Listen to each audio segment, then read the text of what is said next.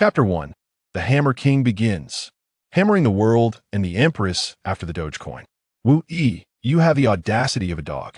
King Longyan of Anong pointed at the 17 or 18-year-old youth, his furious voice echoing throughout the Golden Wan Hall. Yesterday at the Drunken Immortal Pavilion, not only did you harass the 9th princess with ill intentions, you even dared to suggest that the Empress serve you alongside her, claiming to have a dragon playing with 2 phoenixes? You are incorrigibly rebellious, defying the Emperor, and provoking royal authority. Your crimes are deserving of 1,000 deaths. Even if you are the grandson of the king of the nation, you shall be dealt with today. Wu Yi suddenly awoke. Before him stood a middle-aged man clad in luxurious garments, glaring at him with spittle flying from his mouth. What is happening? Yet, after merely a 0.01 second daze, he immediately launched a counterattack. Shut your mouth, you startle me. If you're sick, go find a veterinarian, don't bark at me. King Anong. Wu Yi adhered to a singular principle. Forgive all before sleep, and upon waking, conquer the world. He was never one to suffer in silence. No matter who it was, he would retort first. What a joke. Every time he played games, he was the champion of the parental defense war, a standout in the genealogy of heroes. How could he allow anyone to insult him? As soon as he uttered those words, the court fell silent, as if a needle could be heard dropping. Everyone, the officials who had initially been reveling in schadenfreude, were now utterly astonished. I am speechless. Is this kid insane? He dares to insult King Anong. That's royal blood. What does it matter? Consider this: yesterday he dared to flirt with the 9th princess and even suggested the Empress join in. At that moment, a middle-aged man clad in golden armor bellowed, "Unruly offspring, do not be presumptuous, quickly apologize to the prince." Wu Yi, still dazed, blurted out without thinking. He insulted me first, why should I apologize to him? A fine horse carrying a dullard, what kind of scoundrel are you? Hearing the rebellious word from his son, Wu Anjin's eyes widened in fury as he shouted, I am your father. Wu Yi burst into laughter. He was not one to be taken lightly. Bristling with thorns, anyone who approached would get pricked. Don't you dare shout at me. Were you some bat with a chicken feather stuck to it? My father? I could just as easily claim to be yours. Wu Anjuan. At this declaration, the civil and military officials erupted into hearty laughter. Ha ha! This kid even insults his own father? Truly a reversal of heaven and earth. It seems this good for nothing was knocked silly by the 9th princess yesterday. At that moment, King Longyan of Anong turned his gaze toward Wu Yi, his narrowed eyes filled with murderous intent. You have some gall. You dare to insult me? Then he turned to Wu Anjuan, speaking in a furious tone. Jinbei Wang, take a look at the fine son you've raised. Insulting a royal prince warrants even greater punishment. I shall see how you explain this to the Empress later. With that, Longyan flicked his sleeve and let out a cold snort, his face ashen as he departed the court. At this moment, Wu Yi realized a dire issue. Something felt amiss. This level of realism did not seem like a dream. He could very well have transmigrated. He awkwardly glanced at Wu Anjuan. Father, right? I know you're anxious, but please hold on a moment. Wu Yi said, closing his eyes once more. Sure enough, a torrent of chaotic memories surged into his mind. He frustratingly discovered he had indeed transmigrated. Yet, he had directly replaced another version of himself in this world at that very moment, without anyone being the wiser. Moreover, he had inherited all the cultivation and memories of his predecessor. Transmigration is well rated, at least him not a mere substitute. As for his predecessor, he had been killed by someone employing insidious and malicious means. The background of his predecessor, a fantastical world known as the Yuanwu continent. Everyone practiced martial arts, and martial prowess was revered. Empires flourished, and the strong were respected. The original owner hailed from a prestigious lineage, the son of the king of the nation. Aside from the princes, he was among the most privileged second-generation elites. His father, Wu Anjuan, was one of the 4 martial kings of the Longhua Empire. Known as the Jinbei Wang, he commanded an army of 500,000, guarding the northern frontier. His grandfather had aided the late emperor in quelling external enemies and internal strife. The martial emperor, Wu Yuan, was a figure of unparalleled strength. Having battled throughout his life, he had achieved remarkable military feats. The martial artist cultivation is divided into 9 major ranks: martial disciple, martial artist, martial master, martial general, martial commander, martial sovereign, martial king, martial emperor, martial deity.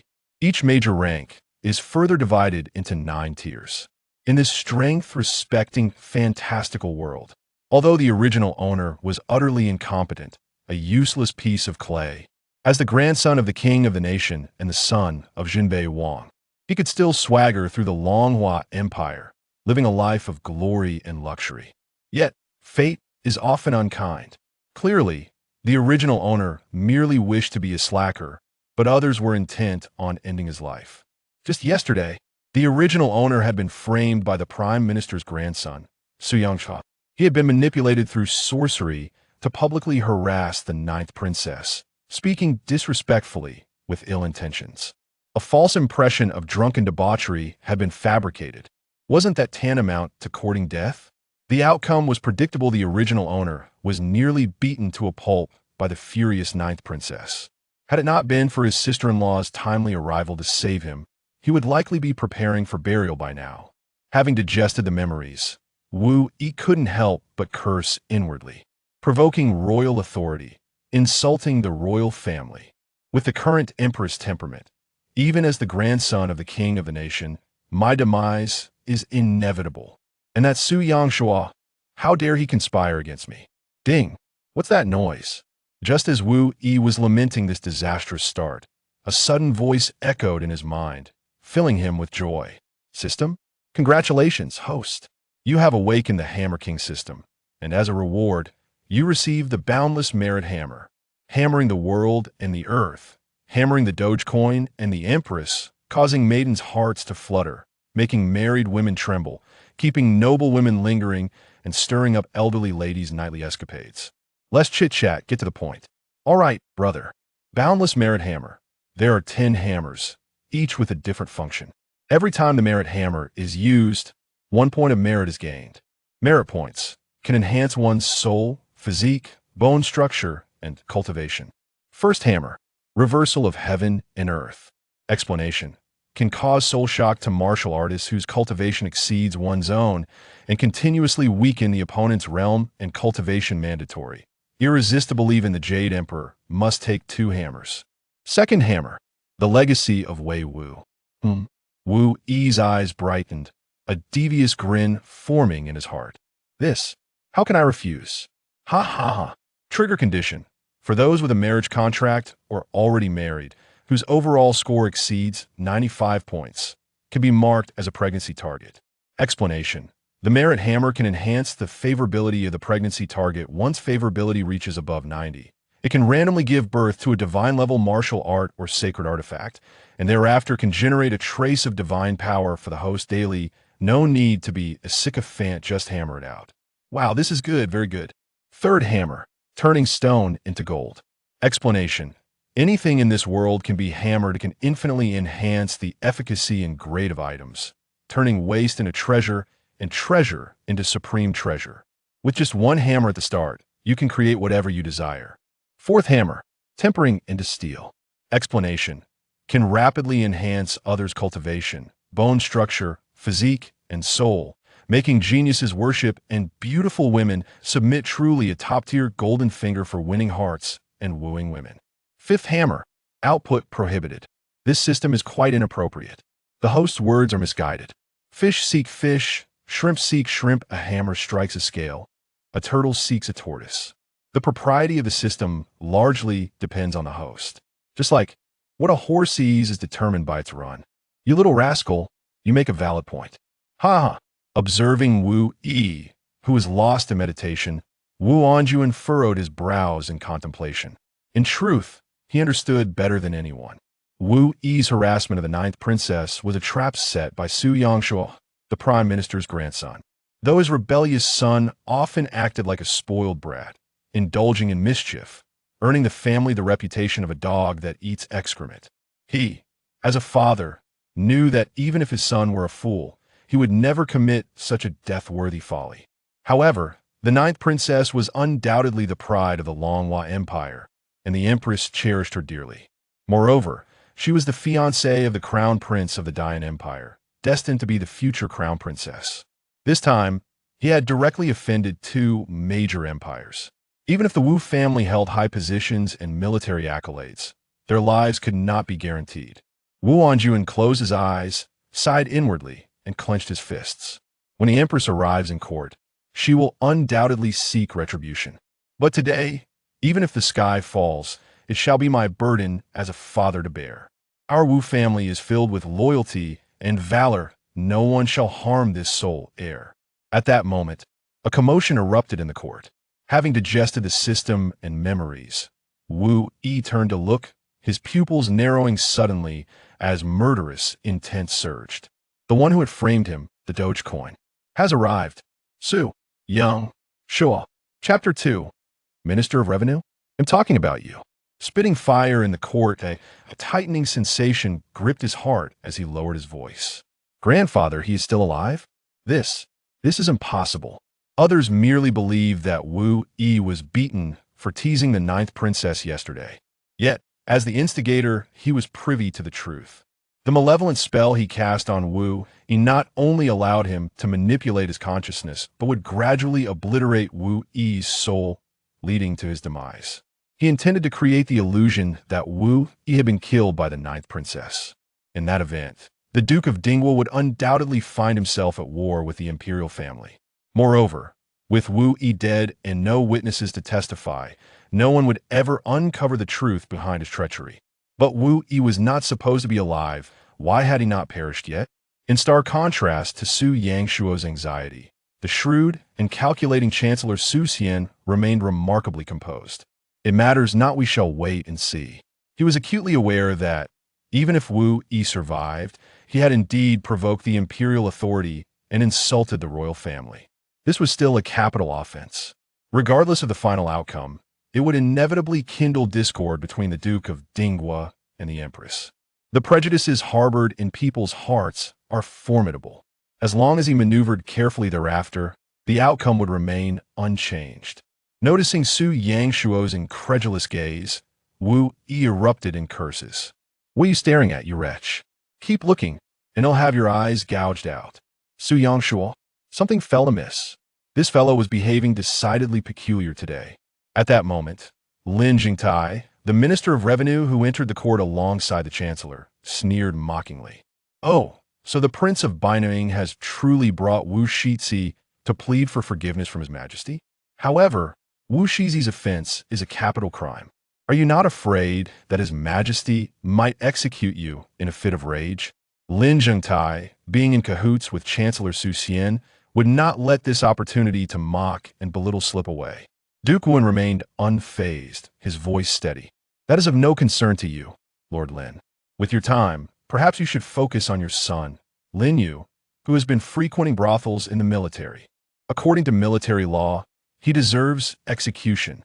At this proclamation, Lin Zhengtai's countenance shifted dramatically, his indignation rendering him speechless.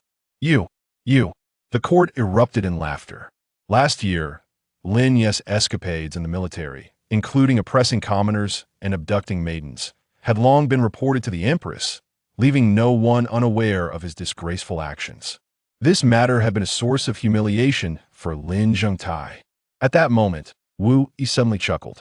Minister Lin seems rather unoccupied lately. Lin Zhengtai cast a disdainful glance at Wu Yi. What do you mean by that, Wu Shizi? Everyone turned their attention to the idle scion, curious to see what he would utter next. Wu Yi smirked. Because I've noticed that Minister Lin has a penchant for meddling in others' affairs. Have you ever heard the saying, too much spoiled food leads to sickness, and too much meddling can cost you your life? Lin Zhengtai's anger flared. I am the Minister of Revenue, a first-rank official. How dare you insult me, you insolent whelp? Wu Yi was determined to stir up trouble today. He would retaliate against anyone who dared to speak against him.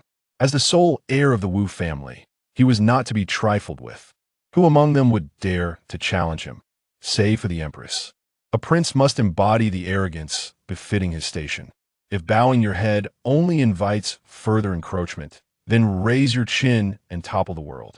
Is the Minister of Revenue truly so formidable?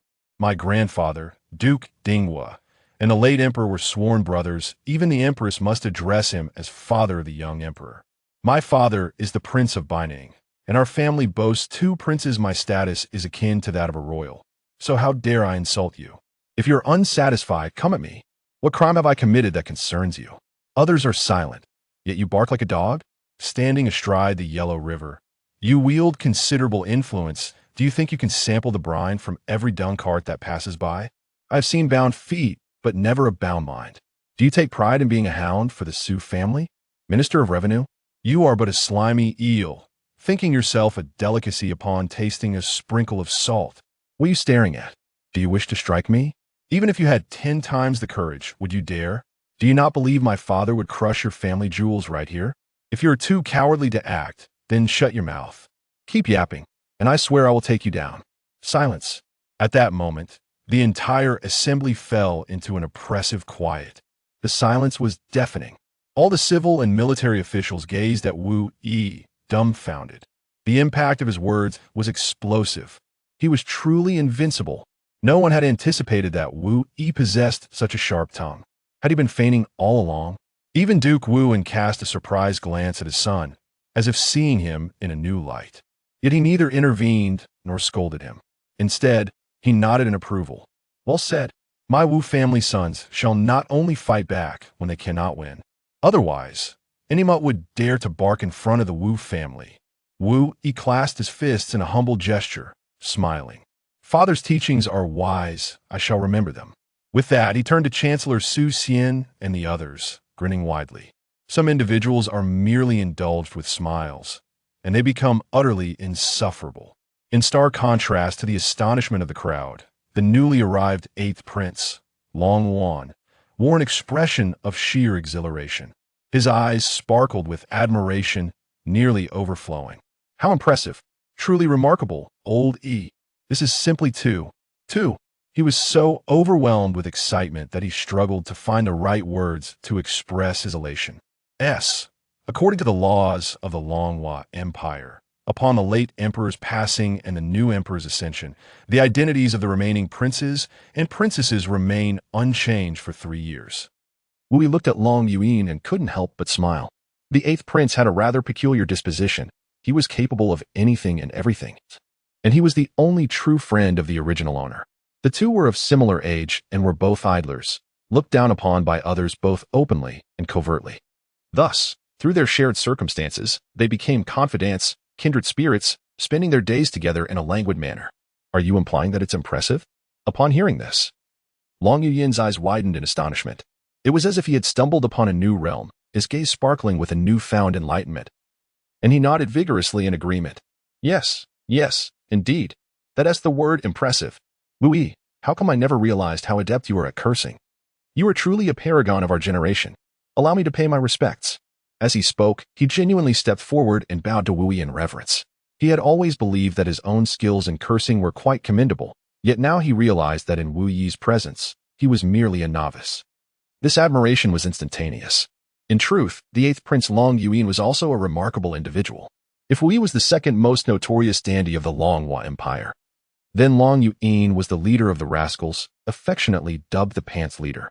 He was audacious, unafraid to engage in any endeavor, though he never partook in good deeds, and his mischief was ceaseless. His life motto was, if one must be bad, then be exceedingly so. And if one must be wicked, then be the very best at it. Yet, he often felt deep remorse for not being wicked enough or for the chaos he created not being grand enough. Wu Yue smiled and stepped forward, embracing Long Xuaning's shoulder. What does this signify? My illustrious Longhua has been passed down through the ages, its linguistic artistry profound and vast, with the exquisite essence of our culture standing proudly above the entire Yuanwu continent. Who can rival us? 8th Prince, would you not agree? Long Xuaning's eyes sparkled with an insatiable thirst for knowledge. For instance, Wu Yi pointed at Su Yangshua and spoke candidly. Take this fellow, for instance. I observe his nose twitching, perhaps under the influence of anesthesia. It could either be a mere itch or an absence of numbness. Suddenly, Su Yangshua, who had been insulted, turned pale with rage. He clenched his fists, ready to retaliate, but was intercepted by Su Xian. He is deliberately provoking you. There is no need to lose your temper over a lifeless fool. Your composure requires further cultivation. Meanwhile, Long Yuan regarded Wu Yi with profound admiration. His gaze filled with reverence. What a brilliant double entendre, Master Yi.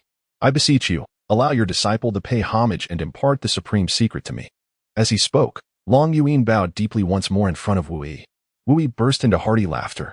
As for apprenticeship, let's set that aside for now. However, today is not convenient. My brother, I shall teach you a few phrases another day, and I assure you, you will become the foremost master of verbal retorts. Upon hearing this, Long Xian's eyes sparkled with excitement, gazing at Wu Yi as if he were a deity. The foremost master of verbal retorts? How splendid! This is something I must learn. Just then, a cold and world-weary voice suddenly broke through the air. What is all this commotion? Although it was a woman's voice, it carried an overwhelming sense of authority, a natural and supreme majesty. The speaker was none other than the reigning empress, Long Qiyue. Within Wu Yi's heart, a thought emerged. The commanding tone of this empress is truly exhilarating, captivating all who listen. As a voice resonating with authority echoed through the hall. An immediate silence enveloped the court, so profound that one could hear a pin drop. The civil and military officials bowed their heads solemnly, standing rigidly in place. Soon after, a tall figure graced the court with her presence.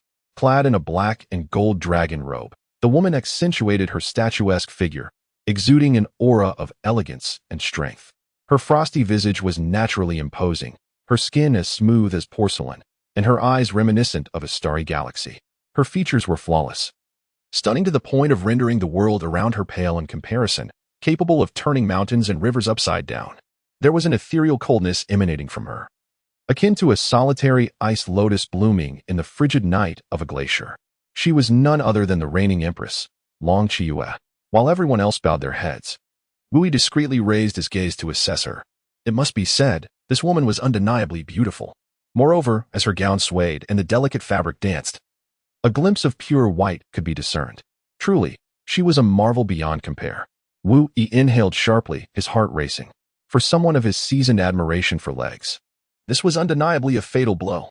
Simultaneously, Wu Yi began to examine Long Qiyue's information through the system.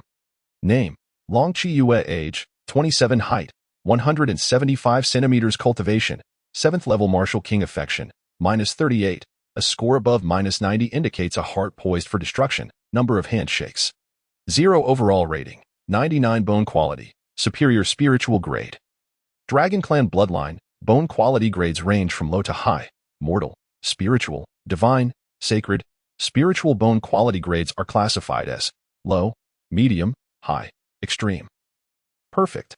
Identity: former 7th Princess of the Longhua Empire, current Empress of the Longhua Empire, 168th Patriarch of the Dragon Vein Guardian Clan, absolute ruler of the Dragon Shadow Guard. Behind-the-scenes controller of the Dragon Shadow Pavilion, behind-the-scenes controller of the Tianyin sect, behind-the-scenes controller of the Qingye sect. Evaluation: a solitary ice lotus blooming in the night. A natural-born sovereign, possessing exceptional strategy, ruthless decisiveness, lofty aspirations, an overwhelming desire for control, and a jealousy that knows no bounds. A rare, exquisite, and capricious beauty of the world, difficult to grasp, necessitating caution in approach. Wu Yi felt a surge of astonishment. To encounter a flawless beauty scoring a remarkable 99 right at the outset. What official could withstand such a trial? Alas, this empress was unattached, her purity unblemished, rendering her unsuitable for the designation of a coveted progeny. The second decree, the legacy of Wei Wu, permitted the marking of individuals of the opposite sex who scored 95 or above and were either betrothed or married, enabling the potential to cultivate a prodigious offspring. By elevating the affection level of this progeny to 90, one could foster the emergence of extraordinary martial techniques or sacred artifacts. Nevertheless, I trust my dear sister-in-law Yu Jia would not pose a challenge, considering her extraordinary qualities. As Wu Yi contemplated silently, the moment Long Qiyue settled upon the dragon throne, the officials of the court bowed in deference. May our emperor enjoy eternal longevity, and may the realm of Longhua be blessed with enduring peace. In this world where martial prowess prevailed, many of the cumbersome formalities were dispensed with, leading to a simplification of customs. For instance, the officials did not need to perform the kneeling rites when attending court. Long Qiyue's phoenix-like gaze swept across the assembly, ultimately resting upon Wu Yi. Her delicate brows furrowed slightly, and a flicker of veiled malice glimmered in her eyes. From the moment she entered the Golden Lawn Hall, she had sensed Wu Yi's dual-colored eyes fixated upon her, his gaze deliberately roving over her legs. Even now, seated upon the dragon throne, he audaciously continued to observe her intently. Such audacity was utterly brazen. "Why do you gaze upon me thus, young Master Wu?" With Long Qiyue's cold, haughty voice resonating throughout the grand hall, an overwhelming aura of authority descended upon the assembly. Instantly, all eyes turned towards Wu Yi, some filled with schadenfreude. Indeed, it was characteristic of the Empress. She had barely arrived before she commenced her inquiries with an air of accusation. The Marquis of Wuan coughed lightly, a gesture of silent admonition. How audacious of this ungrateful child to openly gaze upon the Empress's legs. Truly, he exhibits a remarkable disregard for his own life. Wu Yi was suddenly awakened. In truth, he was perusing the information about the Empress while occasionally glancing at her legs. To his astonishment, he was caught in the act of admiring her legs. How could he explain this? He felt the suffocating sense of pressure emanating from the Empress. Wu Yi's mind raced quickly, and with a humble yet confident demeanor, he bowed and spoke loudly. "Your Majesty, please forgive my transgression.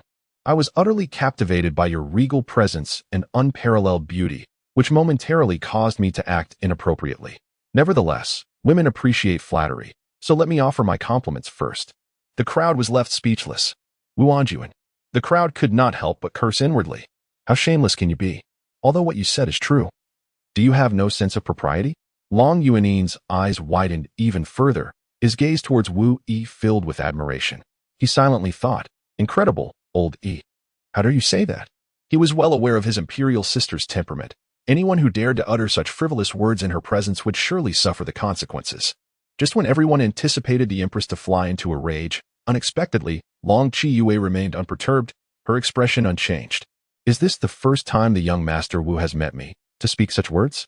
Meanwhile, Wu Yi, who had been monitoring Long Qiyue's favorability, felt a jolt in his heart as it plummeted from -38 to -42. Yet, in a bid to save face, he mustered the courage to respond. "I believe that a truly rare treasure, even upon a second encounter, remains as splendid as the first." As he spoke, he walked over to Long Yuanin and lifted the young man's left hand.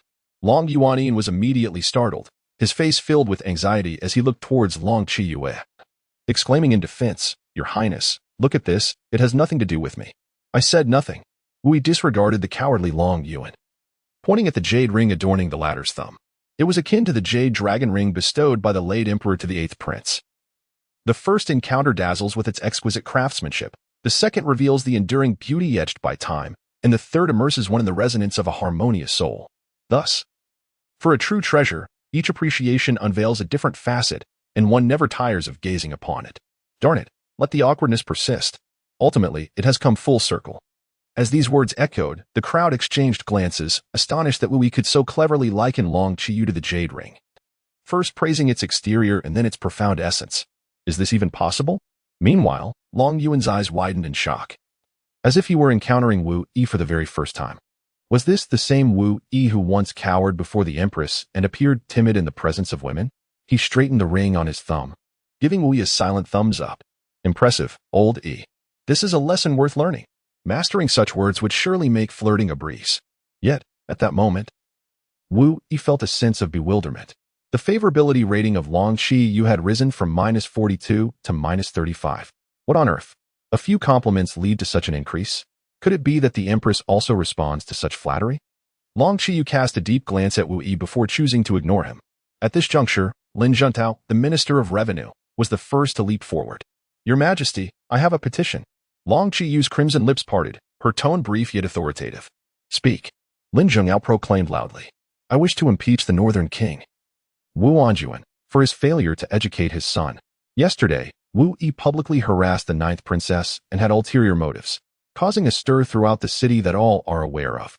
Such heinous acts are beyond redemption, not only sullying the moral fabric, but also provoking imperial authority. Moreover, the 9th princess is now betrothed to the crown prince of the Great Yin Empire, destined to become its future crown princess.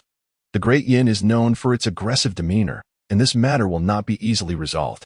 Wu Yi's actions have severely jeopardized the stability of relations between our two nations, undermining the foundation of Longhua and bringing shame upon us all."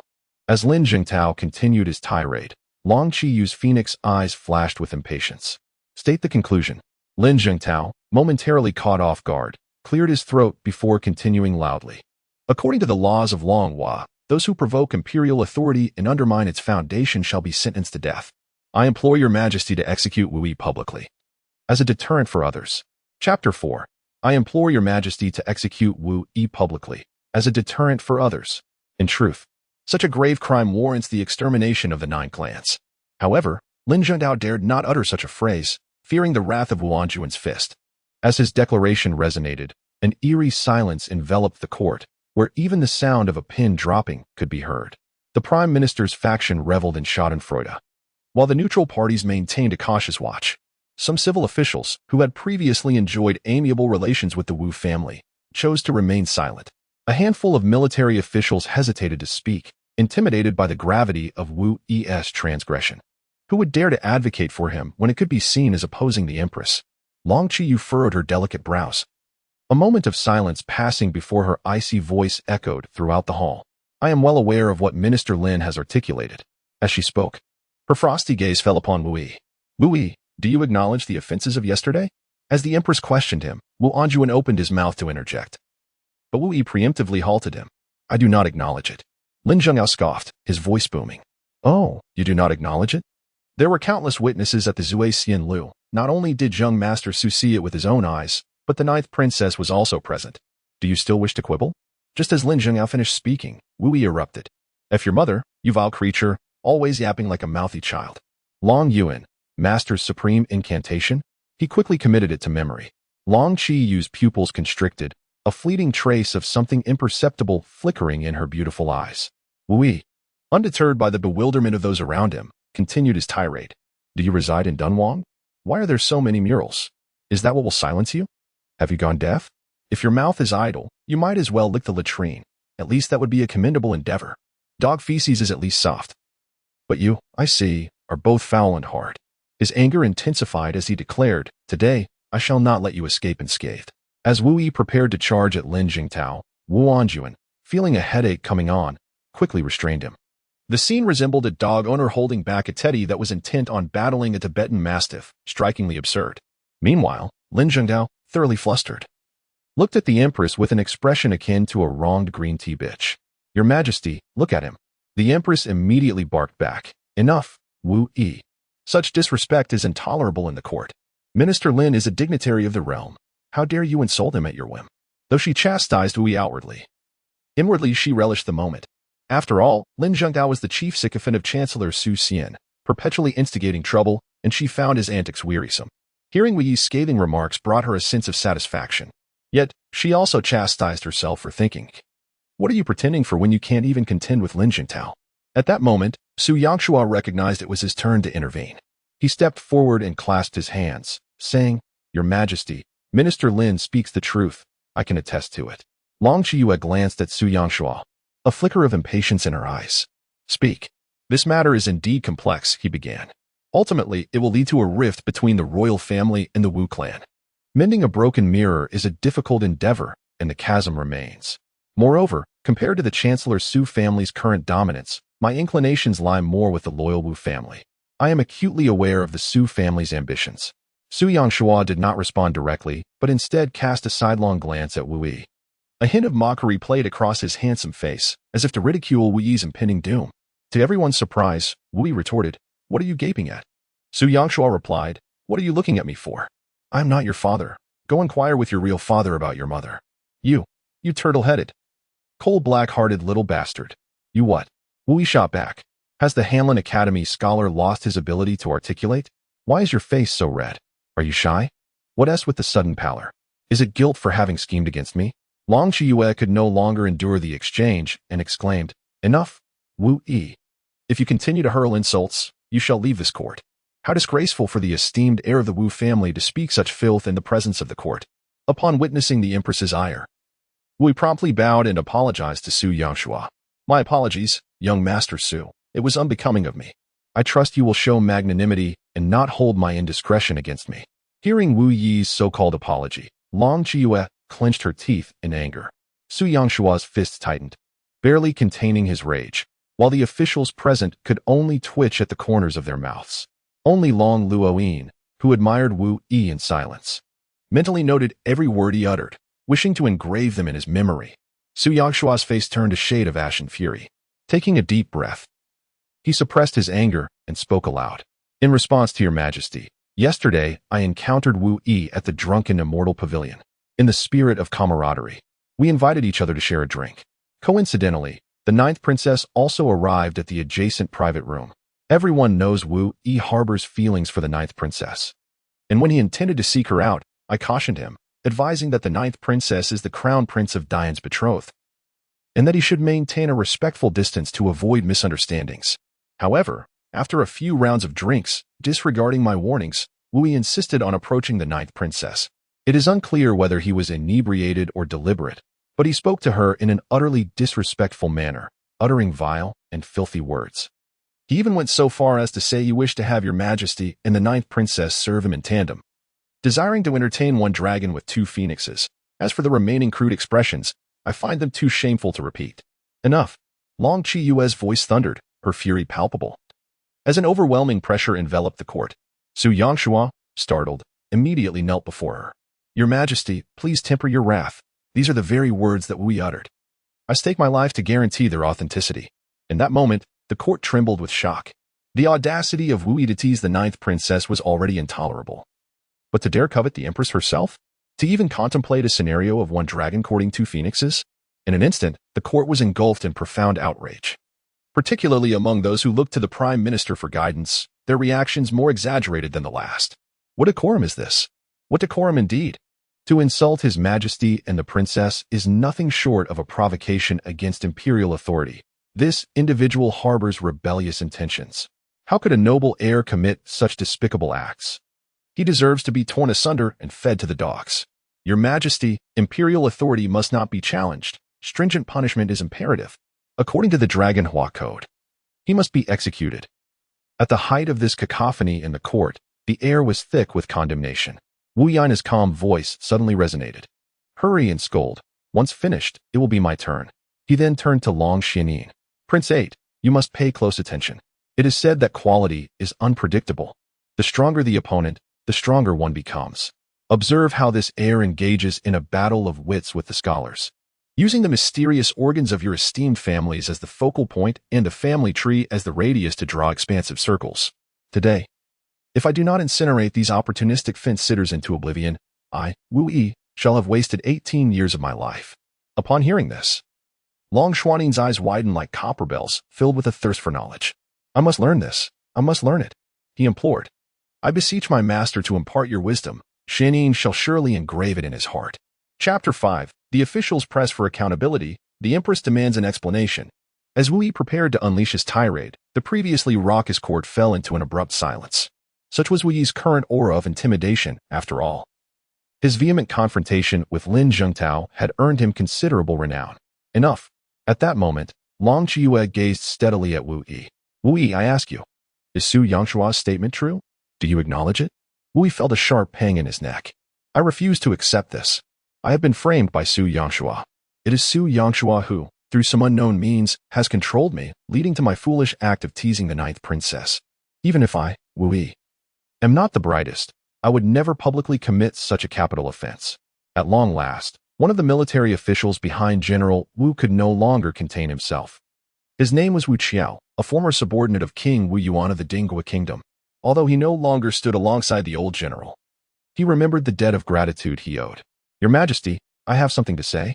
Long Qiyue took a deep breath, striving to suppress the anger that surged within him, and spoke in a subdued tone. Speak. Wu Qiao's voice boomed throughout the grand hall. Your Majesty, I firmly believe that the young Master Wu has been maliciously framed. Although it is well known that young Master Wu has a mischievous nature and lacks formal education, anyone who knows him understands that he is neither foolish nor dim-witted. It is inconceivable that he would openly insult the ninth princess in such a brazen manner. Furthermore, to my knowledge, young Master Wu possesses remarkable drinking capacity. Even the strongest wines in the imperial city would not deter him, as he could consume 3 jars without faltering. After the incident yesterday, I specifically dispatched someone to investigate and found that young Master Wu had consumed less than half a jar before becoming utterly intoxicated. This is fundamentally illogical. I surmise that he has been deliberately ensnared by someone using some form of sorcery, which led him to nearly commit an egregious error. Lin Jingtai, his face contorted with anger, flicked his sleeve and scoffed. General Wu, one must speak with evidence. You claim that Wu Yi has been framed? Do you possess any proof? In truth, he was aware that Wu Yi had been set up by the Su family. Yet, it mattered not. His mission today was to incite chaos in the court and ensure Wu Yi's demise, which would be deemed a significant achievement. Wu Qiao inhaled deeply and replied in a grave tone, "No, for all evidence has been destroyed. However, I believe that the Prime Minister must know what the evidence entails." Seeing Wu Qiao point at him, Su Xian remained impassive, his eyes closed, maintaining an air of composure as he stated, "In response to your Majesty. This matter is unknown to this old minister, and I shall refrain from comment." He felt no need to comment, nor to stoke the flames of discord. For the mere act of Wu Yi teasing the ninth princess and insulting the empress had already ignited a conflagration, unless evidence could be produced. This was a situation leading inevitably to Wu Yi's demise. Or rather, the doom of the Wu family, a conundrum that none could unravel. As the Prime Minister exhibited such confidence, the officials in attendance silently acquiesced to the fate of the Wu family. The Wu family has met its demise. Lin Zhengtao seized the opportunity, immediately bowing and exclaiming, "I implore your Majesty to decree the death penalty for Wu Yi, in defense of imperial authority and the dignity of our nation." Witnessing the decline of the Wu family, the officials echoed his sentiments. "I beseech your Majesty to impose the death penalty on Wu Yi to safeguard imperial power and national honor." The pressure from the officials mounted. Just as Empress Long Qiyue was engulfed in confusion and hesitation, General Wu Qiao bravely spoke up, "Your Majesty, this cannot be. The heir of the Wu family must not be executed." Lin Jingtao, filled with indignation, turned to Wu Qiao. "General Wu, do think before you speak. Wu Yi has committed a capital offense, openly defying imperial authority, and you say he must not be killed? Do you truly believe that Wu Yi's life holds greater value than the imperial power?" Wu Qiao scoffed. "Silence your insolent tongue. Do not cast aspersions upon me." Lin Zhengtao then donned a look of feigned innocence, directing his gaze towards the empress. "Your Majesty, do you see how he anxious?" Wu Qiao ignored Lin Zhengtao and clasped his hands in respect towards Empress Long Qiyue. "Your Majesty, setting aside whether Wu Yi has been wronged, I have no evidence to investigate this claim. Yet, Wu Yi is the sole descendant of the esteemed King Wu Yuan, who valiantly served alongside the late emperor, securing victories in battles and quelling internal strife. Over the years, the Wu family has shed blood for the empire, remaining loyal through generations. Is it truly the case that we wish to extinguish their lineage? Would this not chill the hearts of King Wu and the millions of valiant soldiers on the battlefield? I humbly urge your Majesty to reconsider." Listening to Wu Qiao's words, Wu Yi felt a headache coming on and closed his eyes. At that moment, he wished to wield the hammer of merit and strike Wu Qiao into the heavens. What a foolish ally. You dare to leap into such a deep pit? Are you truly wishing for my demise? He then turned to Wu Qiao. "You are aligned with Prime Minister Su, are you not, Wu Qiao?" Meanwhile, Su Xian revealed a faint smile, inwardly reflecting on Wu Qiao's reckless nature. Just as anticipated. "How audacious of you, Wu Qiao." At that moment, the Empress forcefully struck the dragon-headed armrest, rising to her feet with a sharp rebuke. "Do you dare use the merits of the Wu family to threaten me? To leverage the loyalty of millions of soldiers against me? By your reasoning, does it imply that anyone with merit can scorn imperial authority?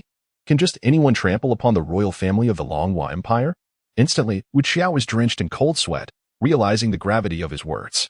"Your Majesty, that was not my intention. I merely..." At this juncture, the previously silent Duke Wuan finally spoke. "Your Majesty, General Wu did not mean to offend.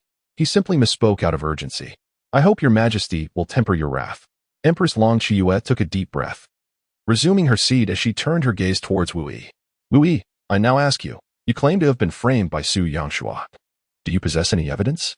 Wu Yi cast a glance at Su Yangshua and others, who were reveling in his misfortune. "Your Majesty, I currently lack evidence," he replied. Long Qiyue's cold eyes narrowed slightly. "So you acknowledge it?" At that moment, a suffocating pressure suddenly erupted from her, causing the officials in the hall to struggle for breath. This was not merely the aura of cultivation, but the innate presence of an emperor, a force exclusive to those in power. Yet, to Long Qiyue's astonishment, while all the officials bowed their heads in silence, only Wu Yi stood tall, meeting her gaze unwaveringly. This young man seems out of sorts." However, in truth, Wu Yi was drenched in sweat, gritting his teeth to hold his ground. Long Qiyue scrutinized Wu Yi deeply before her icy gaze shifted to Wu Anjuan. And she spoke coldly. Prince of the North, I trust you understand. Were it not for the illustrious contributions of your Wu family to the empire and the loyalty they have shown through generations, particularly the efforts of your father in stabilizing the kingdom, Wu Yi would have faced dire consequences yesterday, unable to see today, no matter how one argues. Imperial authority is not to be provoked, and the relationship between Long Hua and Dian cannot be jeopardized because of him. This incident stems from Wu Yi, can you? Prince of the North, provide me with an explanation? This matter was indeed complex. The Dian Empire had always been assertive and possessed greater strength than Long Hua. With their relations already strained, Dian had long sought to annex Long Hua, and Wu Yi's flirtation with the future princess of Dian, if mishandled, it could even ignite a direct war between the two nations. This was no longer merely about whether the empress wished to execute Wu Yi. Even if she refrained from doing so, Dian would not spare him. As the empress pressed for answers, the members of Su Xian's faction were filled with schadenfreude. An explanation? What explanation could suffice? What could possibly preserve imperial authority while quelling Dian's fury? Was this not absurd? Faced with the empress's inquiry, Wu Anjuan stepped forward, his voice resonating clearly, as if addressing both the empress and the assembly of officials. My son Wu Yi, though mischievous by nature, is not inherently bad. The Wu family has always been loyal, and even if my son is foolish, he would never commit such an offense against the imperial authority that warrants death. However, I currently lack evidence to prove his entrapment, thus further words are futile. This time, I concede. Yet, at this juncture, Wu Anjuan's fierce gaze sharpened. He turned to Chancellor Su Xian, his expression calm as he declared, as long as I, the Prince of the North, draw breath, none shall harm my son Wu Yi. It is a father's duty to educate his child. Today, I shall sever my own arm to atone for my son's actions to both royal families. With that, before his words could fully settle, Wu Anjuan swiftly drew the sword from his waist, resolutely aiming to strike his left arm. Father, Wu Yi, deep in contemplation, was suddenly jolted awake, his heart racing in alarm. Chapter 6. I challenge Su Yangshua to a duel, regardless of life or death. Father, Wu Yi exclaimed, startled from his thoughts. But Wu Anjuan, a seventh-tier martial king renowned in the Long Hua Empire, was too swift. Even if Wu Yi wished to intervene, it was too late. Prince of the North, do not. Boom. Just as the situation reached a critical juncture, an extraordinarily terrifying aura erupted from Empress Long Qiyue, enveloping the entire Golden One Hall. At that moment, a soul-stirring dragon's roar resonated throughout the palace, leaving all present dizzy and disoriented. Wu Yi, who had only attained the second tier of martial arts, nearly succumbed to unconsciousness, barely remaining upright with the support of the equally inept eighth prince, Long Luo. By heavens, this empress is indeed formidable. Empress Long Qiyue, though a seventh-tier martial king and one rank below Wu Anjuan, possessed the bloodline of the dragon. Her dragon's roar alone was sufficient to render her invincible among her peers. Wu Anjuan was similarly taken aback by the dragon's roar and the empress's imposing aura, halting his sword mid-swing. Chancellor Su Xian and the officials recognized the shift in power dynamics, silently acknowledging that the empress was clearly reluctant to sever ties with the house of the nation. Wu Yixian cast a surprised glance at the empress. He then hastily seized the arm of his irascible father, Wu Anjuan, in an effort to restrain him. Father, I have a plan. Trust me, I shall take full responsibility for today's affairs. You must not overshadow my efforts. The Marquis of Wu, having conducted his investigation into yesterday's events, found himself at an impasse, uncovering no tangible evidence. Yet, when confronted with Wu Yi's earnest and self-assured gaze, he inexplicably nodded in acquiescence. Very well. The empress, with her striking features cloaked in an icy demeanor, directed her piercing gaze towards Wu Yi. It seemed the young master of Wu harbored some doubts. Should you fail to present evidence of your wrongful accusation, merely inciting the ire of imperial authority would, by the statutes of Long Hua, warrant execution. As she spoke, Long Qiyue's eyes narrowed slightly, betraying a barely perceptible glimmer of malice. Yet, simultaneously, a flicker of hope sparkled within her gaze. She appeared genuinely eager for Wu Yi to produce the evidence. Wu Yi maintained a demeanor of neither arrogance nor submission. Addressing His Majesty, he stated, I truly refuse to accept this. If it is not my deed, why should I acknowledge it? In truth, I possess evidence. But this hinges upon a request I must ask of your Majesty. Upon hearing Wu Yi mention evidence, Su Yangshua felt a sudden jolt of alarm and exchanged a glance with Prime Minister Su Xian. Long Qiyue found the situation somewhat ludicrous and let out a cold snort. You even dare to make a demand? Yet, I shall grant you an opportunity. Speak. Just as the crowd was engulfed in confusion, unexpectedly, Wu Yi pointed decisively at Su Yangshua and proclaimed loudly, I challenge Su Yangshua to a duel, irrespective of life or death. If I emerge victorious, the truth shall inevitably surface. If I am defeated, regardless of the evidence, your majesty may sever my head without any grievance from me.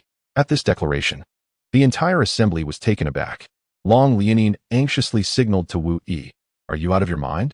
You are merely at the second tier of martial arts, while Su Yangshua is at the fourth tier, possessing an advantage of 2 major realms. Is there truly a need to seek death in such a manner?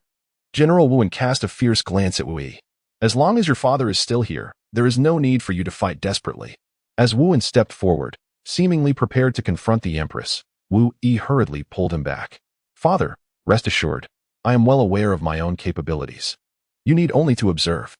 The Marquis of Wu furrowed his brow slightly, yet ultimately chose to place his trust in the situation. Nevertheless, he remained prepared.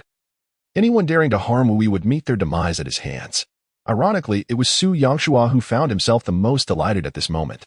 Does Wu Yi truly wish to engage in a duel, or is it a matter of life and death? What a fortunate turn of events. Long Qiyu cast a deep glance at Wu Yi. Your request is granted, she declared. In truth, she awaited the outcome, curious to see if Wu Yi could unearth evidence to vindicate himself. She had no desire to jeopardize her relationship with the Duke of Tingle by punishing Wu Yi over this matter. Subsequently, Long Qiyu turned her gaze towards Su Yangshua. Will you accept Wu Yi's challenge? Su Yangshua shot a disdainful glance at Wu Yi, his eyes reflecting a sense of superiority, as if he were staring at a corpse.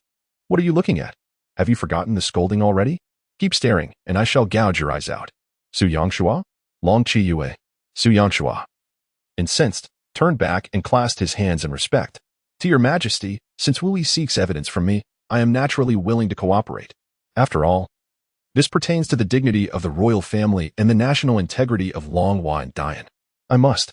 Just as Su Yangshua was about to pledge his loyalty, Wu Yi interjected, You're such a performer. Is it really necessary to prattle on about a simple matter of whether to fight or not? Does it make you appear more loyal? Haraha. As Wu Yi's words fell, Long Xianyin could not help but burst into laughter.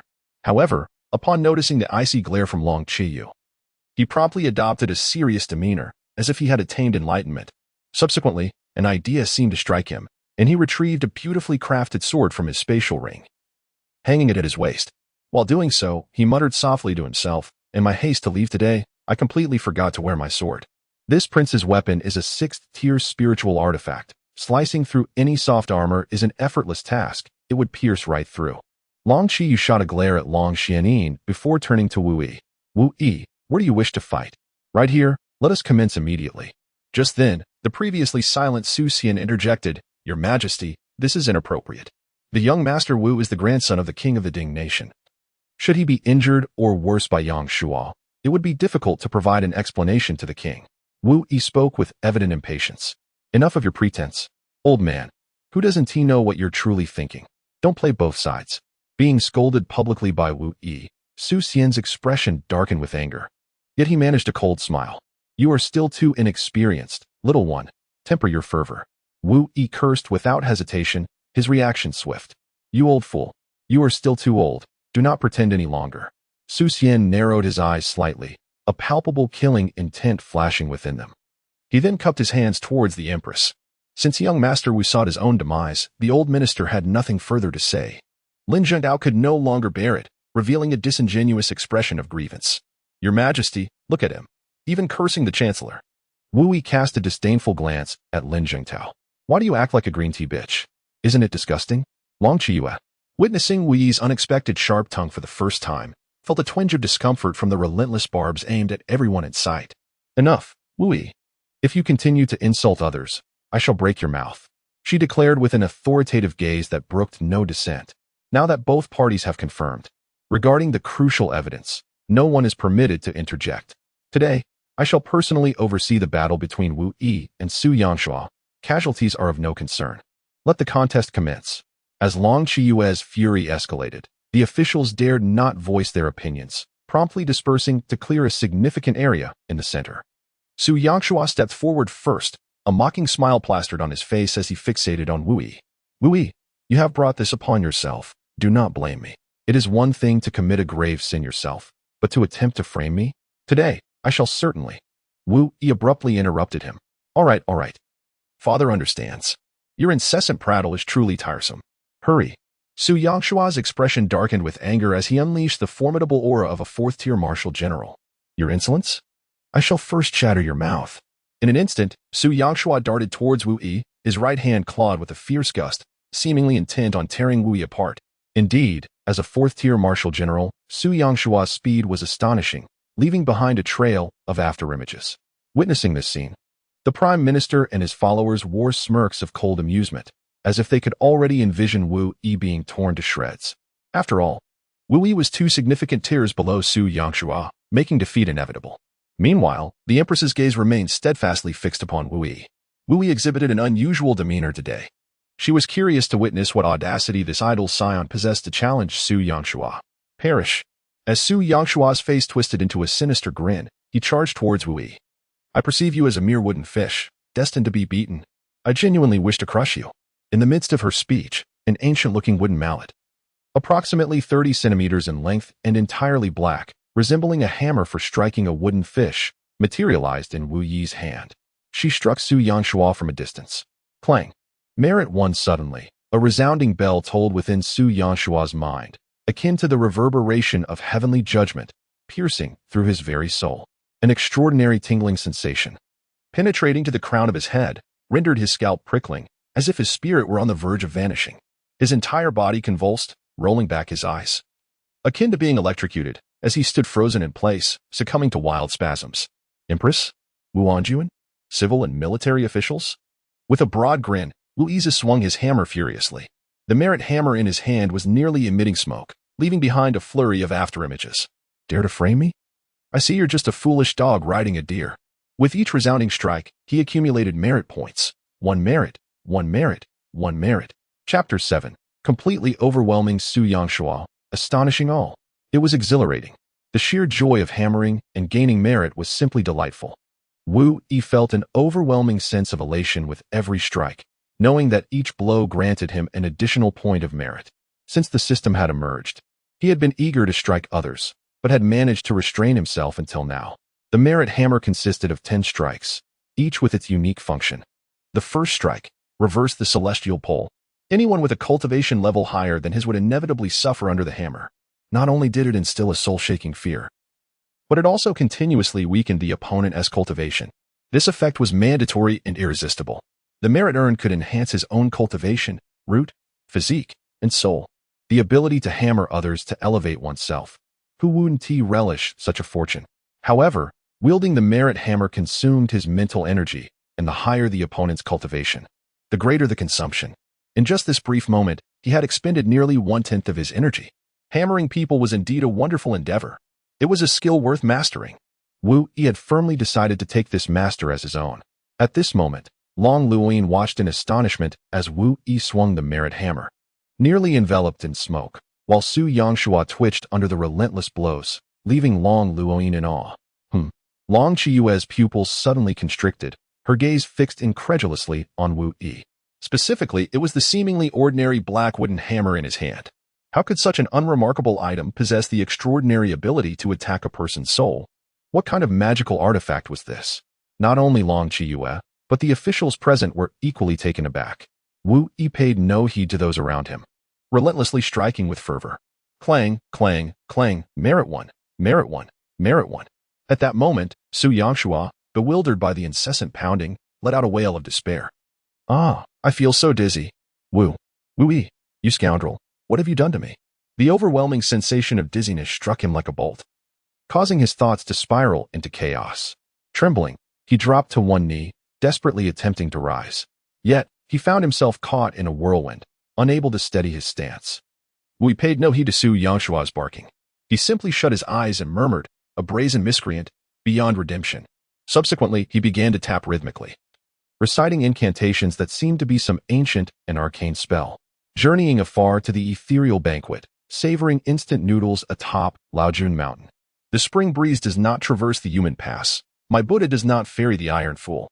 The wooling descends without breaks. Remember, young lord, I wield a hammer.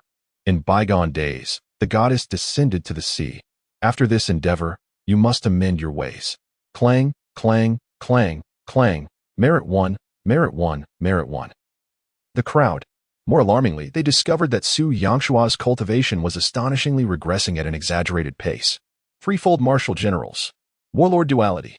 The general is of the highest rank. Martial master ninefold. What? Is it truly possible to suppress one's cultivation? What kind of divine skill is this? At this moment, everyone, including the Empress, was utterly astonished. Even Lord Wuan gazed at his seemingly worthless son with a face full of incredulity. What on earth is happening? As the Empress cast her gaze over, Lord Wuan appeared equally bewildered. With his hands raised in a gesture of surrender, he seemed to convey, "Your Majesty, please do not inquire. I am as clueless as you." Meanwhile, Wu Yi, with an air of arrogance, persistently hammered away as he provocatively questioned, "Why has young Master Su ceased his attacks? Were you not intent on shattering my mouth? Do make a move. Are you unable to find a technique that suits you? Come on, you coward." At that moment, an enraged Su Yangshua, his eyes filled with fury, bellowed, "You seek death. You have forced my hand." How could a dignified martial general be so utterly overwhelmed by a mere warrior? And in front of the civil and military officials, and the Empress, no less. This was an unparalleled humiliation. In the midst of Su Yangshua's furious roar, he swiftly extracted a longsword from his spatial ring. Initially, he believed that confronting Wu Yi unarmed would suffice, deeming the use of a weapon beneath his dignity. However, pride was no longer a concern. Boom. In the next moment, a brilliant blaze erupted from the longsword. Solar slash. With Su Yangshua's furious shout, a 10-meter-long fiery sword shadow erupted from the blade, surging forth with explosive energy aimed directly at Wu Yi. Witnessing this, Long Qiyuan narrowed her cold eyes, her expression one of complexity. This strike, executed by a warrior of Wu Yi's caliber, was certainly beyond his capacity to withstand. Should it connect, death would be inevitable. Wu Anjuan was ever ready to strike. Yet, who could have anticipated that at this moment, Wu Yi would let out a thunderous shout, wielding the hammer of merit and suddenly bringing it down upon the void. The fifth strike, a prohibition against output. Wu Yi secretly cursed under his breath. Damn it, the dogged system almost led me astray. Ding, what the horse sees is determined by run. Damn your return key. Duong. As a melodious chime resonated throughout the great hall, a shocking scene unfolded before everyone's eyes. Snap. In the next instant, Su Yangshua's martial technique unexpectedly faltered, and the 10-meter fire sword illusion abruptly shattered. What?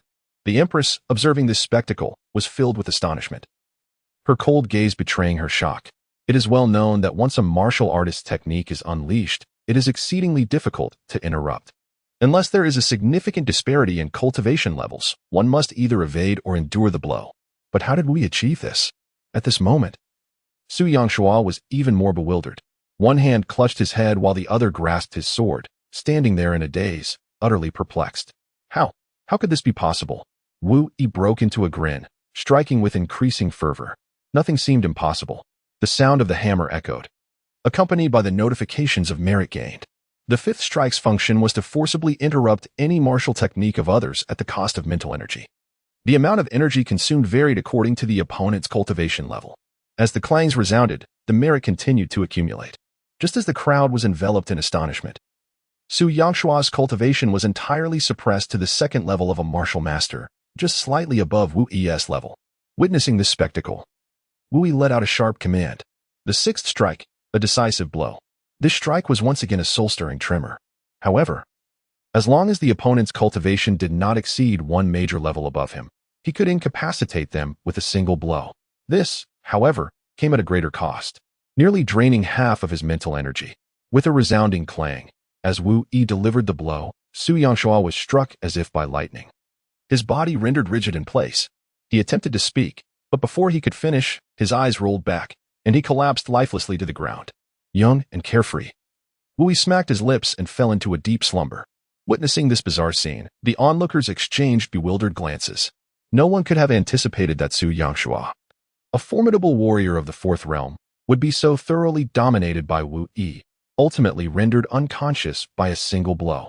As he gazed at the incapacitated Su Yangshua, Wu Yi's eyes glinted with murderous intent. How dare you conspire against me? I shall carve you to pieces, you wretched cur. In that moment, Wu Yi abruptly turned and unsheathed the sword from his waist, the dragon seal. My sword, my precious sword. Dragon Seal was taken aback and hurriedly attempted to explain to Long Chiyu, "Your Highness, you witnessed it." Wu Yi forcibly seized it. "Should anything transpire, I bear no responsibility." Though he uttered these words, there was no intention to reclaim the sword. But why would he seek to take it back? Was he not the one who deliberately hung the sword at his waist? After all, he often berated himself for not creating enough chaos. Cackling ominously, Wu Yi gripped the sword and charged towards Su Yangshua, bringing his blade down decisively. "How dare you?" At this sight, Su Xian's pupils constricted in alarm, ready to intervene. Yet at that very moment, two formidable presences locked onto him. Wu Wanjun, Long Chiyu. At that moment of hesitation from Su Xian, Su Yangshua suddenly let out a blood-curdling scream. His right arm was severed at the shoulder by Wu Yi, and crimson blood spurted several meters away. "You seek death." Su Xian roared in fury, unleashing the overwhelming aura of a martial king at the 8th level. As the grandson of the esteemed prime minister, how could he endure the sight of Wu Yi severing an arm before him without feeling enraged? Witnessing Su Xian's wrath, it was clear he was about to take action against Wu Yi. Boom. The esteemed General Wu Yin at once radiated his formidable aura, equally matched at the 8th tier of martial prowess. "What do you intend to do, Chancellor Su?" Following this, the voice of the Empress, imbued with an overwhelming presence, resounded. "Chancellor Su, the duel between Wu Yi and Su Yangshua has been sanctioned by both parties, and I shall personally oversee the battle.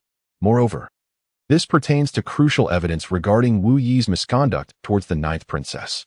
Do you dare to defy my command?"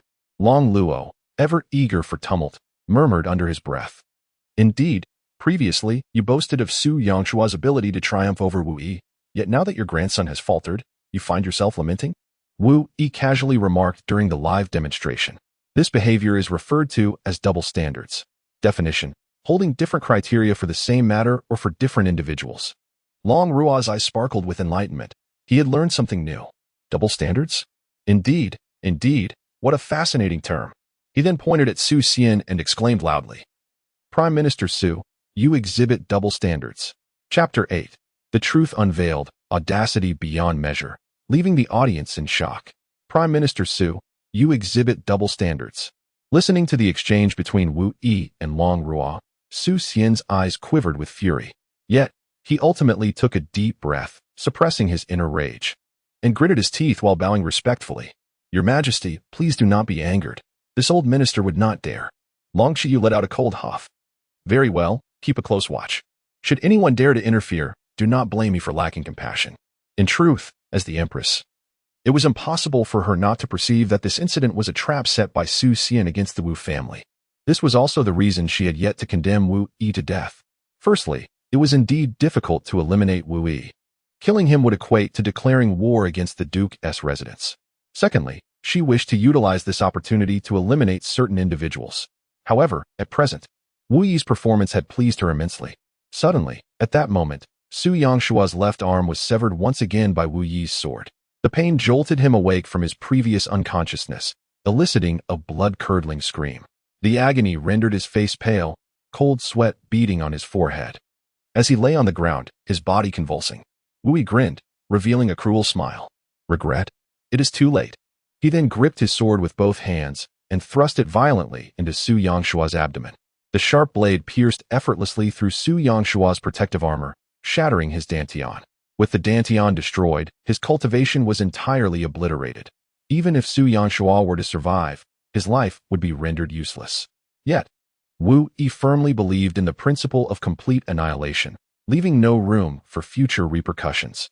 He crouched down, observing the trembling Su Yangshua, who was racked with excruciating pain and enveloped in terror and despair.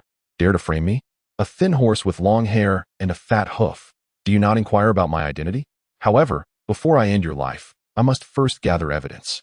As he spoke, he switched the function of the merit hammer once more. 7th hammer, heart and mouth in accord. This function was akin to hypnosis, compelling one to reveal the secrets hidden within their heart. Yet, employing such a function was exceedingly taxing on one's mental energy. Clang. Merit 1. As Wu Yi struck with the hammer, Su Yangshua's previously furious and venomous gaze transformed instantaneously into a clear, foolish expression.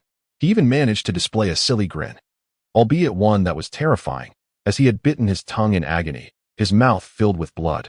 "Good grandson, look at me. I am your grandfather. Now, Grandfather has questions for you, and you must answer truthfully. Wu Anjuan. The civil and military officials.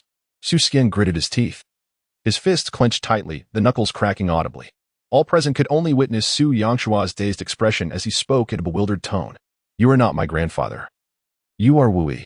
Su Xian is my grandfather. I am the grandson of Chancellor Su Xian, the second son of Prince Pingxi, Su Jinghua, and a scholar from the Hanlin Academy, Su Yangshua. Wu Yi smiled with satisfaction as he looked towards the Empress. Your Majesty, you see, he still possesses the ability to discern right from wrong. I merely prevent him from uttering falsehoods. He paused, shifting his gaze to the already ashen-faced Su Xian. Therefore, from this moment forth, every word that Su Yangshua utters is the truth. Long Qi Yue appeared outwardly calm, yet her heart was tumultuous, akin to a raging storm. The Wu Yi of today had astonished her beyond measure. The once indolent scion of privilege seemed to have been entirely supplanted by a dazzling brilliance, resembling a sword drawn from its sheath, its edge glinting fiercely. Then, Wu Yi inquired loudly, Su Yangshua, may I ask how you controlled me yesterday? Upon hearing Wu Yi broach this pivotal matter, Su Xian's aged face contorted with frantic wrinkles, his heart racing. To reveal this would undoubtedly be a capital offense. Long Qi Yue cast a sidelong glance at Su Xian, remaining silent, her cold eyes fixed intently on Su Yangshua. At this moment, the fully hypnotized Su Yangshua obediently replied. I employed a fortuitously acquired soul control technique, capable of temporarily manipulating another's soul at my whim. However, once the control is lifted, the soul of the person controlled will be obliterated shortly thereafter. The revelation sent shockwaves through the entire assembly. Wu Yi narrowed his eyes, and indeed, it was as he had anticipated. He continued to inquire, Su Yangshua, did you manipulate me into teasing the ninth princess and compel me to utter the words suggesting that His Majesty should partake in the affair of one dragon courting two phoenixes? Without a trace of hesitation, Su Yangshua responded unequivocally, yes. Long Qi Yue's face had already grown cold as frost, and her slightly narrowed phoenix eyes shimmered with a fierce intent to kill. Wu Yi cast a glance at Su Xian and continued his inquiry. You intend not only to frame me, but also to ensnare the ninth princess, fabricating the illusion that I was slain by her, thus inciting conflict between the Duke of Dinghua and His Majesty. Am I correct? Su Yangshua nodded once more. Indeed. The moment Su Yangshua confessed, the atmosphere was charged with shock. The entire Jinluan Hall fell into a deafening silence. The truth had emerged in its entirety. No one anticipated that Wu Yi was genuinely the victim of Su Yangshua's machinations. Su Xian's followers were now drenched in anxiety, acutely aware that the situation had taken a dire turn. Although the Empress appeared composed, an undercurrent of unbridled fury simmered beneath the surface, palpable to all present, rendering them mute with fear. Su Xian closed his eyes and sighed inwardly. It was over. The conspiracy against Wu Yi, the framing of the ninth princess, the affront to the royal dignity. These charges were sufficient to condemn Su Yangshua to death. No one could save him. Yet, at that moment, undeterred by the gravity of the situation, Wu Yi posed an explosive question. Tell me, was it Chancellor Su who orchestrated this scheme against me? Does he conspire with the Prince of Western Peace to destabilize the Duke of Dinghua's estate, intending to seize control of military and political power in a bid for rebellion? Each word Wu Yi uttered struck the hearts of the assembly like a hammer. Is this truly something that can be said? They thought in disbelief. This man seemed unafraid of escalating matters. Among them, only Long Yuanin was exhilarated, gazing at Wu Yi with an admiration that defied description. Remarkable. I often berate myself for not making enough of a ruckus. Yet it appears this prince still has much to learn. I believed my courage was commendable, frequently aspiring to orchestrate grand events. But in comparison to Wu Yi, I am utterly insignificant. To accuse the Chancellor and the Prince of Western Peace of rebellion? If true, it would undoubtedly incite chaos throughout the empire. Now that is what true upheaval looks like. At that moment, Su Xian's heart raced uncontrollably. His greatest fear had materialized, and he bellowed furiously, preposterous. You insolent child. Do not slander me with baseless accusations. Although Lord Wuan was astonished by Wu Yi's audacity, he promptly reprimanded, heir, you must not speak recklessly. Long Qi Yue's eyes trembled for a moment. She took a deep breath and then coldly admonished, enough, Wu Yi. Chancellor Su is the pillar of our nation, unwaveringly loyal to Long Hua. Furthermore, Prince Pingxi has rendered tremendous service to the empire over the years. Can their loyalty truly be questioned or doubted by you? Wu Yi turned to glance at the Empress, and in that fleeting moment of their eyes locking, he understood. Chapter 9. The Empress is a cunning schemer, audacious Wu Yi. How dare you sneak a glance at my figure? Wu Yi turned his gaze towards the Empress, and in that fleeting moment of their eyes meeting, he comprehended. It was evident that the Empress had long been aware of Su Xian's treacherous ambitions. However, the time to confront the issue had not yet arrived. Once the facade was shattered, no one would emerge unscathed. At that moment, Su Yangshua's expression was one of profound anguish, as if he were grappling with an internal struggle, hesitating to voice his thoughts. This indicated that the answer he held was a closely guarded secret, one he dared not reveal. Finally, just as Su Yangshua found himself on the verge of speaking, unable to contain himself any longer, Wu Yi swiftly rendered him unconscious, silencing any protest. Following this, he chuckled nonchalantly, exclaiming, "Ah, I was merely jesting. Look how frightened you all are. Who doesn't know the diligence and dedication of Prime Minister Su over these years? How could he possibly rebel? If anyone dares to claim that Prime Minister Su is in rebellion, I, Wu Yi, shall be the first to disagree." Suddenly, his tone shifted dramatically. Even if a rebellion were to occur, it would surely be instigated by Minister Lin. He bore no grudges, for he believed in settling scores promptly. That scoundrel is destined to perish today. Lin Shentao, taken aback, faltered and knelt, tears streaming down his face as he pleaded, "Your Majesty, your discerning eyes see all. I have been utterly loyal to Long Hua. I harbor no rebellious intentions. May I be struck by lightning if I do." Long Qiyue cast an impatient glance at him. "I have not accused you of anything, Lin Aiqing. I am well aware of your loyalty. However, you previously insisted that young Master Wu challenged the imperial authority, and now the truth reveals that he has been wronged by Su Yangshua. How do you explain this?" Lin Zhengtao's expression stiffened. I was unaware. Your Majesty, I had no idea the young master was framed." Long Qiyue turned her keen gaze to Su Xian, a flicker of satisfaction crossing her eyes as she spoke softly. "Su Aiqing, as the head of the officials, wielding the power of administration and law, how do you believe we should handle Minister Lin's slander against the young master?" Lin Zhengdao was but a loyal dog to Su Xian, corruptly abusing his authority. She had long sought a legitimate reason to remove him. Now, she had the opportunity to see the powerful prime minister execute his own trusted aide. The sensation was exhilarating. Regaining his composure, Lin Zhengdao crawled to Su Xian's feet, weeping profusely. "Prime Minister, please spare my life. I was deceived and misled." With a swift kick, Su Xian shoved him aside, though he recognized Lin Jingtao's utility and could not simply cast him aside. He then addressed Long Qiyue, "Your Majesty, Minister Lin, unaware of the truth, has defamed the young master, nearly causing a catastrophe. According to the law, he should be executed. However, considering his intent to uphold the stability of the imperial authority, it is somewhat excusable. I propose a demotion of 3 ranks and confiscation of his assets. What do you think, Your Majesty?" Upon hearing this, Lin Zhengao exhaled in relief, thinking to himself how beneficial the riches he had bestowed upon the Su family over the years had been. Meanwhile, the Empress Long Qiyue's gaze turned frigid. As the Minister of Revenue, Lin Zhentao had undoubtedly embezzled vast sums over the years, with enough crimes to warrant execution 100 times over. It was not that she did not wish to act against Lin Zhengtao, rather, she found herself powerless. Having only recently ascended the throne, her power remained unsteady. Lin Zhengdao was shielded by Su Xian, which had allowed him to evade punishment until now. But this time, she had to eliminate Lin Zhengdao. If she missed this opportunity, who knew when another might arise? Of course, she had no desire to openly clash with Su Xian unless absolutely necessary. If only she could find someone else to do her bidding. As this thought crossed her mind, she instinctively glanced at Wu Yi, noticing Long Qiyue's calm gaze upon him. Wu Yi chuckled internally. "You wish to manipulate me? Go ahead if you dare."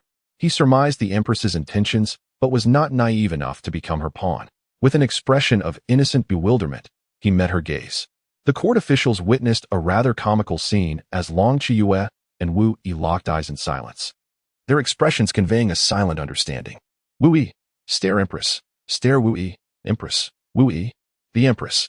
They were both waiting for the other to speak first.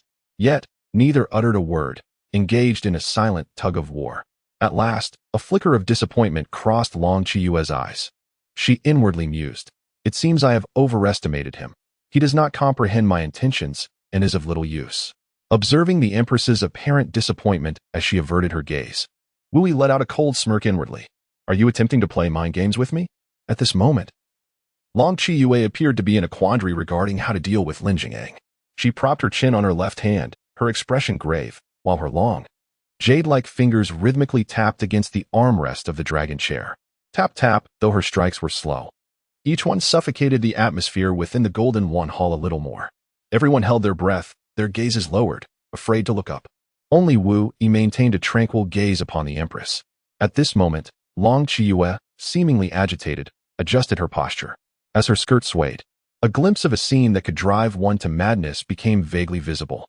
The smoothness of her skin, the elegance of her calves, the delicacy of her ankles, each detail tantalizingly teased Wu Yi's senses. His gaze was involuntarily drawn toward her. Suddenly, with a sharp clap, the Empress struck the armrest of the dragon chair, her voice echoing with anger throughout the Golden Lawn Hall. Impudent! Wu Yi, how dare you steal glances at me? Do you presume to desecrate my presence? You possess an audacity of the highest order. Where are the dragon shadow guards? Arrest Wu Yi and confine him to the dungeons. Awaiting his fate. Wu Yi, huh? What? Is this how we play? This cunning Empress? Am I to feign ignorance? Or can you not be so petty? At this moment, not only others, but even General Wu was taken aback. Your Majesty, no. Only Long Xian had a look of admiration, secretly giving a thumbs up and whispering, impressive. Wu Yi, you dare to peek at the royal sister? I truly admire you. Soon, a squad clad in golden armor, the dragon shadow guards, burst in, intent on apprehending Wu Yi. Witnessing Wu Yi's defiant expression, Long Qiyue felt an exhilarating satisfaction. Humph. Let us see if you dare to play coy with me again. As the Empress, her keen perception was nothing short of astonishing. She could easily discern Wu Yi's understanding of her intent, yet he deliberately chose to act oblivious, which irked her slightly. She had also grasped Wu Yi's penchant for gazing at legs. Since her entrance into the court, that roguish gaze of his had repeatedly strayed to her legs, almost dozens of times. How dare you look at my legs as you please? Humph. Just as Wu Yi was about to be seized and taken away, he suddenly proclaimed loudly, Wait, Your Majesty, I wish to atone for my sins and achieve merit. A glimmer of pride flickered in Long Qiyue's eyes, though her expression remained one of feigned anger. Oh, how does the heir plan to atone for his sins? As she spoke, she gestured subtly, prompting the dragon shadow guards to step back. Wu Yixin cast a lingering glance at Long Qiyue. In that moment, the Empress appeared to him profoundly wretched. If one were to inquire just how tragic her situation was, he could only assert that it could fill an entire external hard drive. Your Majesty, merely observe, he remarked. Chapter 10. The Empress fishing for a jagged mouth? If it is a jagged mouth, so be it. What of it? Your Majesty, merely observe, he reiterated. As he spoke, Wu Yi turned his attention to Su Xian. Prime Minister Su, Lin Zhengyao is but your lapdog. I can comprehend your desire to protect him, but have you considered my perspective as the heir apparent? Su Xian inhaled deeply and scoffed. Your perspective? Ridiculous. You possess neither office nor power. It is solely due to your fortunate birth in the royal house of Tingle that you carry the title of the martial heir. And now, you expect me, a dignified prime minister, to consult your opinion? What qualifies you for such a request? Utterly ludicrous. With a faint smile, Wu Yi remarked on the matter of qualification, which the prime minister would soon ascertain. Concerned for his own well-being, Lin Zhengyao hastily interjected with indignation. Wu Yi, do not presume too much upon my patience. I concede that I was misguided in my accusations against you. Yet the Prime Minister has already imposed his judgment upon me. What more do you desire? Wu Yi's lips curled slightly, and his resonant voice reverberated throughout the Golden Throne Hall. You inquire what I desire? Allow me to declare before your Majesty and all the officials that I shall sever your head. At this proclamation, the audience was astounded. Everyone gazed at Wu Yi with incredulity. He dared to propose beheading the Minister of Revenue in the presence of the Empress and all the civil and military officials? Such a high-ranking official, indeed. This young man truly possesses remarkable audacity. The Duke of Wu was equally astonished as he gazed upon his son. The boldness and audacity displayed were almost unfamiliar to him. Long Xian had long since been utterly captivated, his admiration for Wu Yi reaching unparalleled heights. His gaze was nearly enraptured, with only one phrase echoing in his mind, extraordinary. As for Long Qiyue, her eyes flickered with a subtle tremor. The legs concealed beneath her dragon robe pressed together slightly, and her jade-like hands instinctively clenched within her sleeves. She had awaited this moment with bated breath. Wu Yi truly understands her. Yet, a flicker of indignation graces her countenance. Presumptuous. Do you dare to slay a minister of the court in my presence? What audacity! The Minister of Revenue is not someone you can dispose of at whim. Provide me with a justifiable reason. Wu Yi silently cursed. How dare you use me as a pawn, and then demand an explanation. At this moment, the observant individuals began to discern a hint of something amiss. This is not right. It seems that the Empress and Wu Yi are performing a duet. How did this unexpected act come to be? What step did they fail to follow? Wu Yi paid no heed to the astonished expressions of the crowd. If the Empress wished to perform, then let her act. Who among them was unacquainted with the art of performance? With a stern countenance, he began to pace back and forth in the grand hall, his resonant and impassioned voice echoing in the ears of all present. Your Majesty demands justification, and I shall provide it. The Wu family has been loyal for generations. My grandfather, Ding Guang, fought valiantly alongside the late emperor, quelling external foes and internal strife, earning great military accolades throughout his life. My father, Zhen Beiwang, has guarded the northern frontier for years, vanquishing countless enemies to protect our homeland, achieving remarkable feats time and again. These are merely the accomplishments visible to you. Have you forgotten what lies beyond your sight? As he spoke, he abruptly turned, his eyes ablaze with emotion as he addressed the Empress. My second grandfather, Wu Qing. My second uncle, Wu Anlong, my elder brother, Wu Yun, my two cousins, Wu Jin and Wu Hong, along with the many kin of the Wu family, and the countless soldiers of the Wu army, have all perished for the nation, reduced to mere dust. Have you all forgotten them? And what of my third uncle, Wu Anhua? He was once hailed as the greatest martial genius of the Longhua Empire, the one most destined to ascend to the 9th stage martial emperor. He could have stood atop the pinnacle of martial arts, pursuing the purest heart of the warrior. Yet now, to safeguard the empire, he has become a mere invalid, confined to his bed, awaiting death. At this juncture, Wu Yi's eyes glistened with unshed tears as he bellowed, 10 years. His most golden decade. Do you comprehend how he has endured these 10 years? Do you understand the cruelty faced by a genius who could have stood at the zenith of martial prowess? In that moment, silence enveloped the hall. The crowd regarded Wu Yi with expressions of complex emotions, their hearts heavy with unspoken sentiments. The Duke of Wu had long since shut his eyes, appearing tranquil. Yet the violent tremors of his tightly clenched fists betrayed him. Observing the mournful expression on Wu Yi's face, even Long Chiyue instinctively pressed her lips together, her gaze trembling. In that moment, she was uncertain whether Wu Yi was merely performing, for the sorrow emanating from his eyes was far too profound to be feigned. At that instant, Wu Yi abruptly pointed a finger at Lin Jingtai, proclaiming loudly, "The Wu family is renowned for its loyalty, having risked the lives of our kin to safeguard Longhua. Yet Lin Jingtai seeks to falsely accuse me, a loyal descendant, and condemn me to death. I beseech your Majesty."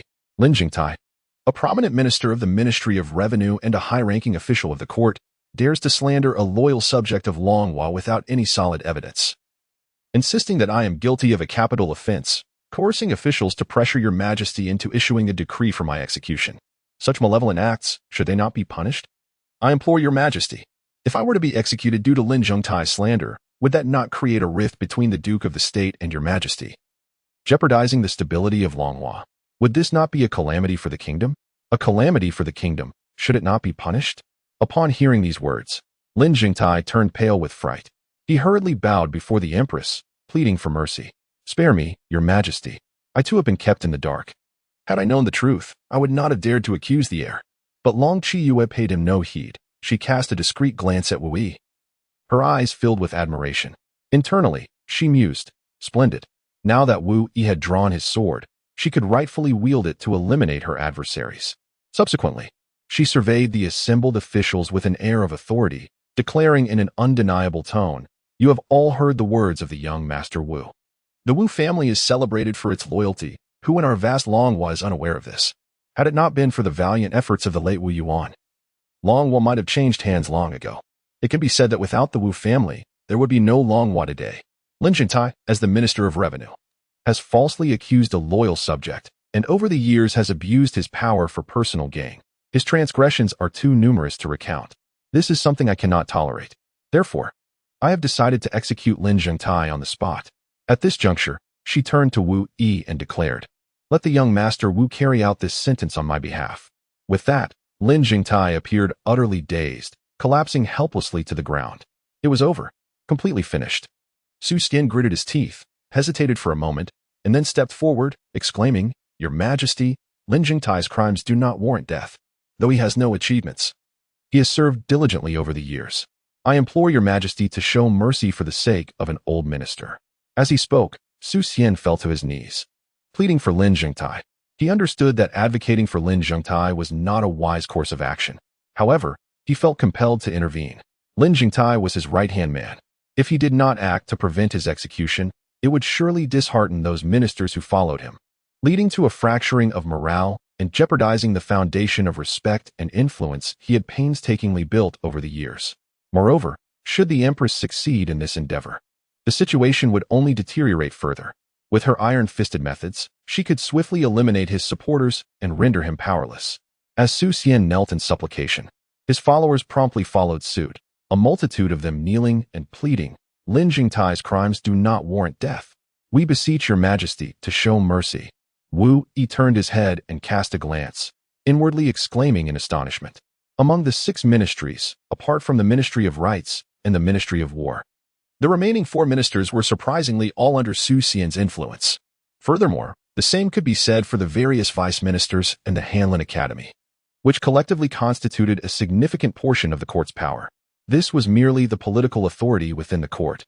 It did not even account for the military power wielded by Su Xian. At this moment, Wu Yi finally comprehended the immense difficulty faced by Long Qiyue. It had only been a year since Long Qiyue ascended the throne. No matter how extraordinary her abilities, it was impossible to topple such a colossal figure as Su Xian in a short span of time. Following the demise of the late emperor, she had indeed been left with a tangled mess to resolve. Wu Yi sighed inwardly as he glanced at the Empress. To his surprise, she was also looking at him, her eyes reflecting a hint of helplessness. Even more astonishingly, the once aloof and proud Empress now displayed a fleeting, poignant vulnerability. It seemed as though she implored him, "Wu Yi, do you see this? What the hell? Are you trying to act cute? Do you think I'm easily swayed?" To my astonishment, I actually find this rather endearing. If you want to act cute, then so be it. Suddenly, Wu Yi's roar echoed throughout the grand hall. No plea for mercy would suffice today. Lin Zhengtang, the son of this realm, is marked for death. Even the mightiest cannot intervene, I declare. First, the Minister of Revenue Lin Jing'ang shall perish, and then Su Yanshua. As Wu Yi's thunderous shout resonated through the hall, Long Qiyue's gaze trembled with growing admiration. Such dominance! Just then, amidst the astonishment of Su Xian and the others, a resounding clang of a sword rang through the hall. In Wu Yi's hand appeared a magnificent golden longsword, its blade adorned with a lifelike dragon carving. At this sight, Long Qiyue felt entirely reassured. It seemed my intuition was correct. The dragon martial sword is indeed in your possession. No wonder this fellow dares to be so audacious in the court today. He possesses a means of protection. Meanwhile, the faces of Su Xian and the others shifted dramatically. The dragon martial sword?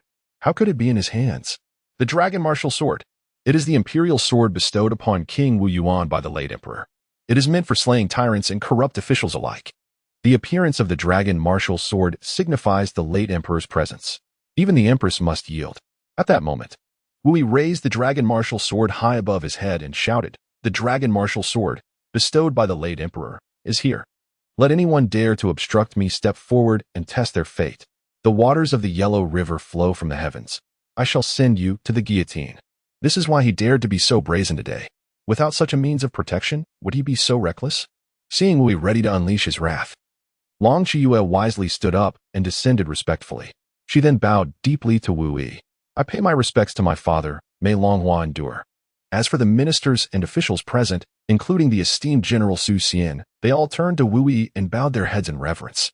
"We pay our respects to the late emperor, may Longhua endure." According to the laws of Longhua, officials need not kneel before the court, but must kneel before the late emperor, and the empress is no exception.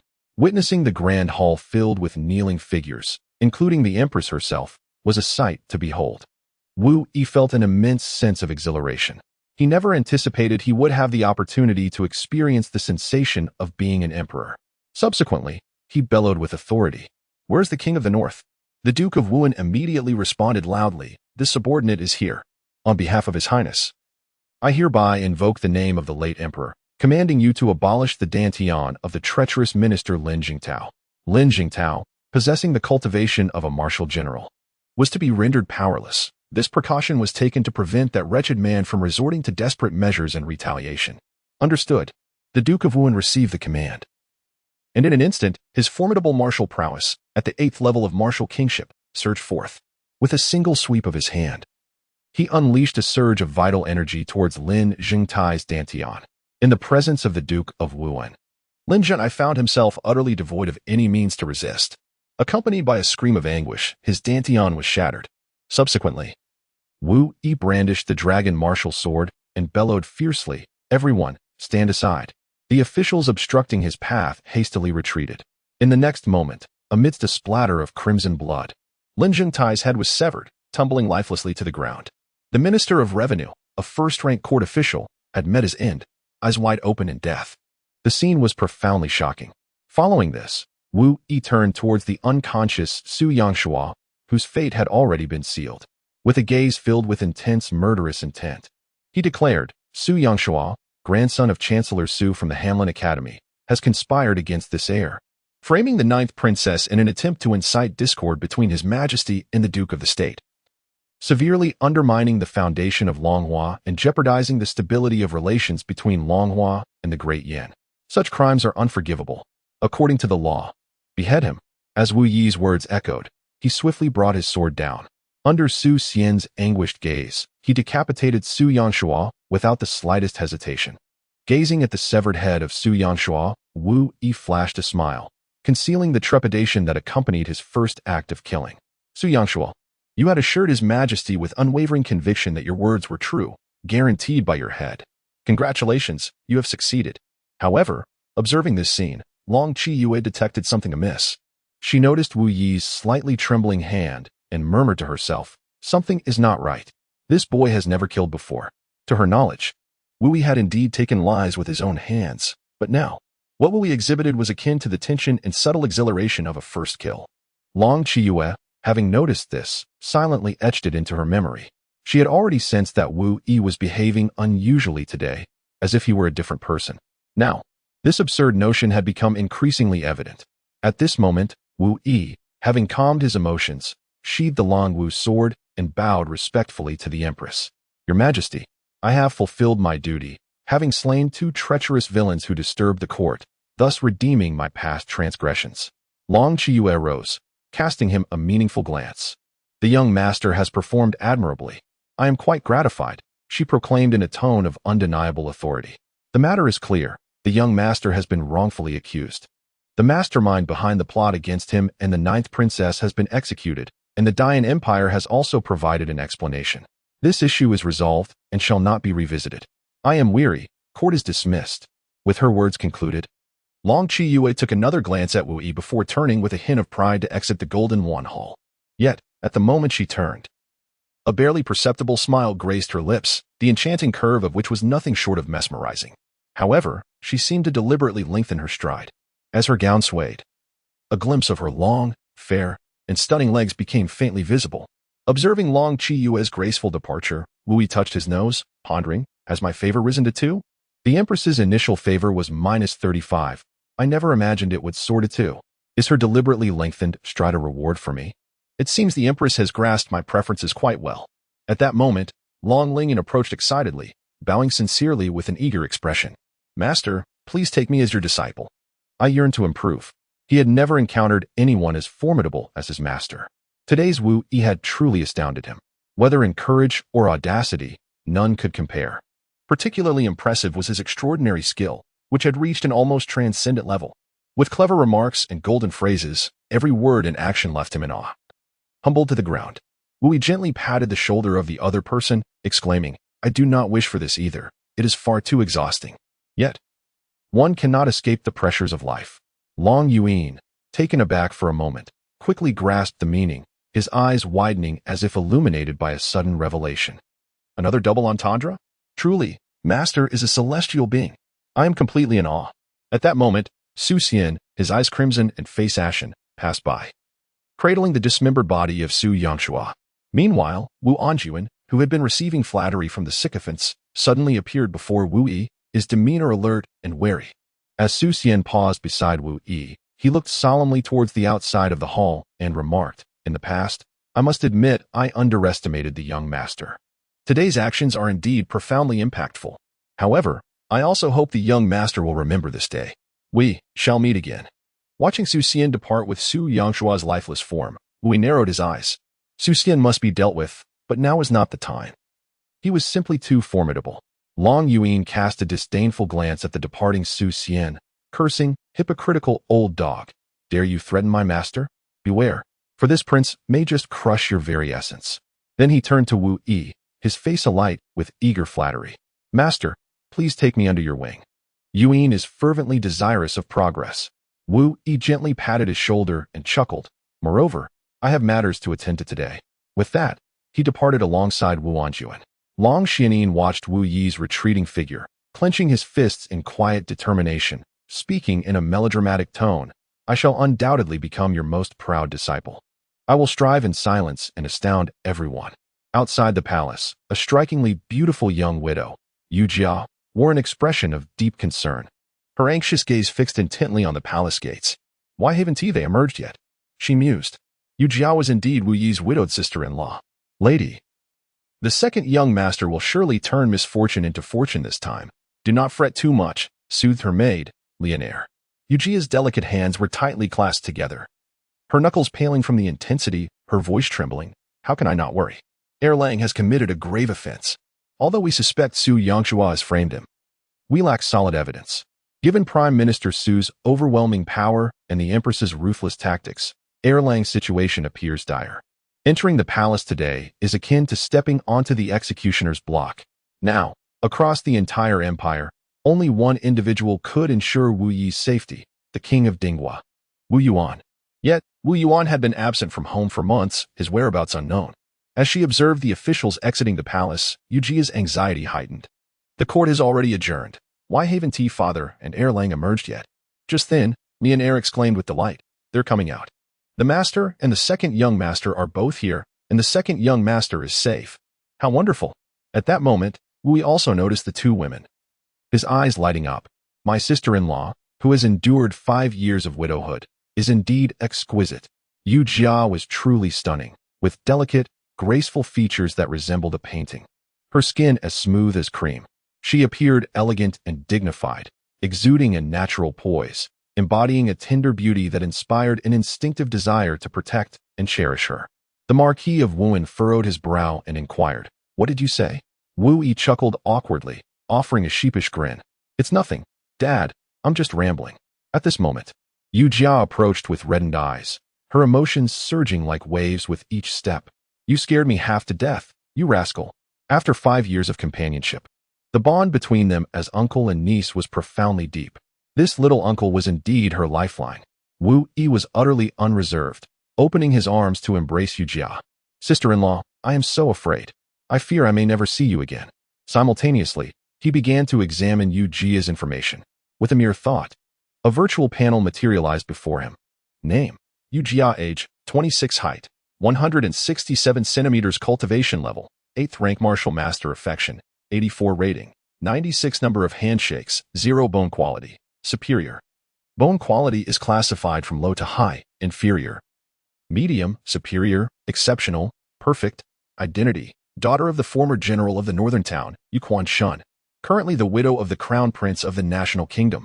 Evaluation: a gentle yet resilient and kind-hearted virtuous partner, deserving of utmost appreciation. To miss her would be a lifelong regret. A remarkable score of 96. It is worth noting that the system's ratings are notoriously stringent, taking into account beauty, physique, and temperament. To achieve a score above 95 is to be considered an exceedingly rare gem. An affection level of 84? How astonishingly high. Wu Yi was somewhat taken aback. Yet he quickly grasped the situation. Yu Jia had shared a profound bond with the original owner for 5 years, making the affection level of 84 entirely understandable. As for Yu Jia's count of handshakes being 0, it came as no surprise to him. After all, his dear elder brother had rushed to the battlefield on the day of his grand wedding, even before consummating the marriage, due to urgent military matters at the border. He had departed and never returned. No, he did return, but only as a cold corpse. Thus, Yu Jia had remained a widow for 5 long years. Ding.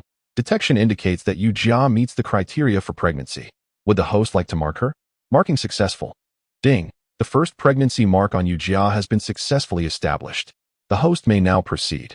By elevating the pregnancy affection level to above 90, the host may randomly receive a sacred artifact or a sacred technique, and additionally, will obtain a daily surge of holy power.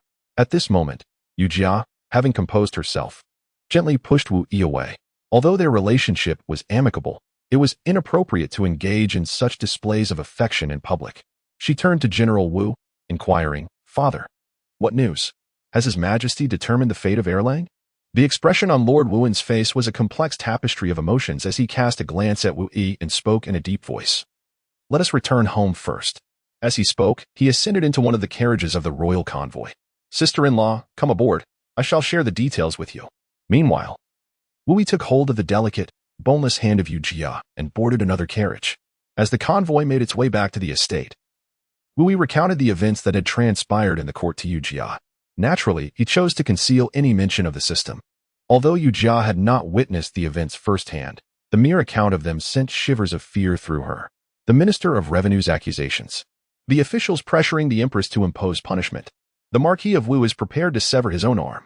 Yet, faced with such dire circumstances, Wu Yi astonishingly unleashed his fury upon the entire assembly, fiercely striking Su Yangshua and revealing the truth for all to witness. Collaborating with the Empress, he executed Lin Jingdang and Su Yangshua on the spot, instilling terror within the court. "My heavens, did you truly accomplish this? Erlang, you were simply remarkable." At this moment, Yu Jia was both astonished and elated, tenderly cupping Wu Yi's cheeks with her hands, playfully contorting her face into a humorous expression. She had not anticipated Wu Yi's performance today to be so exceptionally unexpected. It was akin to a miraculous reversal from despair to triumph. Simultaneously, she was somewhat bewildered, pondering how her younger uncle seemed to have transformed entirely today. What manner of disposition does Wu Yi possess? It can be said that no one understands her. As a sister-in-law, better than I do. "Sister-in-law, I am quite fatigued. I shall take a brief rest." Wu Yi leaned directly against Yu Jia, inhaling the faint, fragrant scent that filled his nostrils, and fell into a deep slumber. At this moment, he was indeed fatigued. The 10 functions of the merit hammer were profoundly taxing on his mental energy.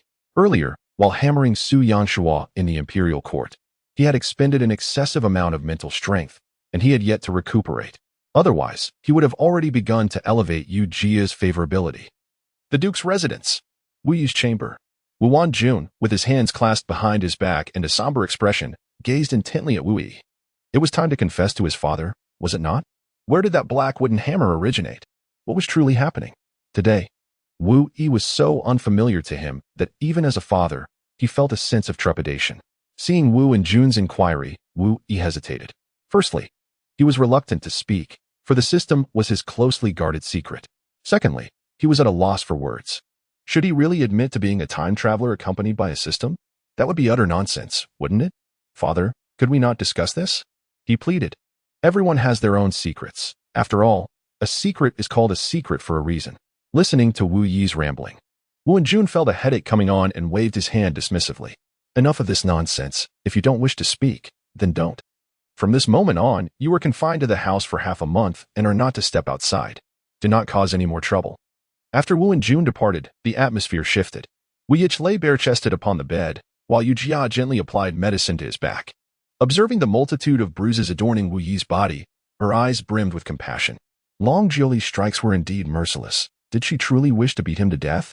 Long Jiuli was none other than the 9th princess, the younger sister of the Empress Long Qiue.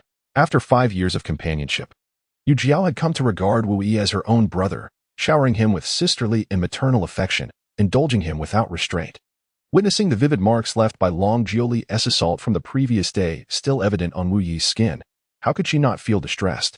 Listening to the concern laced in Yu Jia's voice, Wu Yi closed his eyes, savoring the cool, soothing touch of her jade-like hands, and spoke softly, "It is only natural. Long Jiuli has always looked down upon me, this debauched scion. Moreover, her actions were in defense of the royal dignity. One must understand the source of their own anger, as well as the anger of others. The fact that she did not kill me on the spot is a testament to her restraint." Yu Jia pinched Wu Yi's waist, eliciting a wince from him. "Are you truly defending her? She is soon to be the crown princess of the great Yin Empire. You do not still harbor feelings for her, do you?" She was well aware of Wu Yi's infatuation with Long Jiuli, which had persisted for 2 years. However, the 9th princess, endowed with exceptional talent and a proud disposition, had never deigned to acknowledge a mere frivolous youth like him. To her surprise, Wu Yi chuckled nonchalantly. "Sister-in-law, you fail to grasp this. The crown princess is indeed superior. A youthful maiden may invoke fleeting heartbeats, yet it is the allure of a mature, married woman that truly drives one to madness. Yujia shot him a glare, exasperated. Where on earth did you learn such things? Speak no more of maidens and matrons. At that moment, Wu turned to Yujia, brandishing a small black wooden hammer with a mischievous grin. Sister-in-law, come, allow me to give you a proper pounding. Chapter 13. Yujia's affection level reaches 90, Sacred Artifact. Ice Spirit Jade Tier. As Wu produced the small hammer, Yujia's eyes sparkled with curiosity. Erlang. Is this the very hammer you used to defeat Su Yangfeng? It appears rather ordinary, lacking any remarkable features. Seeing her skepticism, Wu wasted no time and struck once. Clang. Merit 1. Yujia, caught off guard by the sudden blow, emitted a soft gasp, the peculiar tingling sensation shooting through her skull, causing her to roll her eyes back in sheer astonishment. When Wu Yue chuckled, what was the feeling like? The first strike of the merit hammer, reversal of the heavenly gang, merely induces a tingling sensation on the scalp and a buzzing in the mind, along with a temporary suppression of one's cultivation, but it does not inflict any substantial harm. The diminished cultivation will eventually be restored. After all, it is impossible for him to truly harm Yujia. However, being struck unexpectedly like that is something no one can endure. Yujia, cradling her head, gave a light thump on his chest, exclaiming, "What are you doing, you scoundrel? Why strike me?" Wu Yi smiled mischievously. "Do you not believe me?" Ding Merit 1. "Oh, please, stop hitting me." Ding ding ding Merit 1, Merit 1, Merit 1. After a dozen strikes, Yujia was left utterly weakened. Clutching her head and hastily pleading for mercy, her breath fragrant like orchids. Erlang, please stop. I believe you. Isn't that enough? At this moment, she was so dazed from the blows that she felt as though her very soul was slipping away. With a mischievous grin, Wu Yi switched to the second hammer, Wei Wu's legacy. The sole purpose of this hammer was to enhance the affection of the baby. He mused to himself. Yujia's current affection level is at 84. It shouldn't take long to reach 90. As Wu Yi feigned another swing of the hammer, Yujia's face turned pale with fear. Are you really going to hammer again? I don't want to, you scoundrel. The memory of that spine-tingling sensation flooded her mind, prompting her to flee without a moment's hesitation. After all, that experience was truly unbearable. What are you doing? Yet, to her surprise, just as she attempted to rise, she was abruptly pulled back. Wu Yi, with a hint of mischief, remarked, "Run? It is indeed your fortune to be struck by my hammer. Those who fail to appreciate such an honor are truly blind." Women often speak in paradoxes. When they claim to desire nothing, it invariably signifies the opposite. As he spoke, Wu Yi commenced his rhythmic hammering. Clang, clang, clang. Each strike of the hammer contributed 1 to his merit points, a precious accumulation of experience. Not only was he enhancing Yujia's affection, but he was also amassing merit, a guaranteed profit. Achieving a 90-point affection level would equate to unwavering loyalty and complete trust. Yujia sensed something amiss. This time, as Wu Yi struck her, although her head buzzed, it was not as disorienting as before, and her cultivation remained intact. Instead, a peculiar sensation began to flourish within her heart, and her gaze towards Wu Yi held an unusual warmth, compelling her to draw closer to him. Wu Yi was constantly attentive to Yujia's affection level. As he struck fervently, her affection began to rise gradually. 85, 86. At this moment, Yujia noticed Wu Yi's complexion growing increasingly pale, and she was instantly taken aback. Erlang, what is wrong? Why do you look so ghastly? Indeed, Wu Yi's face had turned very pale, and he felt dizzy. It's nothing, I'll be fine soon. The use of the virtue hammer was extremely taxing on his mental energy. Since he had hammered Su Yangshua in the court until now, he had earned over 300 virtue points, but his mental energy was completely depleted. System. Allocate 378 virtue points to enhance my soul. Virtue points could improve 4 attributes: cultivation, soul, root bone, and physique. Cultivation realm, soul mental energy. Comprehension, root bone training speed, martial talent, physique speed, strength, defense, recovery, intensity of bones, flesh, and meridians. Ding. 378 virtue points have been deducted to enhance the soul. Feeling a resurgence of mental energy, Wu Yi continued to hammer away. Just as the affection level reached 90, the system's voice echoed simultaneously. Ding! Congratulations, host. Yujia's affection level for you has reached 90, triggering the random cultivation of a divine technique or sacred artifact. Currently in progress. At that moment, Wu Yi halted his actions, ceasing to hammer Yujia. He was filled with anticipation, hoping for a divine technique that could enhance his soul, which was precisely what he needed. The strength of his mental energy determined how many times he could strike others. This was the essence of his power. Ding, cultivation complete. Congratulations, host. You have acquired the sacred artifact, Ice Soul Tear. Ice Soul Tear, a treasure of the Ice Dragon clan, nurtured for millennia with the dragon's soul and blood. Effect: nourishes the soul, significantly enhances soul defense, and rapidly restores mental energy. It possesses formidable resistance against mental attacks such as charm, control, illusions, and aura. Wow. Upon hearing the system's announcement, Wui could not contain his excitement. This is truly remarkable. What a supreme treasure. In his euphoric state, he paid no heed to the dazed Yujia and began to examine the Ice Soul Tear. Closing his eyes for introspection, he discovered a crystalline droplet appearing in his mental sea, resembling a tear.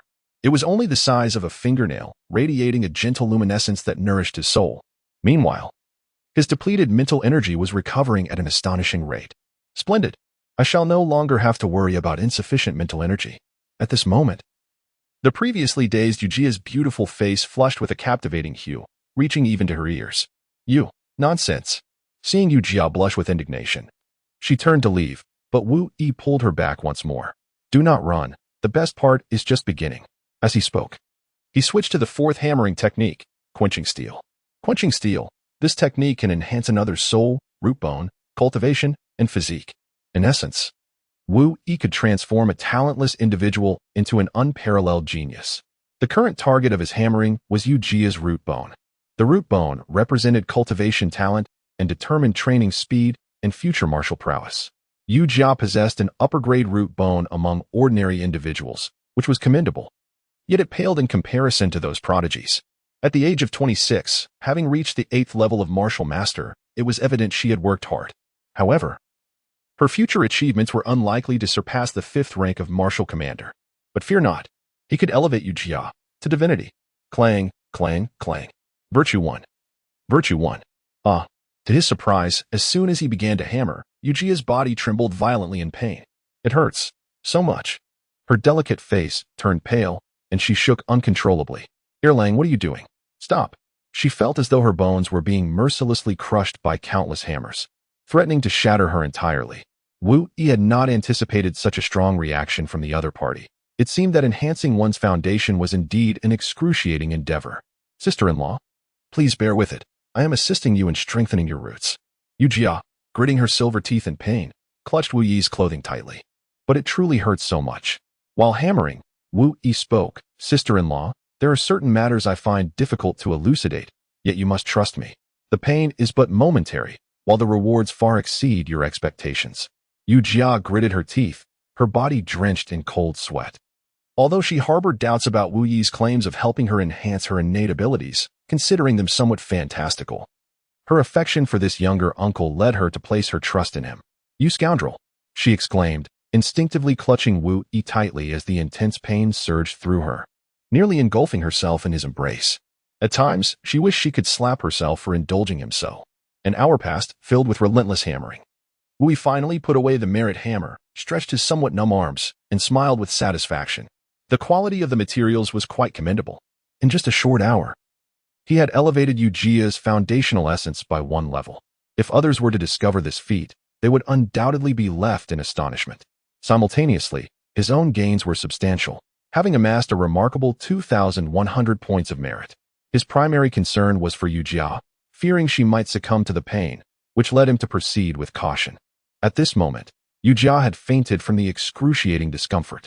Strands of hair clung to her pale cheeks, drenched in sweat, while her clothes clung tightly to her form. Indeed, this sister-in-law is not only beautiful and kind-hearted, but also possesses an exquisite physique. It seems my unfortunate elder brother lacks the fortune he deserves. System. Allocate all 2,100 points of merit to cultivation. Ding. Successfully deducted 2,100 points of merit to enhance cultivation.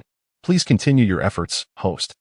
Wu Yi felt an inexplicable surge of exceptionally pure vital energy materializing within him, swiftly merging into his Dantian's Qi Si. Suddenly, his garments billowed as if caught by an unseen wind. Had he truly attained the 4th level of martial prowess? He had originally been at the 2nd level. Now, with a remarkable 2,100 points of merit, He had ascended directly to the 4th level, an achievement that would typically require months of arduous training for others. Even the most astonishing geniuses would seem trivial in his presence. What need would there be for further cultivation? One could simply dominate others with ease. At that moment, Wu Anjuan strode in with an imposing presence. "Here, His Majesty summons you. Hurry and accompany your father to the palace." However, upon entering and seeing the unconscious Yu Jia, his eyes widened in shock. The Marquis of Wuan. Wu Yi watched. After a brief exchange of glances with Wu Yi, Wu Anjuan was instantly filled with rage. "Unfilial son, what have you done to Jia? She is your sister-in-law. You may lack shame, but she still possesses her dignity. I, as the Duke of the State, must uphold my honor as well." Can the Marquis of Wuan refrain from anger? Yu Jia's father, Yu Quanshun, was not only his senior brother but also perished on the battlefield to protect him. Thus, in the eyes of the Marquis of Wuan, Yu Jia is not merely the daughter-in-law of the Wu family. She embodies the continuation of his senior brother's life and the emotional bond he left behind. Throughout these 5 years of companionship, he has long regarded Yu Jia as his own daughter, and he will not tolerate any mistreatment of her by Wu Yi. Wu Yi is indeed gaining significant popularity now. If he were to do something deserving of criticism, then so be it. However, being scorned before even commencing is exceedingly frustrating. It's not that I'm hesitant. I genuinely wish to undertake something, but it hasn't even begun yet. Why the uproar over trivial matters?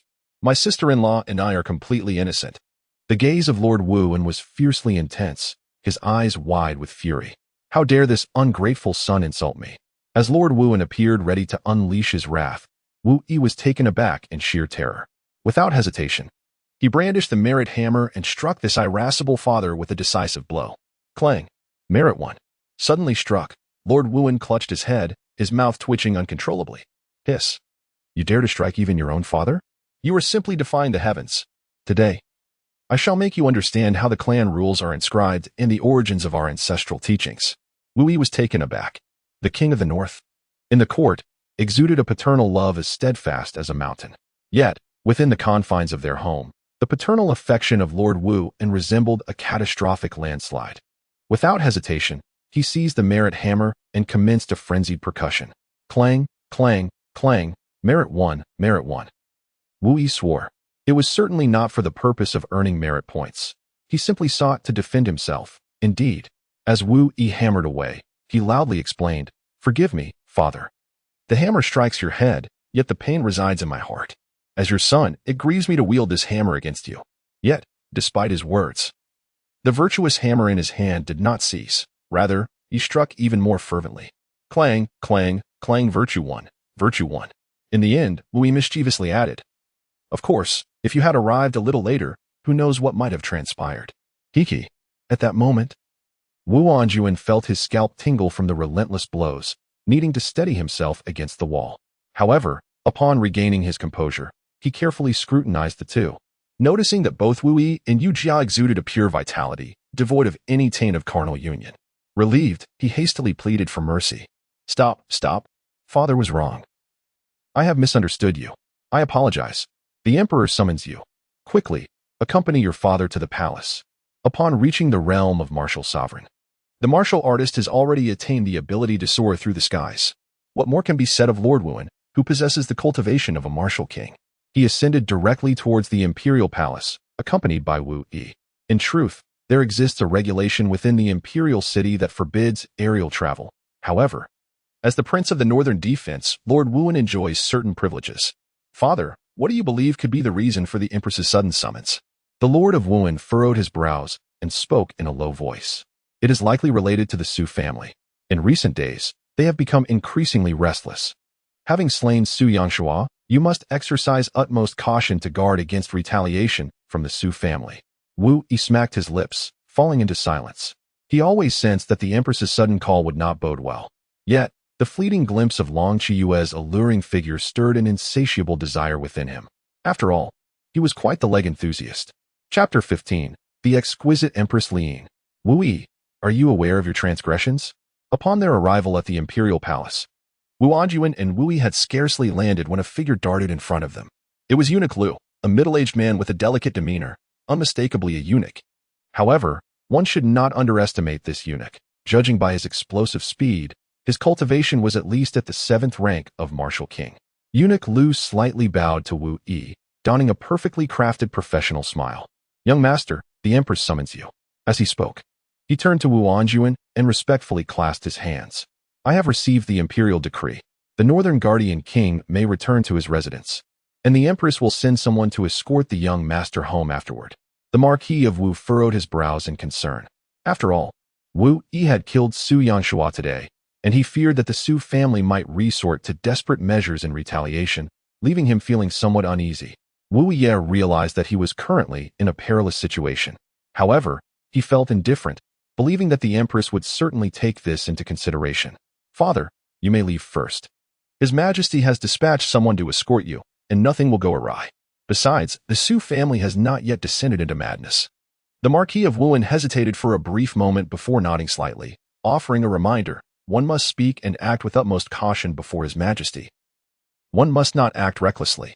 Should you provoke His Majesty's ire, it would be too late for me to come to your rescue." Today, Wu's audacity in the court astonished even the King of the Northern Defense. Throughout the proceedings, he was filled with trepidation. He openly insulted the prince, threatened the minister, and berated the chancellor, all while brazenly gazing at the Empress's legs. His audacity was both remarkable and outrageous. He feared that this rebellious son might, in the presence of the Empress, exhibit a lack of restraint and conjure up further mischief. Wu Yi waved his hand in silence and casually remarked, "All right, father, I understand." Truly talkative. However, upon noticing the increasingly unfriendly gaze of Wu Anjuan, he hurriedly chuckled and clarified, What I meant to say was, all right, father, I understand." With a pause, "Yes, exactly." Wu Anjuan, with a stern expression, let out a disdainful hum. "In any case, be cautious." After uttering these words, he soared into the sky, exuding an undeniable charm. "Your Highness, please," he said, following beside Eunuch Lu, while Wu Yi's heart was filled with uncertainty. "Eunuch Lu, may I inquire as to why His Majesty has summoned me? Since ancient times, the thoughts of emperors have been the most elusive to decipher. Who could possibly fathom what peculiar whim has seized this empress?" Eunuch Lu chuckled awkwardly. "Your Highness jesteth. How could a mere servant like myself presume to speculate on the empress's thoughts?" After a brief pause, he lowered his voice. "However, I perceive that the empress appears to be in her usual state, so there should be no cause for concern." Wu Yi chuckled, expressing his satisfaction. As he spoke, he noticed that the surroundings were devoid of any onlookers. He casually removed a spatial ring from his left hand and tossed it onto the ground. Is this spatial ring containing 100,000 spirit stones yours, Lu Gongong?" Spirit stones serve as both the currency of this realm and a crucial resource for martial artists in their cultivation. 100,000 spirit stones is a considerable sum. An ordinary individual would toil for an entire month to earn merely a few dozen spirit stones. Although Wu Yi is the heir of the royal household, his monthly allowance is capped at 10,000. Lu Gongong responded, "I did not drop it," initially taken aback. However, upon noticing Wu Yi's raised eyebrow, he quickly understood and nodded repeatedly. Yes, it's indeed ours. Thank you for the reminder, young master." Being an old fox himself, there was no need for pretense. As he spoke, Lu Gongong discreetly gestured, drawing the spatial ring towards him with his vital energy and concealing it within his sleeve. This sum of 100,000 spirit stones could sustain him for several months. With the benefit secured, a broad smile adorned Lu Gongong's face. From now on, should anyone dare speak ill of the young master, I, Lu Yuxiang, shall be the first to object. This statement carried an additional implication. Henceforth, should the young master require assistance, he could call upon them, and they would do their utmost to oblige. Wu Yi chuckled lightly, acknowledging the matter with a hint of irony. However, he couldn't help but ponder to himself, a man named Lu Yuxiang? How ostentatious. No wonder he resorted to such drastic measures, reducing himself to a eunuch. Lu Gongong once served as the chief eunuch to the late emperor, holding the highest rank among all eunuchs in the imperial palace, overseeing them all. Even now, he remains in high favor with the empress. Wu Yi contemplated that having someone within the palace would facilitate matters in the future, thus it was worthwhile to cultivate alliances. The crown prince, in a manner of polite discourse, expressed himself amiably. Following Eunuch Lu, they arrived at the imperial study. Just as they were about to enter, he suddenly spoke with a tone of heartfelt appreciation, saying, "Your Majesty labors diligently for the nation and its people, enduring considerable hardships. It truly pains our hearts to witness." It brings me genuine joy to see the Crown Prince show such thoughtfulness and care for your majesty. Wu, I said nothing. Yet he quickly reacted, internally exclaiming, what a master. Just received the payment and immediately got to work? Impressive. With Long Chiyue's martial prowess. Lu Gonggong's words could certainly be heard in the imperial study. Lu Gonggong, with a rather flamboyant demeanor, cast a flirtatious glance at the astonished Wu. Subsequently, he respectfully bowed and announced, Your Majesty, young Master Wu has arrived. Before he could finish, Long Chiyue's cold and authoritative voice resonated from within the study. Lu Gonggong opened the door, ushering Wu inside, and then discreetly withdrew. Wu stepped beyond the screen and beheld Long Chiyue seated at her desk, meticulously reviewing the memorials. Merely sitting there, she emanated an innate imperial aura that was difficult to believe had blossomed only a year since her ascension to the throne. This was a quality she possessed from birth, as affirmed by the system's evaluation, a natural-born sovereign. However, what surprised Wu was the presence of a tall woman standing at Long Chiyue's side, exuding a chilling demeanor that seemed to distance her from all. Though the woman was mostly shrouded in a loose black robe, her nearly perfect figure remained unmistakable. Her face was concealed by a black veil, obscuring her features. Yet her enchanting eyes revealed a beauty that could rival that of celestial beings. Was she leaning to the beauty? Wu felt a surge of joy and hastily examined the information of the other party. If she turned out to be a gem scoring over 95, it would be an immense gain. Name, Lean, age, 26, height, 172 centimeters, affection, 23, 90 and above indicates a lethal affection, cultivation level, 4th rank martial king, number of handshakes, 0 overall rating, 97 bone quality, medium spirit grade, pseudo water spirit root identity, personal guard of the Empress Long Chiyue, commander of the Dragon Shadow Guards, deputy master of the Dragon Shadow Pavilion, fiancé of Long Boyan, son of King Long Yin of Enong, evaluation, aspirations as lofty as a swan, fiercely loyal to Long Hua, filled with righteous indignation, capable of both love and hate. An exquisite romantic idealist with a heart akin to an unmelting iceberg. If conquered, she would offer her very life. What the heck? A score of 97? After scanning the information, Wu was overwhelmed with ecstasy. This was a tremendous windfall. Ding. Lean meets the criteria for pregnancy. Would the host like to mark her? Is there even a need to ask? Of course, mark her. Ding. Congratulations, host. Marking of pregnancy candidate number 2, Lean, has been successfully completed. However, at that very moment, Lean's affection was plummeting at an alarming rate. 28, 35, 59, 78. Ding. Warning. Affection of 90 is required for lethal affection. What is happening? Wu abruptly regained his senses and found himself gazing into Li Yin's frigid eyes. Stop. Surely, merely looking at you does not warrant a death sentence? After uttering these words, he averted his gaze and turned to bow respectfully to Long Chiyue. Wu, pay my respects to your majesty. Long Chiyue did not lift her head, yet she could perceive every nuance of Wu Yi's movements and the faint murderous aura emanating from Li Yin. Internally, she cursed. What a lecherous fool. Then, her cold voice, laced with reproach, echoed unexpectedly. Wu, are you aware of your transgressions? Chapter 16, New Mission, Eliminate Su Yongfeng. The Empress's reward. Wu, are you aware of your transgressions? What? Where have I gone wrong? He realized that the Empress's summons could not bode well for him. Observing his bewilderment, Long Chiyue narrowed her eyes, her words brimming with ire. Do you understand the ramifications of questioning Su Yongshua regarding the Su family's rebellion in the court? What if Su Yongshua were to indeed confess to plotting a rebellion?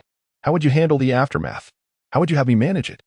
Do you believe I should annihilate the Su family, or shall I execute you on the grounds of your slander against the Chancellor? Wu Yishou, calm and composed, offered a respectful explanation. Your Majesty, please quell your anger. I am not so foolish as to allow Su Yongshua to speak freely. My inquiries were merely intended to serve as a caution for the Su family. After a brief pause, he summoned his courage to add, moreover, is it not your Majesty's desire for the court officials to witness the Su family's audacious ambitions? Impudent! Long Chiyue exclaimed sharply. Wu lowered his head in silence.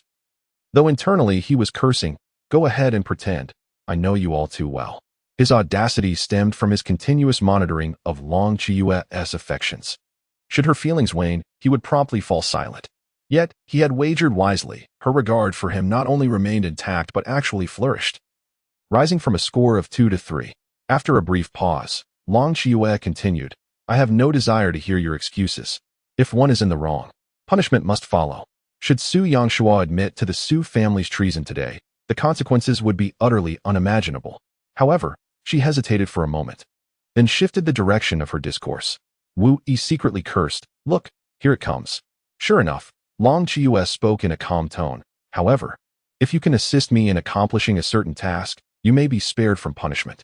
Wu Yi's mind raced with thoughts as he cautiously inquired, Your Majesty, do you intend for me to eliminate the eldest son of the Prince of Pingxi, Su Yangfeng, in the Dragon Hua Empire? There exists more than just Wu Yi as the crown prince. Every royal or nobility family has a designated heir to the throne, including himself. There are 3 heirs in total. However, Wu Yi, being the grandson of the Duke of State and the heir to the title of Duke of Northern Defense, holds a status that surpasses that of the princes, rivaling even that of a royal prince. This is precisely why he possesses the audacity to act so brazenly in the court, confronting the prime minister and chastising the minister of revenue before the empress. Unafraid of anyone, his esteemed identity grants him such confidence. Upon realizing that Wu Yi had accurately discerned her thoughts, Long Qiyue's eyes trembled momentarily, revealing her profound astonishment. How can you be so certain? Wu Yi chuckled softly. It is not difficult to deduce that I have killed Su Yangshua today, thus establishing an irreconcilable enmity with the Su family. Even if I do not seek to eliminate the Su family, they will undoubtedly spare no effort in avenging themselves upon me. Your Majesty's command for me to eliminate Su Yangfeng is merely a strategy to harness my family's enmity, thereby disrupting the Su family's formation. This will enable you to seize opportunities to gradually weaken their power. Upon hearing Wu Yi's analysis, Long Qiyue felt an even greater shock within her heart. How can you be so certain that your target is Su Yangfeng and not any other member of the Su family? The affinity level increased to 4. She noticed that her favorability towards him had risen slightly once more. Wu Yi smiled lightly, appearing considerably more at ease. It is rather straightforward. Su Yangfeng is the heir to the Pingxi Wangfu, and eliminating him would yield the greatest value. As for the insignificant minions, they are hardly worth my attention. The matters concerning the Pingxi Wang and Prime Minister Su will undoubtedly be handled by my father and grandfather. The strong shall contend with the strong, while the weak shall deal with the weak, fair and just. Indeed, Long Qiyue's favorability has once again ascended to 5. Wu Yi's intuition is undoubtedly infallible. In contrast to the ambitious and treacherous Su family, Long Qiyue would undoubtedly lean more towards the loyal and valiant Wu clan. Moreover, if she seeks to overthrow Su Xianxie and seize complete control of military and political power, the only ally capable of aiding her against the Su family throughout the empire is the royal residents of the kingdom. Long Qiyue cast a profound glance at Wu Yi and ultimately nodded in acknowledgement. You are truly astute. Wu remained humble and unassuming, subtly flattering those around him. Your Majesty, you overestimate me. Proximity to greatness inspires wisdom. Even a fool would gain insight in your presence, Long Qiyue said. Her phoenix-like eyes locked in a steady gaze as she spoke solemnly. You are aware that the 9th princess will be wed in a month. Before that, in just 3 days, a friendly martial arts competition, the Yanlong Martial Assembly, will be held between Longhua and Dian. At that time, the younger generations of all royal family members and noble clans from both nations will participate. Wu Yi nodded directly. He understood that Long Qiyue intended for him to publicly eliminate Su Yangfeng during the Long Yin martial competition, thereby inciting the Su family's enmity. Long Qiyue's appreciation for Wu Yi's decisive response deepened. She always felt that Wu Yi could intuit her thoughts, comprehending the notions nestled within her heart. It was a bond that required no words, a resonance of souls, if you will. However, this action must be undertaken solely by him, without involving the affairs of the nation or military. Of course, I shall provide you with certain support. She was not yet prepared to confront the Su family directly. Thus, she could only allow Wu Yi to cultivate animosity.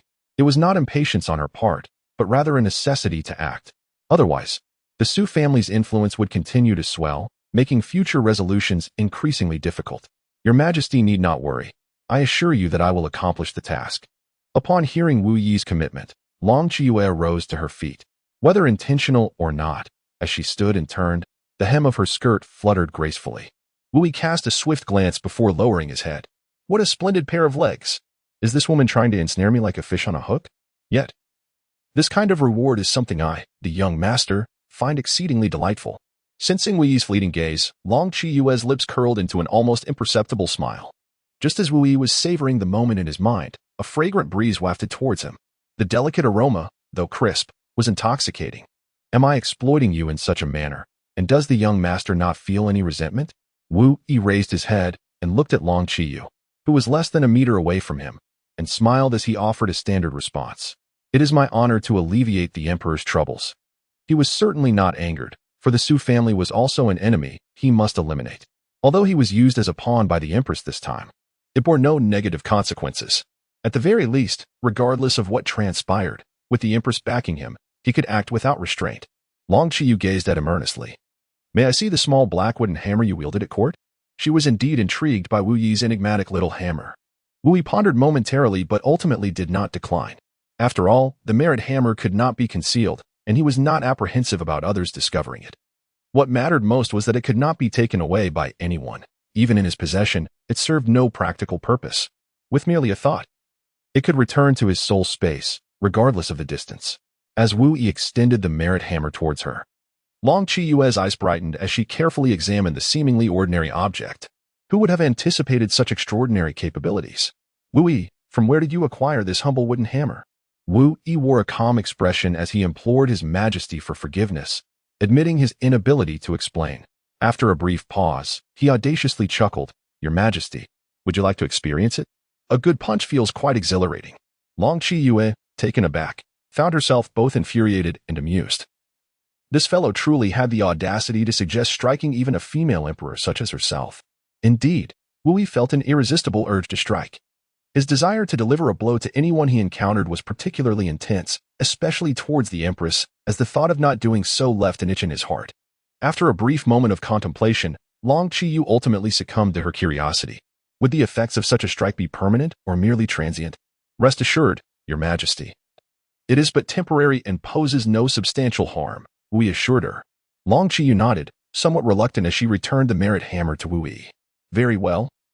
I too wish to experience this. Clang. Ah, little did she expect that before her words could fully escape her lips, Wu Yi had already delivered a swift strike. Instantly, a tingling sensation coursed through her scalp, as if her mind were expanding. She stood rigid, as if electrified, involuntarily emitting a soft moan. This sensation was simply exhilarating. However, her fortitude was commendable, and she did not lose her composure. Observing Wu Yi's eager disposition to strike again, Long Qiyu quickly interjected, No more. I have already sensed it. Subsequently, with a graceful flick of her slender hand, she produced a pristine spirit fruit, which she delicately held between her fingers. The fruit was no larger than a winter jujube, yet it appeared remarkably plump, emanating a powerful aura of spiritual energy. This is the 7th grade spiritual material, Snow Spirit Ginseng Fruit, a reward for your assistance in eliminating Su Yangshua and Lin Zhongdao today. Should you manage to eliminate Su Yangfeng in the martial competition, as long as your requests are not excessive, you may ask for any reward you desire. Wu Yi was somewhat astonished. The 7th grade spiritual material, the Snow Spirit Ginseng Fruit, is an invaluable treasure. It possesses the remarkable ability to cleanse the tendons and marrow, enhance the physical constitution, and nourish the soul. It is also a crucial ingredient for concocting high-grade elixirs. It is said that this wondrous item is born from the solitary Snow Spirit Divine Tree on the Snow God Mountain in the Ice Condensation Kingdom. It blossoms once every millennium and bears fruit only once every millennium, yielding a mere 7 fruits each time. Just one of these spiritual fruits is worth at least 10 million, yet it remains scarce and elusive in the market.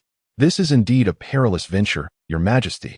Wu Yi, with a countenance brimming with excitement, extended his hand to receive the Snow Spirit Ginseng Fruit from Long Qiyue's fingers.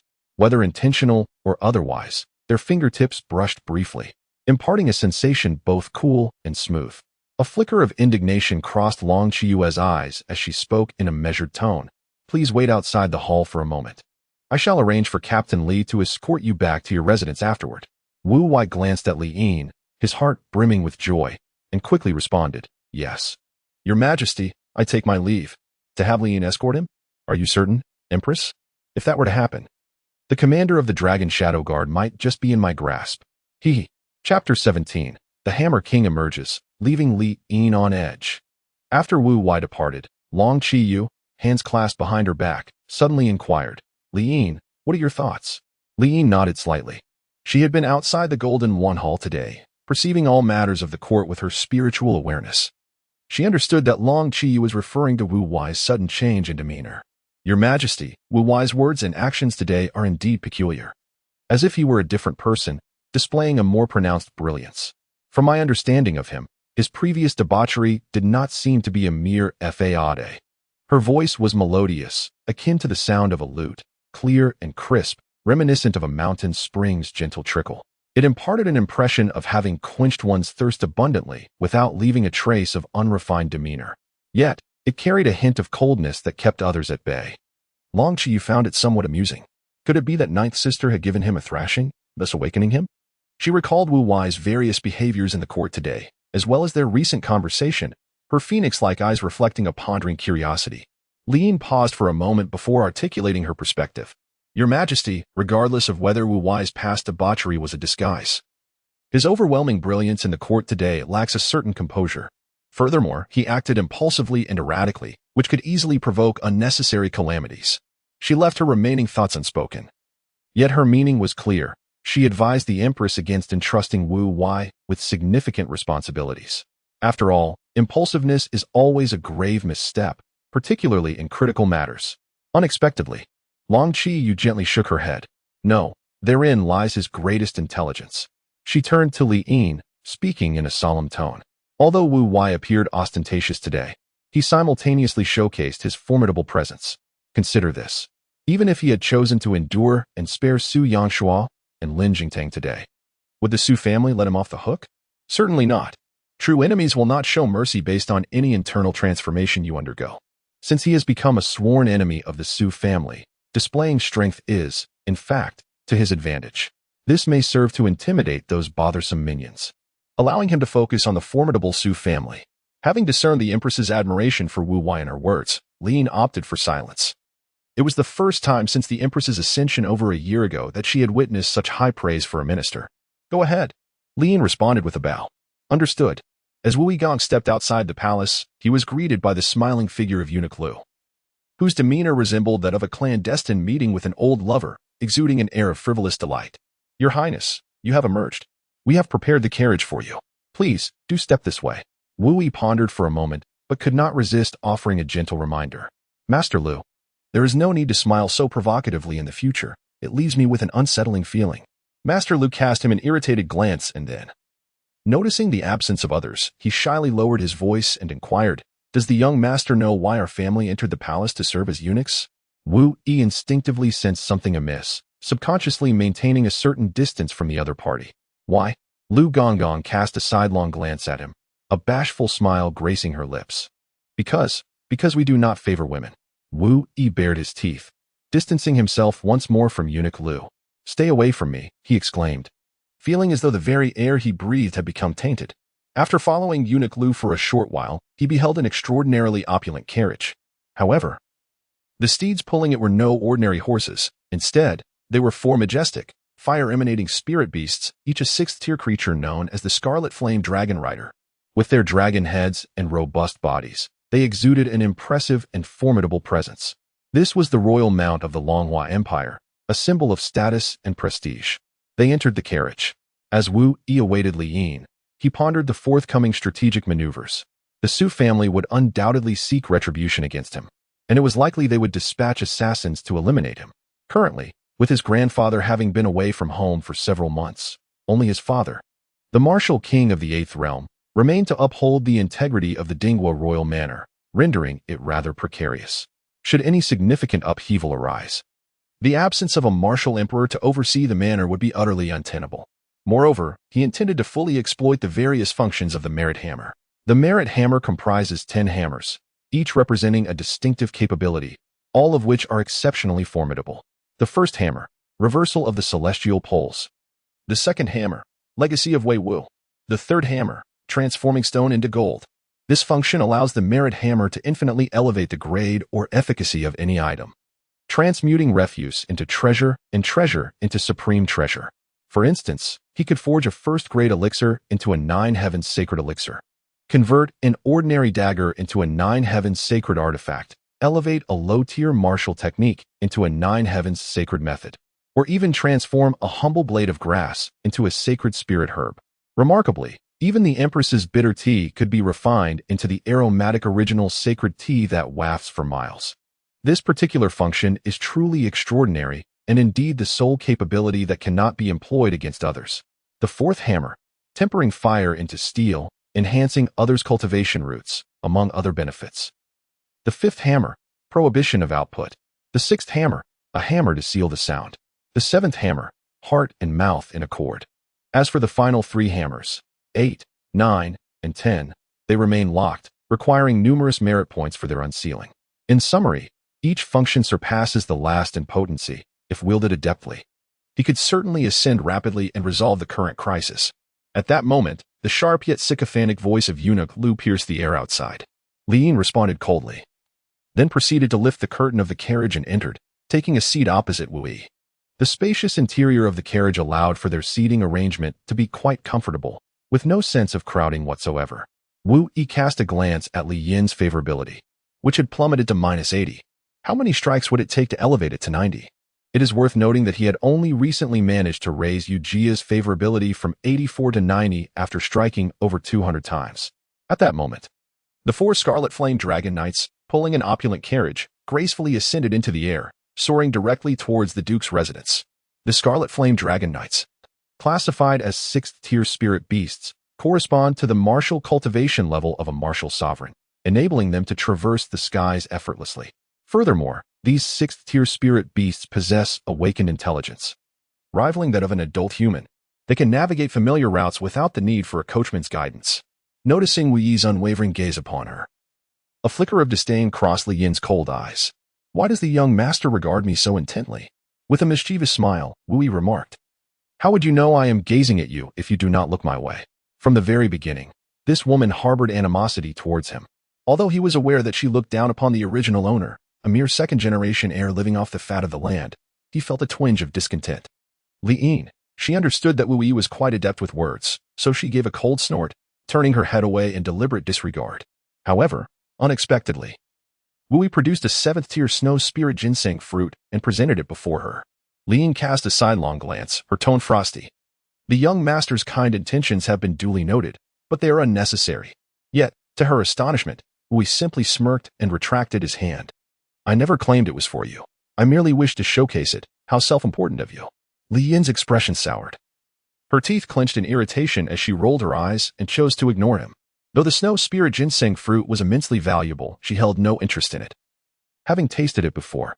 In truth, the snow spirit ginseng was a water attribute spiritual material, significantly beneficial for her pseudo-water spiritual root. However, its efficacy peaked upon the first consumption, rendering subsequent intakes largely ineffective, a mere waste. Nonetheless, an 8th-tier snow spirit ginseng might very well elevate her pseudo-water spiritual root to a true water spiritual body. Noticing Wu Yi's unwavering gaze, scrutinizing her with an aggressively invasive stare, Li Yin's annoyance boiled over, prompting her to snap. Could you possibly stop staring? Ding Merit 1 Li Yin, startled. She observed as Wu Yi suddenly produced a mysterious black wooden hammer, striking it in midair. A faint buzzing reverberated in her mind, yet she experienced no other sensations. Li Yin furrowed her brows, a flicker of disdain crossing her features. What are you doing? Does it concern you? I'm merely playing around with it. Is that so wrong? Wu Yi paid her no mind, gripping a hammer in his right hand while his left formed a gesture of reverence. His eyes closed as he recited a mysterious incantation, striking rhythmically. Undoubtedly, he was employing the second hammer, the legacy of Wei Wu, to enhance the favorability of the second unborn child, Lian. Since time immemorial, who has escaped death? Your life has only just begun. The youth, unacquainted with the bitterness of sorrow, remains indifferent until faced with the inevitable.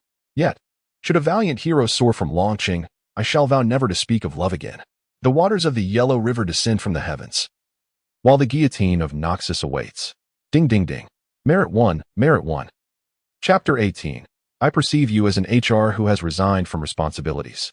Lian listened to Wu Yi's incessant mutterings, which she found incomprehensible, and chose to disregard him. However, she keenly sensed a conflicting sentiment towards Wu Yi. A mysterious force seemed to compel her to alter her preconceived notions about him. The disdain she felt internally clashed with an inexplicable surge of fondness, creating a tumultuous inner turmoil that vexed her greatly. Nonetheless, after a spell, Wu Yi contemplated giving up, for Li Yin's favorability still languished at -80. This girl harbored too much prejudice against him. After striking 200 times, he barely gained 3 points of favor, only to have it diminish once more at the slightest thought. Such futile hammering would not suffice. He needed to devise an alternative approach. At that moment, Li Yin could no longer tolerate it and snapped. Could you please stop hammering? How bothersome. Ding. Merit 1. Wu Yi directly switched to the first hammer, Reverse Heaven's Gang.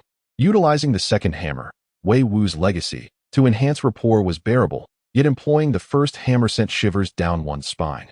Suddenly caught off guard, Li Yin was struck by a hammer, eliciting a soft moan from her as the sensation shot straight to her crown, causing her to roll her eyes in surprise. Instinctively, she clutched her head, feeling dizzy and disoriented. Enraged, she unleashed the formidable aura of a fourth-tier martial king. How dare you lay hands on me, the commander? Yet, Wu Yi remained unfazed. While he was cautious not to wield the hammer recklessly against the Empress, Li Yin was not one to hold back her strikes. He donned a mischievous grin and struck again. Clang. Merit 1. You. Clang. Clang. Clang. Merit 1. Merit 1. Li Yin, thoroughly incensed, shouted as she clutched her numbed scalp. Don't push your luck. Just because you are the heir doesn't mean I won't dare to kill you. In the face of her extreme fury, Wu Yi remained silent, wearing a cheeky smile as he continued to hammer away relentlessly. His strikes quickened, the hammer nearly smoking from the exertion. Clang. Clang. Clang. Merit 1. Merit 1. However, striking Li Yin, who possessed the cultivation of a martial king, drained his mental energy significantly more than when he struck Yu Jia, who was of martial master rank. Wu Yi also discovered this issue. Today, he struck 5 individuals: Long Qiyue, Yu Jia, Wu Anjuan, Li Yin, and Su Yangshua. He reached a conclusion. The higher the cultivation level, the superior the bone quality. The more mental energy is consumed. Fortunately, he possesses the Ice Soul Jade tier, which allows for rapid recovery of mental strength. Clang, clang, clang, Merit 1, Merit 1. At this moment, Li Yin was nearly driven to the brink of insanity, her body weakly leaning against the carriage, her fists clenched and her entire being convulsing. At last, she could no longer contain her fury and shouted, "You seek death." Wu Yi was momentarily dazzled. As Li Yin had seized his throat, forcefully pinning him against the carriage wall, her cold gaze brimming with fury and murderous intent. Observing the glint of malice in her eyes, Wu Yi, with a smirk, provocatively remarked, "This prince is currently under imperial command, concerning the emperor's grand strategy for unifying Longhua. Do you truly dare to kill me?" Although Li Yin's favorability had plummeted to 89, nearly reaching a lethal resolve, he was confident she would not dare to take his life. Seeing Wu Yi's infuriating expression, Li Yin inhaled deeply and shut her eyes, for she, indeed, hesitated to act. With a voice quivering with rage, she declared, "I will certainly report this matter to the emperor. You may return to your residence." Ding, ding, ding, Merit 1, Merit 1. Commanderly, I never said you could leave. Just as Li Yin attempted to turn away, Wu Yi began to pound insistently again. She felt her body weaken, nearly collapsing, and Wu Yi feigned concern, hastily supporting her. "Oh, Commanderly, do take care not to fall." Li Yin forcefully pushed him away, exclaiming, "Do not touch me." This was her first intimate encounter with a male, and she felt deeply uncomfortable. Moreover, her inherently aloof nature focused solely on diligently cultivating her abilities to achieve greatness alongside the Empress, showing no interest in romantic entanglements. Even though she was betrothed, it was not of her choosing. It had been a decree by the late emperor, binding her to the heir of the Duke of Anong, Long Boyong. His Majesty has ordered you to escort me home. Do you intend to disobey? Upon hearing this, Li Yin indeed found herself unable to leave, sitting there seething in silence. Yet, with Wu Yi's relentless knocking, her mind felt as though it might explode. Wu Yi's eye remained undeterred, continuing to strike vigorously. Clang, clang, clang, Merit 1, Merit 1. Observing Li Yin's astonished and furious expression, yet knowing she dared not retaliate or flee, Wu Yi chuckled heartily. In an even more audacious display, he seated himself beside her, boldly declaring, "You ought to temper your demeanor in my presence. Should you dare to display that foul countenance again, I shall not hesitate to strike you down. Do you understand?" However, to his surprise, the next moment, driven nearly to madness by his incessant hammering, Li Yin suddenly seized his left arm. With a swift motion, she opened her mouth and, through the veil covering her face, bit down fiercely on his arm.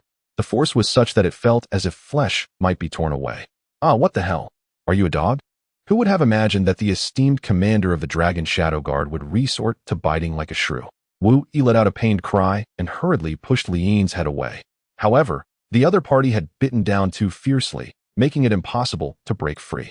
The agony was excruciating. He urgently pleaded for her to release him. Wincing in pain, he had no choice but to grasp the merit hammer with his right hand and continue striking vigorously.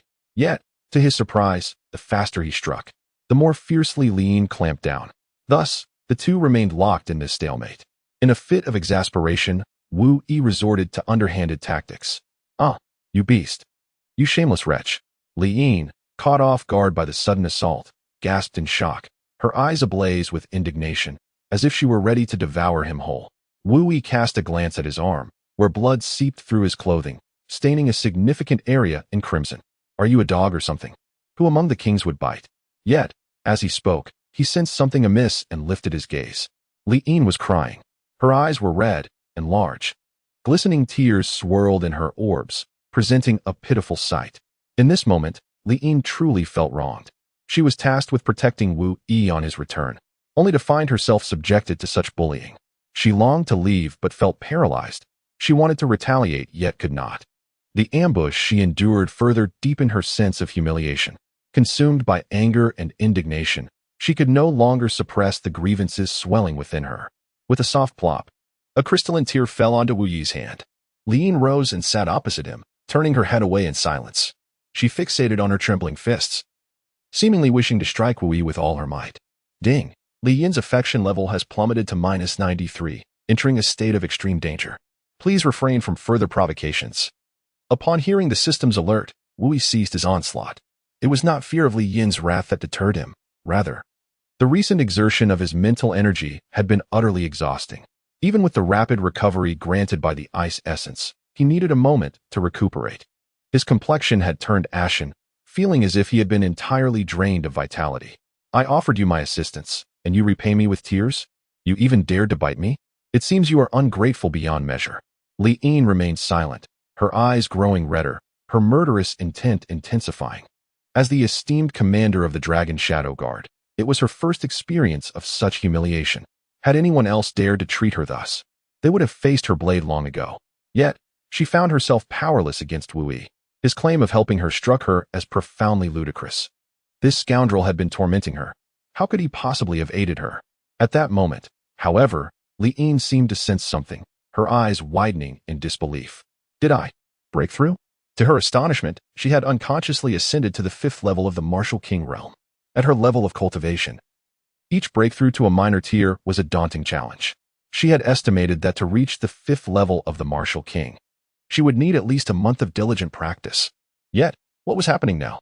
Suddenly, an unbelievable thought crossed her mind, and she turned sharply to Wu Yi. "Did you help me?" In that instant, her shock was indescribable. Chapter 19. A Resurgence. Li Yin's affection increases. Li Yin was aware that Wu Yi's mysterious black hammer could weaken one's cultivation. However, she never imagined it could also enhance another's prowess. This revelation was utterly astonishing. Witnessing the trembling awe in her gaze, Wu Yi retorted with annoyance, "Is it not obvious? Who else could it be but me?" While hammering Li Yin, he had simultaneously infused her cultivation with the 4th strike, tempering her abilities. Otherwise, how could his mental energy have depleted so rapidly? Simultaneously, Wu Yi monitored Li Yin's affection levels. As anticipated, they were rebounding dramatically. Her affection, which had nearly reached an all-time low, was now rising at an astonishing rate. -93, -87, -79. In the span of a mere breath, it had already climbed to -35, and the momentum showed no signs of waning. Wu Yi was acutely aware of the situation. If he were to directly influence the other party's affection, he would have to elevate it from a dismal -80. Furthermore, as the affection level increased, the rate of improvement would slow significantly. To elevate Li Yin's affection to a commendable 90 would likely require countless efforts, a considerable waste of time. Thus, he opted to first enhance her cultivation. His aim was to instill a sense of guilt within Li Yin, to mentally overwhelm her. As Li Yin emerged from her state of shock and excitement, she noticed Wu Yi's pallid complexion, devoid of any hint of color. In that moment, her heart stirred with emotion. He had assisted me in enhancing my cultivation, which must have taken a toll on him. Why would he go out of his way to help me? Simultaneously, she instinctively glanced at Wu Yi's left arm, which was stained a deep crimson from the wound she had inflicted. She was a person who clearly distinguished between gratitude and resentment. This realization filled her with self-reproach and a tinge of guilt, causing her cheeks to flush with warmth. Why did Wu Yi expend such great effort to assist her? Only for her to bite him back? Did she even contemplate taking his life at that time? The more she pondered, the deeper her guilt grew.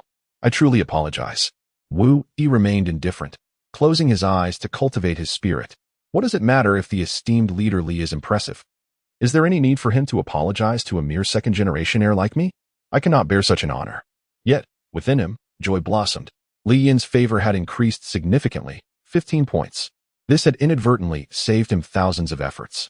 Moreover, he had just earned 1254 merit points from Li Yin, filling him with delight. However, he soon opened his eyes, somewhat astonished. He noticed that Li Yin had crouched beside him, gently rolling up the sleeve of his left arm and pouring a medicinal powder from a small jade vial onto the 2 rows of bite marks. This might sting a bit, no? Li Yin remarked with a hint of annoyance. It doesn't hurt. This medicine is unique to my Dragon Shadow Guard and can quickly stop bleeding and heal wounds.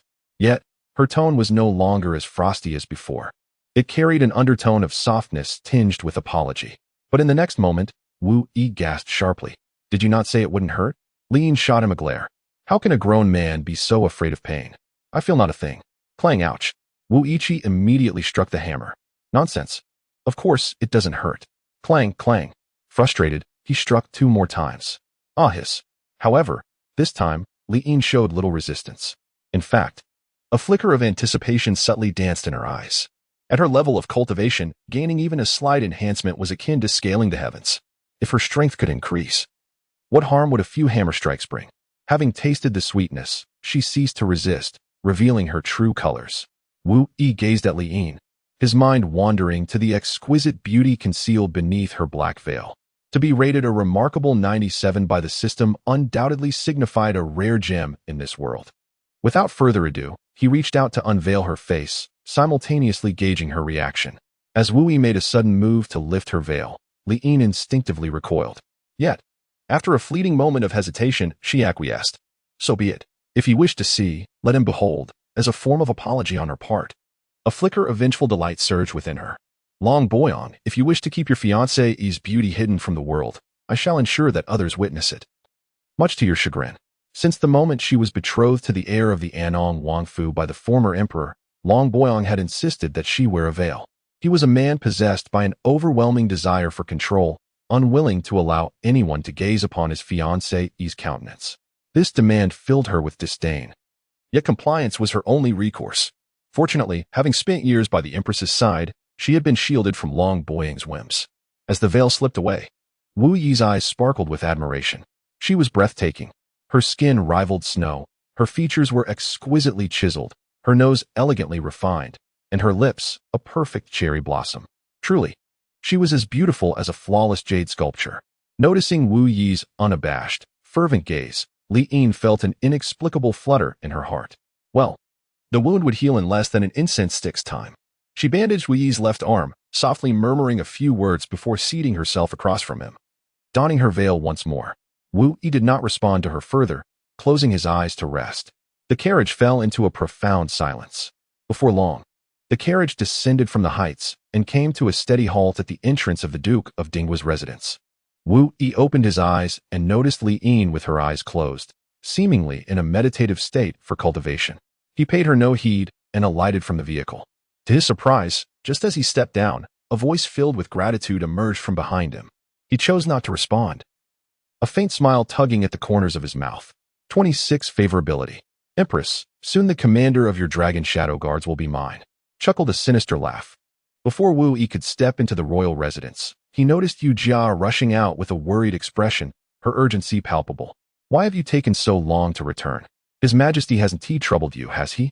At that moment, Yu Jia's gaze fell upon the bloodstains adorning Wu Yi's left arm, her eyes brimming with concern. How could you have been injured? Who did this to you? As she spoke, she hurriedly approached and gently rolled up Wu Yi's sleeve, revealing the bandaged injury on his left arm. Wu Yi nonchalantly remarked, "It's nothing, just a bite from a dog." At this moment, within the carriage that had just ascended to great heights, Li Yin furrowed her delicate brows, silently cursing under her breath, "You are the dog." However, something suddenly crossed her mind, causing an uncontrollable blush to flicker within her heart. A captivating rosy hue subtly crept upon her fair complexion, only to be entirely concealed by her black veil. Observing the worried expression on Yujia's face, Wu Yi flashed a playful smile. "You've become even more beautiful after just a short time apart." Yujia's cheeks flushed pink as she shot him a shy glare. "You have quite the tongue." Seeing Yujia turn to leave, Wu Yi hastily called out, "Sister-in-law, wait. Allow me to give you a little adjustment. Your innate quality needs a significant enhancement." Upon hearing this, Yujia's face turned pale with panic, and she instinctively lifted her long skirt, fleeing in haste. The mere recollection of the pain she endured when Wu Yi had adjusted her innate quality earlier that day made her legs tremble uncontrollably. That searing pain was indeed unbearable. "Get lost. No adjustments allowed," she exclaimed, but before she could finish, her body convulsed as if struck by lightning. "How dare you? Still trying to escape?" With that, Wu Yi effortlessly hoisted Yujia over his shoulder and dashed toward the back courtyard. Let me go?" she protested, her voice rising in alarm. The sound of a bell echoed, signaling the accumulation of merit points as the scene unfolded. Chapter 20. The arrow shot 10 years ago now aims true. The guards and servants who witnessed Wu Yi carrying Yujia into the courtyard were instantly alarmed, scrambling for excuses. "Oh dear, my stomach suddenly aches. I must visit the restroom. Please sweep this area. I need to assist my mother with childbirth. Alas, my eyesight has failed me. I saw nothing. Where has my mind gone? Has anyone seen it?" In that moment, the entire Dingwall Wangfu was engulfed in a chaotic frenzy. Yet internally, everyone was cursing fiercely. In broad daylight, the younger brother carries his sister-in-law into a room? What kind of decorum is that? If word gets out, it will surely tarnish the reputation of the Dingwall Wang. Moreover, with the northern town king absent from the estate, no one could reign in Wu Yi. Previously, only the Dingwall Wang and the northern town king had any authority over this troublesome fellow, and the only other person capable of managing him was the steward of the estate. Ironically, that very steward was none other than Yujia, who had just been carried off by Wu Yi. Truly, this was a calamity. In the imperial study, "Your Majesty, I have escorted Wu Yi back to the estate," Long Qiyue stated coolly, not lifting her pen from the parchment. "Your demeanor towards him seems to have shifted considerably." Lin felt an inexplicable tightness in her chest. Long Qiyue's keen insight was enough to astound anyone. She could discern the subtle changes in Li Yin's emotions merely from her words. At that moment, Long Qiyue noticed something amiss. She raised her gaze towards Li Yin, her phoenix eyes narrowing slightly. "Wu Wang has reached the 5th level? Such rapid advancement? Is it due to Wu Yi?" Feeling the penetrating gaze and a hint of pressure from Long Qiyue, Li Yin's scalp tingled. Before this empress, she felt as if she were transparent, devoid of any secrets. Her loyalty to Long Qiyue was beyond question, yet having just received Wu Yi's favor, could she now reveal it? She felt an ethical dilemma stirring within her. Seeing Li Yin hesitate, Long Qiyue lowered her head to continue her writing. "If you do not wish to speak, then do not." Suddenly, overwhelmed by the immense pressure within, Li Yin knelt on one knee. "Your Majesty, I am culpable." "It is indeed due to Wu Yi." Long Qiyue responded calmly. "Rise, I bear you no ill will." Li Yin stood, letting out a silent sigh before speaking again. "It is due to that little black wooden hammer of Wu Yi. However, while he assists me in enhancing my cultivation, it appears to greatly deplete his own energy. The only thing I know is that it consumes a significant amount of mental energy, and the rest remains unknown." Long Qiyue paused, her brush halting midair, and scoffed lightly. "Indeed, that little hammer of his harbors great issues. I never imagined it could elevate even your level of cultivation. It is truly astonishing."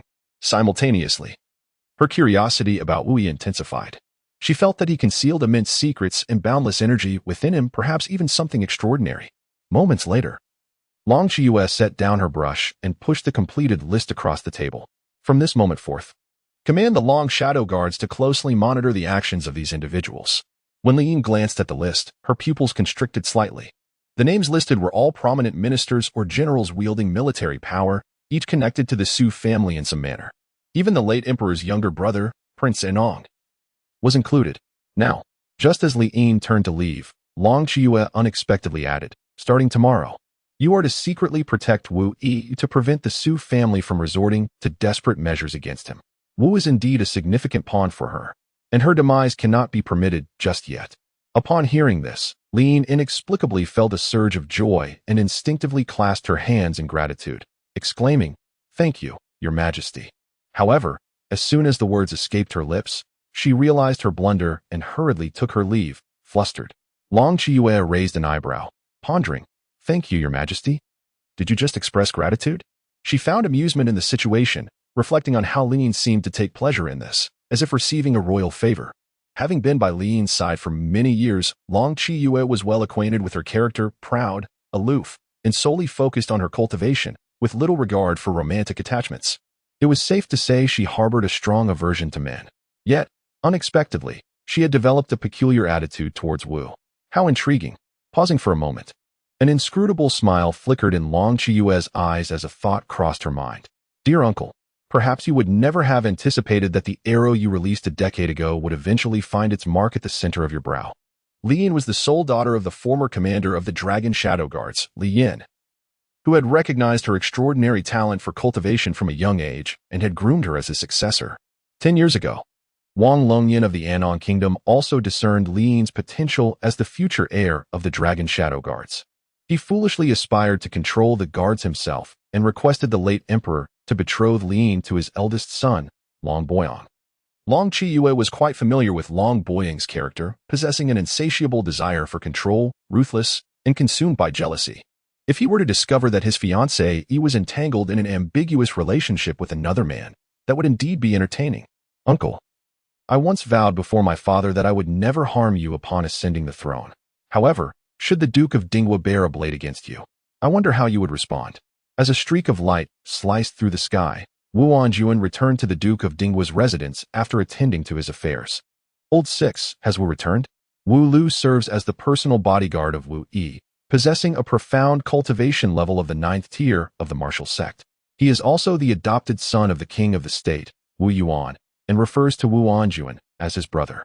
Over the past few years, he has frequently assisted Wu Yi in dealing with adversaries, while also enduring his fair share of beatings from Wu Anjuan. Wu Lu appeared hesitant. "Elder brother, Wu Yi has indeed returned, but..." The Marquis of Wu, with a fierce glare, inquired, "What is it?"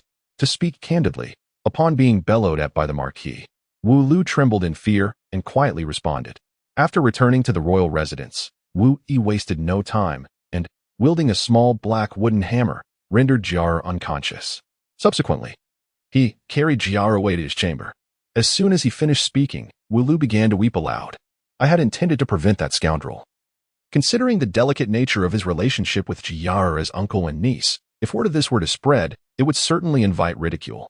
Yet, that rascal berated me fiercely, threatening to behead anyone who dared to intervene.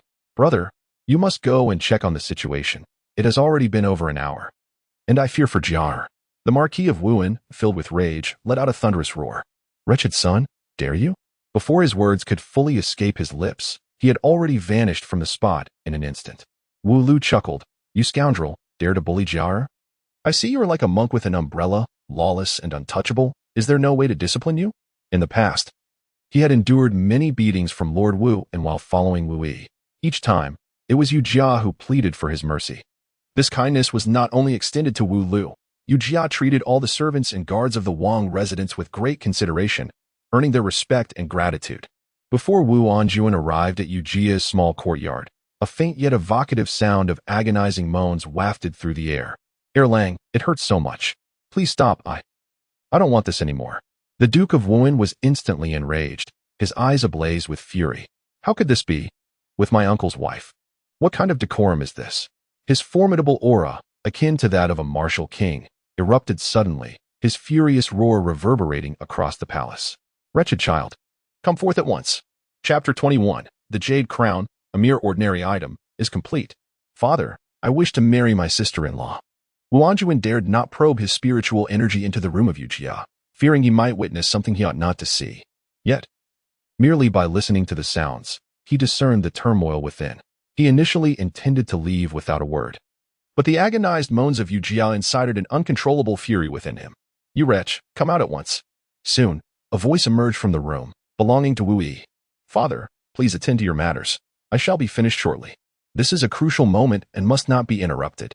"Wu Anjuan? Critical moment? What does it have to do with you?" Upon hearing Wu Yi's response, His anger had surged to an unprecedented peak. Lord Wuan could no longer endure the situation. He could not allow Yu Jia to continue being bullied by this wretched son. The Wu family had already wronged this daughter-in-law, and now Wu Yi was inflicting further harm upon Yu Jia. How could he face her father, his senior brother Yu Quanshan, under such circumstances? Thus, it was imperative to intervene.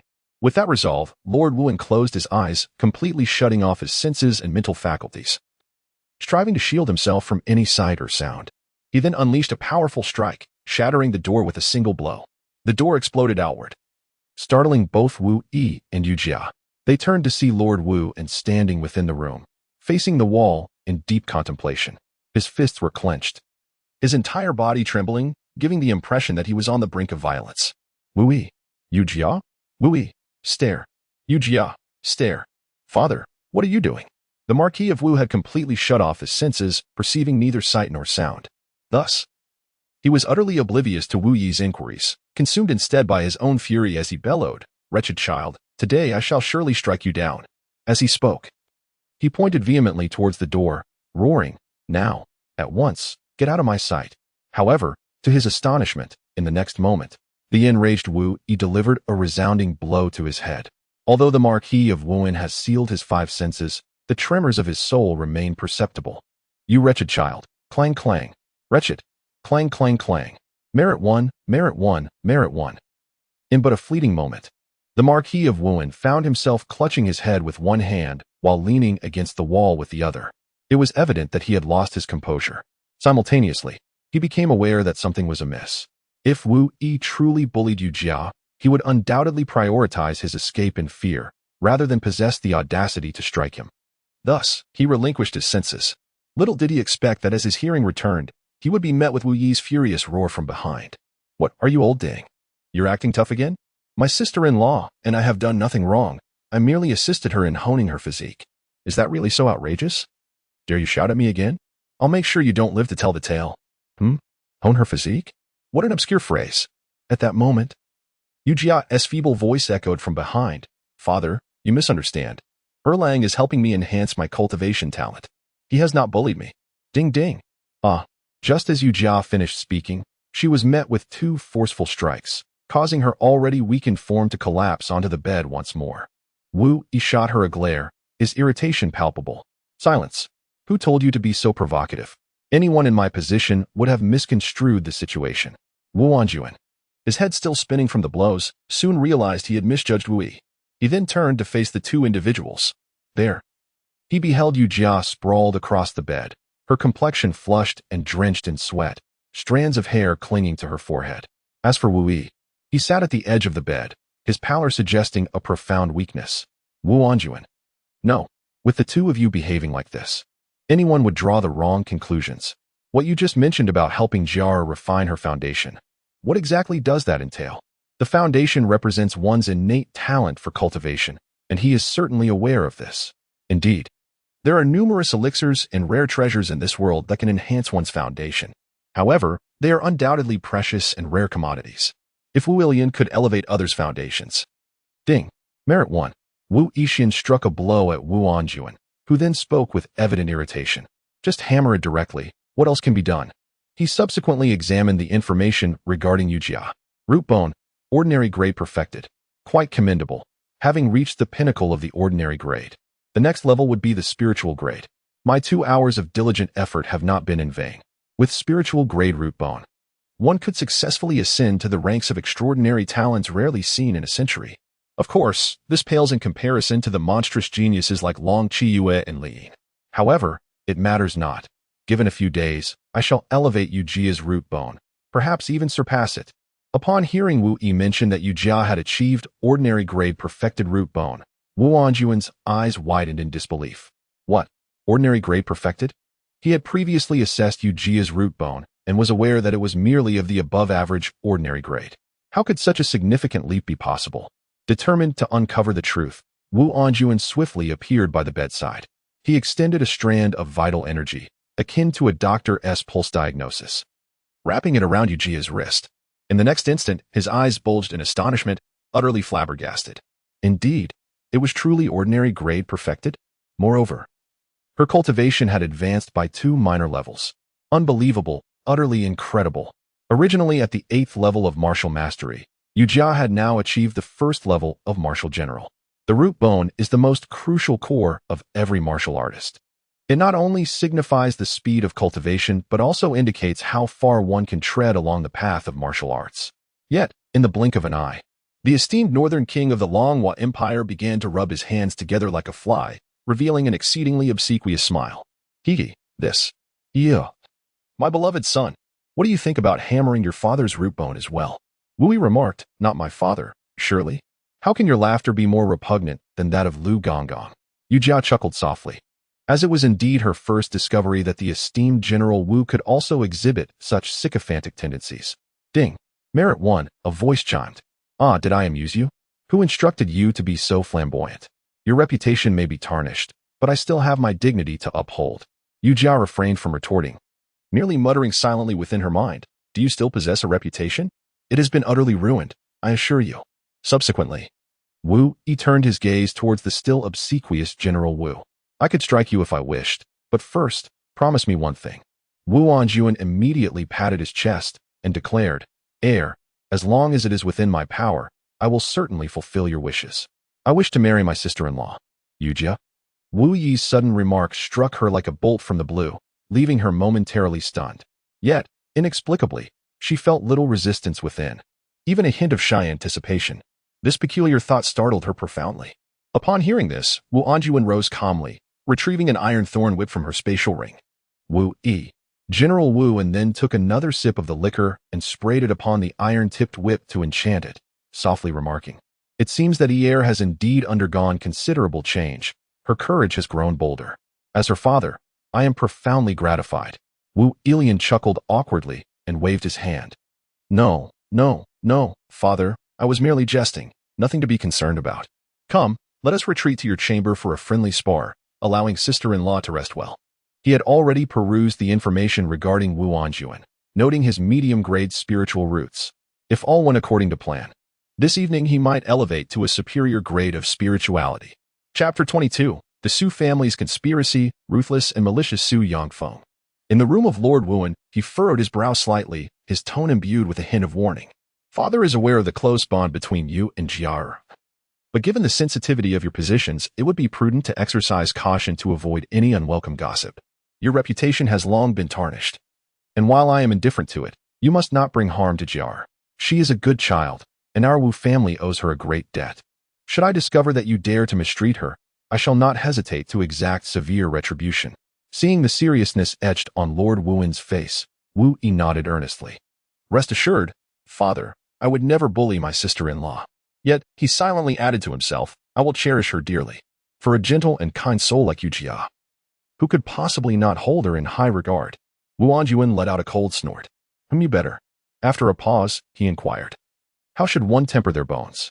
Simply sit cross-legged on the bed, Wu Yi replied, as he took out the merit hammer and switched to the 4th strike. Tempering it to steel. Father, please bear with it. Tempering the bones is excruciating. You will feel as if every single bone in your body is being mercilessly struck by countless great hammers. The level of agony is beyond imagination. This is also why he had cried out in torment while using the jade hammer, drenched in cold sweat and feeling utterly weakened. Indeed, it is profoundly painful. Lord Wuan sat cross-legged, emanating an air of indifference. Despite enduring countless battles on the battlefield over the years, what injuries had he not sustained? What hardships had he not faced? What did a trifling pain matter? However, before he could finish his thought, a sharp pang of agony forced him to gasp in surprise. As Wu Yi struck him from a distance, Lord Wuan felt as if his body were on the verge of disintegration, trembling uncontrollably. The sensation was indeed as Wu Yi had described, akin to every bone in his body being mercilessly hammered by a multitude of colossal mallets, as if he were to be utterly crushed. Wu Yi'Cai was indifferent to Wu Anjuan's plight. This anguish could be endured even by Yu Jia, let alone by him, the king of Northern Town. Thus, he focused solely on fervently hammering away, amassing merit points with unrestrained joy. Clang, clang, clang, merit 1, merit 1, merit 1. However, Wu Yi remained unaware that those with superior bone quality and cultivation bore a proportionately greater suffering. The torment experienced by Wu Anjuan was, in fact, dozens of times more intense than that of Yu Jia. In the dead of night, within the council hall of the Prime Minister's residence. An oppressive atmosphere hung thick like dark clouds, suffocating all within. Prime Minister Su Xian, King of Pingxi Su Jinghua, the heir Su Yangfeng, along with numerous core members of the Su family, were gathered, their expressions grim and laden with a chilling aura of hostility. Yet, the anger in their eyes eclipsed even their sorrow. In the center of the hall, the princess consort, Lady Li, wept uncontrollably while cradling the headless corpse of Su Yangsha. "My child, you met such a tragic end." If Wu Yi were present, he would undoubtedly comment on her exceptional wailing, a natural-born master of lamentation. "Enough." Su Jinghua suddenly bellowed, irritated. "Must you continue this incessant wailing?" Lady Li, enraged, retorted, "I am a mother. Unlike you, King of Pingxi, whose heart is as cold as ice, I shed tears for my son, brutally slain before my eyes. With venomous resolve, she declared, I care not. That wretched Wu Yi must die. I want him to perish without a burial site to avenge my son." Her status as the princess consort was anything but simple. She was the daughter of the sect leader of the Shuiyun sect. Though the sect was merely a second-rate power, it could easily facilitate an assassination of Wu Yi. Su Xian, maintaining a calm demeanor, interrupted her. "This is madness. If we kill Wu Yi right after he slays Shuo, it will be obvious to all that we acted. The kingdom of Dingguo would retaliate, and Long Qiuyue would secretly ally with them to uproot our Su family." At this moment, Lady Li, her eyes aflame with fury, turned to Su Xian. "Father, what then? Shall we simply endure this? Allow Shuo's death to be in vain?" Her anger was directed not only at Wu Yi but also at Su Xian, who, as prime minister, had stood idly by while his grandson was murdered. Just then, a strikingly handsome young man interjected. "Mother, do not fret. We will avenge Yang Shuo, but not immediately. Moreover, it cannot be our Su family that takes action." This young man was Su Yangfeng, the eldest son of the king of Pingxi. Su Jinghua regarded him thoughtfully. "Fenger, do you have a plan? Speak." As all eyes turned to him, Su Yangfeng rose and assisted Lady Li to her seat before speaking earnestly. "In 3 days, the Longhua and Dian Dragonflame martial tournament will commence. Participants will include royal family members and young nobles from various houses. We must understand that regardless of when or how we kill Wu Yi, the kingdom of Dingguo will inevitably declare war on us. However, if Wu Yi were to die at the hands of the dying crown prince in public, how do you think Wu Yuan and Wu Anjun would react?" Upon hearing this, Su Jinghua's eyes narrowed slightly, brightening with insight as he continued. "In that case, the kingdom of Dingguo would pressure Long Qiuyue into war. The strength of Dian should not be underestimated. In recent years, it has even overshadowed Longhua. If the Empress agrees to war, it would be the perfect opportunity for our Su family to ignite the flames of conflict from behind her. If the Empress refuses war, the kingdom of Dingguo will certainly experience a rift with her, even disobeying imperial orders. We would still achieve our aims." Su Xian nodded, his gaze towards Su Yangfeng filled with approval. "Fenger, this is a clever strategy, 3 birds with 1 stone." Yet, unexpectedly, Su Yangfeng shook his head. Standing resolutely with his hands clasped behind his back, his eyes gleaming with a ruthless intensity. Merely having Wu Yi slain by the dying crown prince is insufficient. The crown prince must die in Longhua. Only then can we incite unquenchable fury between the 2 nations, leading to an all-out war with no room for retreat. His words astonished all present, yet Su Xian and Su Jinghua regarded him with admiration. No man is truly a man without a measure of poison in his heart. Every ruler ascends the heights of power by stepping over countless corpses. After a moment of silence, Su Jinghua nodded in agreement. "Fenger, this task is yours. It presents a rare opportunity. Do not let it slip away." Su Yangfeng bowed respectfully. "Father, rest assured, I shall not disappoint." While the assembly envisioned their grand plans coming to fruition, only Lady Li's eyes glimmered with malice, as she silently resolved, "You all still seek to dominate. I care not. I only wish to personally tear Wu Yi apart to avenge my son. Why should my son's murderer die by another's hand? I want him to perish without a grave." Chapter 23, Superior Quality Roots. The armies of the Golden Universe press forward. As dawn broke, the horizon blushed with hues of crimson, dispelling the lingering darkness. Wu Yi rose to his feet, stretching languidly, fatigue evident in his demeanor. "Father, your bones are indeed formidable, truly resilient." Indeed, he had been hammering away at Wu Anjun for an entire night. Given his father's exceptional cultivation and innate talent, the endeavor proved to be a considerable drain on his mental fortitude. Numerous times, he found himself utterly exhausted, only able to resume once he had regained his strength. Fortunately, the precious ice spirit jade tears from the dragon clan facilitated rapid recovery. Otherwise, his progress would scarcely have reached a fraction of what it is now. At that moment, Wu Anjuan also opened his eyes, weariness evident in his fierce gaze, yet it could not conceal the excitement and exhilaration thrumming within him. Is this the sensation of possessing superior innate talent? He clenched his fist, feeling the transformation of his root bone, his eyes trembling with exhilaration.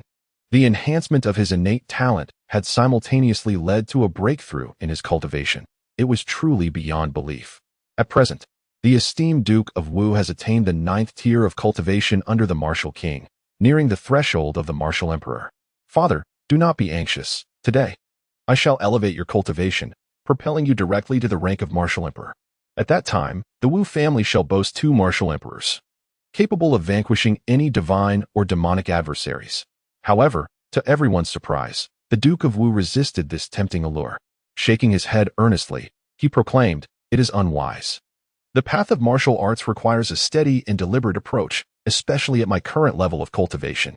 Rapid ascension through the ranks is a grave error, as it may lead to a dissonance between one's state of mind and cultivation, resulting in potential loss of control.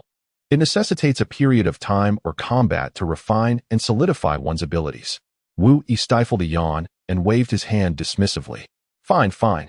Let it be as it may. I am weary and shall retire for a while. Do not disturb me, even if the sky falls." He possessed merely the cultivation of a warrior and could not endure sleeplessness for months like Wu Anjuan. Moreover, he felt exceedingly fatigued after a night filled with exertion. Just as Wu Yi was about to exit the room, Wu Anjuan unexpectedly called out to him. "What is it?" Lord Wuan wore a serious expression, his tiger-like eyes glistening with emotion. "In the past, I wrongfully judged you, but from this day forth, I take immense pride in you, my child." Wu Yi chuckled mischievously, seizing the moment. "Then you should let me marry your sister-in-law." The Marquis of Wuan rose silently from his bed, his expression tranquil as he removed his long robe and slowly rolled up his sleeves. "Alas, old Deng, you truly are ungrateful. I curse you to forever eat instant noodles devoid of seasoning." Wu Yi let out a startled cry and fled. Upon returning to his room, he did not immediately succumb to slumber. Remarkable. A total of 685 points of merit. It was fortunate for him to possess the ice soul jade tears. Otherwise, he would have earned at most a few hundred points this night, considering the exorbitant mental energy consumed in the process of bone knocking. Of course, a portion of this merit also stemmed from Liyin. System, allocate the 685 points of merit to my cultivation. Yet, before he could finish his thought, hesitation crept in. "Ding. May I inquire if the host wishes to allocate this to cultivation?" "Wait a moment, let me ponder," he replied. Wu Yi furrowed his brow, contemplating the current circumstances before reaching a final decision. He resolved to bide his time for now. It was abundantly clear to him that the Su family harbored intentions to eliminate him. However, regardless of how rapidly he advanced in his cultivation, it was impossible for him to reach the realms of Martial King or Martial Emperor in such a short span. Without the cultivation of a Martial Emperor, all aspirations were but mere fantasies, and an accelerated rise in power would only arouse suspicion among others. For the next few days, he planned to feign weakness and accumulate merit points, awaiting the opportunity to astound everyone at the upcoming Flame Dragon Martial Conference 3 days hence. By then, he aimed to possess at least tens of thousands of merit points, allowing him to break through directly to the rank of Martial General or even Martial Commander. At that moment, he would be unstoppable, capable of vanquishing any divine or demonic obstacle in his path. "Get up, Erlang, stop sleeping." As Wu Yi indulged in a rather inappropriate dream, he was suddenly roused by the voice of the female protagonist from his slumber. Instinctively, he pulled her into his embrace, his hands wandering. Slap. Yujia was taken aback, her cheeks flushing as she smacked away the offending hand that was causing mischief upon her. Without hesitation, she seized Wu Yi by the ear and pulled him upright. "Stop sleeping." Wu Yi cast a glance at the sky outside, somewhat dazed, and remarked, "Am I mistaken, sister-in-law? I have only slept for a few minutes." Yujia replied, somewhat exasperated, "The Empress has arrived. You must rise immediately." The Empress is here?" Wu Yi immediately became alert and swiftly got out of bed. The Empress's visit to the royal residence so early in the morning could not possibly be a mere social call. Surely, something significant had transpired. As for Yujia, she attended to Wu Yi's dressing and grooming, performing the duties of a maid. However, her deftness in these tasks indicated that she had frequently served him. Wu Yi gazed at Yu Jia, who was tidying his garments, inhaling the delicate fragrance that wafted into his nostrils, and inquired, "Did His Majesty utter anything?" Yu Jia shook her head. "No, he merely sent me post-haste to summon you." However, I observed his countenance was grave, as if something unfortunate had transpired. Wu Yi slightly bowed her head, leaning closer to the other person's neck, taking a deep breath, and playfully remarked, "Sister-in-law, you smell delightful." Yu Jia's complexion faintly flushed with a hint of embarrassment, and she cast him a sidelong glance. "Get lost, don't be so cheeky." Quickly adjusting her appearance, the two hurried towards the conference hall. As the young mistress of the kingdom's royal residence, Yu Jia was one of the hosts. Therefore, it was imperative for her to pay her respects to the empress upon her arrival. As they stepped into the conference hall, Wu Yi beheld the Empress Long Qiyu seated at the foremost position in the grand hall. Merely by her presence, she emanated an intangible air of authority. Her expression remained calm, betraying no turbulence, yet a subtle hint of sorrow lingered in her brows. Beside her stood Li Yin, shrouded entirely in a dark cloak. Wu cast a glance at the favorability ratings of the two women. Long Qiyu scored a 6, while Li Yin held a 31. As for Wu Anjuan, seated at the prominent position on the left, his grave expression suggested that something unfortunate had transpired. "Your Majesty," he acknowledged. Wu Yi and Yu Jia simultaneously bowed in salute. Long Qiyu said, "No need for formalities. Please take a seat." Wu Yi sat beside Lord Wuan, first discreetly winking at Li Yin, which earned him an eye roll in return. He then turned his attention to Long Qiyu and inquired, "Your Majesty, is there something amiss?" Observing Wu Yi's question, Long Qiyu replied in a grave tone, "We have just received urgent news from the northern frontier. Last night, the kingdom of Jinyu suddenly launched an assault, led by Emperor Qiyu Zhenhong with an army of 700,000, pressing towards our borders. The situation in the northern frontier is dire." Wu Yimei furrowed her brow. With the conflict in the northern frontier, General Wu Wan, as the king of northern defense, naturally had to take charge of the situation. She had heard of Qiyu Zhenhong, the national protector general of the Jinyu kingdom, a martial artist of the Wu emperor's caliber, equivalent in rank to the king of Dingwa, Wu Yuan, of Longhua. "Your Majesty," she continued, "hasn't the Jinyu kingdom been engaged in conflict with the Bingning kingdom for the past few years? Why have they suddenly turned their sights on Longhua? Furthermore, with my grandfather absent, my father alone cannot possibly withstand the Wu emperor Qiyu Zhenhong." Wu Wanjun took over the conversation and spoke in a deep voice. "No worries. His Majesty has promptly ordered King Ping and to dispatch troops for assistance, with our two kings joining forces. An army of 800,000 should suffice to temporarily halt the advance of Qiyu Zhenhong's forces. My only concern is," as he spoke, he cast a glance at Wu Yi, the meaning unspoken yet clear. He feared not the battle. What is death to him? Even if Tin Qiyu Zhenhong were to assault Longhua, he, as the king of the north, would resolutely lead 50,000 Wu family soldiers against the enemy. Yet, his worry lay in what would become of Wu Yi in the north if he were to leave. If the Su family were to strike at this critical moment, who would protect his son? Chapter 24. The Empress grants marriage. Yu Jia to wed Long Xian? Long Qiyu discerned the unease within Wu Anjun. "Are you concerned that Su Xian may take advantage of the situation?" The late emperor and Wu Yuan were sworn brothers, and she referred to Wu Yuan as her adoptive father. Thus, she and Wu Wanjun were of the same generation, often addressing him as Brother Wang in private. Noticing Wu Wanjun's silence, Long Qiyu spoke with confidence and composure. "Brother Wang, you worry too much. I will certainly devise a means to counterbalance the Su family, and I shall ensure the safety of the royal household." With Long Qiyu's assurance, Wu Wanjun felt considerably more at ease. "Then I shall trouble your Majesty." Wu Yi smacked his lips. "Father, when do you plan to depart? Could you possibly postpone it by a day? If not, even half a day would suffice." He contemplated hastily enhancing the opponent's cultivation to the martial emperor level for greater safety, considering that the adversary they faced this time was also a martial emperor. Unexpectedly, Wu Anjuan shook his head, his expression grave. "No, we must set off immediately. I have already dispatched someone to summon the generals. We shall depart shortly." At that moment, a boisterous and arrogant voice rang out from outside. "Get lost. You dare to stop this prince? Are you looking for a beating? No matter who it is. Today I am the most important. Does anyone dare to act arrogantly in front of me? Do you believe I will sever your head? Oldie, come out quickly. What is there to discuss about those trivial matters? I heard that Miaoying Pavilion has received a new batch of well-trained young ones, each more alluring than the last. Today, this prince is treating Let us indulge and have a good competition. Simultaneously, the figure of Long Yu was also visible to the group.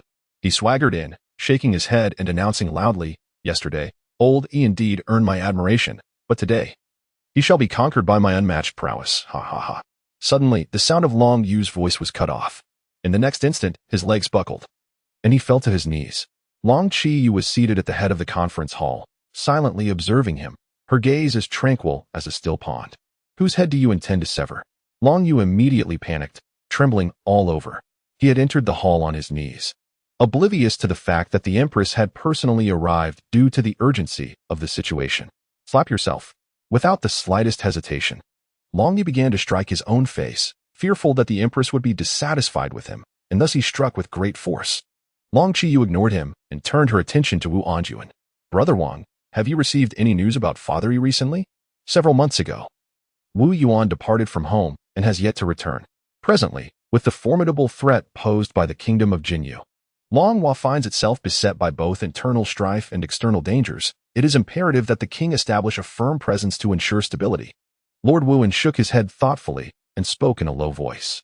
His father had ventured into the mysterious realm of Muyu 6 months prior and had since vanished without a trace. However, should he receive news of the advancing forces of the Jinyu kingdom, he would undoubtedly return without delay. Subsequently, Lord Wuan rose to his feet.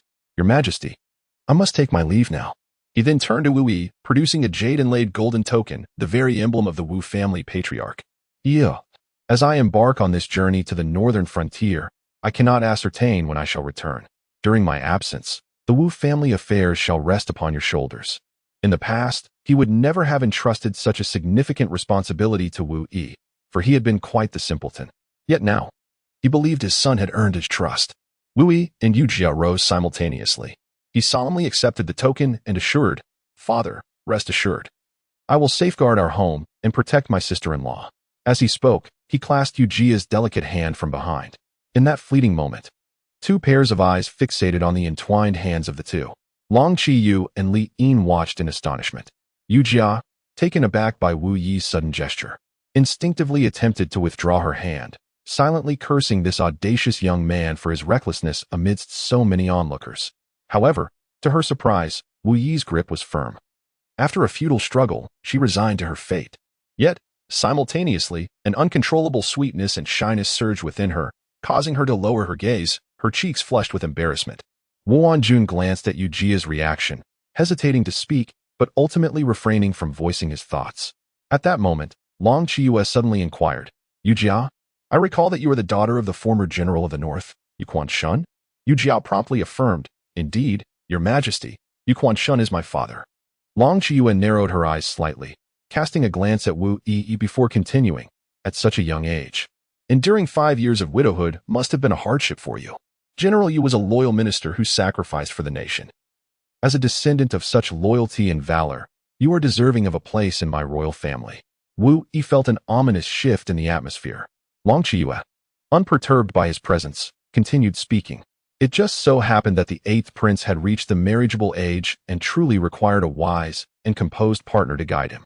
Thus, I have resolved to bestow the hand of Yujia upon the 8th prince, Long Wei-yin, and they shall wed immediately following the 9th princess's marriage." Long Wei-yin exclaimed, "What?" The moment these words were uttered, all present were taken aback. Yujia's complexion turned as pale as death.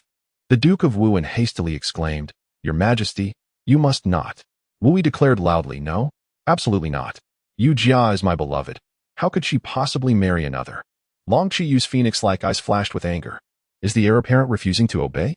To everyone's surprise, Wu Yi stood his ground, shielding Yujia behind him. "It is not I who defy commands, but rather His Majesty who compels my disobedience. Yujia shall forever be the daughter-in-law of the Wu family. No one can take her away."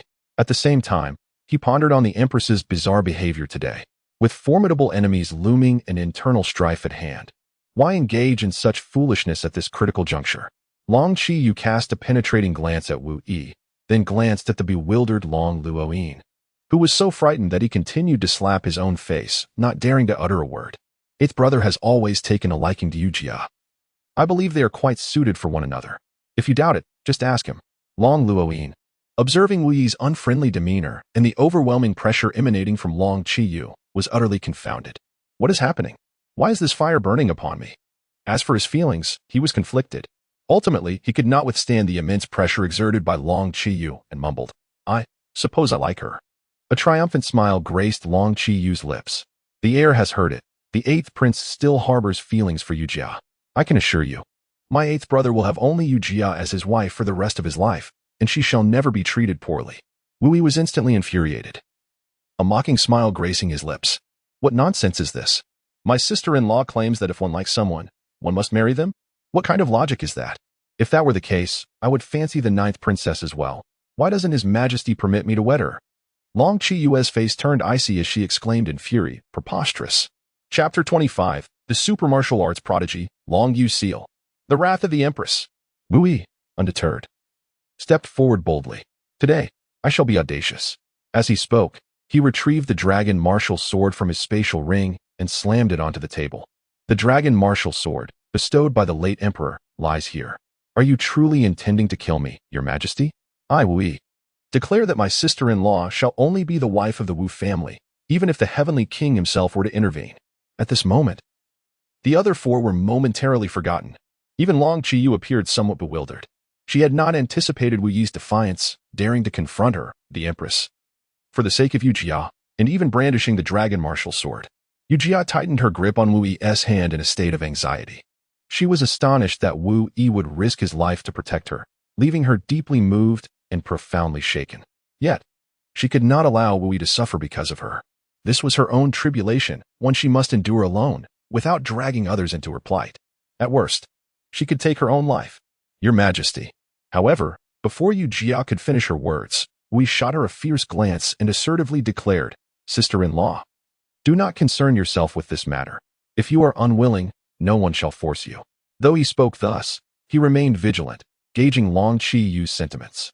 To his surprise, the Empress's favor seemed to rise rather than fall. 7. Huh? At this moment, the atmosphere in the room had plummeted to a freezing point. Just as the others anticipated Long Qiyu to erupt in anger, she unexpectedly offered a rare, faint smile, her words laced with admiration. Truly, the courage of the Wu family's bloodline. Today, I have genuinely witnessed the heir's audacity. With that, she turned her gaze towards Wuanjuan. Since time immemorial, those who protect their families are destined to protect their nations. Brother Wang, you can now rest assured in entrusting the Wu family to Wu Yi, can't you? Moreover, with my protection, the Wu family shall remain unharmed. The others were left speechless. The esteemed Lord Wuan, filled with immense satisfaction, gently patted Wu Yi's shoulder. My dear son, I am utterly at ease. With these words, his figure flickered and vanished from sight, transforming into a fleeting ray of light that ascended into the heavens. Concurrently, his joyous laughter echoed in the distance. I take pride in you, my son. Ha ha. Wu Yi, what is this nonsense? He mentioned that the Empress is acting strangely today. It turns out she is deliberately testing Wuanjuan. Long Xian's body trembled with rage, his fists clenched tightly. How infuriating. In the end, it seems I am the only one being bullied. Very well. I shall remember this humiliation. However, upon noticing Long Qiyue's gaze, he instantly cowered, obediently biting his lip. At that moment, Long Qiyue rose and walked outside, addressing Wu Yi. Yu Jia is your elder sister-in-law, which may invite criticism. However, once this matter is resolved, I can grant her a title that will silence the world. Wu Yi felt a surge of joy and quickly replied, Thank you, Your Majesty. This meant that if he could eliminate Su Yongfeng at the martial arts competition, then Long Qiyue would issue a decree to grant him marriage, bestowing upon him the exquisite Yu Jia. Once the Empress herself officiated the marriage, who would dare to whisper behind his back? In truth, he was indifferent to reputation. However, he had to consider the stability of the National Duke's residence and the implications for Yu Jia. Yet, as Lian passed by him, she coldly snorted. What a face! Wu Yi noticed, to his astonishment, that her favorability rating towards him had plummeted from 31 to 17 since the day's beginning. What on earth? As the Empress and Lian vanished like a fleeting spark into the horizon, Long Yuan finally exhaled in relief, wiping the cold sweat from his brow. Damn it, old Yi, I truly shouldn't have come today. I only wanted to invite you to Miao Yin Fong for some fun. How did I end up provoking the wrong person? However, the next moment, Wu Yi erupted in fury, seizing Long Yuan by the collar and slamming him onto the chair, wielding the merit hammer with fervor. Do you seek death, old longevity star? How dare you fancy my sister-in-law? I'll hammer you to oblivion. Clang, clang, clang. Merit one, Long Yoin's cries of agony echoed throughout the National Duke's residence. Ah, damn it. Old E, please stop. I feel so dizzy. Don't hit me anymore. Brother, I was wrong. I don't like my sister-in-law. I was forced into it by the Empress. Wui continued to hammer relentlessly, inquiring as he struck. Who forced this upon you?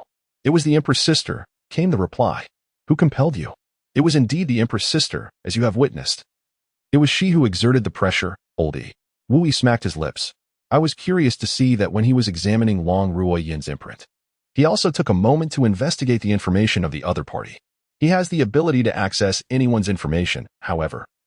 The details regarding males tend to be relatively straightforward. Name, Long Ruoyin, age, 18, cultivation level, first stage martial master root bone, spirit grade extreme.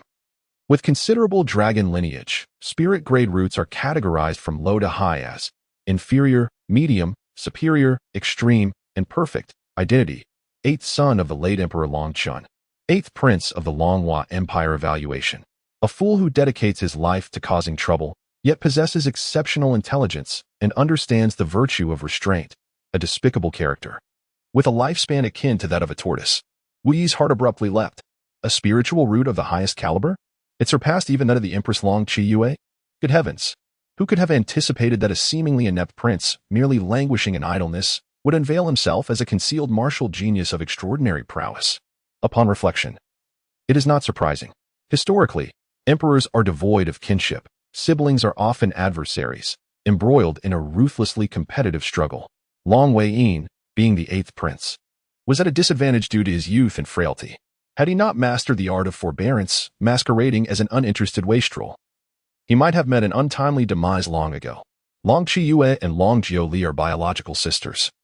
While Long Weiyin lost his mother to illness in his early years, he and Long Jiuli have been inseparable followers of Long Qiyue since childhood, forging a deep bond among the trio. Fortuitously, Long Qiyue now holds the throne. Had another prince or princess ascended, Long Weiyin would undoubtedly face dire consequences. Observing that Long Weiyin had been rendered dazed and slumped in his chair, Wui spoke in a calm tone. Sister-in-law, please step outside and ensure that no one approaches the council chamber. Yu Jia, noticing Wuyi's grave expression, seemed to grasp the gravity of the situation. Very well. I will have Uncle Lu and Uncle Qi guard it personally. The uncles she referred to were Wu Lu and Wu Qi. Once Yu Jia departed, leaving only the two of them in the council chamber, Wui continued, Old 8, having shared such a long-standing friendship, I shall bestow upon you a fortuitous opportunity today. He then transitioned to the 4th hammer, tempering steel. As Long Weiyin sought to conceal his abilities, Wui had no intention of hammering his cultivation. Instead, he would focus on his spiritual root. It was likely that today he would attain perfection in the spiritual realm. Not only in the Dragonhua Empire, but across the entirety of the Yuanwu continent, such a talent would be nothing short of breathtaking. With a resounding clang, as Wu Yi delivered the blow, Long Weiyin, who was on the verge of unconsciousness, screamed in agony. He felt as though his very bones were shattering. Oh, damn it. It hurts so much. Old E, have you lost your mind? Are you trying to kill me? This prince will fight back. Wu Yi disregarded his opponent, firmly pinning him down with one hand and unleashing a flurry of blows without uttering a word. Gradually, the anguished cries of Long Yuyin diminished, replaced by muffled groans. Ultimately, he slumped in his chair, relinquishing all struggle, resembling a frail maiden subjected to relentless torment. Tears of humiliation streamed down his cheeks. The disgrace of this day, the prince vowed, would be repaid tenfold in the future. Ah, the pain. Back in the palace, Long Qiyue's exquisite visage was shrouded in frost. Unable to contain the fiery wrath within, she erupted in fury. You Wui, how dare you act with such insolence? This is utterly outrageous. Chapter 26. In literature, there is dancing. In martial arts, there is Anhua. You, Wui, how dare you act with such insolence? This is utterly outrageous. How could you defy me for the sake of a woman? Does he truly fear no consequence? Lin, do you think he has lost his mind? Standing beside her, Lin was taken aback. It was her first time witnessing the Empress in such a tempest of anger. Yet, in this moment of fury, Long Qiyue knew she could not further stoke the flames. Your Majesty, please, quell your anger. Wui has indeed overstepped today and deserves severe punishment. However, as you stated, A protector of his family is a protector of his country, which reveals Wu Yi to be a man of deep loyalty and reliability. Long Qiyue cast her a sidelong glance, inwardly noting, so soon, the elbow begins to bend outward?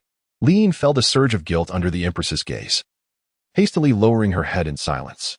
After venting her anger, Long Qiyue regained her composure. The kingdom of Jinyu had suddenly taken action. Su Xian would undoubtedly seize this opportunity for a grand maneuver. Keep a close watch on them, report thrice daily, and ensure accuracy. Understood, Li Yin replied, departing promptly. At this moment, within the Prime Minister's residence, Su Xian was in high spirits, bursting into laughter. Truly, the heavens are aiding me. Who would have anticipated that the kingdom of Jinyu would strike at this very moment? Without Wu Yuan present in Longhua, the combined strength of Wu Anjuan and the king of Ping and could not possibly thwart the formidable Wu Huang, Kyuzhenhong. Su Yangfeng nodded with a smile.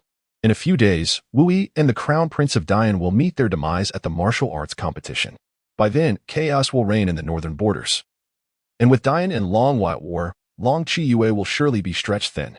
The king of Anong is in the same boat as us. He will spare no effort to topple Long Qiyue. Yet, my concern is whether we can withstand the combined assault of the kingdom of Jinyu and Dian after Long Qiyue falls. Despite the Su family's clandestine developments over the years, they had amassed a substantial force, yet it still fell short of rivaling two empires. Su Jinghua, the prince of Pingxi, dismissed the concerns with a laugh. Fenger, you worry too much. Your aunt has recently emerged from seclusion. When the time comes, no matter how many Wu Huangs there are, they shall all be eliminated. Who can stop my Su family from uniting Longhua? At this point, Su Jinghua scoffed disdainfully. As for the king of Anong, if he complies, he may retain his title. If he defies us, he shall meet the same fate as Long Qiyue and the Duke of Dinghua. Upon hearing this, Su Yangfeng felt a surge of joy. Your aunt has emerged? That makes our position even more secure. 2 years ago, she was already at the 4th level of Wu Huang. Now, after 2 years of seclusion, one can only imagine her current strength. Truly, fortune smiles upon my Su family. Su Danqing, recognized as one of the most gifted cultivators in the Longhua Empire over the past few centuries, was also the crown princess of Longhua, possessing extraordinary innate talent. She was renowned as the legendary Yuanling body. At the time, she and Wu Yi's uncle, Wu Anhua, were celebrated as the unparalleled duo, often referred to as in literature. There is Danqing. In martial arts, there is Anhua, with literature representing the prime minister's residence and martial arts denoting the Duke of Dinghua's residence. However, Su Danqing, at the tender age of 16, was betrothed to Crown Prince Long Tiansheng by the late emperor, only to be taken as a disciple by the head of the commoners' sect, devoting herself to her cultivation for the past 2 decades. Father, please accept this bow from Yuan. With father gone, old E, you are now my father. At this moment, Long Yuan was overwhelmed with emotion. Initially, he had thought Wu Yi merely sought to beat him. Little did he realize that Wu Yi was enhancing his innate talent. This was indeed a life-altering grace. Although he had concealed his abilities over the years, he had never abandoned the dream of becoming a true powerhouse. In truth, he had been waiting for Long Qiyue to unify Longhua entirely, allowing him to unleash his potential without concern under her protection. Long Yuan was confident that with his perfect innate talent, he would reach the pinnacle of martial arts within 20 years. At this moment, Wu Yi's face appeared somewhat pale, as the high caliber of Long Yuan's innate talent was particularly taxing on his mental energy. To acknowledge a father or to accept a master? Long Yuan pondered carefully, then broke into an awkward smile. I suppose I shall choose to accept a master. Should I acknowledge you as my father? My elder sister would surely tear me to shreds. Master, please accept this bow from Yuan. Wu Yi smirked and said, as the heir to the Duke of Gua, I am quite stringent when it comes to accepting disciples. However, since the 8th prince is so eager to improve, I shall reluctantly take you under my wing. As he spoke, he extended his hand. The fee for apprenticeship is 1 million spirit stones, but you shall pay me 10 million. What do you say? He was currently in dire need of funds, as money would certainly serve great purposes. Despite his status as the heir to a noble house, the Wu family was renowned for its loyalty and integrity, leaving him not overly wealthy. Upon hearing Wu Yi's demand for 10 million, Long Xian gasped in astonishment and stood up. Why don't you just rob someone? Even as a prince, I cannot produce such a sum. My elder sister is quite strict, and I only receive a monthly allowance of 100,000. Besides, did you not say the apprenticeship fee was 1 million? Why then the sudden demand for 10 million? Wu Yi couldn't help but twitch the corner of his mouth. Listen to this. Is this even human speech? The average person works tirelessly for a month just to earn a few spirit stones. Yet Long Luoyin, this good-for-nothing slacker, receives a staggering 1 million at the end of the month without lifting a finger? Indeed, some are born to toil like beasts of burden, while others are born amidst luxury and privilege. Wu Ibe pouted. The apprenticeship fee is indeed 1 million, but in matters of life, one must multiply by 10, which amounts to 10 million, does it not? As he spoke, he rose and embraced Long Yuanyin's shoulder, guiding him with gentle persuasion. Xiaoba, this is where you err. I have helped you elevate your innate qualities to the pinnacle of spiritual excellence, a favor akin to being reborn, and yet you are hesitant over a mere 10 million? Have you forgotten our ancient saying in Longhua? V0 you TikTok? TikTok me? Splash splash V0 you? Tell me, do you still consider yourself a person? Long Yuanying? He had stumbled upon new revelations and his interest was piqued. Wait a moment, master, what does that TikTok phrase mean? Wu let out a haughty snort. The essence of the phrase suggests that even a small act of kindness deserves immense gratitude. The sound of dripping water can be likened to the rhythmic tick-tock, while the flowing spring water resembles a cascading roar. Long Shui displayed an expression of astonishment. Is there truly such a way to convey this? How wonderful. I must learn this. Wu let out a snort. Now I ask you, is a 10 million apprenticeship fee exorbitant? Long Xian shook his head repeatedly. Not at all. Not at all. It is exceedingly worthwhile. He then boldly removed one of the spatial rings from his left hand and generously handed it to Wu. A mere 10 million. What is that in the grand scheme of things? Wu felt a surge of joy and hurriedly accepted it. However, the disciple currently possesses only 1 million. The remainder will be given to you later. Wu, how could you? Yet ultimately, he retracted a mysterious organ. Very well, let us expedite the remaining matters. Now, let us discuss the second condition. Long Wei-yin, is there truly a second one? Wu let out a snort. Nonsense. Becoming a disciple of this prince is not an easy feat. The second condition is that I wish to meet Jiuli. You shall arrange this for me. Upon hearing this, Long Yuan was immediately taken aback, exclaiming in disbelief. What? You want to see Jiumei? Are you out of your mind? Jiumei is now the crown princess of Diyan. How can you still harbor such feelings for her? As he spoke, he waved his hands repeatedly. Who doesn't know that you have always had a soft spot for Jiumei? She is about to be married, and you still dare to seek her out? If the Empress knew that I was the one who took you to meet Jiumei, she would surely tear me apart. In truth, given his penchant for mischief, he found the idea rather thrilling. Yet, despite his fearless demeanor, there was one person he truly feared, Long Qiyu. Wu wore an expression that suggested the child was beyond redemption, as he embraced Long Xuanyin's shoulder and continued to deceive him. Foolish, utterly foolish. I ask you, why would His Majesty marry Jiuli off to Diyan? Observing the frown and contemplative demeanor of the other party, he struck while the iron was hot. Is there even a need for thought? Clang Merit 1 Chapter 27, The Empress's Astonishment. Once a super genius, Wuanhua. Long Xianyin revealed a silly grin. Pretending to ponder seriously, wasn't he that a way to appear more solemn? After a brief pause, he sighed and said, I am well aware that my elder sister seeks to ease the tensions between Longhua and Diyan. Ever since our father passed and my sister ascended the throne this year, Diyan has been restless, constantly instigating trouble, and even audaciously proposing a marriage alliance. Wu gently patted Long Ruoyin's shoulder. It is sufficient that you are aware. The year His Majesty ascended the throne, Longhua was indeed beset by both internal strife and external threats.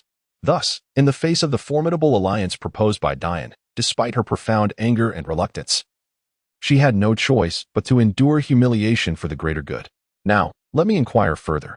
Does Jiuli consent to this marriage? Without a moment's hesitation, Long Ruoyin shook his head. Certainly, she is unwilling. However, to spare her elder sister from hardship, she reluctantly acquiesced. Wu sat in his chair, poured himself a cup of tea, took a sip, and then spoke. Let me inquire once more. What is the nature of your relationship with Her Majesty, the Empress? Long Ruo replied without a moment's hesitation. Is there any need to ask? Though the Empress and I are not of the same blood, our bond is profoundly deep. Had it not been for her protection over the years, I would have perished countless times. I hold her kindness close to my heart. Wu rose to his feet and gently patted Long Ruoyin's shoulder, his expression one of earnest gravity. Your sister is currently enduring humiliation for the greater good of Longhua, and your younger sister is being compelled to marry abroad, destined to be treated as a hostage, forever confined within a cage of lost freedom. As a brother, as a man of integrity, should you not take action for their sake? Noticing Long Ruoyin ensnared in silence, Wu Yi gazed up at the ceiling and let out a deep sigh. I sense that my words have penetrated your soul. Whether you grasp their significance depends solely on you. Once you've come to a realization, do share it with me. With that, he turned away, a look of melancholy adorning his face. Yet, just as Wu Yi was about to exit the council chamber, Long Ruoyin's voice unexpectedly resonated from behind. Old D. What should I do? Hearing you speak, I feel an insatiable urge to stir things up. Wu Yi's lips curved slightly as he turned to speak. Let's pull off a grand heist. Long Ruoyin's eyes sparkled with intrigue. How do we do it? We shall disrupt the union of the two nations. How shall we proceed? Arrange a meeting between me and Jiu Li, and the rest. Leave it to me. Long Ruoyin's gaze grew increasingly fervent, his desire for mischief intensifying. Very well. I shall risk it all.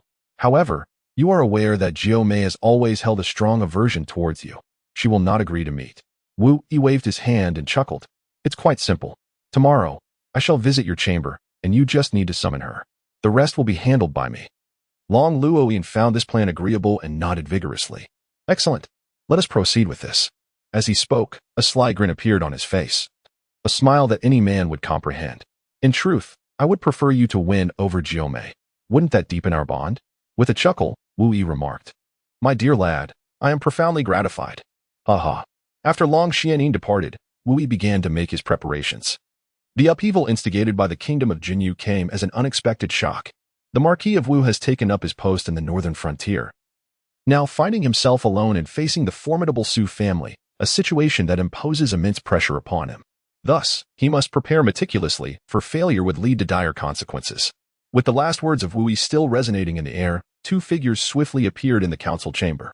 Your Highness, what are your orders? From this moment forth, the royal guard shall assume a state of heightened vigilance.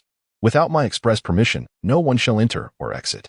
Should a single fly manage to breach our defenses, you shall present your heads before me. Understood. Wu Lu and Wu Qi immediately accepted the mission and set off.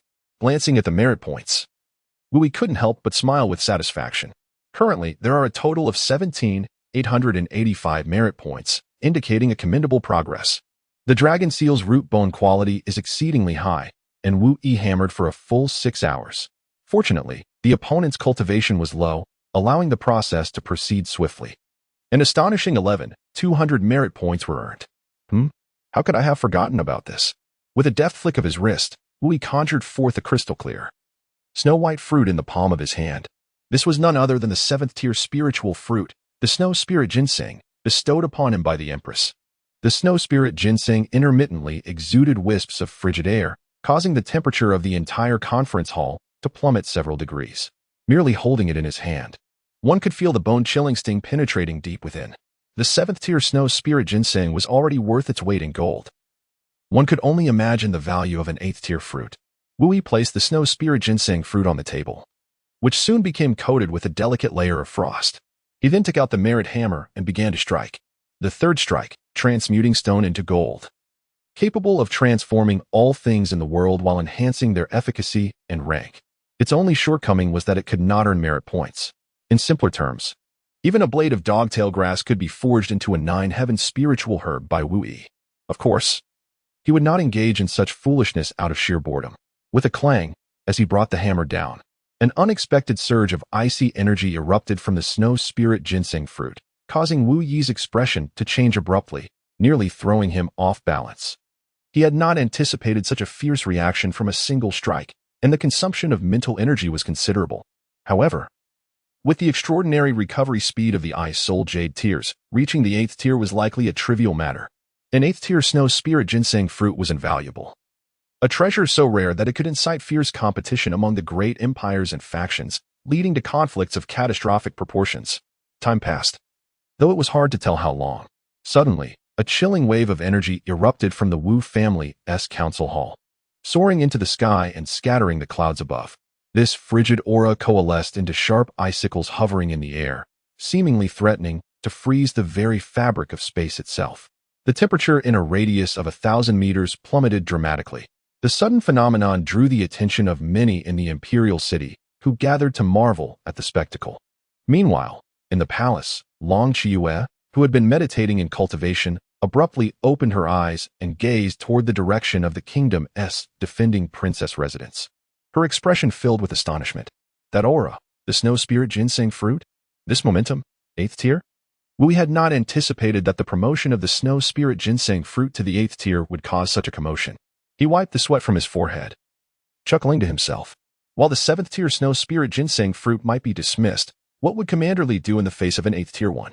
Li Yin possessed a pseudo-water spirit root, and consuming high-tier water attribute spiritual materials could purify her constitution and enhance her cultivation. An 8th tier snow spirit ginseng fruit could potentially enable her transformation into a genuine water spirit root. He firmly believed that possessing such an item would undoubtedly elevate Li Yin's affection towards him. He was eager to discover what treasures this second-rate love interest could bestow upon him. Now, it was time to seek out his third uncle, Wu Anhua. Once hailed as one of the most exceptionally gifted cultivators in the Longhua Empire, possessing an extraordinary spiritual root of the highest grade. He and Su Danqing were indeed a pair of celestial match made in heaven, had it not been for the long-standing enmity between their families. They might have united in matrimony. A decade ago, at the tender age of 26, Wu Anhua had already attained the formidable cultivation level of the 6th rank of Martial King. His brilliance was unparalleled, a beacon amidst the mundane. However, fortune did not favor him. He sustained grievous injuries on the battlefield. His dantian was shattered, and his meridian severed, leaving him a mere shadow of his former self.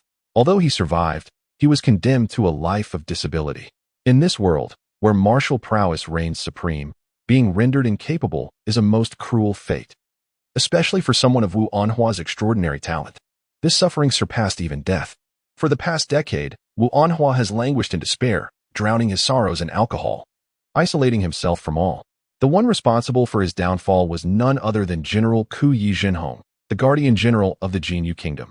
Thus, Wu Anhua approached the northern frontier, fueled by a seething rage.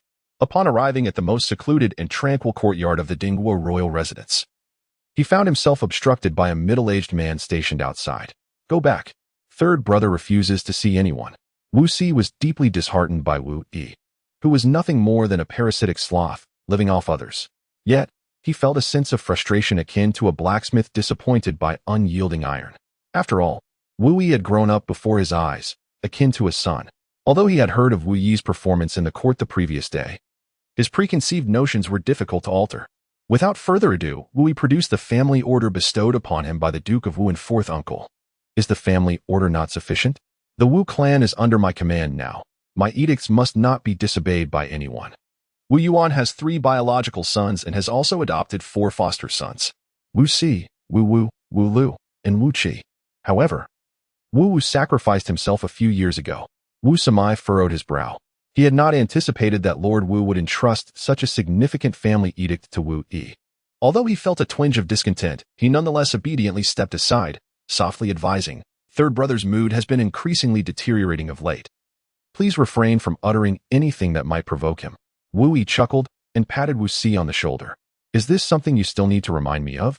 Watching Wu Yi's figure as he stepped through the door, Wu Si couldn't help but think to himself, this lad, after receiving a beating from the 9th princess, seems transformed. Could it be? He has matured? Upon entering the small courtyard, an overpowering aroma of liquor enveloped him. Beneath the ancient locust tree, a man with crippled legs was sunk into a recliner, positioned sideways to the entrance. His long hair was disheveled, and his unkempt beard indicated that he had long neglected his appearance. In his feeble grasp was a wine jug tilted downward, from which a stream of clear liquor incessantly flowed onto the ground. Scattered around him were numerous empty bottles, strewn haphazardly. Despair. Silence. Who could have imagined that the once spirited and exceptionally talented Wu Anhua would now be reduced to such a state? Third uncle, it has been a long time. Wu Yi approached with a smile, simultaneously perusing the information regarding Wu Anhua. However, in the next moment, his pupils constricted in shock. What? Chapter 28. The True Martial Arts Genius, A Hidden Blade. Name, Wu Anhua. Age, 36. Cultivation level, 7th stage of martial sovereign bone quality. Perfect spirit grade. Primordial yang divine body, not fully awakened. Upon awakening, it could reach the lower tier of divine grade. Identity. 3rd son of King Wu Yuan of the Dingwa Kingdom. Former general of the right flank of the Northern Town Army, 2nd on the Long War ranking. 8th on the Inner Domain Storm ranking evaluation, a man with lofty ambitions and a warrior's heart, whose indomitable will ignites an unquenchable inner fire. Capable of creating miracles, a true prodigy of his generation. Upon reviewing Wu Anhua's information, Wu Yi was filled with profound astonishment. Wasn't his third uncle's meridian severed, rendering him devoid of cultivation? How could he possess the cultivation of a seventh-stage martial sovereign? Moreover, his bone quality had surpassed previous levels, now being perfect spirit grade. Even more astonishing, once his primordial yang divine body fully awakens, it could attain divine grade bone quality. This was simply inconceivable. Wu Yiping composed himself and approached, taking a seat beside Wu Anhua on the bench. Third uncle, drinking alone is rather dull. May I join you for a few sips? As he spoke, he picked up a flask of wine from the ground, clinked it with Wu Anhua's, and then took a generous gulp. Wu Anhua appeared to have just awakened from a deep slumber, his hollow, vacant eyes peering through his disheveled, dry hair as he gazed at Wu Yi, revealing a hint of confusion. Is that you? You? Wu Yi secretly thought to himself, go ahead and pretend, dear uncle. It has been quite some time since we last met. Wu Anhua displayed little reaction, instead choosing to close his eyes once more and calmly remarked, please leave. Are you certain you wish to drive me away? Wu Anhua responded with silence. Wu Yi rose to his feet, a smile gracing his lips. Uncle Xing, please take your rest. I shall convey the joyous news of your rejuvenated cultivation at the 7th level of martial sovereign to grandfather and father. I believe they will be quite exhilarated, wouldn't you agree? As Wu Yijing was about to turn away, he was abruptly grasped by Wu Anhua by the wrist. He turned back to meet a pair of eyes gleaming with intensity. How did you come to know? At that moment, Wu Anhua was profoundly astonished. It is worth noting that he had concealed the matter of reuniting his Dantian even from Wu Yuan and Wu Anjuan. How could Wu Yi possibly be aware of it? Wu Yi broke into a grin, choosing not to respond. Third uncle, cease your pretense. It's one thing to deceive others, but to deceive one's own kin is truly heartless. Over the years, due to the matters concerning Wu Anhua, it was evident that both Wu Yuan and Wu Anjuan, despite their silence, harbored profound anguish within their hearts. Wu Anhua gazed at him intently. Please, have a seat. Wu Yi once again took a seat and, unable to suppress his curiosity, inquired. Let us not keep secrets between us, shall we?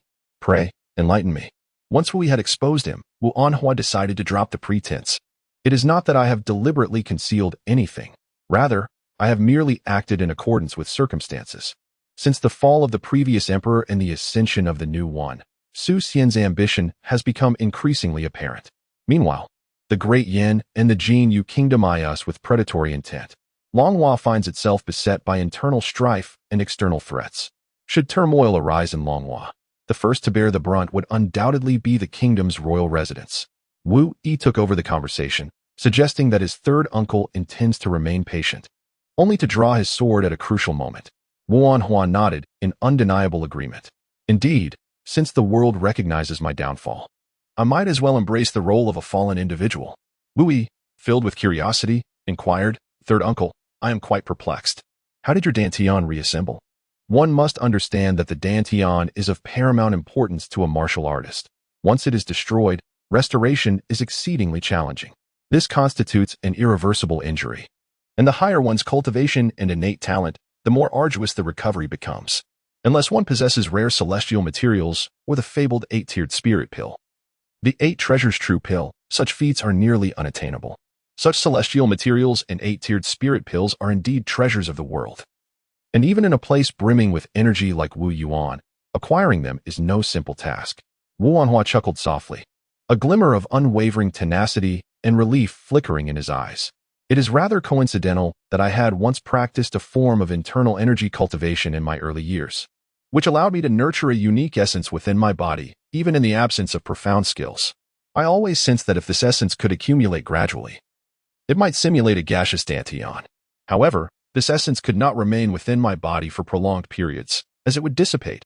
Thus, I was compelled to persistently experiment. Initially, I could retain merely 3 strands of essence, later advancing to 10, 50, and eventually 100. As he spoke, a hint of nostalgia crossed his face as he reflected. Over the span of 9 years, I encountered failure 1,831 times.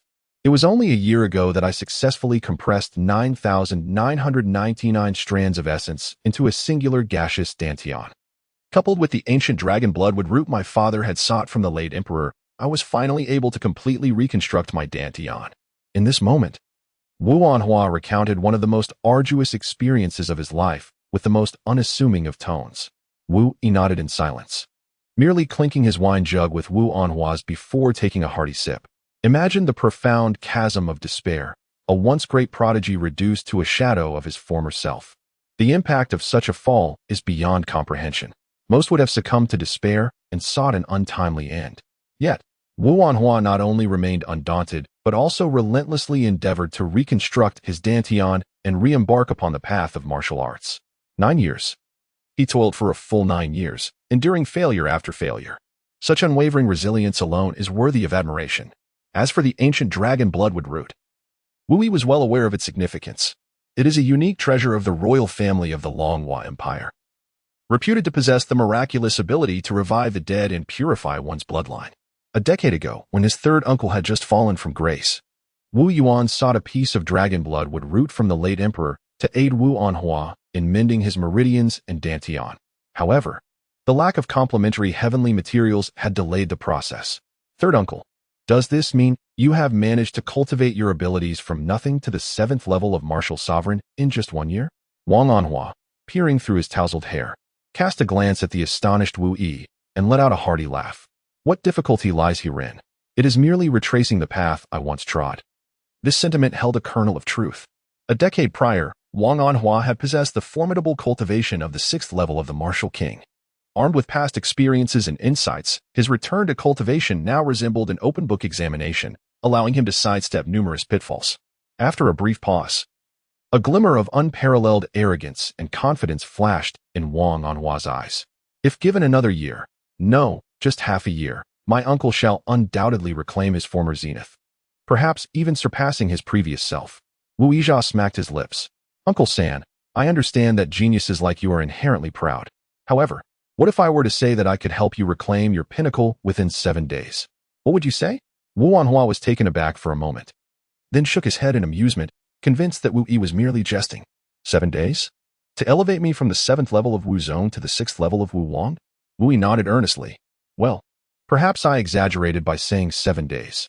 If nothing else interferes, 3 to 5 days should suffice, or even less. Upon hearing this, Wu Anhua suddenly burst into hearty laughter, exuding an air of resolute pride. Haraha, you truly dare to speak such words? In this vast world teeming with countless warriors, who would claim to ascend from the 7th level of martial sovereign to the 6th level of martial king within 7 days? It is utterly impossible. Moreover, even if such a method existed, I would not choose it. My path in martial arts is one I must forge myself. Each step must bear my own imprint. That of Wu Anhua. Suddenly, his laughter came to an abrupt halt. He abruptly turned to look at Wu Yi, or more precisely, at the merit hammer. For with Wu Yi's sudden strike, his cultivation had indeed experienced a slight increase. Although it was but a minuscule enhancement, he was astute enough to notice it. Observing Wu Anhua's bewildered expression, Wu Yi grinned. While others may not, I certainly can.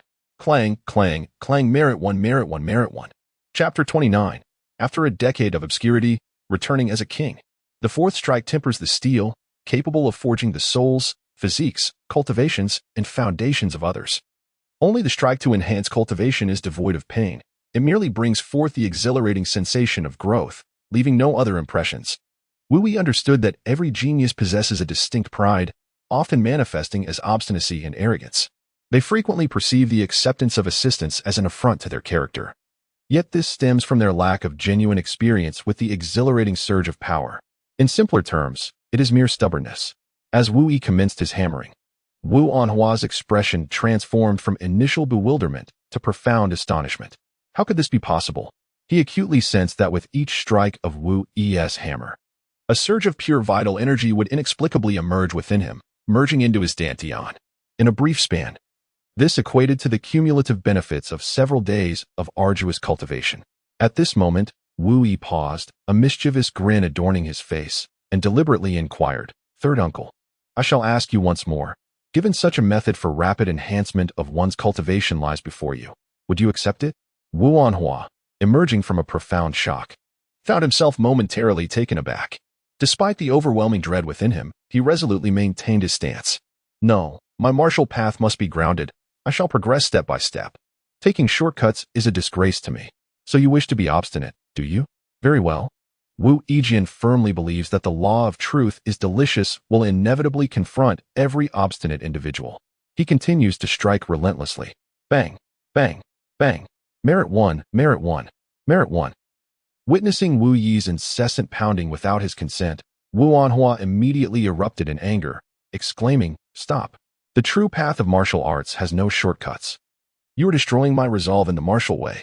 Wu remained silent, continuing to strike. What a farce of a Dao heart! He could not fathom that his uncle, with such unwavering resolve, could have his Dao heart shattered by this. Clang, clang, clang. Merit 1.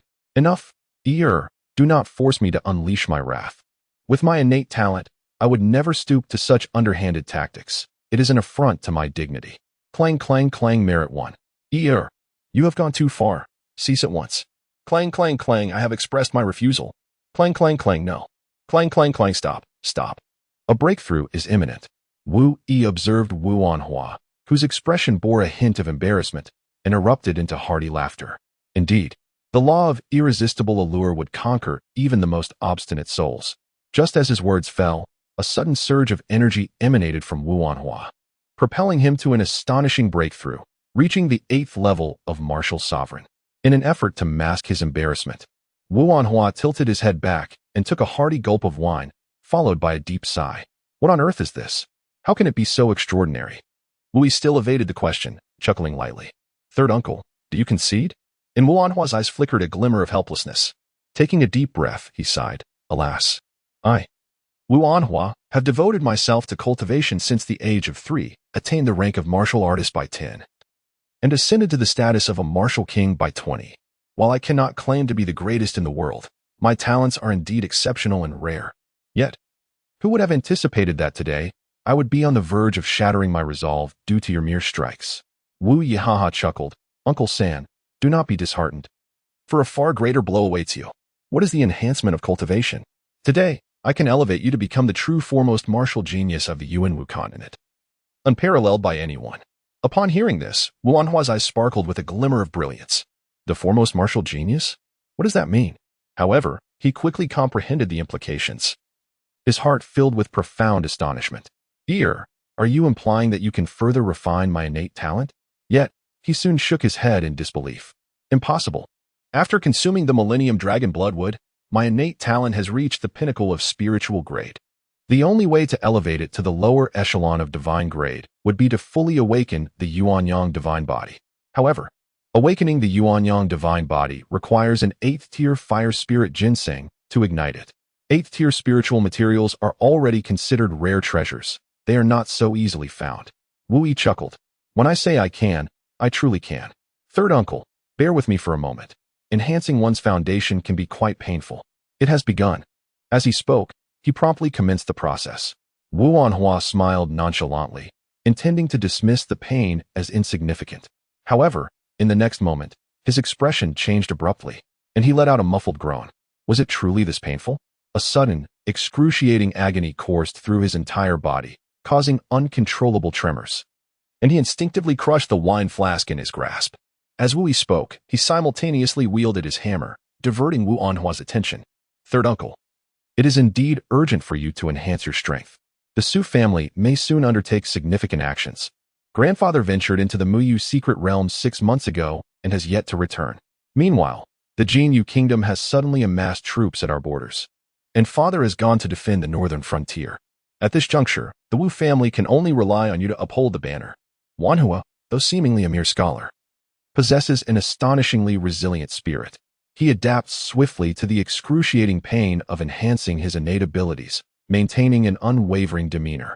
Yesterday, I overheard the 4th brother mumbling about how, in the presence of His Majesty and the esteemed officials, you executed Su Yangshua and the Minister of Revenue, Lin Jingtai. What a remarkable lad. Truly a scion of the Wu family. Ha ha ha. Yet, amidst the laughter, a profound glint of murderous intent flickered in his eyes. In truth, even if we did not eliminate Su Yangshua, he would still seek vengeance for his nephew. 2 days prior, upon learning of Wu Yi's nefarious intentions towards the 9th princess, it became apparent to him that the Su family might be orchestrating a scheme. Thus, he harbored murderous thoughts against Su Yangshua at that moment.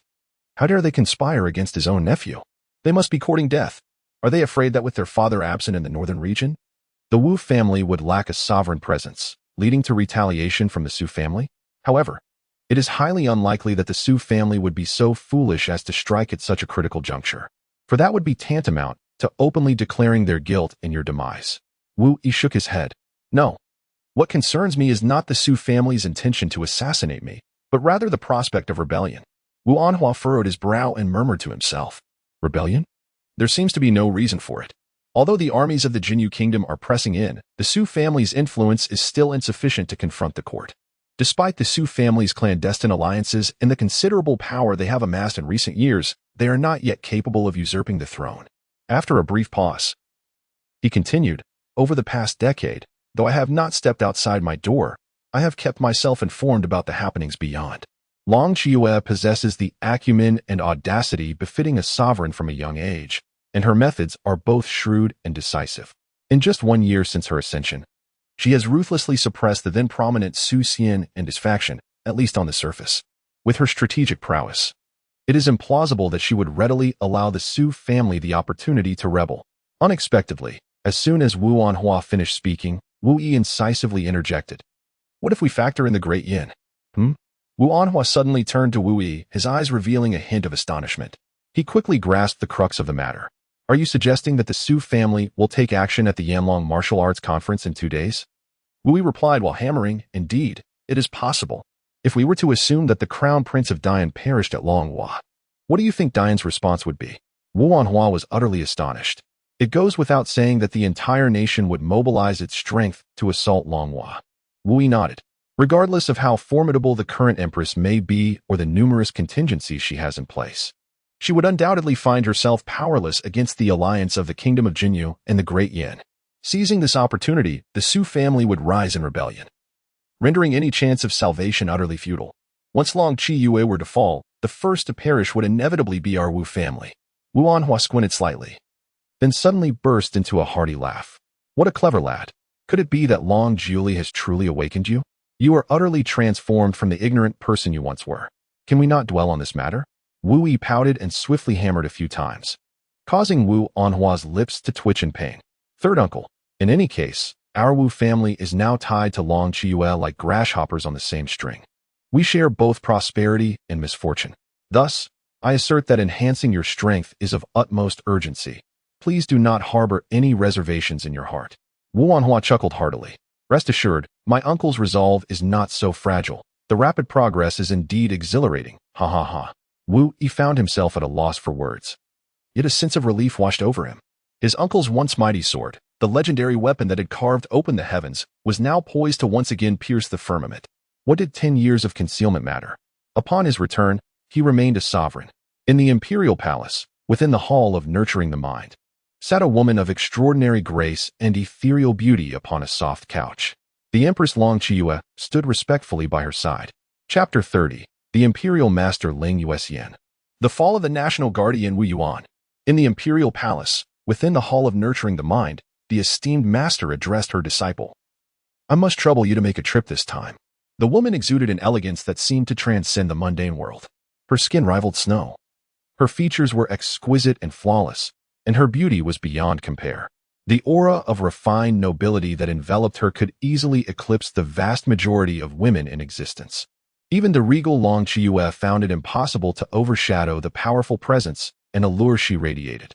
She was Ling Yuexian, once hailed as the most beautiful woman in the Dragon Hua Empire, and now a figure of unparalleled prestige as the imperial master. Ling Yuexian's enchanting gaze was filled with affection as she beheld the reverent Long Qiue. Have I not been troubled enough by your affairs? You are my sole disciple. If I do not assist you now, whom shall I assist? With the forces of the Jinyu kingdom looming, and Wu Yuan missing for half a year, relying solely on the martial prowess of Wu Anjuan and Wang Pingnan was insufficient to withstand Ku Yizhenhong. I must go forth to restrain them. Long Qiue, unusually displaying a hint of playful charm, appeared as if transformed from her usual self. It seemed that only in the presence of Ling Yuexian could she shed her identity as the empress. Much like a child returning home to seek comfort from her mother in times of trouble. Yet, a furrow formed on her brow as concern crept into her expression. Master, could the sudden aggression of the Jinyu kingdom be related to my adoptive father? Ling Yuexian's countenance darkened slightly as she rose and began to pace. It is likely. My purpose in entering the Mu Yu secret realm was twofold: to seek the heavenly treasure, Dragon Whisker, to help you refine your divine dragon bloodline once more, and to search for Wu Yuan. However, I have spent 3 months within the realm without locating him. Coupled with the unusual attack from the Jin Yu kingdom against Long Hua, Wu Yuan's situation may be dire. Long Qiyue fell into a contemplative silence.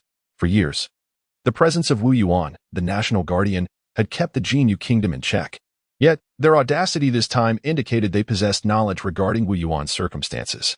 It was possible he had fallen. Master, I do not regard the Jin Yu kingdom as a significant threat on its own. My concern lies with the possibility of other nations allying with him to besiege Long Hua. For instance, the Diyin kingdom has long coveted the annexation of Long Hua. We must remain vigilant. Long Qiyue's intellect was undeniable, as she had already anticipated that the Su family might attempt to sabotage the Yin-Long martial conference to eliminate the Diyin crown prince and incite conflict between the two nations. At that point, they would face external threats from both the Jin Yu kingdom and Diyin, while internally contending with a rebellion from the Su family. The situation would be exceedingly precarious. Ling Yuexian smiled lightly. Whatever is destined to occur will come to pass. Moreover, we are not without our own defenses. When the soldiers arrive, we shall meet them. When the waters rise, we shall build our dikes. Let us observe the unfolding events. She paused, then suddenly shifted the topic with a glimmer of intrigue in her eyes. By the way, did you know what I discovered upon my arrival at the palace? Seeing Long Qiyue's expression of curiosity, she pronounced each word distinctly. The root bone of Long Luo Yin has reached perfection in the spiritual realm. What? Perfection? Long Qiyue's elegantly arched eyelashes fluttered, her eyes reflecting utter astonishment. She had long been aware that Long Luo Yin's root bone was of the highest spiritual grade, but had chosen to remain silent about it. However, why had it suddenly ascended to perfection? It is known that enhancing one's root bone is an arduous endeavor, with higher grades presenting even greater challenges. Suddenly, the image of Wu Yi flashed through Long Qiyue's mind, and her pupils constricted in realization. Could it be him? At that moment, her heart raced with shock. She had thought Wu Yi's small wooden hammer could enhance cultivation was already remarkable, but she had never imagined it could elevate root bones as well. Ling Yuexian glided gracefully, oblivious to Long Qiyue's unusual demeanor, continuing her discourse. Not only that, but when I passed by the National Guardian's residence, I sensed a trace of imperial aura. It seems the Wu family is on the verge of producing a remarkable powerhouse capable of stepping into the imperial realm. The imperial realm. It is the lifelong aspiration of countless martial artists, yet it also represents an insurmountable chasm. The martial prowess of King Wu has already become the backbone of the nation and the foremost sects, positioning him as a peerless master of unparalleled skill. The martial emperor has undeniably attained the status of a rare, unparalleled powerhouse in the world. Although such individuals are few, each empire or significant force invariably boasts a handful. Yet, within the inner domain, not a single martial emperor exists. To speak without exaggeration, a martial emperor possesses the capability to sweep across hundreds of nations and sects within the inner domain. Upon hearing Ling Yuexian's words, Long Qiyue's conviction grew stronger. It must be Wu Yi, without a doubt. However, unbeknownst to her, the imperial aura sensed by Ling Yuexian emanated from Wu Anhua. This strand of imperial essence was, in fact, a precursor to Wu Anhua's imminent transformation to the divine grade, more accurately termed as divine resonance. The following noon, Wu Yi, lost in a delightful dream, was roused by Yujia. "Sister-in-law, please don't disturb me. Let me sleep a little longer," he mumbled, his drowsy eyes reflecting profound fatigue. The previous day, he had tirelessly worked from the afternoon until the dawn of the next day to enhance Wu Anhua's foundation, nearly exhausting himself to the brink. Nevertheless, he was ultimately pleased with the results. Wu Anhua possessed a divine level yet inferior foundation, yet he accrued over 10,000 merit points. Furthermore, with his foundation elevated to the divine level, his cultivation also ascended to the first rank of the martial king. Presently, Wu Yi had amassed a total of 31,000 merit points. At this pace, by the time of the upcoming Yanlong Martial Assembly, he could potentially gather 60 to 70,000 points. At that juncture, he would undoubtedly dominate all adversaries, achieving fame in a single battle. Observing the weary Wu Yi, Yujia's eyes brimmed with affection and concern. "The 8th Prince has dispatched the Red Flame Dragon Riders to escort you to the palace, and they have been waiting for quite some time." Upon hearing Yujia's words, Wu Yi was instantly awakened to the reality. Indeed, Today was the day to challenge Long Jioli, a matter of utmost importance. If he could elevate Long Jioli's favorability to 90, he would be able to cultivate either a sacred grade technique or a sacred artifact for him. This was the most critical task at hand. He then rose from his bed, assisted by Yu Jia in washing up and dressing. Watching Yu Jia meticulously arrange his attire, Wu Yi chuckled. "Sister-in-law, you look exceptionally beautiful today." Yu Jia's elegantly curved eyelashes fluttered as she shot him an annoyed glance. "Was I not beautiful before? I mean to say that today you are even more beautiful than yesterday, and tomorrow you will surpass today." A slight blush crept onto Yu Jia's cheeks as she rolled her eyes at him. "You are quite the flatterer." In truth, ever since Wu Yi had dared to confront the Empress for her sake the previous day, she had noticed a shift in her feelings towards him, a sentiment that made her heart race and her cheeks flush. She knew she ought not to feel this way, yet she found herself unable to resist. "Sixth uncle, follow me into the palace." As Wu Yi stepped out of the Wu residence, he beheld a luxurious carriage, specially sent by Long Luoyin to fetch him. The carriage was drawn by two formidable and majestic red-flame dragon riders. Wu Yi sat within the carriage, accompanied by Wu Lu, who soared gracefully in the air outside, providing vigilant protection. His primary purpose for entering the palace today was to confront the ninth princess, Long Jioli. With a visage that could easily rival that of Long Qiyu, she was undoubtedly a striking beauty, scoring above 90 in appearance. However, the moment they met, she had engaged him in a quarrel, complicating matters. Chapter 31. Ambush on the Road. Life and death crisis. The cultivation of a progeny is of utmost significance, as it could bestow upon Wu Yi both sacred artifacts and supreme techniques, leading to a qualitative leap in his abilities. For instance, the sacred artifact, Ice Soul Jade Tears, was nurtured for him by Yu Jia. Otherwise, how could he have amassed over 30,000 merit points in merely 2 to 3 days? Additionally, there is another critical aspect to consider. Progeny with a favorability rating exceeding 90 can generate a strand of sacred power each day, and thus far, Yu Jia has already produced 2. Sacred power. It surpasses the energy levels found in the Yuan Wu continent by unfathomable degrees. Such energy is wielded solely by saints. 2 formidable and majestic crimson flame dragons drew the luxurious carriage through the air towards the imperial palace, eliciting envious gazes from the crowd below. After all, not everyone is privileged enough to ride in a carriage pulled by the crimson flame dragons. At that moment, however, an acute sense of danger surged within Wu Lu's heart. His expression shifted dramatically as the imposing aura of a 9th-level martial sovereign erupted forth. Who dares to disturb? Seeking death, are they? Without a moment's hesitation, a silver spear materialized in his hand, and he thrust it fiercely into the void behind him. A shadow of the spear, extending 100 meters, erupted forth in an instant. Boom. In the next moment, the 100-meter spear shadow collided with a similarly extensive blade shadow in midair, resulting in an explosive roar that echoed through the sky. Were it not for their altitude, the shockwaves from the explosion could have obliterated 10 city blocks. This is no jest.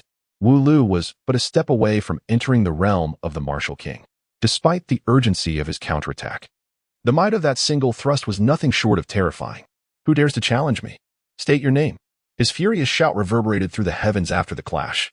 Yet his expression remained grave, as if facing a formidable foe, for he discerned that the opponent's cultivation was on par with his own, if not superior. The aftermath of the explosion nearly toppled the carriage, startling Wu Yi as well. He swiftly drew back the curtain and inquired, "Uncle Lu, do you have confidence?" He refrained from asking the foolish question of who had ambushed them, as it was evident that it was related to the Su family. What astounded him was the audacity of the Su family to brazenly strike at them within the imperial city. His sole concern now was whether Wu Lu could prevail. They were caught between the Wu family and the imperial city, besieged by a formidable enemy, with neither side able to offer immediate assistance. Wu Lu remained silent, his expression grave as he gazed intently at the swiftly approaching figure clad in black, his grip tightening around the long spear in his hand. Wu Yixuan followed the gaze of the other person, his pupils suddenly constricting. The 3rd level of the martial king, the formidable warrior, Wu Lu, had encountered many strong opponents before. He could discern their approximate cultivation levels merely by their aura. At that moment, without hesitation, Wu Lu consumed a blood-red pill. The pill dissolved instantly upon entering his mouth, transforming into waves of searing energy that surged through his limbs and bones. This was the blood-exploding pill. It offered a temporary enhancement of several times his strength at the cost of burning his own vitality and exhausting his potential. However, Once the effects subsided, irreversible damage would be inflicted upon his body, potentially halting his martial journey permanently. Yet, Wu Lu harbored no regrets. His life had been saved by Wu Yuan, and his martial path had been paved by him. As long as he could protect Wu Yi, what was death to him? Wu Lu was acutely aware of the gap between himself and his adversary. He had no choice but to fight with all his might. A mere martial sovereign dared to stand in his way? Even if this opponent forcibly elevated himself to the first level of martial king, what could it change? I would slay you as easily as one would slaughter a dog. The cloaked figure's intentions were crystal clear, and he wasted no words. It was evident that he sought a swift resolution, launching directly into lethal strikes. His entire being radiated a violent aura. His robes billowed as he unleashed 7 enormous blade shadows, each hundreds of meters long, aimed directly at Wu Lu. Each massive blade possessed the power to effortlessly annihilate a first-level martial king. Faced with the imminent onslaught of the 7 colossal blades, Wu Lu was drenched in cold sweat. Yet he felt no fear. Retreat was not an option. He could only confront it head-on. For if he retreated, Wu Yi would surely perish. At that instant, Wu Lu's blood vessels erupted with force, and crimson flames ignited upon his body. His aura surged, and his cultivation level soared to the first level of martial king. The intent of his spear shone with brilliance. Wu Lu concentrated all his energy into the silver spear held firmly in his grasp. In an instant, the spear erupted with a blinding, resplendent light. Immediately thereafter, a shadow of 1,000-meter-long spear materialized out of thin air, descending with an overwhelming force akin to a rainbow. Aware of the disparity in power between himself and the cloaked figure, he had no choice but to unleash his most formidable martial technique with utmost determination. Meanwhile, Wu Yi clenched his fists in anxiety. Boom. In the next moment, a tremendous roar reverberated through the skies above the imperial city, causing the very heavens and earth to resonate with a series of deep vibrations. The terrifying energy that erupted suddenly expanded, reminiscent of a nuclear explosion. Wu Lujin was utterly unprepared and was immediately engulfed by the explosive wave of energy, resulting in him spitting blood and being thrown backward. Even if he forcibly elevated his strength, it was insufficient in the presence of a third-level martial king. Sixth uncle. Wu Yi let out a startled cry as the shockwave struck the carriage. The 2 crimson flame dragon riders remained unscathed, yet the carriage itself was reduced to splinters, nearly causing Wu Yi to plummet from the lofty height. A chill of terror swept over him as he broke into a cold sweat. At this elevation of 1,000 meters, a fall for one of his cultivation level would undoubtedly result in a catastrophic demise. Wu Lu, a seasoned warrior, swiftly halted his form in midair. However, to his astonishment, a gleam of cold light flashed by. The figure clad in black suddenly emerged from the explosion of energy, brandishing a blade aimed at Wu Lu's head. How dare this mere martial sovereign act so audaciously before me? Unaware of the peril that awaits, Wu Liuxin was utterly astonished. He found himself unable to evade this strike. It was not due to his incompetence, but rather because his opponent's cultivation was vastly superior. To withstand even 2 exchanges would be considered remarkable. It is important to note that the higher one's cultivation, the more significant the disparity becomes with each minor level. The 3rd level of the martial king can effortlessly eliminate the 2nd level, let alone his 6th level. Just as the 6th level was on the verge of having his head severed by a single strike, a sudden chime resonated in the mind of the cloaked figure. Caught off guard, he was struck by Wu Yi, leaving him dizzy and nearly plummeting from the heights. What is happening? His heart raced with terror. Yet, before he could fully grasp the situation, a wave of faintness overwhelmed him. He beheld Wu Yi striking fiercely from a distance, seemingly intent on making the divine hammer smoke.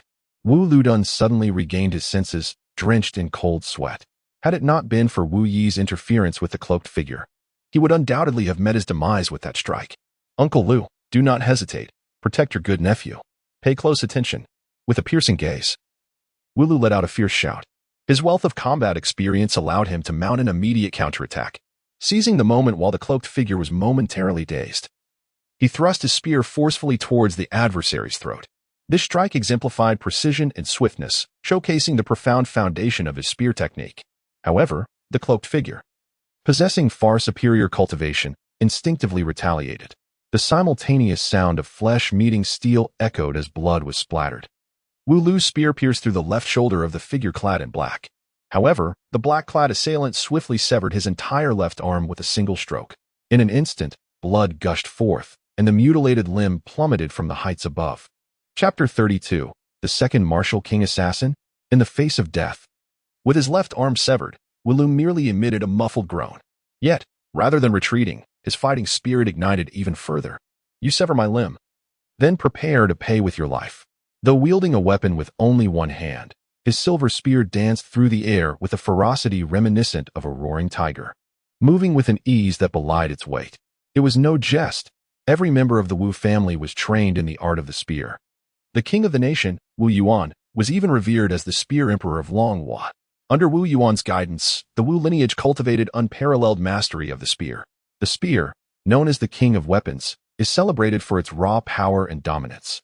Wu Lu's sudden surge of energy left the cloaked adversary utterly bewildered. You seek your own demise. The cloaked figure seethed with rage, incredulous that a mere martial sect disciple could inflict harm upon one of his stature. A formidable martial king of the third level. The source of his agitation stemmed from Wu Yi, who persistently struck a black wooden hammer with a resounding clang from a distance, causing a dizzying distraction. Not only was the cloaked figure's head spinning, but he also horrifiedly realized his own cultivation was plummeting at an alarming rate, descending to the second level of martial king in no time. Coupled with Wu Lu's reckless assault, he found himself utterly overwhelmed and humiliated. You little wretch, I shall deal with you first. The cloaked man, now enraged, forced his way through Wu Lu's impenetrable spear defense, charging directly toward Wu Yi. Uncle Lu, stop him. As the cloaked figure barreled forward in a fit of fury, Wu Yi was seized by a wave of panic. He possessed only the cultivation of a fourth-level warrior. The cloaked figure towered over him by a staggering 5 levels, capable of annihilating him in an instant. In that moment, Wu Yi swiftly transitioned to the fourth strike of the hammer, refining it to steel. Without hesitation, he aimed to strike at the cloaked man's bones. Indeed, he intended to strike the very bones. Ack! The cloaked figure let out a piercing scream, caught off guard, as he lost his footing and plummeted from the heights. It was no trivial matter. Striking the bones inflicted excruciating pain, a torment that penetrated to the very marrow. Few could endure such a sudden and brutal blow. With a mischievous smile, Wu Yijian remarked that the fourth hammer was indeed quite effective for ambushes. However, at that moment, the previously restrained figure in black let out a piercing scream once more, for Wu Lu had thrust his spear directly through the man's rear. The glimmering tip of the spear not only pierced through but emerged from his abdomen. Wu Yijio felt an inexplicable tension as the black-clad figure, with one hand clutching his rear, immediately distanced himself from Wu Lu. Gazing at the blood on his hands, he roared in fury, "You motherless wretch! You scoundrel! Devoid of honor! What kind of fight involves stabbing someone in the rear?" Covered in blood, Wu Lu let out a sinister laugh, spitting out a mouthful of crimson spittle as he retorted, "Honor, you say? You ambush me halfway and speak of honor? Do you think I earned the name Lu for nothing? In truth, I aim to ruin your Dion. Who asked you to twist about so recklessly?" Wu Yi, 6 ding ding ding merit 1 merit 1. Wu Yike did not forget his primary objective, and he switched back to the first hammer of the reversed heavenly gang. However, during this brief moment, the strength of the cloaked figure diminished yet again, reducing him to the first level of the martial king realm, placing him on par with the current Wu Anhua. Sixth uncle, there's no need for Wu Yi to remind you. You can handle him. Sixth uncle Wu had already lunged forward with his spear once more. Yet, with his left arm wounded, his chances of contending with an opponent of equal standing were significantly compromised. Nevertheless, there was no cause for concern, for Wu Yi was present. Just hold on a little longer, sixth uncle. I will suppress his cultivation to the martial sect level. As Wu Lu launched his fierce assault, he laughed heartily. Good nephew.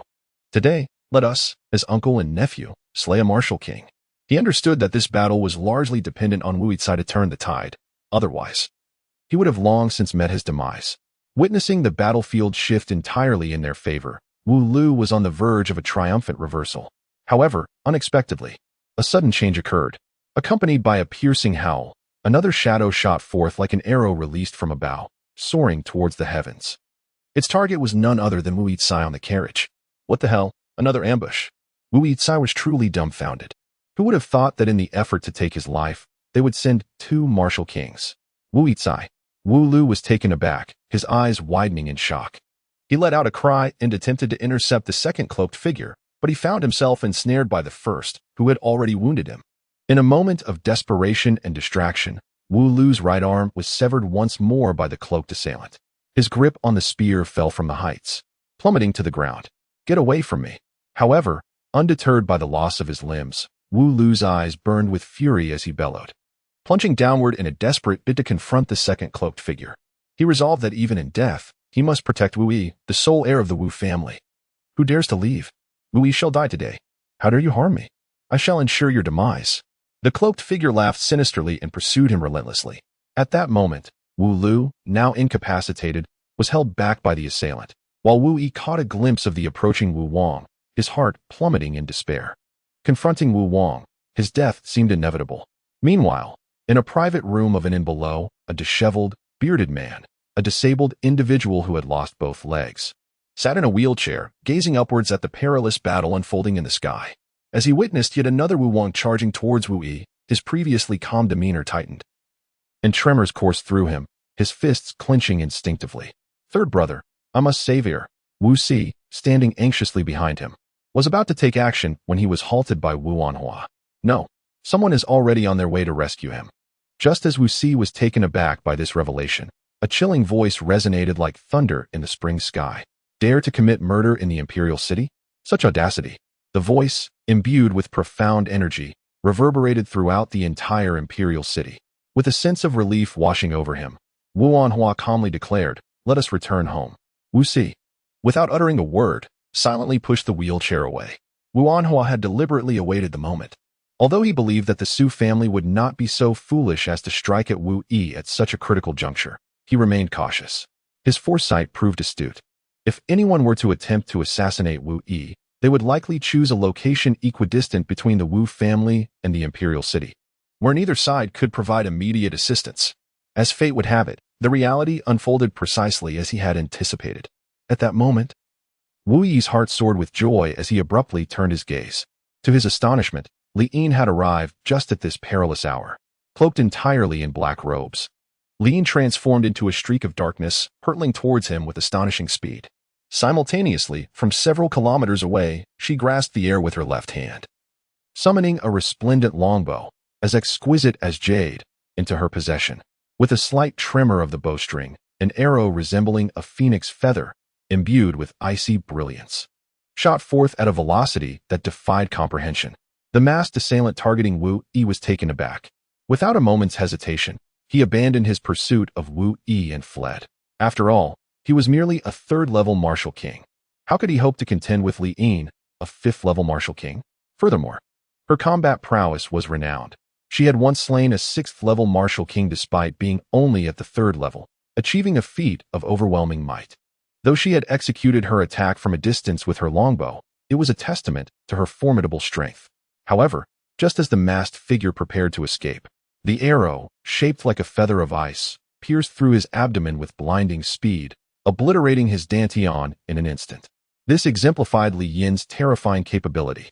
From thousands of meters away, she had incapacitated a third-level martial king in a heartbeat. The masked man screamed in agony as he plummeted from the sky.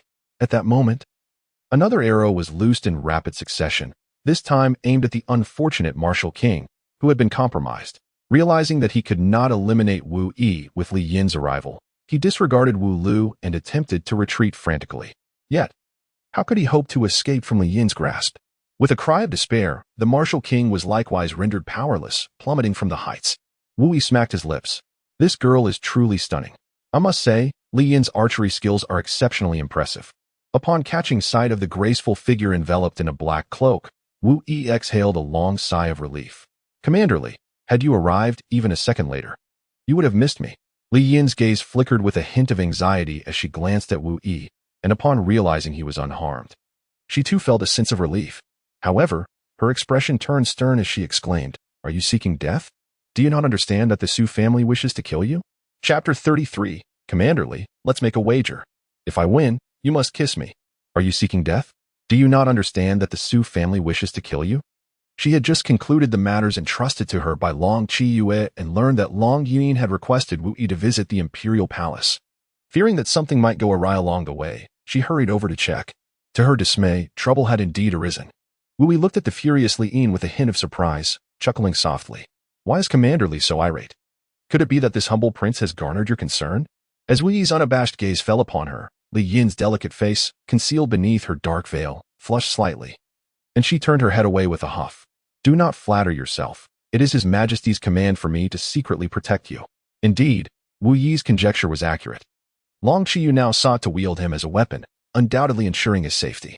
This was precisely why he dared to venture openly into the imperial city today. However, he had not anticipated the Su family's audacity, brazenly acting in broad daylight within the imperial city, even dispatching 2 martial kings. It appeared he had underestimated the gravity of the situation. Wu Lu observed, somewhat astonished, that the 2 individuals had struck up a conversation imbued with an undercurrent of flirtation. Unable to contain himself, he interjected, "Might I suggest we focus on my situation first?" Indeed, the injuries he sustained were grievous. Both arms severed, vital organs severely damaged, meridians critically compromised, and numerous fractures throughout his body. This confrontation had nearly cost him his life. However, it is worth noting that Wu Lu, with his cultivation at the 9th level of the martial sect, had engaged in a fierce battle with a formidable opponent at the 3rd level of the martial king. It was nothing short of fortunate that he had survived the encounter. Wu Yi slapped his forehead and gave an awkward smile. "I apologize, Uncle Lu. Upon seeing the beautiful lady, I completely forgot about you." Wu Lu, the twitch at the corner of his mouth reveals him to be an exceptional nephew. However, concerning Wu Lu's grievous injuries, with both arms severed and meridians severely damaged, Wu Yi is not particularly anxious, for he possesses a means to facilitate recovery. The 8th hammer, to save lives and heal the wounded, to restore flesh and blood, to regenerate sinew and bone. Even a lingering breath can bring forth new life from withered wood. In essence, as long as there remains a single breath, he can restore the individual completely. However, unlocking the 8th hammer requires 20,000 merit points. Damn it! At that moment, a squad of soldiers clad in black and gold armor, wielding long spears, descends from the sky. Their ability to fly signifies they are all cultivators of martial sovereign rank or above. Though their numbers are few, merely 20. Each exudes a fierce aura, imbued with a subtle yet palpable air of lethality. A single glance reveals they are a group of battle-hardened executioners, meticulously trained and experienced in the art of combat. They are none other than the Dragon Shadow Guards directly under Long Qiyu. Captain Li, upon arrival, greets Li Yin with a respectful salute. Li Yin casts a glance at the 2 black-clad individuals who have fallen from the heights, her voice cold as she commands, "Bring them back for thorough interrogation.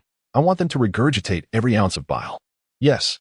2 individuals immediately dive down to retrieve the already unconscious black-clad figures. Although their cultivation has been obliterated by Li Yin, the physical strength of a martial king is sufficient to ensure they survive the fall from 1,000 meters. Subsequently, at Li Yin's behest, Wu Lu is escorted away by 2 Dragon Shadow Guards, flying directly toward the palace for treatment. Not to mention, they also take with them his severed arms. Observing Wu Lu, bloodied and on the verge of death, being carried away, Wu Yi cannot help but sigh inwardly. "Uncle Lu truly risks his life for my sake. Fear not. Today you shall break through to Martial King, and within 10 days to Martial Emperor." Not only Wu Lu, but the overall strength of the Wu family must ascend swiftly. At that moment, a Dragon Shadow Guard approaches, seemingly intending to take Wu Yi along. Given that the carriage has been nearly destroyed, the once luxurious compartment now reduced to a heap of wreckage. Unexpectedly, Wu Yi declines the offer. "Kind sir, please keep your distance. I do not feel secure with you near." Li Yin, with her delicate brows furrowed, scoffs. He is a Dragon Shadow Guard. What is there to be apprehensive about? Wu Yi chuckled, feeling at ease only with her presence, especially since the esteemed General Li was personally accompanying him. Li Yin, her lips twitched, initially inclined to refuse, yet ultimately acquiesced. She then coldly commanded, "Issue orders to seal the imperial city, impose a citywide lockdown. All martial artists of martial sovereign rank and above must be thoroughly vetted. Any suspicious individuals are to be apprehended for rigorous interrogation. Those who resist will be dealt with mercilessly." Understood. 10 Dragon Shadow Guards immediately took flight, heading in various directions around the imperial city. The remaining 6 dispersed to maintain vigilance over their surroundings. The commanding demeanor of General Li was even more striking than that of Commander Li Yan. Truly, the apple does not fall far from the tree. She surpassed her father in excellence. Li Yin, the supreme leader of the Dragon Shadow Guards, served as the second in command, while her father, Li Yan, was the true leader. He was a top-tier powerhouse, ranked 3rd in the Longhua Empire, boasting the cultivation of a martial emperor at the 4th level. It was no joke. How could a prominent empress be without a martial emperor at her side? That would be utterly absurd. Li Yin disregarded Wu Yi's flirtatious banter, and in a flicker, she appeared beside him. However, just as she grasped his arm, preparing to take flight, a powerful arm encircled her delicate waist. Instantly, Li Yin blushed. Had she ever been so brazenly treated? Especially in front of her subordinates. Did she not care for her dignity? As she was on the verge of losing her temper, Wu Yi hastily leaned in, whispering in her ear, "Give me some face. Let me hold you for a moment, and there will be a reward." Li Yin shot him a glare. "What do you take me for? I do not need it." Yet, despite her words, she made no move to refuse. She reassured herself, having already been ambushed by him the previous night, what was a mere embrace in comparison? Simultaneously, she pondered what the reward could be, an enhancement in cultivation, or perhaps an improvement in her innate talent. She had already learned from Long Qiue that Wu Yi possessed the ability to enhance others' innate talents. Truth be told, she was astounded and intrigued. He could even improve innate talents? How utterly incredible! Could he not also enhance hers? Seeing that Li Yin's heart and words did not align, Wu Yi merely smiled silently, his heart brimming with delight. A 42 in favorability? Surely, this aloof and proud lady had not been thinking of him all night? Watching Li Yin allow him to embrace her as they soared ahead left the other dragon shadow guards utterly bewildered. Was this truly their icy and somewhat disdainful commander? "Commander Li, who do you think sent the assassins?" In the midst of conversation, Wu Yi's hand grew restless, subtly pinching the soft flesh at Li Yin's waist. One could not deny that this proud lady possessed an exquisite figure, and even through her garments, the smoothness of her skin was palpable. Li Yin shot him another glare, signaling him to restrain himself, suppressing her simmering anger with a cold huff. Who else could it be but the Su family? Wu Yi furrowed his brow slightly and shook his head. The Su family would never engage in such foolishness, yet it undoubtedly pertains to them. I shall venture a guess. It must be an assassin sent by the princess of Pingxi, seeking vengeance for her son. Li Yin arched her brows in skepticism, questioning, "How can you be so certain? If it truly is someone dispatched by the princess of Pingxi, then it is highly likely that it originates from her maternal family, the Shuiyun sect." With a sly smile, Wu Yi addressed Commander Li, suggesting, "Why don't we engage in a wager? If it turns out to be someone sent by the princess of Pingxi, then I shall claim victory. If I win, you must grant me a kiss." Li Yin's expression immediately shifted to one of fury. "Do not become too presumptuous. If you are victorious, I shall allow you to achieve the rank of martial emperor." However, before she could finish her sentence, she abruptly choked on her words and found herself instinctively agreeing. Observing Li Yin's sudden change of heart, Wu Yi erupted into laughter. As for Commander Li, her face flushed crimson, and she turned her head away in silence, primarily because Wu Yi's proposition was far too enticing. Oh, the martial emperor! Even with her exceptional talent, it would take her several years to ascend from the 5th level of martial king to martial emperor. How could this not stir her heart? Chapter 34. A secret meeting with the fiancé of the Crown Prince of Dian, Long Jili, with Li Yin and the dragon shadow guards accompanying her. The remainder of the journey was naturally uneventful. Li Yin directly escorted Wu Yi to the Eastern Palace. Originally, the Eastern Palace was the Crown Prince's residence, but he had passed away many years ago.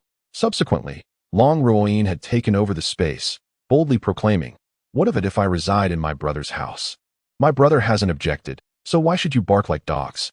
The issue was that the Crown Prince was long deceased. How could he possibly respond? This provoked a chorus of criticism. However, Long Ruoyin was known for his penchant for mischief, and such outrageous behavior was to be expected. Just as Li Yin was about to depart, Wu Yi suddenly grasped her hand. "Release me. We are in the Imperial Palace, and my sole duty is to protect you. I warn you not to overstep." Truthfully, Wu Yi's assertive gesture left her feeling quite uncomfortable. Yet, ever since she had tasted the sweetness of advancing her cultivation the previous day, she found herself harboring conflicting feelings towards this affront. Instinctively, she wanted to reject him, yet hesitated. As Li Yin's anger flared, Wu Yi flipped his hand and presented a refined white jade box into her palm. With a smile, he remarked, "Although you rescued me as part of your duty, I do not relish being indebted to others." Watching Wu Yi's carefree silhouette as he departed, Li Yin opened the box. Her heart stirred as she beheld the pearlescent spiritual fruit within. This 7th-level snow spirit ginseng fruit was an invaluable treasure. Was it truly gifted to her? At that moment, she sensed something amiss, her pupils contracting in shock as she exclaimed in delight. An 8th-level snow spirit ginseng fruit? She had previously consumed a 7th-level fruit, which had refined her pseudo-water spiritual body to some extent. However, the efficacy of such rare materials was greatest upon first use. Further refinement necessitated even rarer water-attributed spiritual materials. Yet, an 8th-level spiritual material was extraordinarily precious, a genuine treasure beyond measure, an unimaginable gift. Lian abruptly lifted her gaze, only to see Wu Yi's tall figure disappearing into the palace, gradually fading from view. A faint smile tugged at her lips beneath the black veil. "You rascal. Consider it a debt owed to you. I shall repay you in the future." Ding. Marijuana. Lian was caught off guard by a sudden blow, instinctively retracting her neck as her scalp tingled. Almost immediately, Wu Yi's playful voice echoed from within the palace. "Do not be overly moved, and don't think of how to express your gratitude to me. I am the sort who will take advantage. Should I request you, the esteemed Commander Lian, to offer yourself in return, how would you respond? Get lost. Don't flatter yourself." Lian scoffed, turning to leave. Yet, a hint of amusement shimmered in her cold gaze. Where has old Eight gone? Soon, Long Ruoyin dashed out, excitement written all over his face. "Master, you finally arrived. I have been waiting." Ding, ding, ding. But before Long Ruoyin could finish his sentence, he was swiftly knocked down by Wu Yi, collapsing to the ground, trembling, which startled the palace maids. "Ah, what are you doing, master? That hurts." Wu Yi commenced with the 4th strike, directly targeting the very marrow of the bone. The excruciating pain that penetrated his bones nearly caused Long Ruo to lose consciousness entirely. Wu Yi crouched on the ground, gripping Long Xinyin's collar tightly. "You are merely in pain, but I nearly lost my life. Do you understand? Could you not have sent a few skilled individuals to rescue me?" Long Xianyin was taken aback, momentarily forgetting his own discomfort. "What nonsense is this? Is there truly someone daring enough to act against you within the imperial city? To assault the heir of the Duke of Guo right beneath the eyes of the Empress? Has he lost his mind?" He then chuckled softly. "Old E. Do not be angry. Who could have anticipated such a situation?" Wu Yi's expression hardened as he extended his hand. "I won't relent. This matter cannot be settled without 5 million. In truth, he was not genuinely angry. He merely sought a pretext to extract some funds. If he did not manage to profit from Long Luoyin, would it not be a waste to have taken the prince as his disciple? He chuckled maliciously. Long Luoyin's countenance darkened immediately. "You're seizing the opportunity to extort me, aren't you? This prince is currently as destitute as a beggar. Where would I procure 5 million? Wu Yi chuckled lightly. "It's quite simple. Adding the 9 million you owe me from yesterday for the apprenticeship fee. You still owe me 14 million. Rounded, that makes it 20 million. Keep a record." Long Yuan muttered under his breath, feeling the weight of Wu Yi's piercing gaze. He quickly retracted a mysterious gesture, wearing an awkward smile. At that moment, a haughty yet melodious voice suddenly resonated from outside the hall, arriving before its owner. "Old Eight. Where have you been?" Long Yuan glanced at Wu Yi, speechless. "Honestly, I believe you and Ninth Sister are quite compatible. Sometimes, I truly wish to tear your mouths apart." He swiftly donned a flattering smile and hurried outside. "Oh, my dear sister, I've nearly missed you to death in just a few days." It was evident that his flattery was genuine. After all, failing to flatter would lead to a beating, as he had been battered by the sisters, Long Qiuyue and Long Jiuli, since childhood. Princess Long Jiuli was the true gem of the Longhua Empire, with exceptional innate talent and attributes. She stood on par with the Empress Long Qiuyue in terms of aptitude. At merely 18, she had already attained the 7th level of martial commander, surpassing Wu Yi by 3 significant levels. She even had the potential to break through to martial king before the age of 22. Long Jiuli was undeniably beautiful, a truly invincible sweetheart. To Wu Yi, she resembled an ethereal beauty at 18, delicate and rosy. Enough said, let us present the image. As she glanced at the fawning Long Yuan, Long Jiuli shot him a glare, delivering a swift kick. "Why do you smile like that, resembling Lu Gonggong so repulsively?"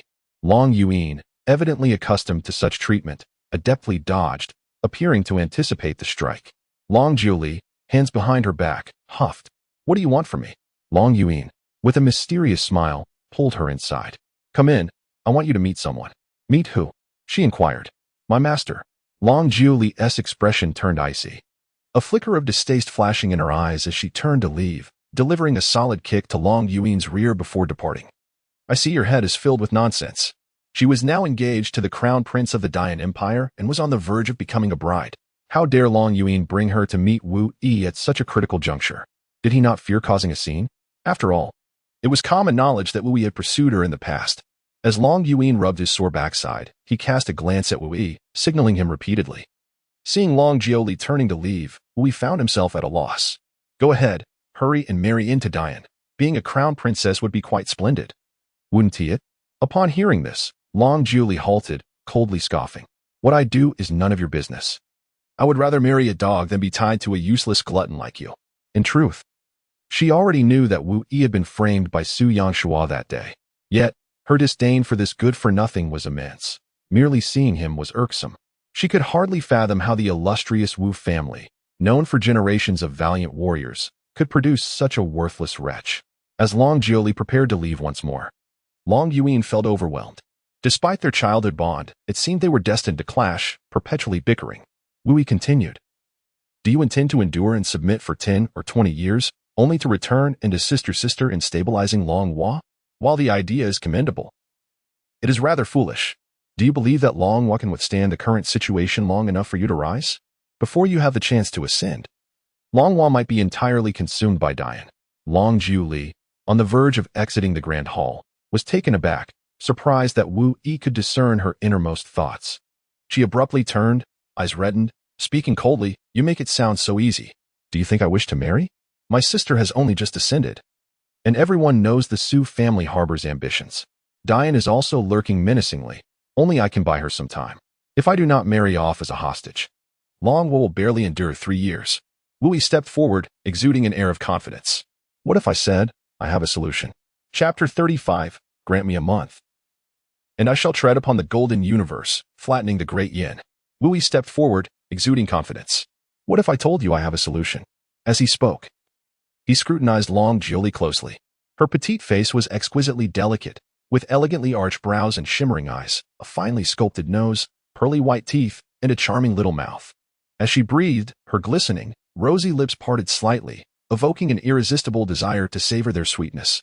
It must be said that this girl was indeed stunning, her beauty rivaling even that of Long Qiyue, albeit in a different style.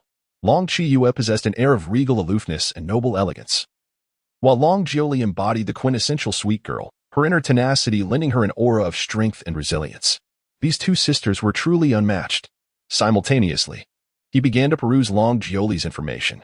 Name, Long Jiuli age, 18 height, 163 centimeters cultivation level, martial commander, 7th rank affinity, 17 constitution, superior spiritual quality. Possessing the purest lineage of the Long family's ancestral blood, not fully awakened. Upon awakening, she could reach the lower to mid-tier of divine quality, number of handshakes, 0 comprehensive score, 98 identity, 9th daughter of the late Emperor Longqin.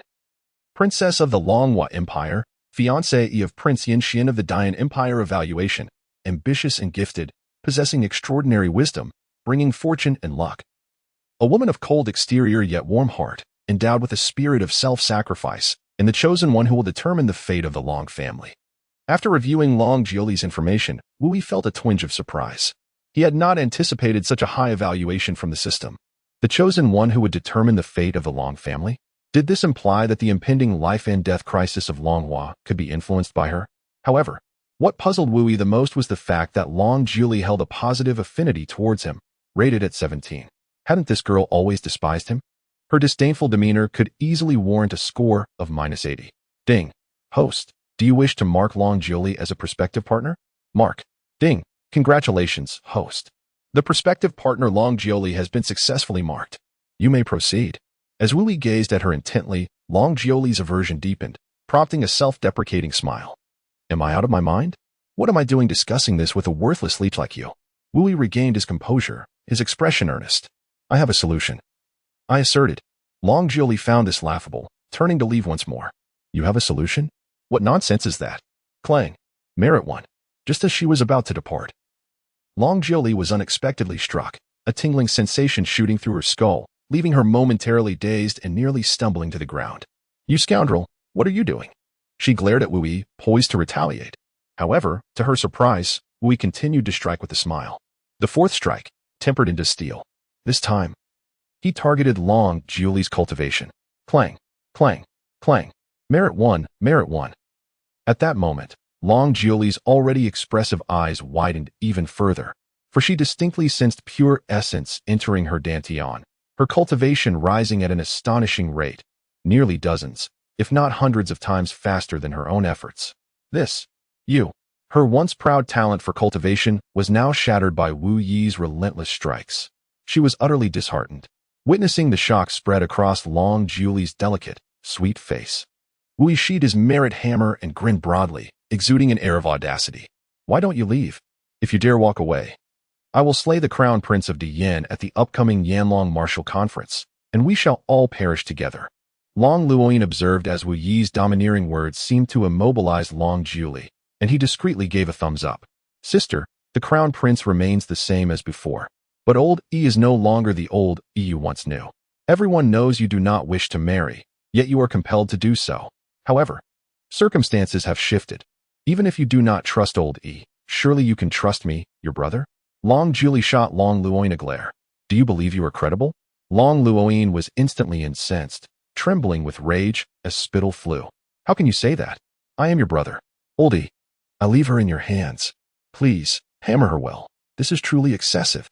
With that, he angrily tossed aside his sleeves and departed. Wu Yi smiled inwardly. This fellow possesses quite an astute perception. Long Julie gazed at Wu Yi with a look of astonishment and suspicion. "How did you manage that?" Wu Yi shook the merit hammer in his hand and smiled mischievously.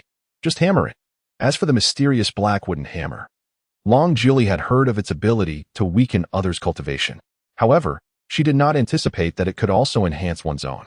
After a brief silence, she pressed her enticing red lips together and inquired, "What is the method you speak of?" Wu Yi resembled a nefarious uncle luring a young girl, displaying a mischievous grin. "Let's stir up some trouble. Time is of the essence." Long Julie truly deserves the commendation of being exceptionally clever bestowed by the system. With just a slight nod from Wu Yi, she instantly grasped the situation. Her gaze sharpened, filled with disbelief as she looked at Wu Yi. "Are you suggesting we incite a conflict between the Su family and the Dian? To kill with a borrowed knife?" Wu Yi nodded slightly in appreciation. This girl was indeed clever. If my conjecture holds true, the Su family may very well orchestrate the demise of the Grand Prince Yin Xian of Dian at the upcoming Yanlong martial conference in 2 days. Should any misfortune befall Yin Xian, Dian will undoubtedly mobilize its forces to invade Longhua. At that juncture, with the kingdom of Jinyu and the armies of Dian encroaching, the Su family could seize the opportunity to incite rebellion. A glimmer of astonishment flickered in Long Julie's eyes, as if she found it hard to believe that such words could emanate from Wu Yi. With a playful smile, Wu Yi remarked, "Do not gaze at me in such a manner. People are capable of growth. Perhaps, in the past, this young lord was merely concealing his true abilities." Long Julie scoffed. "Conceal your abilities? Nonsense. You were clearly jolted back to reality by my actions." Nevertheless, despite her words, her internal disdain and aversion towards Wu Yi were subtly shifting. At this moment, Wu Yi's demeanor, his confident and audacious conduct, coupled with an enigmatic allure, left her feeling unnerved. It was a profound mystery that eluded her comprehension. She furrowed her delicate brows and inquired, "What is your intention behind using others as a mere tool?" Wu Yi ambled around Long Julie, hands clasped behind his back, inhaling the delicate fragrance that emanated from the young maiden. In order to eliminate the Su family with the aid of the Great Yin, it was imperative that someone from the Great Yin faction perish during the upcoming Yanlong martial conference. However, the Crown Prince of Great Yin must not fall, for his demise would signify the onset of a full-scale war between the two nations. Long Julie lifted her gaze slightly, her eyes reflecting a hint of delight and agreement as they met Wu Yi's. And then, Wu Yi chuckled mischievously. "It is simple. Let us return the favor in kind. The Su family has framed me and implicated you, so we shall repay them in kind.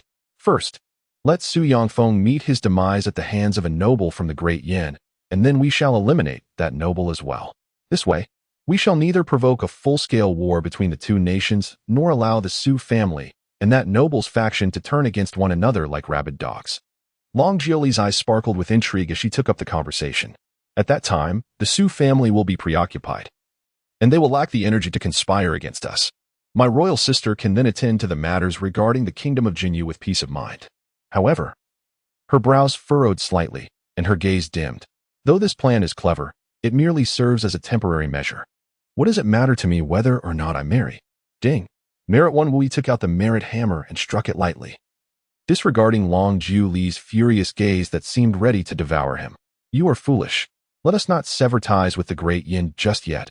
After all, there remains a month until your wedding day. As long as the Su family remains restrained and refrains from significant actions during this period, we shall consider it a success." As he spoke, a confident smile spread across his face, brimming with an audacious self-assurance. "In a month's time, I will ensure that at least 10 martial emperors emerge from Longhua. At that moment, we shall trample upon the golden universe and flatten the great yin." Chapter 36. Teasing the ninth princess. How is the favorability rising so rapidly? 10 martial emperors? Trample upon the golden universe? Flatten the great yin? Hearing Wu Yi's words filled with overwhelming confidence, Long Jiuli's beautiful eyes widened in astonishment, her heart racing uncontrollably. "You." She was so taken aback that she could scarcely articulate a response.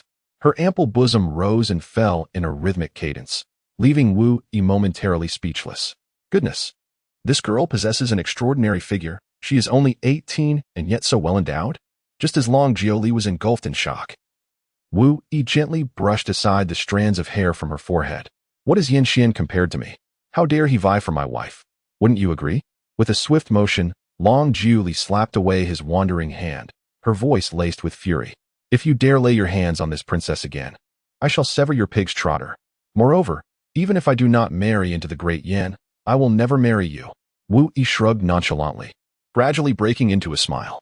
"Whether you marry or not is entirely your choice. In any case, should anyone dare to wed you, I shall take their life. If you possess the audacity, remain unmarried for eternity." Long Jiuli let out a cold huff. "If I choose not to marry, then so be it. I have no desire to wed either." Wu Yibi pursed his lips. "All right, enough idle chatter. Let us attend to serious matters." With a flicker of thought, he once again produced the merit hammer. "We have grown up together, bare-bottomed, and can be considered childhood companions. Now, we find ourselves inextricably linked in this endeavor. I shall be forthright. This hammer not only has the capacity to enhance your cultivation, but also to refine your innate qualities. You are currently at the 7th level of martial brilliance, and barring any unforeseen circumstances, I can facilitate your breakthrough to martial sovereign today. In fact, should I wield this hammer diligently, it would conservatively enable Long Jiuli to ascend to the 5th level of martial sovereign or beyond. However, I deem it unnecessary at this moment. What is truly lacking is top-tier combat prowess. The specifics of Long Jiuli's cultivation rank are of little consequence. My primary aim today is to elevate Long Jiuli's favor to at least 90, thereby acquiring a sacred artifact or a supreme technique. Subsequently, I must hasten back to enhance the cultivation levels of Wu Anhua, Wu Si, Wu Lu, and Wu Qi. Time is of the essence." Upon hearing Wu Yi's assertion that she could attain a breakthrough to martial sovereign today, Long Jiuli's gaze flickered, revealing an unmistakable glimmer of restrained anticipation. The path of martial arts is inherently one of defiance against fate, and with each subsequent step, the journey becomes increasingly arduous. Even with her prodigious talent, she finds herself unable to resist this perilous temptation. Thus, let the journey commence. Ding ding ding. Merit 1, Merit 1. Without any unnecessary chatter, Wu Yi directly commenced his task. However, he oscillated between the second strike, which evoked the legacy of Wei Wu, and the fourth strike, which tempered steel. His primary focus remained on enhancing his affinity. Simultaneously, he kept a keen eye on Long Jiuli's rising affection. How astonishingly swift her fondness escalated. Initially, upon his first inquiry, it was merely a score of 17, which left him quite perplexed. Yet, who could have anticipated that after a brief exchange, it would leap to 36? Could it be that this young lady harbors feelings for me? Perhaps her prior disdain was merely a manifestation of a desire for improvement? Contemplating this, he tentatively grasped Long Jiuli's delicate hand. "What are you doing? Let go," she exclaimed, her beautiful eyes narrowing as she attempted to break free. However, Wu Yi maintained a demeanor of propriety, stating, "Physical contact accelerates the cultivation process. You need only to feel it for yourself." As he spoke, he primarily employed the fourth strike to temper steel. Indeed, Long Jiuli soon realized the remarkable acceleration in her cultivation, her eyes filled with wonder. Wu Yi continued to weave his enchantment. He remarked that without physical contact, the improvement in one's cultivation would be somewhat slower. As he spoke, he released Long Jiuli, primarily focusing on enhancing his rapport with the second hammer, Wei Wu Yifeng. Long Jiuli was once again astonished to discover that her cultivation indeed progressed at a slower pace. Yet, within her heart, an unusual sensation began to proliferate wildly, an irresistible urge to draw closer to Wu Yi. Her gaze towards him grew increasingly tender. imbued with a hint of shyness. This blushing and racing heartbeat nearly drove her to madness. Internally, she berated herself. When did you become so foolish, Long Jioli?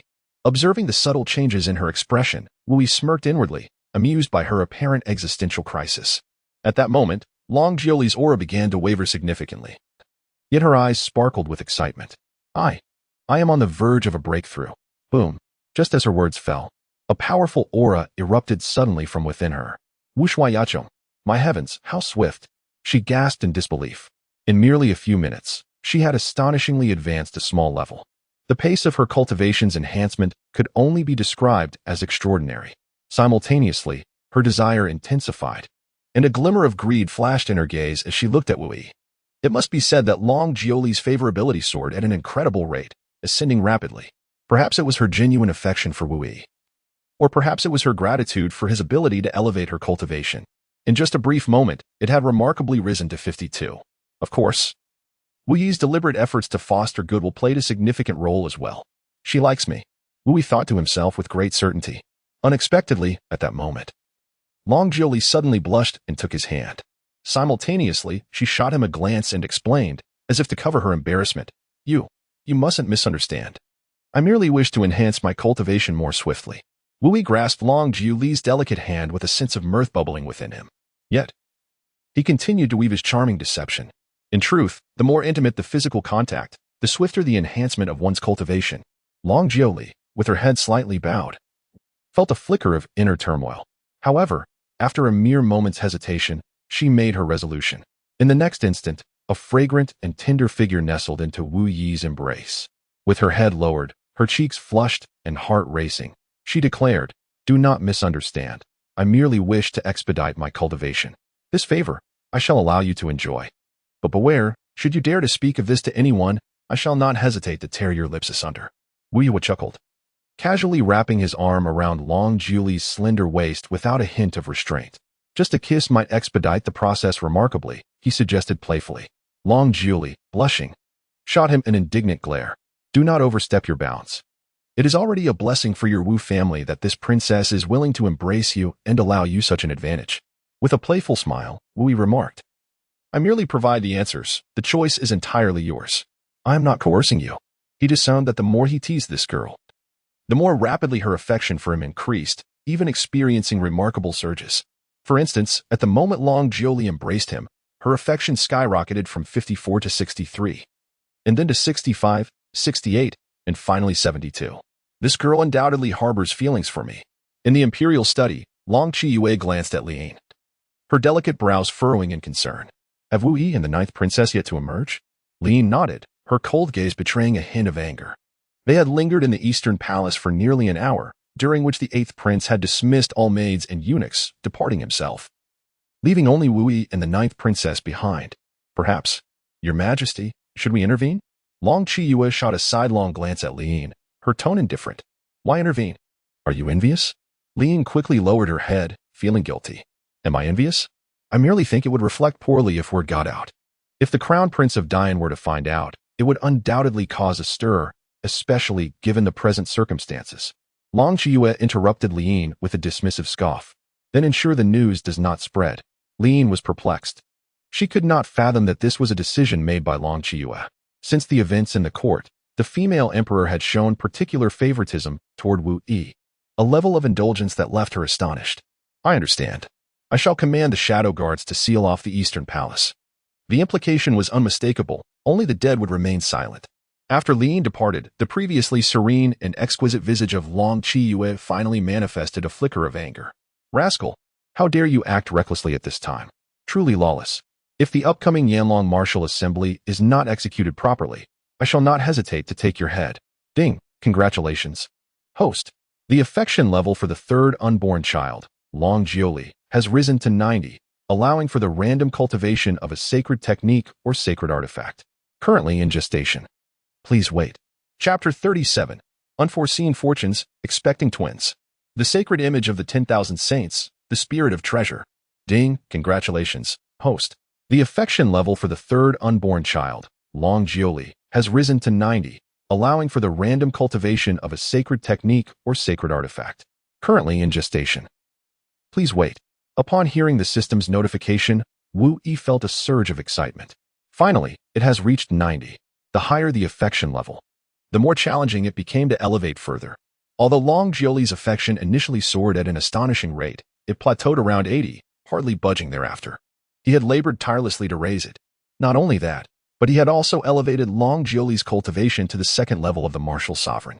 Simultaneously, he had amassed a significant amount of merit points, 43, 165 in total, which was quite commendable. If he were to invest all 43,000 merit points into his cultivation, he could potentially leap from martial master to martial general, directly ascending to martial commander. Ding, congratulations, host.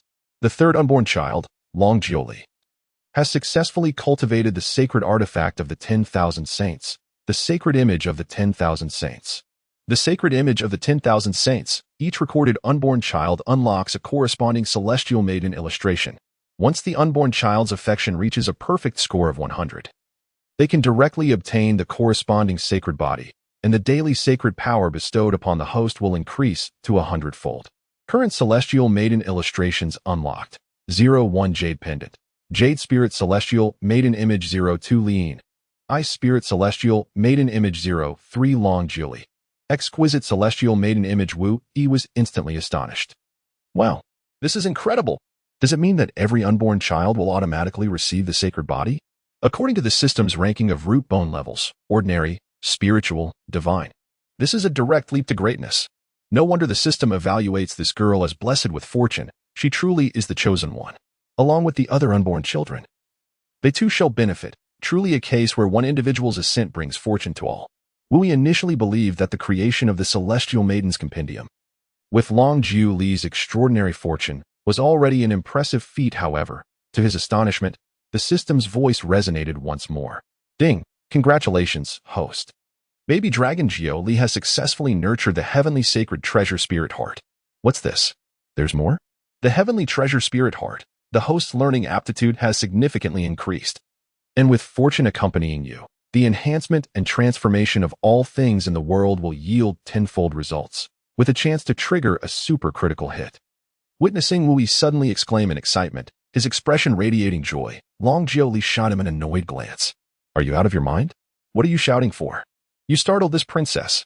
Yet, unexpectedly, the next moment, once Wu Yi regained his composure, he scooped Long Jiuli into his arms and spun her around. What a treasure you are. You truly bring wealth and fortune. You are simply invincible. Ha! Long Jiuli was taken aback, her cheeks flushing crimson as she pushed him away.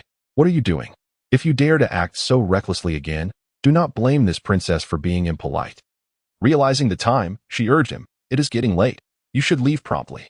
The two had spent nearly half the day in the Eastern Palace, and now darkness enveloped the sky. Given her current sensitive status, one could only imagine the scandal that would ensue if word spread about the Crown Prince of Da Yin secretly meeting with his childhood companion for several hours. Yet, simultaneously, she felt a thrilling rush from this clandestine encounter. As Wu Yi gradually calmed down from his excitement, he cast a glance at the twilight sky and smiled mischievously. Answer me one question, and I'll take my leave, Long Jiuli remarked, hands clasped behind her back, letting out a hum. Though her demeanor appeared indifferent, she was elated within. Her cultivation had surged from the 7th level of martial commander to the 2nd level of martial sovereign. To her astonishment, she found her feelings towards Wu Yi had undergone a remarkable transformation. Just a glance would quicken her heartbeat, and a mere touch would leave her cheeks flushed. She could not help but yearn to be close to Wu Yi, often wishing for something blush-inducing to occur. This peculiar sensation left her feeling restless, prompting her to question whether she might be unwell. Observing the seemingly aloof yet remarkably bashful goddess before him, Wu Yi smirked playfully. I possess 10 umbrellas, having discarded 2. How many remain? Long Jiuli stared at him as if he were a fool, perplexed by his seemingly nonsensical inquiry. Although she was somewhat baffled, she replied with a hint of exasperation, 8. Her lips slightly parted, and as she softly articulated those 2 words, the allure was undeniable. Wu Yi felt a surge of elation as he playfully pinched Long Jiuli's delicate, porcelain-like cheek. What a good girl, he remarked before they exited the grand hall. He then cautioned, rapid advancements in cultivation are not always beneficial. You should find a sparring partner to consolidate your skills. The upcoming martial arts conference featured a certain Xiao Yin Xian. How ludicrous. Daring to vie for my beloved. He must be weary of life. Observing Wu Yi's retreating figure and the hint of jealousy in his words, Long Jiuli couldn't help but chuckle softly. Yet, her lips pouted in a display of pride as she muttered, "Who is your wife? I never claimed I would marry you." Just then, a voice imbued with cold authority resonated from behind her. "Haven't you always despised him? Why does your heart now flutter?" Startled, Long Jiuli spun around to find Long Chiyue had appeared silently behind her. The imperial gaze, filled with scrutiny and ire, made her feel guilty, prompting her to rush over and cling to her sister's arm, feigning innocence. "Sister, I was wrong." Long Chiyue inhaled deeply, casting a fond yet reproachful glare at her. "That scoundrel is one matter, but must you also indulge in such reckless behavior? If Yin Xian discovers you have been secretly frolicking with another man, war may erupt between the great Yin and Long Hua by tomorrow." With tears brimming in her eyes, Long Jiuli protested, "Sister, do you truly wish for me to marry into great Yin?" Long Chiyue sighed, her tone softening considerably. "How could that be? This is merely a stalling tactic. I would never truly send you far away to another nation." She affectionately ruffled Long Jiuli's hair, her eyes filled with unwavering resolve. "As my sister, no one can take you away, nor can anyone force you." As she spoke, she turned her gaze towards the direction Wu Yi had vanished, murmuring, "His sudden rise grants me greater assurance."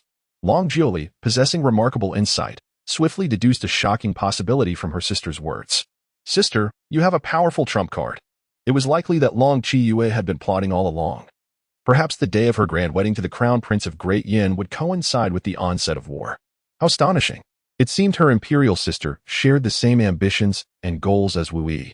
If they had not conferred prior, their unspoken understanding was nothing short of invincible. Upon exiting the Eastern Palace, Wu Yi immediately spotted the stern-faced Li Yin awaiting him outside. "Let me see which scoundrel has displeased our esteemed Commander Li Yin," he said, amusement dancing in his eyes. Li Yin snorted disdainfully and entered the carriage. TSK. Upon entering the carriage, Wu Yi took a seat directly beside Li Yin, seemingly unperturbed by the impropriety of his actions. "What of my sixth uncle?" Li Yin coldly retorted with a huff. "He has long been sent back to the Duke of Ding's residence. It's rare for the heir to even recall the life-risking efforts of your Wu Lu." Wu Yi sniffed with a look of astonishment.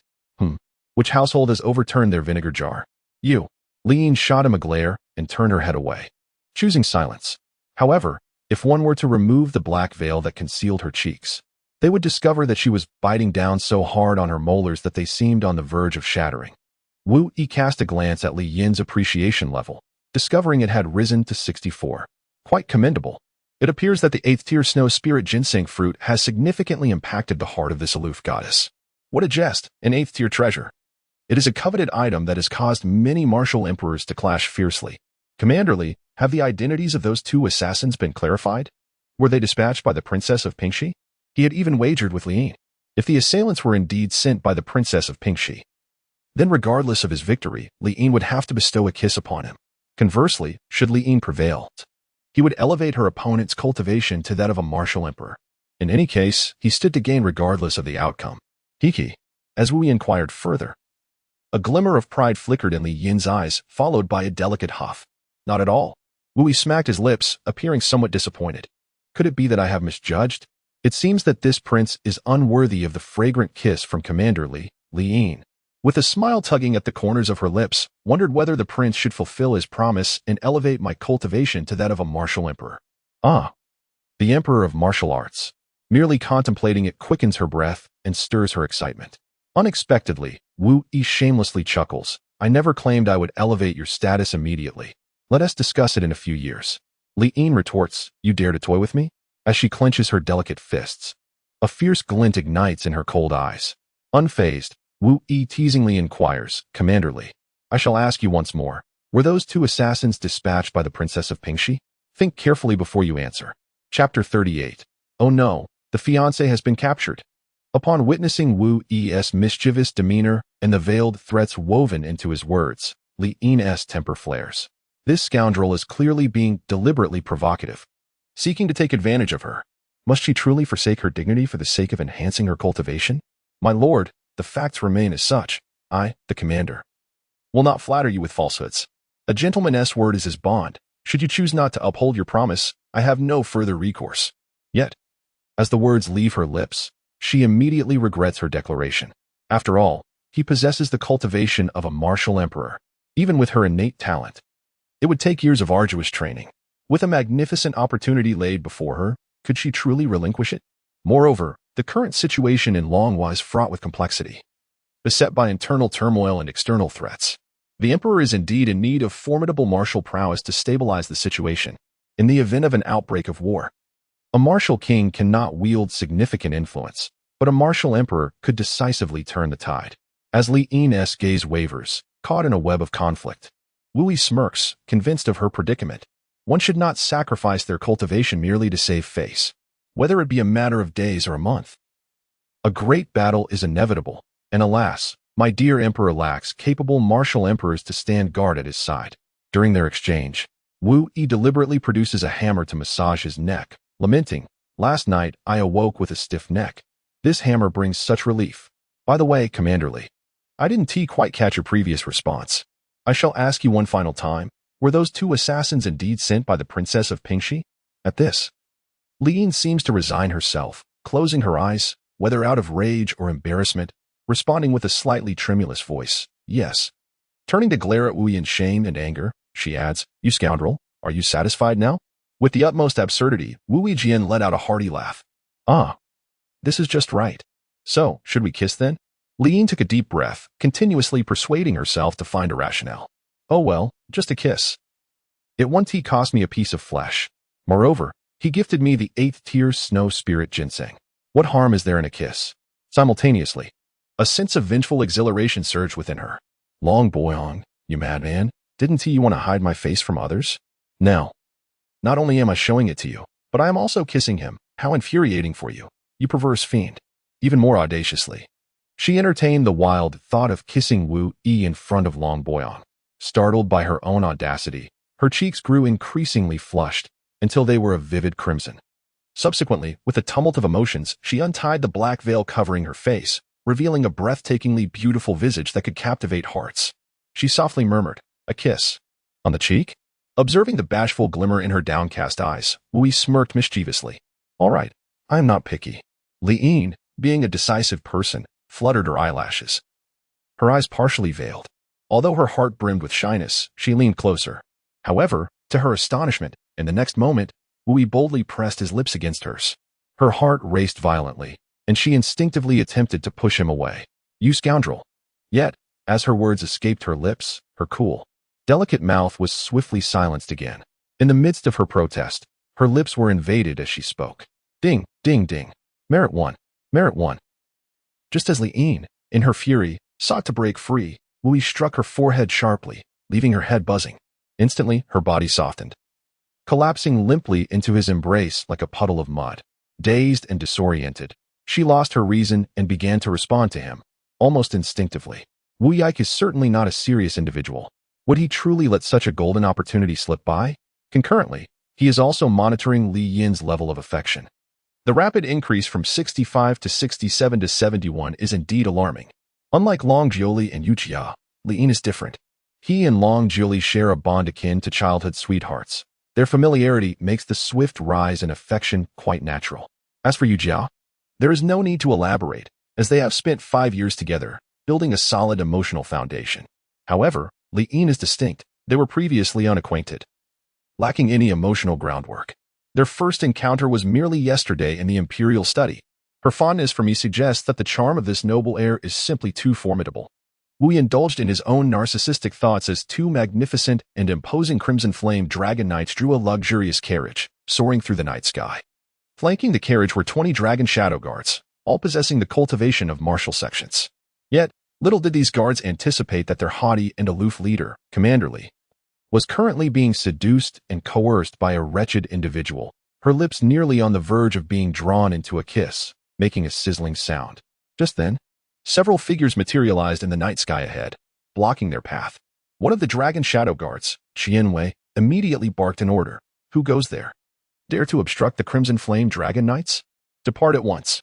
The Crimson Flame Dragon Knights were a royal emblem, and obstructing them was tantamount to openly challenging the imperial authority.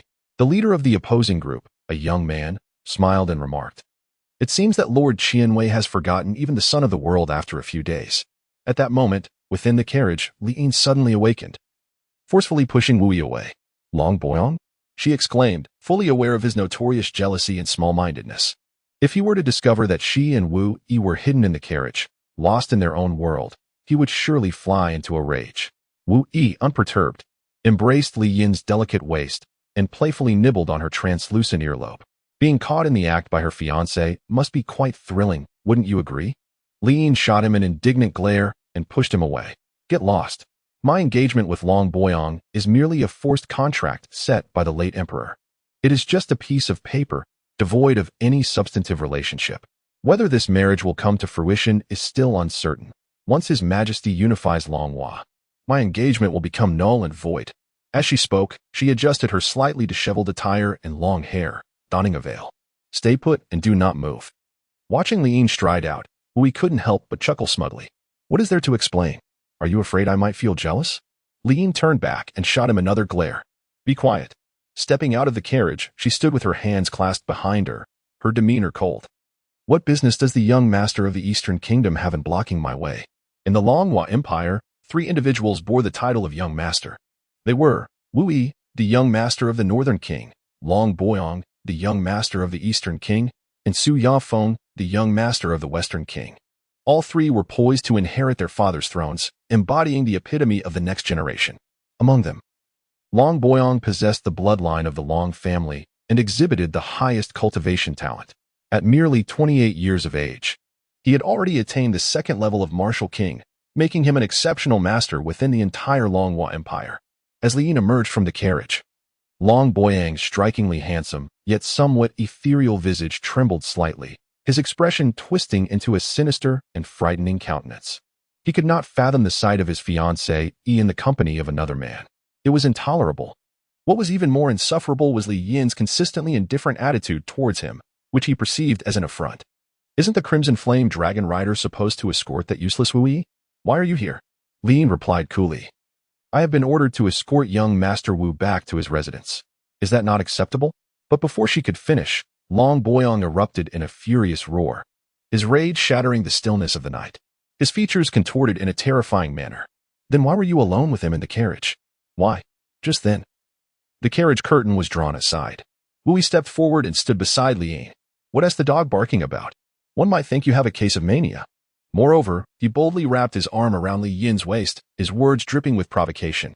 I must say, your fiancé is quite alluring. Chapter 39. Li Yin's dominant defense of her husband. My goodness, what a high-stakes game. Upon hearing this, Li Yin's heart raced in shock. Are you out of your mind? Instinctively, she reached to swat away the unwelcome hand on her waist but hesitated. Wu Yi now evidently intends to confront Long Boyong head-on, an action that would undeniably tarnish her own reputation. Moreover, she harbors a subtle sense of bashful joy within her heart. Meanwhile, Long Boyong is utterly enraged. His crimson gaze fixates fiercely on the hand encircling Li Yin's waist, his pupils trembling with fury as his entire body quakes. He grits his teeth and exclaims, Good, good, good. What a pair of illicit lovers. Li Yin, you truly have opened my eyes. In the next moment, the terrifying aura of Long Boyong, who possesses the 2nd level of martial prowess, erupts violently. It materializes into a palpable sense of murderous intent, sweeping towards Wu Yi like an ocean. Mere exposure to this pressure could annihilate Wu Yi, who is of martial lineage. Impudent.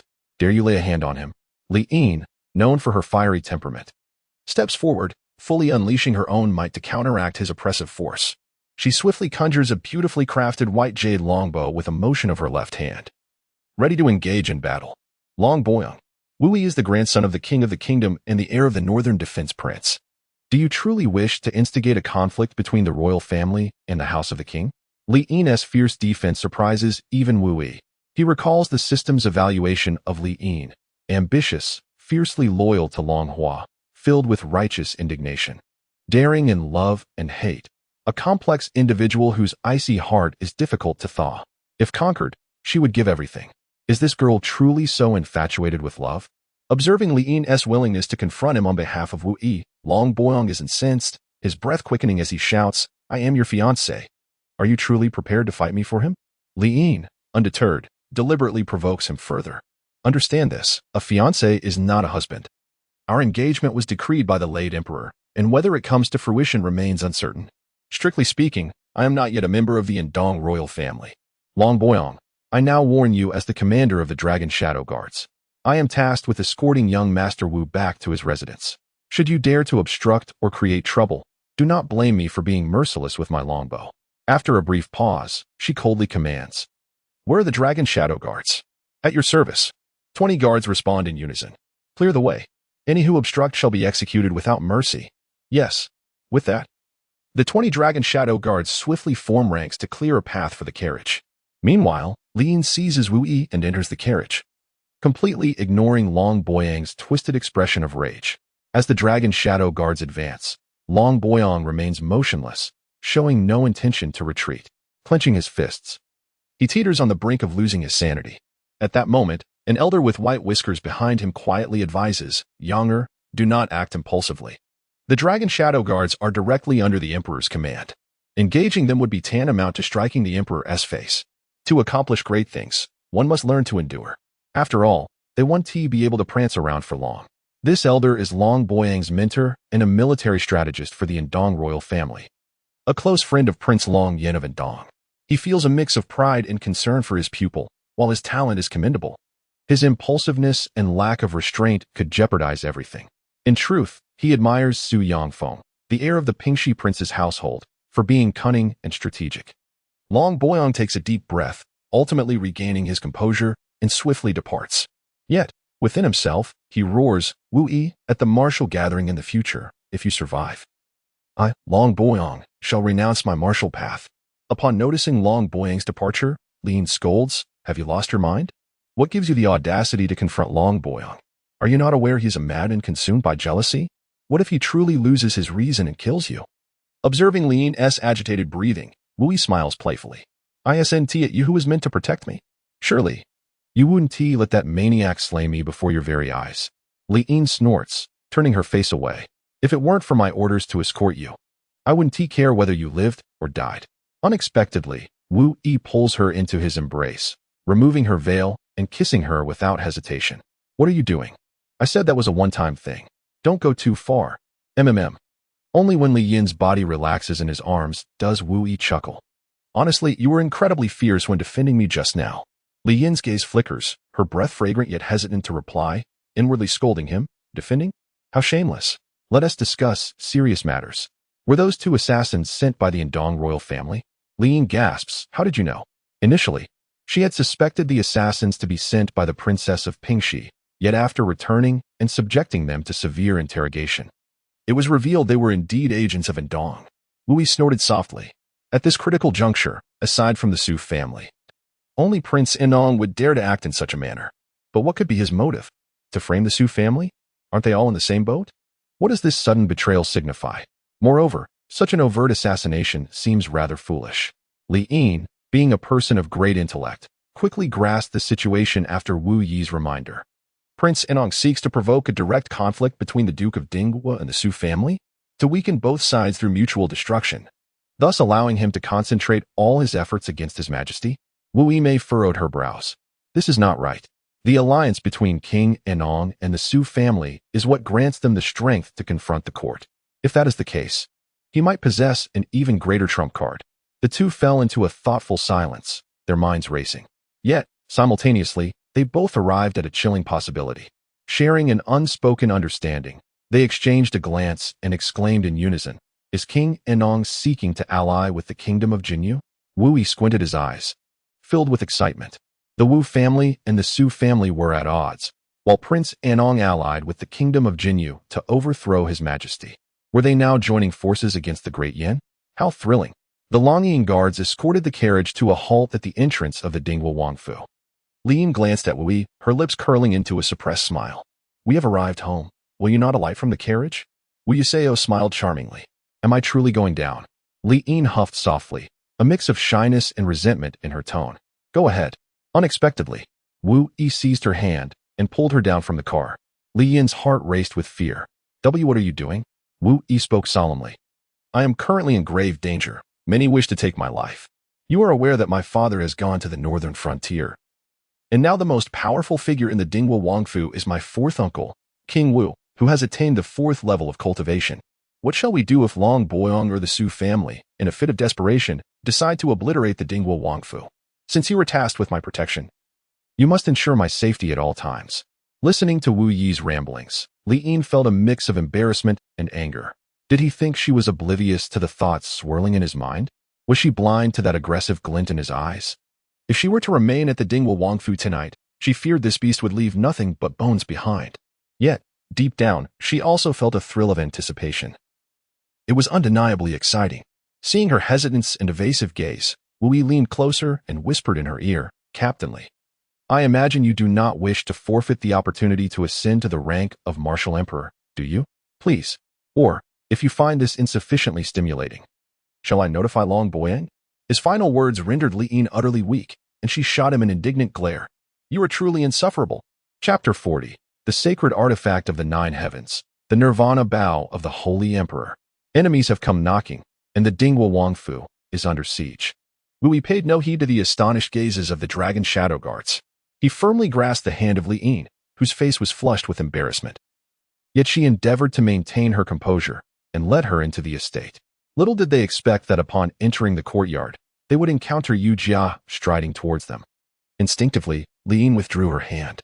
In that instant, the two women's eyes locked with sharp intensity. Yu Jia's heart skipped a beat.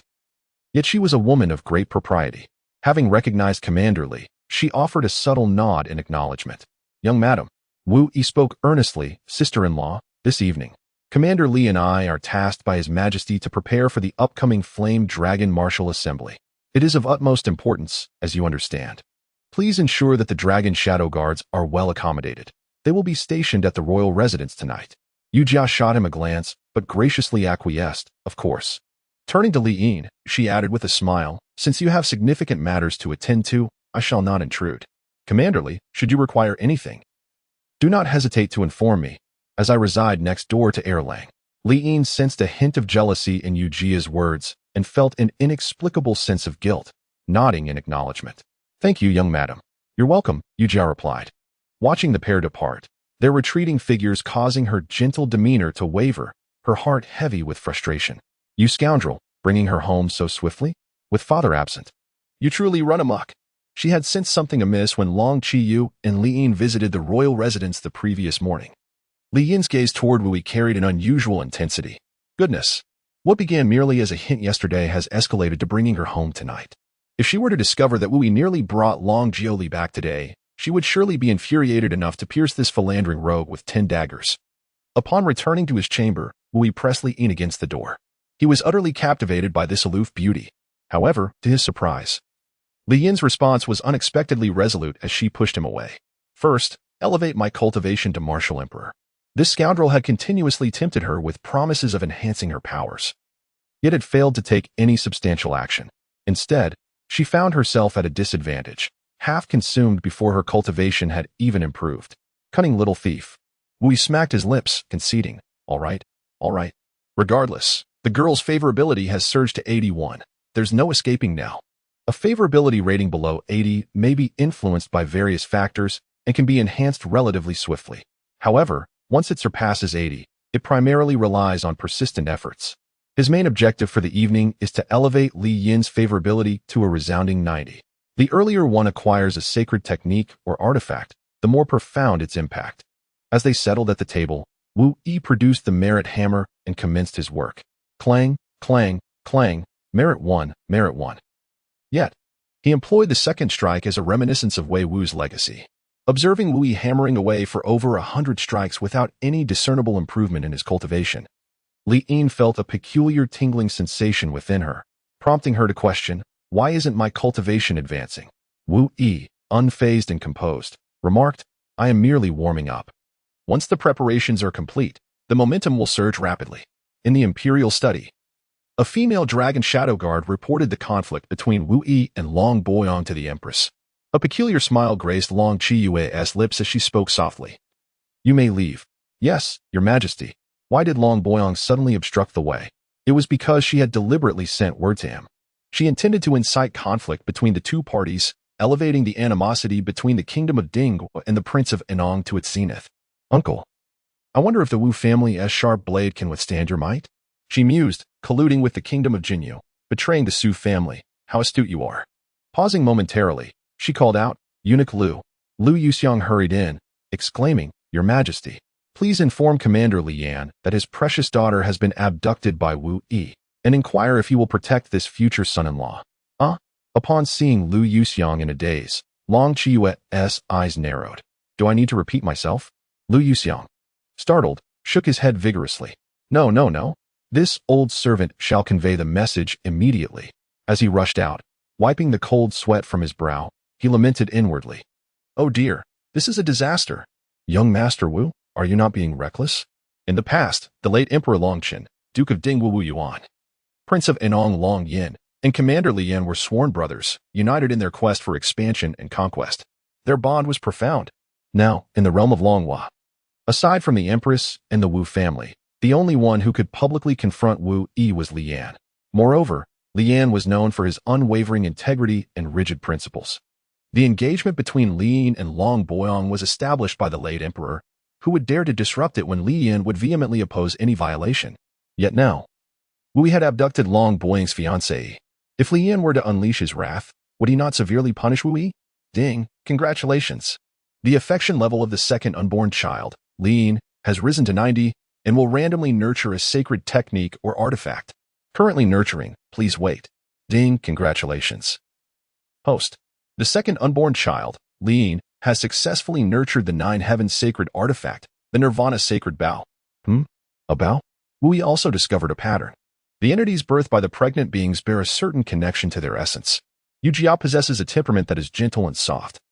The system evaluates her as a virtuous partner. She has given rise to the auxiliary and gentle sacred artifact, Ice Soul Jade Tear. Long Jiuli attracts fortune and destiny, and the system appraises her as the daughter of fate. She has birthed the formidable sacred artifact, the 10,000 Saints Immortal Princess painting, along with a divine-level cultivation method. Heavenly Treasure Spirit Heart, showcasing her extraordinary fortune, which also benefits all the pregnant beings. Conversely, Li Yin, with her inherently cool disposition and affinity for archery, has now directly given birth to the sacred artifact, Nirvana Phoenix Bow. How intriguing. The bow. An arrow released from its string never looks back. Just as the system describes Li Yin, a passionate and fearless romantic, willing to forsake everything if she conquers her love. It is a fervent soul akin to a moth to a flame. Once she sets her heart on someone, she would relinquish all else. Nirvana Phoenix Bow, forged with the soul of the Fire Phoenix. It is a blazing sacred bow. The Fire Phoenix transforms, becoming the sovereign of bows. As the Nirvana Phoenix emerges, commanding all bows to submit. Phoenix might. Any being locked onto by the Nirvana Phoenix Bow will have their soul and cultivation suppressed. The degree of suppression contingent upon the disparity in cultivation levels between the two parties. Phoenix will, the will of the Fire Phoenix, relentless and deadly. Once the arrow is released, it is destined to hit its mark, pursuing the target unto death for eternity. Wow, this is truly remarkable. Wu Yi felt an overwhelming sense of joy. The monarch of bows, with countless bowmen in submission? He had not anticipated that the first combat-type sacred artifact he acquired would possess such an elevated status. What are you laughing at? Why such a lewd grin? Li Yin shot him a glare, secretly cursing the scoundrel for likely concocting some mischief again. Wu Yi, in high spirits, refrained from engaging in banter with her. Now, let us commence the elevation of our cultivation. Li Yin keenly sensed that something was amiss. No? I meant that we are prepared. This will begin. As he spoke, he seamlessly transitioned to the fourth hammer, tempering the steel. Clang, clang, clang. Merit 1, Merit 1. Li Yin now possessed the cultivation of the fifth level of Martial King, combined with a moderate-grade spiritual root. Wu Yi estimated that by tonight, forging a breakthrough to Martial Emperor should be feasible. Imagining the expression on Long Qiyue's face if she were to witness Li Yin leaping directly to Martial Emperor was likely to be quite spectacular, was it not? Would she cast aside her dignity and status to implore him to forge for her as well? The thought of Long Qiyue's subtle allure from the previous day in the court, treating him like a fish on a hook, made Wu Yi's heart itch with desire. The path to conquest is indeed long and arduous. In the dead of night, three silhouettes silently appeared above the King of Dinghu's residence. Their auras concealed within the clouds. They were tightly wrapped, fearful of being discovered. These three were truly the individuals dispatched by the Princess of Pingxi.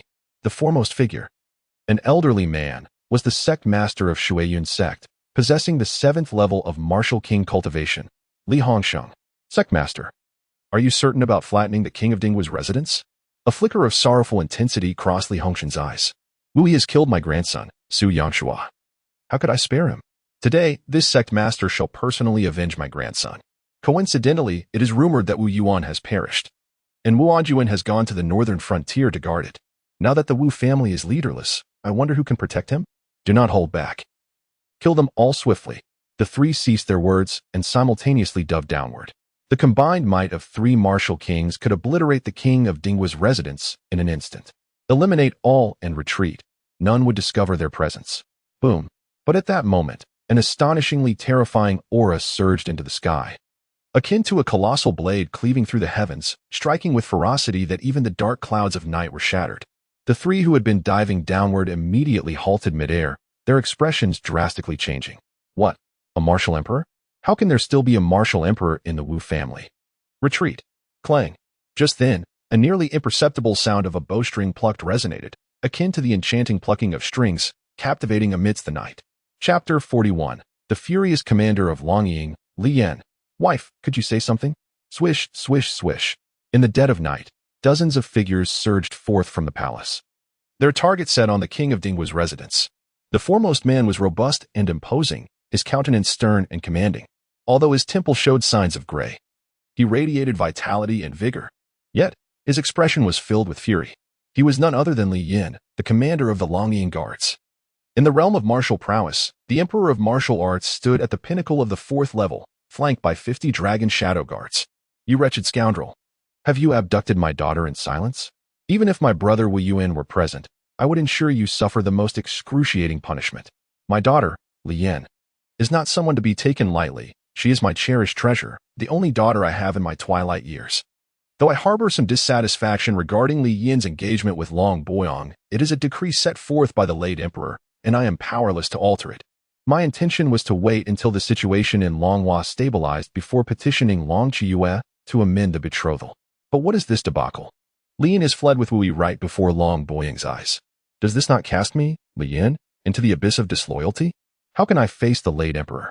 Meanwhile, on another front, Li Hongsheng and his companions sensed the formidable presence of the martial emperor at the national king's manor and realized the peril they were in. Just as they contemplated their escape, a bowstring sang, and the three martial kings let out a cry, plummeting from the sky. Indeed, Li Yin dispatched the three martial kings with a single strike, one at the 7th level and two at the 5th, rendering them powerless by destroying their dantian. The bow, a weapon of long-range attack, is renowned for its swift and lethal precision, capable of severing life from a distance of 1,000 miles, executing with unparalleled speed and accuracy. Now, Li Yin had ascended to the martial emperor realm. Despite her unstable foundation due to her rapid rise, eliminating three martial kings was a trivial feat. My wife is truly remarkable, Wu Yi exclaimed, awestruck as he beheld the descending figures of the three martial kings. Li Yin felt a surge of pride but retorted with a haughty scoff. Who is your wife? Dare to call me that again, and I shall tear your mouth asunder. How absurd. After all my efforts to help you break through to martial emperor, you turn your back on me? Wu Yi's despondent expression elicited a light laugh from Li Yin. Yet, she quickly became alarmed. Why was she laughing? Was this the same cold-hearted person she had always been? Reflecting on the past years, she realized she had seldom felt such joy as she had in these recent days. Suddenly, several dragon shadow guards soared into action, capturing Li Hongsheng and his companions, swiftly sealing their acupoints to prevent any escape or suicide attempts. As they lay bound before him, Wu Yi wore an inscrutable smile. Ah, this is what it means to perish before achieving success, is it not? The esteemed leader of the Shuiyun sect, and three martial kings fell before they could even draw their weapons? What a disgrace it would be if this news were to spread. Li Hongsheng, however, retained some defiance and, lying on the ground, retorted angrily. There is no need for your mockery. I acknowledge my defeat. Speak no more. Kill or maim me as you wish. Regardless, I shall divulge nothing. The other two fell silent, closing their eyes in a state of despair. With their dantian destroyed and their cultivation obliterated, they felt as though they were already dead. Devoid of any hope. To their surprise, Wu Yi shook his head with a chuckle. No, I shall not ask such trivial questions, even without your words. I know it was the princess of Pingxi who orchestrated this. I merely wish to inform you that your family shall soon be reunited. As he spoke, he cast a cold gaze at the dragon shadow guards. Separate the corpses of these traitors and dispatch them to the Pingxi Wangfu in batches overnight. First the limbs, then the bodies, and finally the heads. Also, convey a message to the Princess of Pingxi from this heir. Her eldest son Su Yangfeng will undoubtedly meet a fate far worse than that of Su Yangshua. Yet, the dragon shadow guards remained unmoved, not even glancing in his direction. After all, the dragon shadow guards were directly under the Empress. Except for Long Qiyue and the internal leaders of the dragon shadow guards, not even the national king held authority to command them. Wu Yi felt somewhat awkward as he glanced at Li Yin. "Dear, could you please say something?" Li Yin shot him a pained look, then waved her hand dismissively. A few dragon shadow guards understood the cue and promptly prepared to take away and execute Li Hongsheng and the others. Wait, first remove all their spatial rings. The spatial rings of 3 martial kings, not to mention that of the master of the Shuiyun sect, surely contained a wealth of treasures. Wu Yi had a penchant for murder and plunder. The dragon shadow guards exchanged glances with Li Yin, and upon seeing their leader's tacit approval, they sighed inwardly. What a splendid leader. How could she have been so easily manipulated by this wastrel in just a few days? It's utterly absurd.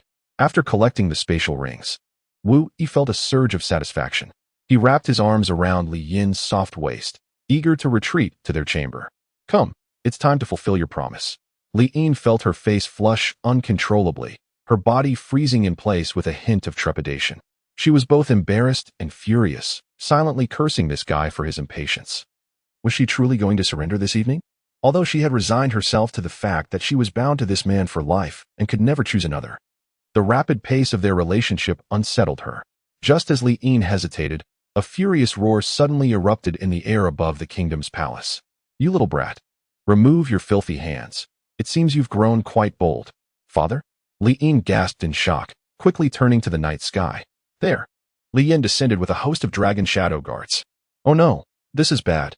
Wu Yi silently cursed his misfortune and quickly hid behind Li Yin. "You handle your own father." Li Yin glanced back and shot him a glare, finding the situation somewhat amusing. "I thought you feared nothing. This fellow dared to slay the minister of personnel in the imperial court, insult the chancellor, and openly defy the empress. By day, he covertly met with the betrothed of the crown prince of Dian, and by night, he brazenly courted her in front of Long Boyang. He truly possessed an audacious spirit, unafraid to undertake any venture." Wu Yi playfully slapped Li Yin's pert dairy and retorted with irritation, "Nonsense. This old fellow truly dares to strike me. Do not lay a hand on my daughter." To his surprise, the next moment, Li Yan's furious roar echoed back. Wu Yishan chuckled awkwardly. "Old man, please calm down. Shouting so loudly at this late hour is quite disruptive, isn't it? People have to work tomorrow. Come down, and let us have a good talk, just the two of us." Wu Yi refrained from speaking, but once he did, Li Yin immediately erupted with fury. "How dare you? I shall tear you apart today." Wu Yi hid behind Li Yin and pointed at Li Yin, exclaiming, "Old dang, you may reprimand me, but you must not speak ill of my mother. As an elder, should you not possess some dignity?" Li Yin also realized his mistake, his face flushing with embarrassment as he corrected himself. "Very well, I concede that I spoke in error. Allow me to rephrase my words. You little rascal. May your grandfather's name be tarnished, for today I am determined to teach you a lesson in propriety." Wu Yi, in the entirety of Longhua. It seems that only Li Yin has the audacity to openly insult Wu Yuan. Witnessing the furious Li Yin charging down, Li Yin stepped forward and proclaimed loudly, "Father, this is my decision. You are aware that I have never favored Long Boyang." Li Yin swiftly appeared a few meters in front of Li Yin, trembling with rage. "Do you still acknowledge me as your father? Even if you wish to avoid marrying Long Boyang, you must petition His Majesty to annul the engagement afterward. How do you think this places me? How will I ever face the former emperor again? In the past, I have always acquiesced to your wishes. But this matter is non-negotiable. Return to the palace at once.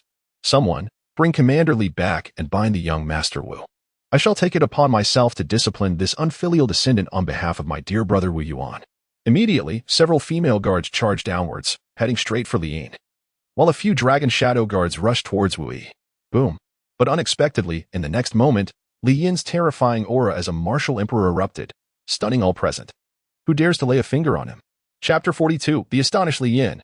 The Flame Dragon Martial Assembly officially commences. High energy incoming. Who dares to lay a finger on him? Accompanied by Li Yin's icy command, the dragon shadow guards halted in their tracks. Daunted primarily by the imposing presence of the martial emperor, Li Yin was momentarily taken aback, his eyes widening in disbelief. Wu Emperor? This. My heavens. In his earlier fury, he had overlooked it. How was it that in just a few short days, his daughter had ascended to the rank of martial emperor? At that moment, Wu Yi's head peered out from behind Li Yin, wearing a cheeky grin. Dear father-in-law, is your head spinning? This is the confidence that allows me to court your daughter. Do you still wish to strike me? Li Yin, in shock for quite some time, finally turned his gaze to Wu Yi, narrowing his eyes. You clever boy, I have heard tales of your rising prominence these past few days. And it seems you truly possess some skill. It appears I misjudged you. Pausing, he stepped into the small reception area of Wu Yi's private quarters and bellowed, You too. Get in here. Wu Yi followed behind Li Yin as they entered. If your father strikes me, you must not turn a blind eye. Should he hammer me, I shall retaliate by striking your belly. Get lost. Li Yin sat in the foremost seat, his expression grim, lost in thought. After a prolonged silence, he turned his gaze towards Li Yin. Are you truly going to choose him? He was perplexed. How could they have formed such a connection after merely a few days of acquaintance? Li Yin hesitated momentarily, glanced at Wu Yi, and then resolutely nodded. Indeed, in truth, she and Wu Yi lacked any profound emotional foundation or a passionate love story. Even now, she remained uncertain about her feelings for Wu Yi, which were still quite nebulous. After all, their time together had been too brief. It was not a matter of affection, let alone love. Yet, unbeknownst to herself, she had developed a strong dependence on Wu Yi. Even if she did not choose him, she would never select anyone else in her lifetime. For no one could replace the unique and irreplaceable position Wu Yi held in her heart.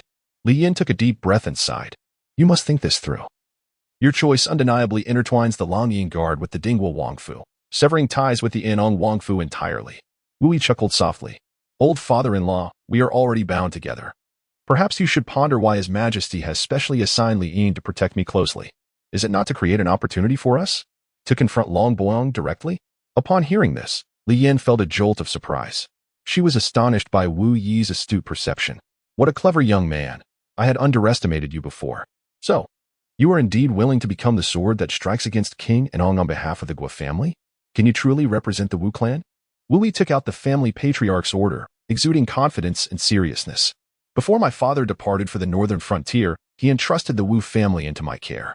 As it stands, the fate of the Wu family lies within my hands. I am prepared to bear this responsibility. However, unexpectedly, Li Yin erupted in a tirade. You speak so eloquently, but do you think I, Li Yin, have no pride? I am sworn brothers with your grandfather, and by the seniority of our relationship. You ought to call Iner it. Are you not diminishing my status? Li Yin's face flushed slightly, feeling a touch of embarrassment. It seemed, indeed, this was the case. Wu Yi, however, was utterly unconcerned, articulating his thoughts with conviction. The camaraderie you share with my grandfather is your affair. It has nothing to do with us. By your reasoning, given our relationship, shouldn't you refer to me as uncle instead? Moreover, who is to blame for your late marriage and delayed childbearing? If you choose to lower your generation, can you hold anyone else responsible? With your lack of enthusiasm for procreation, what else can you possibly do? What are you even? Li Yin was immediately infuriated, her face contorted in rage. You little brat. Witnessing the irate elder rendered speechless, Li Yin couldn't help but stifle a laugh, though she refrained from expressing her amusement for fear of provoking Li Yin further. Indeed, Wu Yi possesses a tongue that spares no one. Any encounter with him could incite a decade's worth of ire. Li Yin, feeling a twinge of irritation, raked his fingers through his hair. Several times he hesitated, uncertain of how to broach the subject. Ultimately, he could no longer contain himself and, in a rather awkward whisper, ventured, I have heard that your little wooden hammer can enhance one's cultivation. Is that correct?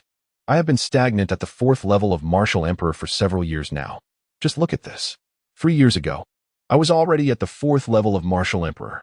Perhaps it is a limitation of talent, or perhaps the right opportunity has yet to present itself. In any case, I have made no progress whatsoever in these 3 years. It is well known that once one reaches the Martial Emperor realm, even the slightest advancement is as arduous as ascending to the heavens. I had resigned myself to the notion that this might be my fate, when unexpectedly, a figure like Wu Yi emerged. Is this not a glimmer of hope? Wu Yi burst into hearty laughter. If you had mentioned it earlier, we could have avoided all this. So, do you agree to our arrangement? Li Yin retorted with irritation. You have already taken aim right in front of Long Boyong. What more can I say? Keep your voice down. You're disturbing the peace. Wu Yi paused for a moment before responding earnestly. I have been quite drained these past few days. I will assist you in your endeavors once the Yanlong Martial Arts Conference concludes. Li Yan's eyes instantly sparkled with a glimmer of greed. Is this truly the case? Excellent, excellent lad, a splendid son-in-law indeed. Haraha. Li Yan's complexion flushed slightly, her heart fluttering with a mix of shyness and delight. Wu Yi leaned close to Li Yan's ear and whispered, "Just look at the face of that old fellow. He clearly deserves a good thrashing. Get lost." At that moment, Li Yan said with a serious expression, "In truth, I have come tonight to protect you and the royal palace, for you have become the target of disdain, and this is also the will of His Majesty." Wu Yi chuckled softly and poured a cup of tea for Li Yan. It was evident. Otherwise, how could you have brought so many dragon shadow guards here? For the time being, you might as well let the dragon shadow guards reside here with peace of mind, as my home is spacious enough. Li Yan regarded Wu Yi with a look of admiration, her eyes brimming with uncontainable appreciation. In terms of intellect, you surpass your father. You could even contend with your third uncle. Brave and strategic, you truly embody the essence of the Wu family. Li Yan remained silent, only managing to stifle her laughter. Witnessing Wu Yi earn her father's approval filled her heart with sweetness. Once Yu Jiao had settled Li Yan and the dragon shadow guards, Wu Yi finally exhaled a sigh of relief. With 70 dragon shadow guards above the martial sovereign level stationed at the Wu residence, along with 2 martial emperors, the Wu family was well insured in recent days. Observing the unmistakable weariness etched across Wu Yi's features, Yu Jiao felt a surge of compassion and gently urged, "Go rest. While I may be unable to assist with external matters, I can certainly handle the household chores."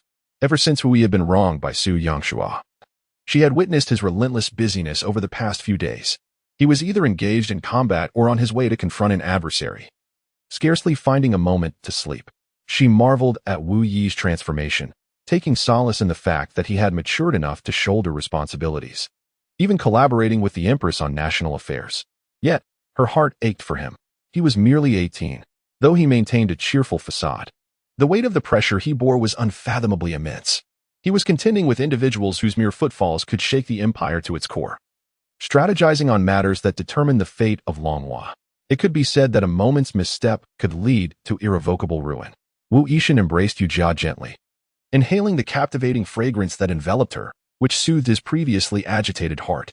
"Sister-in-law, do not underestimate your support. You are already remarkable. After the martial arts event concludes, I will require your assistance with numerous matters," Yu Jia remarked with a hint of affectionate amusement.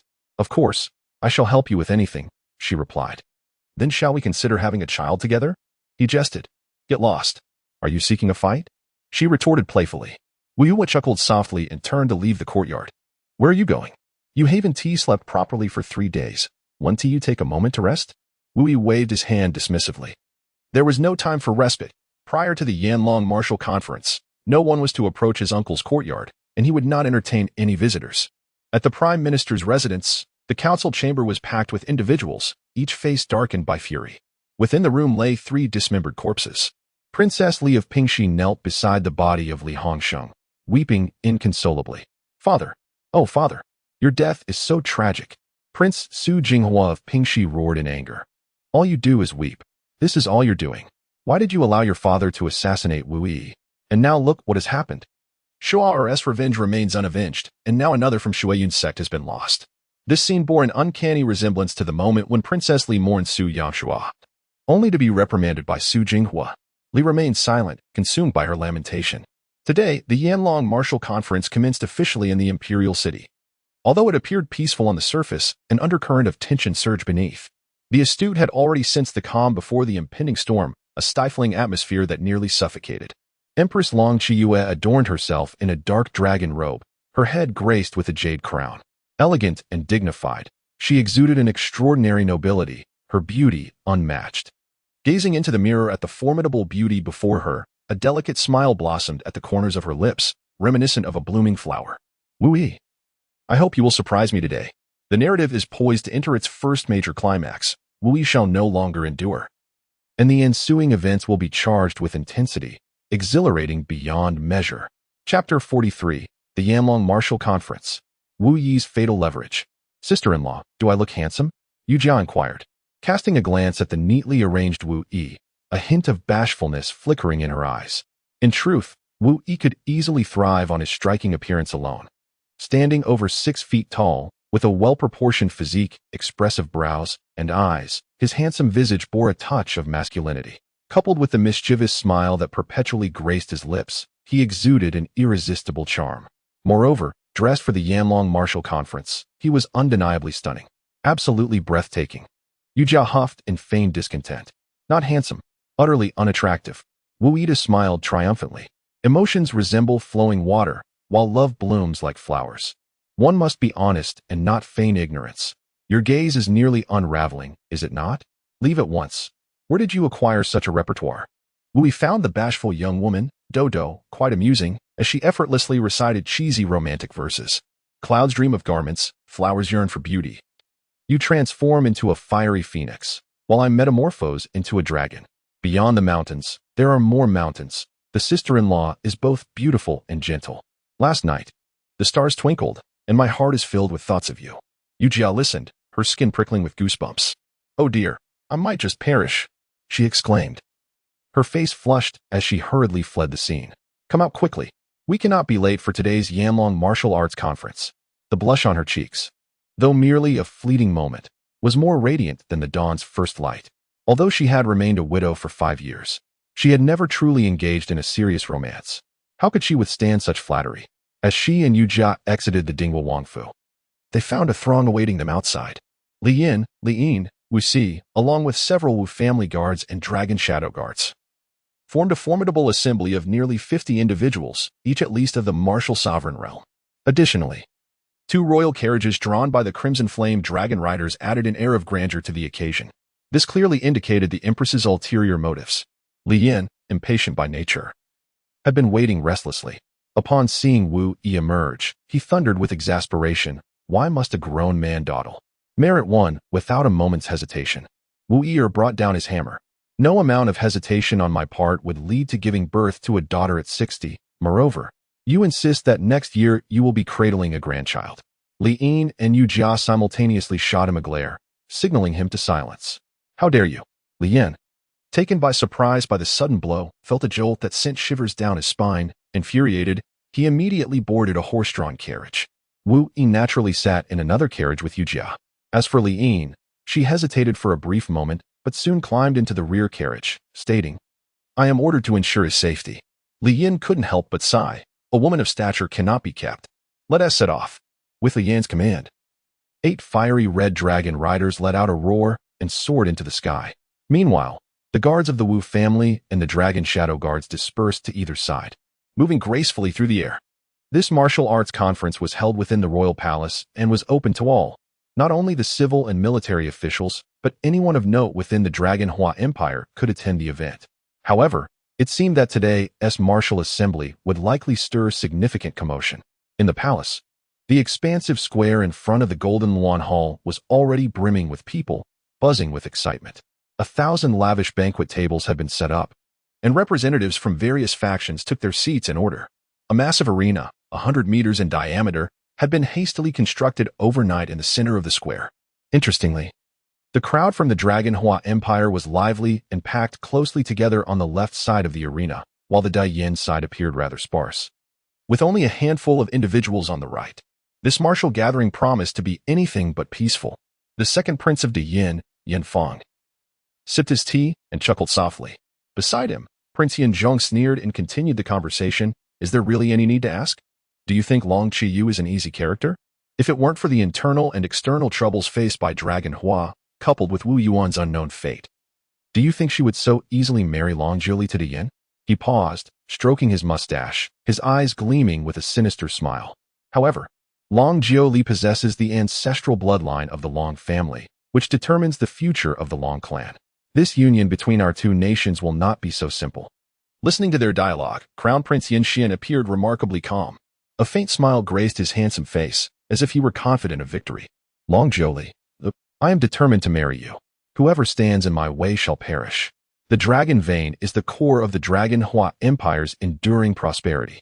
As long as the dragon vein exists, Dragon Hua shall thrive. If it is destroyed, Dragon Hua will perish. The Long family, as the guardians of the dragon vein, follows a clan rule that has persisted for a millennium. Only descendants with the ancestral bloodline may lead the family, as only a fully awakened ancestral bloodline can unlock the legendary dragon domain. On the Dragon Hua side, the residences of Prince and Dong and the Prime Minister were adjacent. Su Yongfeng, holding a wine cup and wearing a gentle smile, approached Long Boyang. Brother Boyang, you seem a bit downcast. Is something troubling you? Su Yongfeng was known for his cunning nature, while Long Boyang was known for his fiery temperament, making them two contrasting personalities. Are you here to mock me on purpose? My fiancé has been taken away by that dog, Wu Yi. But that's better than your situation, Su Yongfeng. Isn't it? Long Boyang's frustration was palpable as he faced the imminent departure of his beloved to another nation, all while wearing a facade of politeness. Hearing this, Su Yongfeng's smile faltered momentarily, his eyes flickering with a hint of malice. However, he quickly concealed it, taking a seat beside Long Boyang with an air of generosity. Brother Boyang, you jest. That was all in the past. The ninth princess is far beyond my reach. Let us not dwell on that. Shall we discuss Wu Yi instead? Long Boyang closed his eyes, taking a deep breath as he struggled to suppress his anger. Why bother discussing a useless dog? The mere thought of that wretch flirting with Li Yin before my eyes makes me want to tear him apart. Su Yongfeng chuckled softly. Shall we talk about how to eliminate him? Our families are already intertwined, and now we have a common enemy. He harbors resentment against you for his stolen wife, and has enmity against me for my slain brother. Brother Boyang, tell me, how can we quench our hatred if we cannot tear him to shreds? Long Boyang opened his eyes and snorted. Do you need to say more? I will kill him today. Killing a useless dog like him is as easy as squashing an ant. Yet Su Yongfeng shook his head with a smile, speaking softly. He must die, of course, but we cannot let it be traced back to us, or we will attract trouble. What if he were to die at the hands of Crown Prince Yin Xin of Diyin? Long Boyang frowned. What do you mean? Speak plainly. Don't beat around the bush. Su Yongfeng, unperturbed, smiled lightly. I've heard that Wu Yi was alone with the ninth princess in the East Palace for several hours the other day. At this, Long Boyang's pupils dilated in shock. Although he was hot-tempered, he was not foolish. Suddenly, he burst into laughter. Well, you truly have guts. I must admit, I underestimated you before.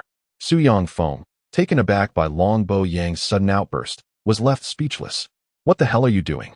Are you trying to draw attention to us while we're plotting? Brother Boyang, while we are both heirs, I am merely an outsider compared to you, who carries more weight and credibility. Therefore, regarding this matter, Long Boyang interrupted with a scoff. Leave it to me. Just provide me with this one piece of leverage. Today, not only Wu Yi but everyone from the Dingle Wang Fu must die. Not a single dog shall survive. Consider the situation. Today as Martial Assembly gathers people from all sides. If the matter of Wu Yi secretly meeting Long Jiuli were to become public, how would Diyin react? The enraged Crown Prince of Diyin would undoubtedly force Long Jiuli to annihilate the Dingle Wang Fu on the spot. Otherwise, where would his face be? If Long Qiyu refuses, it would lead to outright war, with Diyin marching to decimate Dragonhua. Between the Empire and the Wu family, which side do you think Long Qiyu would choose? Suddenly, the previously raucous square fell silent, as all eyes turned skyward, faces shifting to expressions of astonishment. The sun was rising, and against the backdrop of blue skies and white clouds, 8 formidable and majestic dragon riders flew in unison, pulling 2 luxurious carriages adorned with golden dragon flags. The impeccably organized dragon shadow guards and Wu family guards flanked the sides, exuding an air of authority and grandeur. This was indeed an impressive spectacle. Crown Prince Yin Xian raised an eyebrow and chuckled, dragon riders leading the way, with dragon shadow guards as protection? Quite intriguing. With the arrival of Wu Yi, the crowd's demeanor shifted dramatically. The sight of 8 dragon riders and dozens of dragon shadow guards raised a question. Who within the Dragon Hua could boast such a privilege? Su Stin cast a glance at Dong Yang and Long Yin, smiling. Your Highness, it seems His Majesty has firmly resolved to bind the Dingle Wang Fu closely to our side. Indeed, this is precisely the objective of Long Qiyu. She has made it abundantly clear to all that she will stand united with the Duke of Dinghua, both to instill fear in the officials and to protect the Duke's residents from any nefarious threats. Long Yin squinted his eyes, remaining silent. He had not anticipated Long Qiyue's resolute alliance with the Duke of Dinghua. However, he inwardly scoffed, lamenting that their partnership had come too late. Without Wu Yuan, the Duke of Dinghua is nothing but a paper tiger. General Wu Yin's mission to defend the northern border will undoubtedly end in tragedy. With only the useless Wu Yi left in the Wu family, what worth does he hold? Long Qiyue, I am curious to see what tricks you have left up your sleeve. Who can assist you now? Why is Long Yin so confident? Because it was he who secretly colluded with the kingdom of Jinyu to orchestrate Wu Yuan's demise. Moreover, General Wu Yin is destined to perish in the northern frontier. The Duke of Dinghua, stripped of these two pivotal pillars, is already rendered impotent. As Wu Yi and his companions alighted from the carriage, the crowd gasped in astonishment once more. Commander Li Yin? Captain Li Yin? How did they arrive alongside Wu Yi? Goodness, what a formidable display. Who is Li Yin? He is one of the mainstays of Longhua, his status and influence rivaling that of the Duke of Dinghua, Wu Yuan. Li Yin, on the other hand, is the future successor of the Longyin Guard, a favored confidant of the Empress. The onlookers believed that the Empress had shown immense favor by assigning the Longyin Guard to escort Wu Yi, yet they were astonished to see both the commander and deputy accompanying him. At this moment, the expressions in the crowd varied, embodying envy, jealousy, and resentment. What abilities does this waste possess to garner such attention from Her Majesty? He is of no consequence. The Empress is merely honoring the Duke of Dinghua's reputation. This is indeed a fallacy. When it comes to uselessness, none can compare to him. This statement rings true, haha. Contrasting sharply with the mocking astonishment of the others, Long Boyang's countenance darkened. His sinister gaze fixated on the shoulders of the two, standing closely together. Why must they be so close? Why is there physical contact? Why do you choose to humiliate me in such a manner? With a heart seething with rage, Long Boyang approached Wu Yi and Li Yin with murderous intent. Su Yongfeng observed silently, not intervening, merely offering a faint smile. In truth, it would be most advantageous for Long Boyang to confront Wu Yi directly. The more chaos, the better for him. As Long Boyang approached with a menacing aura, Li Yin instinctively shielded Wu Yi behind her, feeling a twinge of anxiety. What will you do, Long Boyang? While she herself is not afraid of him. As the leader of the Longyin Guard and a close ally of the Empress, she fears for Wu Yi's safety. After all, that man is a complete lunatic capable of anything. Witnessing Li Yin once again stand in defense of Wu Yi, Long Boyang's fury reached its zenith. Li Yin, even if you refuse to marry me, you are still my fiancée. Your betrayal and humiliation are a disgrace to me, to my father Long Yin, and to the honor of the Long family. With this thunderous outburst, a multitude of gazes was drawn to them. The atmosphere suddenly thick with tension as the crowd awaited the unfolding drama. TSK. A conflict between the Duke of Anong and the Duke of Dinghua is a rare spectacle. Li Yin is a woman of passionate resolve. Having chosen Wu Yi, she would never retreat or regret her decision, regardless of the complexities that now envelop her. Thus, a complete severance is in order. Long Boyang, I urge you to comprehend that our engagement was arranged by your father with the late emperor. It was never my desire to marry you. While you feel anger, I am the one who feels wronged. Do you think I wish to wed a madman like you? You claim I am your fiancée. But do you truly love me?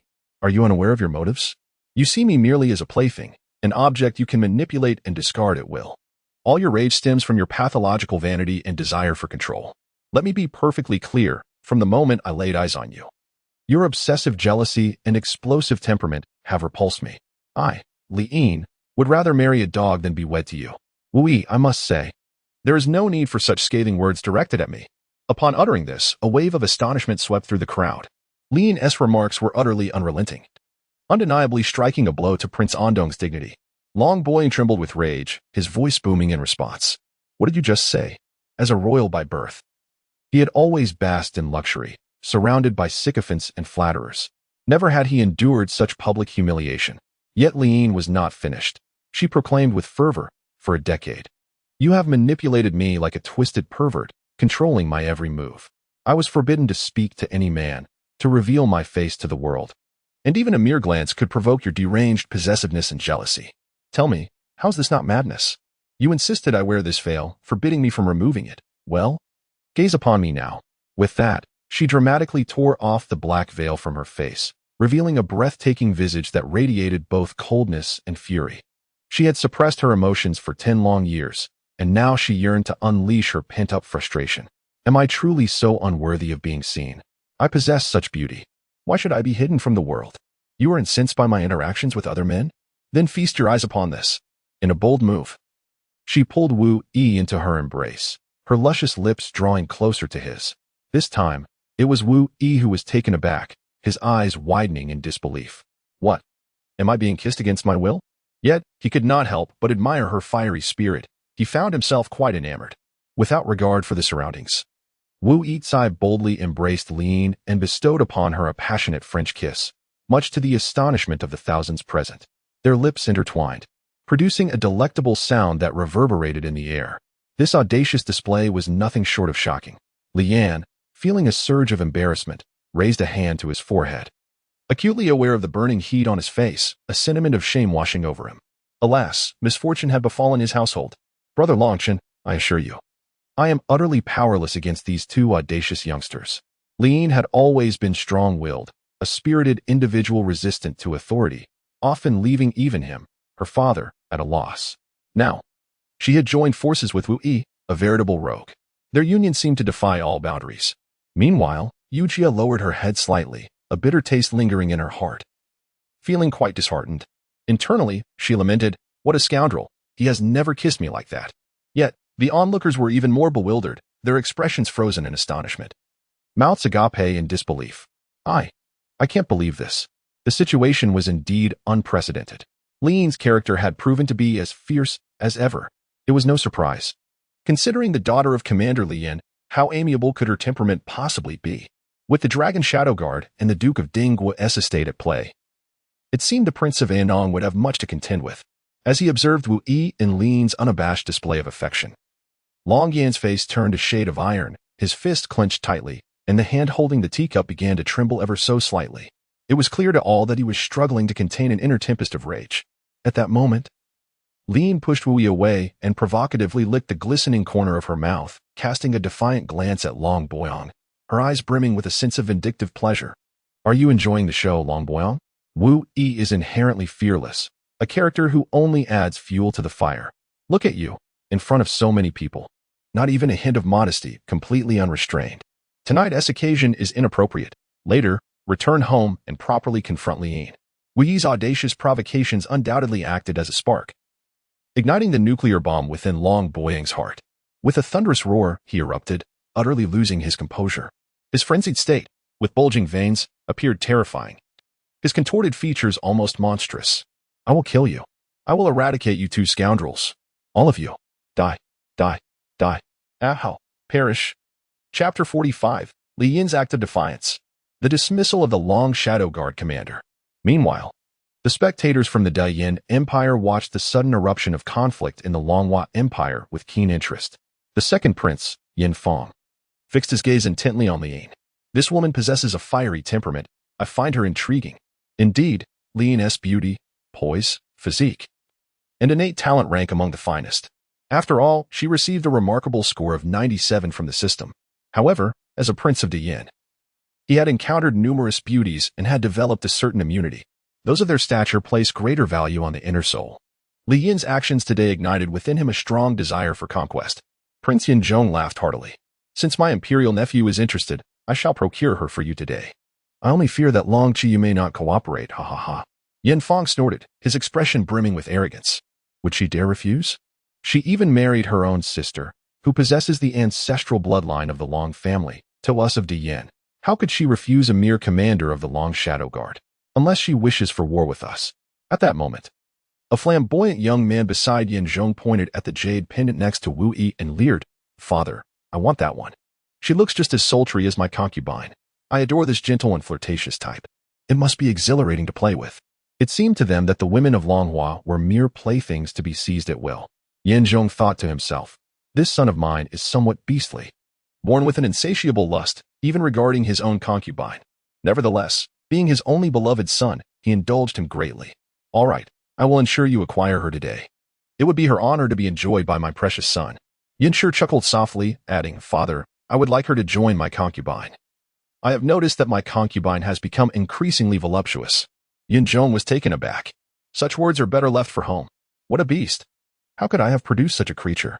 Suddenly, the silent Yin crown prince, Yin Xian, spoke with a smile. "I am far more intrigued by that Wu Yi. I am curious what peculiar qualities he possesses that would compel Li Yan, this commander of the Long Shadow Guard, to so brazenly confront Long Boyong in public." Yin Fong haughtily scoffed. "He is but a waste. What could be so special about him?" Yin Xin merely smiled and remained silent. Die. At that moment, Long Boyong, consumed by rage, unleashed a deafening roar. The terrifying aura of a martial king erupted from him. He had completely lost his reason, his eyes bloodshot, exuding an aura as if he might die from anger at any moment. Yin Fong's interest peaked. "Let the battle commence." One must admit that this loud, foolish dog possesses some prowess. At such a young age, he has already achieved the cultivation of a martial king. He quickly turned to Yin Xian, attempting to curry favor.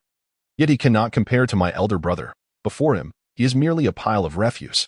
However, a shocking scene unfolded. Boom. A more terrifying aura suddenly erupted from Li Yin. The tangible shockwave sent Long Boyong flying 100 meters away. Wow. Even in midair, Long Boyong spat out a mouthful of blood. In that instant, Su Xian, Su Jinghua, Su Yangfeng, Long Yin, and many others present shot to their feet. Their expressions transformed with disbelief as they gazed at Li Yin. A martial emperor? Just days ago, Li Yin was merely at the 5th level of martial king. How had she suddenly ascended to martial emperor? Unbelievable. How did she achieve this? Her leap to martial emperor would surely spell trouble. Li Yin disregarded the astonishment of the crowd and coldly addressed the dazed Long Boyong. Long Boyong, I warn you, from this day forth, my engagement with you is null and void. Even if His Majesty punishes me for defying the imperial command, I will accept it, since the veil has been lifted. Let us resolve this matter at once. Unexpectedly, at that moment, a commanding voice filled with authority resonated from the Golden Wan Hall, echoing throughout the imperial city. I shall punish you for your defiance. The Empress? The crowd gasped, quickly turning to stand at attention. They bowed deeply, proclaiming in unison, Long live our emperor. Long we shall endure. As for the Diyin contingent, they merely offered perfunctory boasts. Though Diyin was traditionally domineering, they dared not act too brazenly in the presence of the Longhua Empress. Amidst the reverence, only Wu Yi raised his gaze toward the direction of the Golden Wan Hall, a flash of admiration crossing his eyes. The Empress, Long Qiyu, donned a jade crown and a majestic black and gold dragon robe, flanked by the equally resplendent Long Luo Yin and the stunningly beautiful Long Jiuli.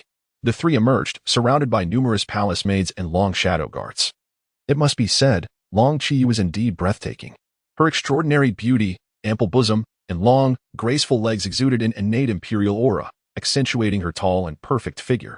With each step, it was as if the heavens themselves descended, imposing yet captivating, drawing all attention to her unparalleled elegance.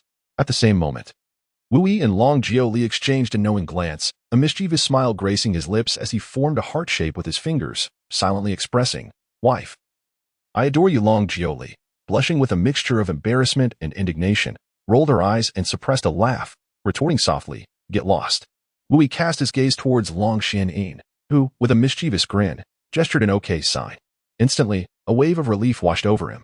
He had entrusted Long Xianyin with an exceedingly arduous task, one that hinged upon Su Yangfeng's very life. Should the mission succeed, Su Yangfeng would undoubtedly meet his demise today, with no divine intervention capable of saving him. At that moment, a fleeting exchange of glances occurred between Wu Yi and Long Qiyu. Though their eye contact was brief, it seemed as if both had glimpsed into the depths of each other's thoughts, their understanding reaching an extraordinary level of synergy.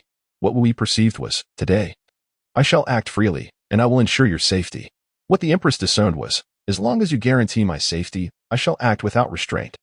Wu Yi could not fathom why he shared such an extraordinary rapport with Long Qiyu. Even a fleeting moment of silent communication allowed them to grasp each other's intentions. A profound resonance of souls. Yet, despite their tacit understanding, the outcome of their collaboration today remained to be seen. Long Qiyu took her seat upon the dragon throne outside the Golden Chariot Hall. Whether intentional or not, she subtly adjusted the hem of her dragon robe, inadvertently revealing a hint of mysterious snow white. This sight stirred a longing within Wu Yi, who had a particular fondness for legs. By heaven, is she trying to bait me again? He mused. The Empress's lips curved slightly, casting a glance over the throng of people below her, her voice commanding yet serene. Esteemed guests, please do not stand on ceremony. Today's Yamlong Martial Assembly is held in celebration of the 9th princess's forthcoming marriage in a month's time, serving as a betrothal gift, and it also symbolizes the enduring friendship between our two nations. Therefore, I have arranged a banquet of 1,000 seats within this palace. You need not be overly formal. Please take your seats and prepare to watch the competition. As the Empress concluded her words, the crowd collectively responded. We thank your Majesty for your generous grace, and may Longhua and Dian unite in prosperity and longevity. In her heart, Wu Yi was silently complaining. Why is everyone able to shout so uniformly? How is there such a tacit understanding? Why didn't I think of this slogan? Just then, Long Qiyue's voice, filled with rage, suddenly rang out. Li Yin, As the commander of the Dragon Shadow Guard, your actions today have disappointed me immensely. You have defied the imperial decree and publicly injured the Eastern Prince, Long Boyong, undermining the imperial authority, and thus, you deserve death. However, considering your diligent service as the commander of the Dragon Shadow Guard over the years, your death sentence can be commuted. Therefore, I have decided to strip you of your title as commander of the Dragon Shadow Guard. You are no longer worthy to be part of my royal family. And your engagement to Long Boyong is hereby annulled. Li Yin, do you acknowledge this? Upon hearing these words, the faces of the crowd changed dramatically. Li Yin was the closest confidant of the Empress. To have her stripped of her title just like that? Truly, the heart of an emperor is merciless. Li Yin's complexion also turned pale.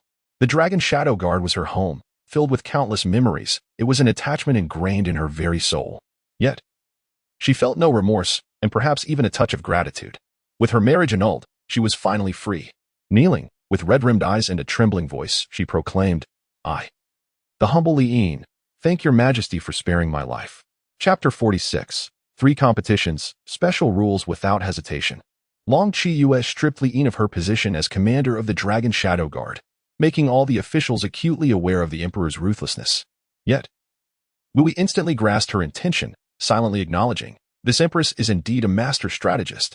Although the commander of the Dragon Shadow Guard enjoyed great prestige, she was also under constant scrutiny. Certain actions were difficult to undertake. However, a commoner with the cultivation of a martial emperor was an entirely different matter. She would become a hidden arrow, unleashed from the darkness, a super assassin capable of striking without a trace. Moreover, Long Qiyue cleverly downplayed the incident where Li Yin injured Long Boyong, using the opportunity to annul the engagement and grant Li Yin her freedom. Even if Prince Inong were furious, he had no grounds to protest. It was a masterful threefold strategy. The ability to make the most perfect decisions in response to sudden changes in circumstances was truly astounding. At that moment, Prince Yanzhong of Dian stood up and chuckled. Might I inquire, Your Majesty, what will be the format of this Yanlong Martial Conference? My Dian warriors are eager to learn from your nation's prodigies. Hearing the provocation in Yanzhong's words, the people of Longhua felt angered, yet equally curious.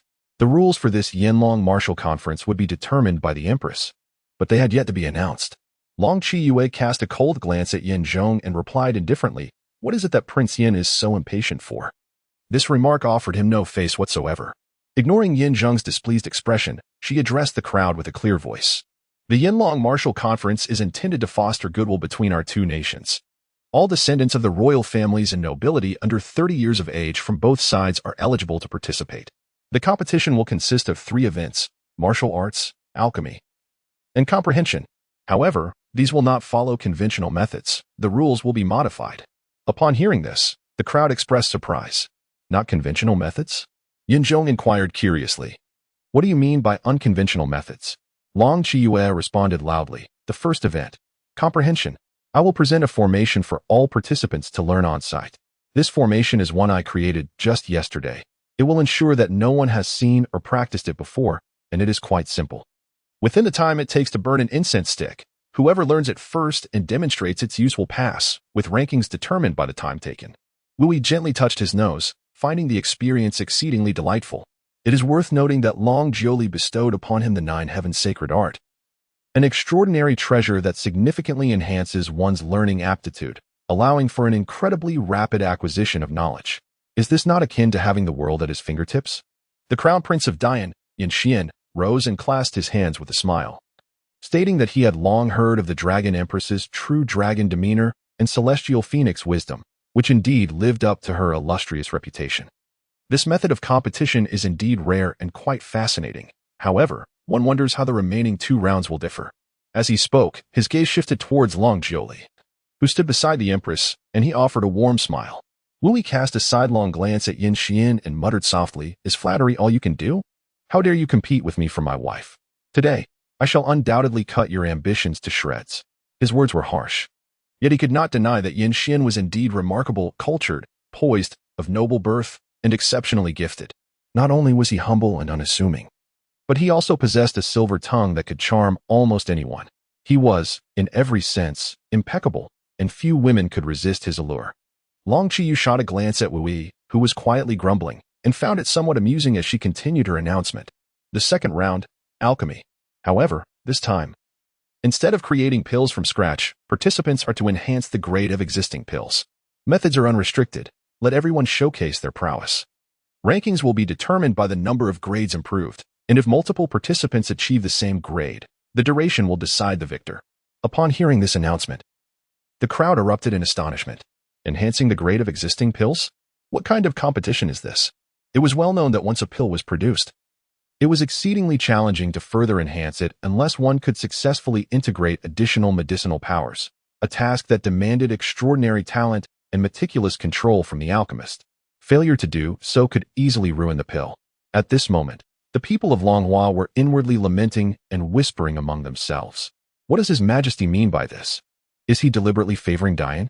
The origin of the alchemy sect is indeed Dian, which boasts the most fervent alchemical culture among hundreds of nations on Yuanwu continent.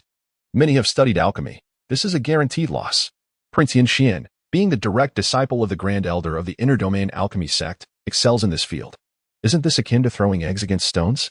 The upcoming Long Dragon Martial Conference was a contest between two nations, a matter of imperial dignity. How could the people of Longhua not feel anxious? Upon hearing the rules for alchemy, Yin Xian was momentarily taken aback. But soon, he chuckled nonchalantly, thinking to himself, "This hardly seems necessary. I am the direct disciple of the Grand Elder of the Alchemy sect, and at merely 25 years of age, I am already a 6th-rank alchemist. My talent is among the finest in the sect. When it comes to alchemy, no one here can compare to me." The second prince, Yin Fong, couldn't help but chuckle softly. "Brother, it seems this Long Qiyu is quite astute. Isn't she clearly favoring Dian to let you shine? You might as well show off a bit and give these fools a glimpse of your prowess." Yin Zhong laughed heartily. It appears that Long Qiyu is genuinely trying to avoid conflict with Dian. How very accommodating of her. Yin Shi fidgeted and quickly added, "It seems the Empress of Longhua is a cowardly softy. Father, you must ensure that woman is brought to me. I can't help but be drawn to her." The woman he referred to as Yu Jia. Yin Zhong shot a disapproving glance at Yin Shi, amused by his son's antics. This foolish lad had just been caught unabashedly practicing his traditional craft while no one was watching. Unlike the concerns of the Longhua crowd, Wu Yi was struggling to contain his laughter. How perfectly aligned are the rules with my strengths. The Empress has crafted a challenge that directly targets my expertise. This is a golden opportunity. The Merit Hammer's third strike transforms the mundane into the extraordinary, allowing for limitless enhancement of all things. This is a clear path to overwhelming victory. No matter how talented Yin Xian may be at alchemy, he cannot possibly match my capabilities. At that moment, Long Qiyu spoke again, her authoritative voice resonating throughout the arena. The third round, martial combat. The rules are quite simple. It will be a defense challenge between Longhua and Dian. Each side will face off in pairs, with the victor remaining on stage to fend off further challengers until they are defeated or successfully complete their defense. Each participant will have multiple opportunities to compete. As long as there is a change of contestants, one may challenge again, although they may also choose to forfeit. If one side suffers total defeat, the other will determine the ultimate champion. Upon hearing these rules, the audience's interest was piqued. This format promised fairness and justice, allowing everyone to prove their strength without harboring resentment over losses. Yet, just then, Long Qiyu dropped another bombshell, stirring everyone's curiosity. Since this is a competition, there must be incentives. Furthermore, this martial gathering coincides with the 9th princess's betrothal banquet, so the rewards will undoubtedly be extraordinary. As she spoke, she cast a meaningful glance at Wu Yi. Wu Yi pondered, why is this woman looking at me? Yet, his curiosity was piqued as he wished to witness what rewards this empress could bestow. Chapter 47. Super Rewards, a Clash of Two Nations. Beneath 1, above 1,000,000. The empress cast a fleeting glance at Wu Yi. Amidst the throng of spectators, her crimson lips parted, and her commanding voice resonated clearly in every ear present. The competition will consist of 3 matches.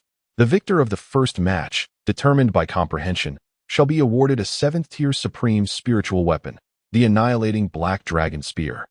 Upon the utterance of these words, the crowd was engulfed in astonishment. A 7th-tier supreme spiritual weapon? Such a treasure is priceless and beyond the market's reach. The caliber of a weapon directly influences the combat prowess of a warrior. Even Li Yan, a formidable warrior in his own right, felt a twinge of envy. As the commander of the Dragon Shadow Guard and a peak martial emperor, the spiritual weapon he wielded was merely of the 7th rank. A treasure he had fought tooth and nail for in a secret realm alongside numerous other powerful beings.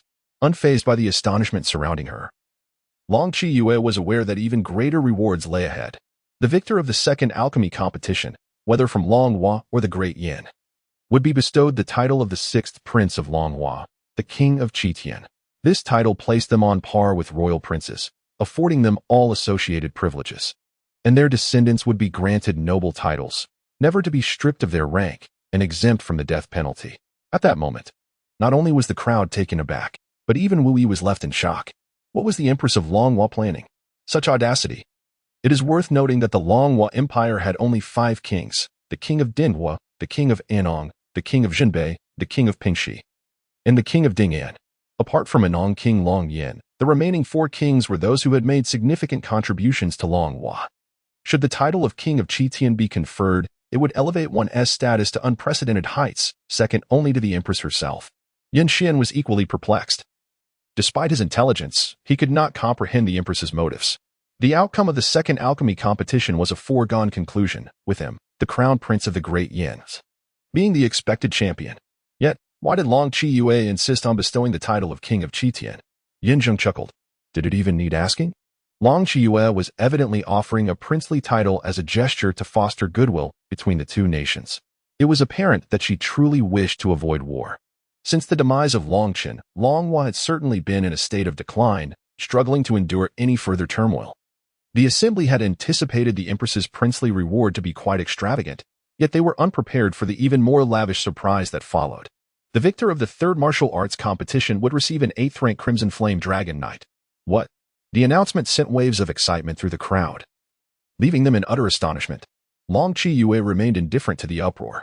It was well known that the Crimson Flame Dragon Knight was a revered symbol of the Longhua royal family, a national treasure exclusive to Longhua. A fully matured Crimson Flame Dragon Knight possessed a 6th-rank cultivation and could only ascend to the 7th rank after centuries of training. The 8th-rank Crimson Flame Dragon Knight, however, was an exceedingly rare gem, its worth beyond measure, with only one awakening every millennium. Even after thousands of years of Longhua's history, there were but 3 Dragon Knights in existence. The presence of a Dragon Knight commanded respect. Civil officials dismounted their carriages, and military officials dismounted their horses to pay their respects. Any prominent family or sect within Longhua would honor it as a guest of utmost importance, treating it with the highest reverence. The audience was utterly astounded. Who would desire such a magnificent and powerful mount? An 8th-rank Dragon Knight was invaluable beyond monetary consideration. It was said that the speed of a Crimson Flame Dragon Knight could traverse 1,000 miles in an instant, leaving a trail of fiery devastation in its wake. The power of its fiery hooves could shatter mountains, and its flames could scorch the heavens. At that moment, not just the others, but even we felt a pang of desire. Long Qiyue was indeed making a grand investment. The prospect of such a prize was tantalizing. Suddenly, Yin Xian stepped forward with a courteous smile. The Empress of Longhua was indeed generous. The rewards for the 3 competitions were priceless and rare. He expressed his admiration, stating that since the Flame Dragon Martial Conference was organized to celebrate his marriage to Jiuli, the Great Yin would not be stingy either. As he spoke, he addressed the audience, announcing that for the first competition, the victor would receive 3 strands of Earth Core Golden Flame as a reward. As he extended his hand, 3 strands of golden flames danced in his palm. Even from a distance, the crowd could feel the intense energy radiating from them. It was common knowledge that the Earth Core Golden Flame ranked 5th among the exotic flames of the Yuanwu continent. Though only 3 strands were offered, they were treasures sought after by many. Any warrior with a golden fire affinity could refine and absorb them to enhance their cultivation and break through their limitations. The declaration sent shockwaves through the crowd. The reputation of the Earth Core Golden Flame extended beyond the Great Yin. It was highly esteemed even in the inner realms. It was the ultimate treasure desired by every gold fire warrior or alchemist. Even Li Yan, at the martial emperor level, revealed a flicker of greed in his eyes. Yin Xian, noticing the reaction of the crowd, felt a sense of satisfaction and continued, "You may have heard that I, Yin Xian, once had the honor of being a disciple of the alchemy sect, a direct disciple of the Grand Elder. My standing in the sect is somewhat notable. For the second alchemy competition, the victor will receive an 8th-rank supreme elixir, the 9 Heavens Soul Pill. Even within my alchemy sect, the 9 Heavens Soul Pill is a supreme treasure. In dire circumstances, it can preserve one's life, ensuring that even if the body perishes, the soul remains unscathed. Moreover, it can later reconstruct the body, perfectly replicating one's former appearance and innate talents. However, it may take 3 to 5 years to grow from infancy. The 9 Heavens Soul Pill is immeasurably precious, beyond any valuation. It was specially bestowed upon Yin Xian by the alchemy sect as a life-saving elixir. Yet, he felt no concern, for he was confident that victory in the alchemy contest would be his alone, with no one else in contention. By presenting the 9 Heavens Soul Pill as a reward, Yin Xian aimed to showcase his influence, demonstrating to Longhua the close ties between the Great Yin and the alchemy sect, thus illustrating the disparity between their strengths. In the future, they would know when to bow their heads and accept their fates. This was a subtle psychological maneuver. Upon hearing that the 9 Heavens Soul Pill would be the reward, the people of Longhua could hardly contain their contempt. To hell with it. The second competition is undoubtedly yours. What use is it to dangle the Great Yin's treasures before us? In the end, it's still yours, they thought, feeling the hypocrisy weigh heavily upon them. Clearly, the crowd was less than enthusiastic about this reward. However, both Long Qiyu and Wu Yi's eyes lit up, revealing their own covetous desires. Indeed, both were highly interested. Wu Yi must certainly be acting to preserve his own life. Long Qiyu then cast her gaze upon Wu Yi.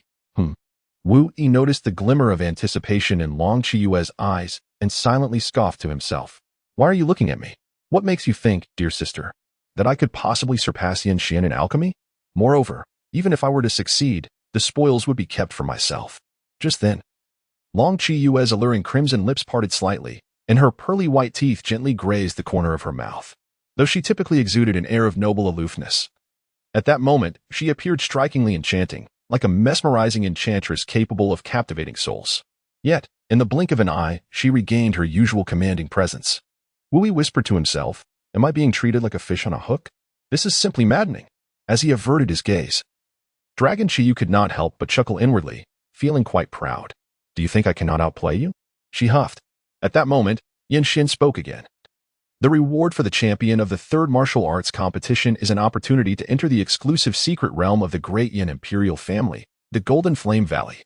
The Earth Core Golden Flame originates from this valley, which is rich in opportunities. What one gains depends entirely on their fortune." Yin Xian's offer was clearly strategic. The only contestant from Longhua who could potentially defeat him was Long Boyong. However, Long Boyong did not possess a gold fire attribute physique, and thus would derive little genuine benefit from entering the Golden Flame Valley. Therefore, while Yin Xian's 3 rewards sounded impressive, only the first one, the 3 strands of Earth Core Golden Flame, held any real value. The latter 2 were essentially empty promises. The people of Longhua held a deep disdain for this. The Crown Prince of Great Yin? Bah! His words were merely eloquent. Suddenly, Dragon Qiyu's authoritative voice resonated throughout every corner of the palace. "I hereby declare the Yanlong Martial Assembly officially commenced. The first match, comprehension. I invite all participants to enter the arena." "What's this? Are we starting again?" someone exclaimed. "It's quite thrilling, indeed." With the Empress's command, participants from both Longhua and Great Yin promptly entered the arena, stepping onto the 100-meter diameter stage. There were dozens of young men and women. The requirements for the Yanlong Martial Assembly stipulated that participants must be members of the royal family or nobility from both nations, and under the age of 30. As the host, Longhua naturally had a larger representation, with around 30 participants. Wu Yi, Long Boyong, and Su Yangfeng, along with the royal siblings Long Xueyin and Long Jiuli, were naturally included in the gathering. In contrast, the contingent from Dian consisted of fewer than 10 individuals. However, Wu Yi's eyes suddenly sparkled with intrigue. To his astonishment, he had previously overlooked the presence of a stunning beauty within the Dian camp. If his conjecture was correct, she must be the 4th princess of Dian, Yin Wanju. Due to the lingering influence of Wei Wu, Wu Yi instinctively sought to glean information about the enchanting figure before him. After all, individuals scoring above 90 were exceedingly rare, each one a paragon of beauty. He would not let any potential pregnancy baby slip through his fingers. Name: Yin Wanju. Age: 20. Height: 163 centimeters. Favorability: -3. Cultivation level: Martial Sovereign. Second layer root bone. Medium spiritual grade. Number of entrants: 0. Overall score: 94. Alas, a mere point shy? In Wu Yi's perspective, falling short by a single point was more vexing than missing by 10. He promptly dismissed the information panel, too apathetic to scrutinize the remaining details. His demeanor epitomized the essence of a heartless scoundrel. In truth, Yin Wanju was indeed exquisite, easily qualifying as a top-tier beauty with her score exceeding 90. Yet, Wu Yi was solely concerned with her potential as a pregnancy baby. Women? He had no shortage of them. Beyond his quest for a pregnancy baby, he would not squander his thoughts and energies on any woman lacking value. How to articulate it? 3 no's. No initiative, no rejection, no responsibility. Noticing Wu Yi's unwavering gaze fixated on Yin Wanju, Yin Xin chuckled and remarked, "Sister, it seems you possess quite a charm." Yin Wanju, perceptive to Wu Yi's attention, responded with a pleasant demeanor, "Elder brother is jesting. Eyes are meant to see, so let him gaze as he pleases. However, I've heard that Wu Yi is childhood friends with my future sister-in-law. Does that not cause you discomfort?" Yin Xin glanced at Long Jiuli, who had also ascended the platform. Nodding in acknowledgement, his words laced with a commanding tone. They could not be deemed childhood friends, as it had merely been Wu Yi's unrequited affection, well known to all. Given Long Jioli's disdain for him, from the moment my engagement with Long Jioli was established, I shall not permit her to associate with any other man. In this lifetime, she shall solely be my wife, Yin Xin declared. Indeed, Yin Xin was a man of formidable possessiveness, a common trait among men. Though he was far superior to the foolish Long Boyong, without descending into the realm of perversion. "Master," Long Xuan greeted Wu Yi with a smile, positioning himself closely beside him. Long Jioli, however, chose to ignore Wu Yi, as she could not afford to confront Yin Xin directly. Neither could she engage with Wu Yi openly. Yet, she became acutely aware of Wu Yi's intense gaze upon Yin Wanju, which ignited a surge of jealousy within her. How dare he ogle another woman in my presence? One more glance, and I shall have his eyes removed. As the participants dispersed to take their positions, a procession of elegantly dressed maidens entered, each carrying a golden tray. On these trays rested a jade slip, roughly the size of a fist, which was undoubtedly the examination question proposed by Long Chiyue. In due course, each contestant would receive a slip to study on site. At that moment, Su Yangfeng, standing to Wu Yi's left, stepped closer and lowered his voice. "Young Master Wu truly possesses remarkable skills. I had previously underestimated you." Wu Yi's sharp tongue unleashed a torrent of insults. His disdain was palpable, particularly towards Su Yangfeng, a cunning individual known for his underhanded tactics. Su Yangfeng was taken aback by Wu Yi's audacity, but maintained his composure. "Do not be too arrogant, believing that the Empress's support renders you invincible. I shall avenge my brother, Su Yangshua, and my grandfather, Li Hongxing.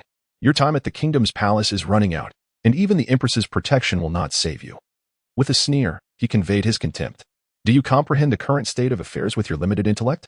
It is laughable that you take pride in being a pawn for the Empress." To everyone's astonishment, before Su Yangfeng could finish his words, Wu Yi erupted with a barrage of insults. "To hell with you. It seems you have too much time on your hands.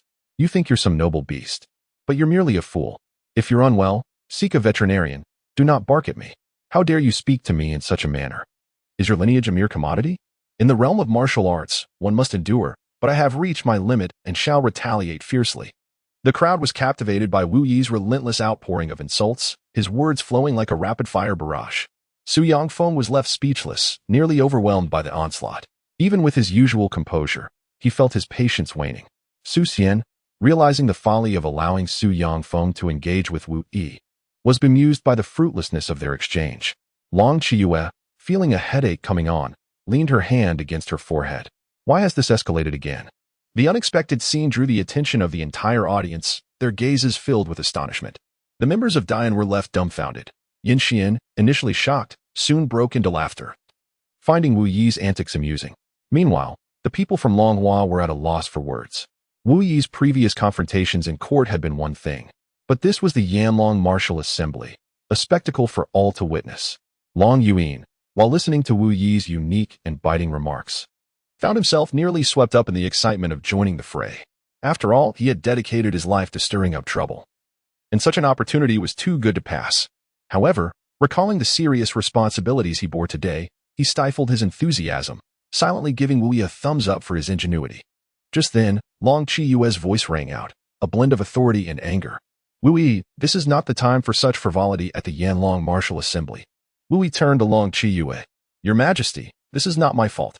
It is this person deliberately uttering words to provoke my mindset. Is this not detrimental to my competition? What kind of creature can produce such offspring? Surely, his parents must have employed incorrect postures and cut corners during his conception." Su Xian, Su Jinghua, Su Yafeng, the three of them, grandfather and grandchildren, displayed ashen faces and clenched their fists in silence. Meanwhile, Wu continued to berate Su Yongfeng while pointing at his nose. How can you be so despicable? Why not be a decent person instead of coming here to provoke me? If I lose this match, it will all be your fault for disturbing my mindset. You worthless dog, get away from me. The onlookers were drenched in cold sweat. Wait, are you really blaming Su Yongfeng for your potential loss? Are you not aware of your own incompetence? Do you even have room to decline further? In all of Longhua, who does not know that Wu Yi is a good-for-nothing without any learning? Enough, Wu Yi. If you continue to insult others, I shall shatter your mouth. Long Chiyue could no longer contain her fury and shouted. To prevent Wu Yi from causing further trouble, she promptly declared, the first round of the competition, comprehension. Before each participant lies a jade slip containing a very simple spirit-gathering array. You have 1 incense stick's time to learn and utilize it.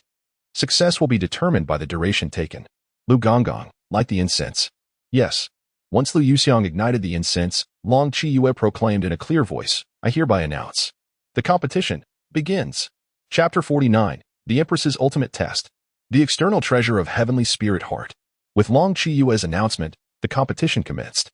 Wu Yi and the other contestants immediately seized the opportunity to study the jade slips. After all, they had only the duration of a single incense stick. Even mastering a rudimentary gathering spirit formation posed a considerable challenge. It was truly a race against time. As Wu Yigong delved into the depths of his consciousness, he encountered a formidable surge of spiritual energy infiltrating his mind. It manifested as a comprehensive array of formation information. To his astonishment, this revelation was accompanied by a resonant phrase echoing in his thoughts.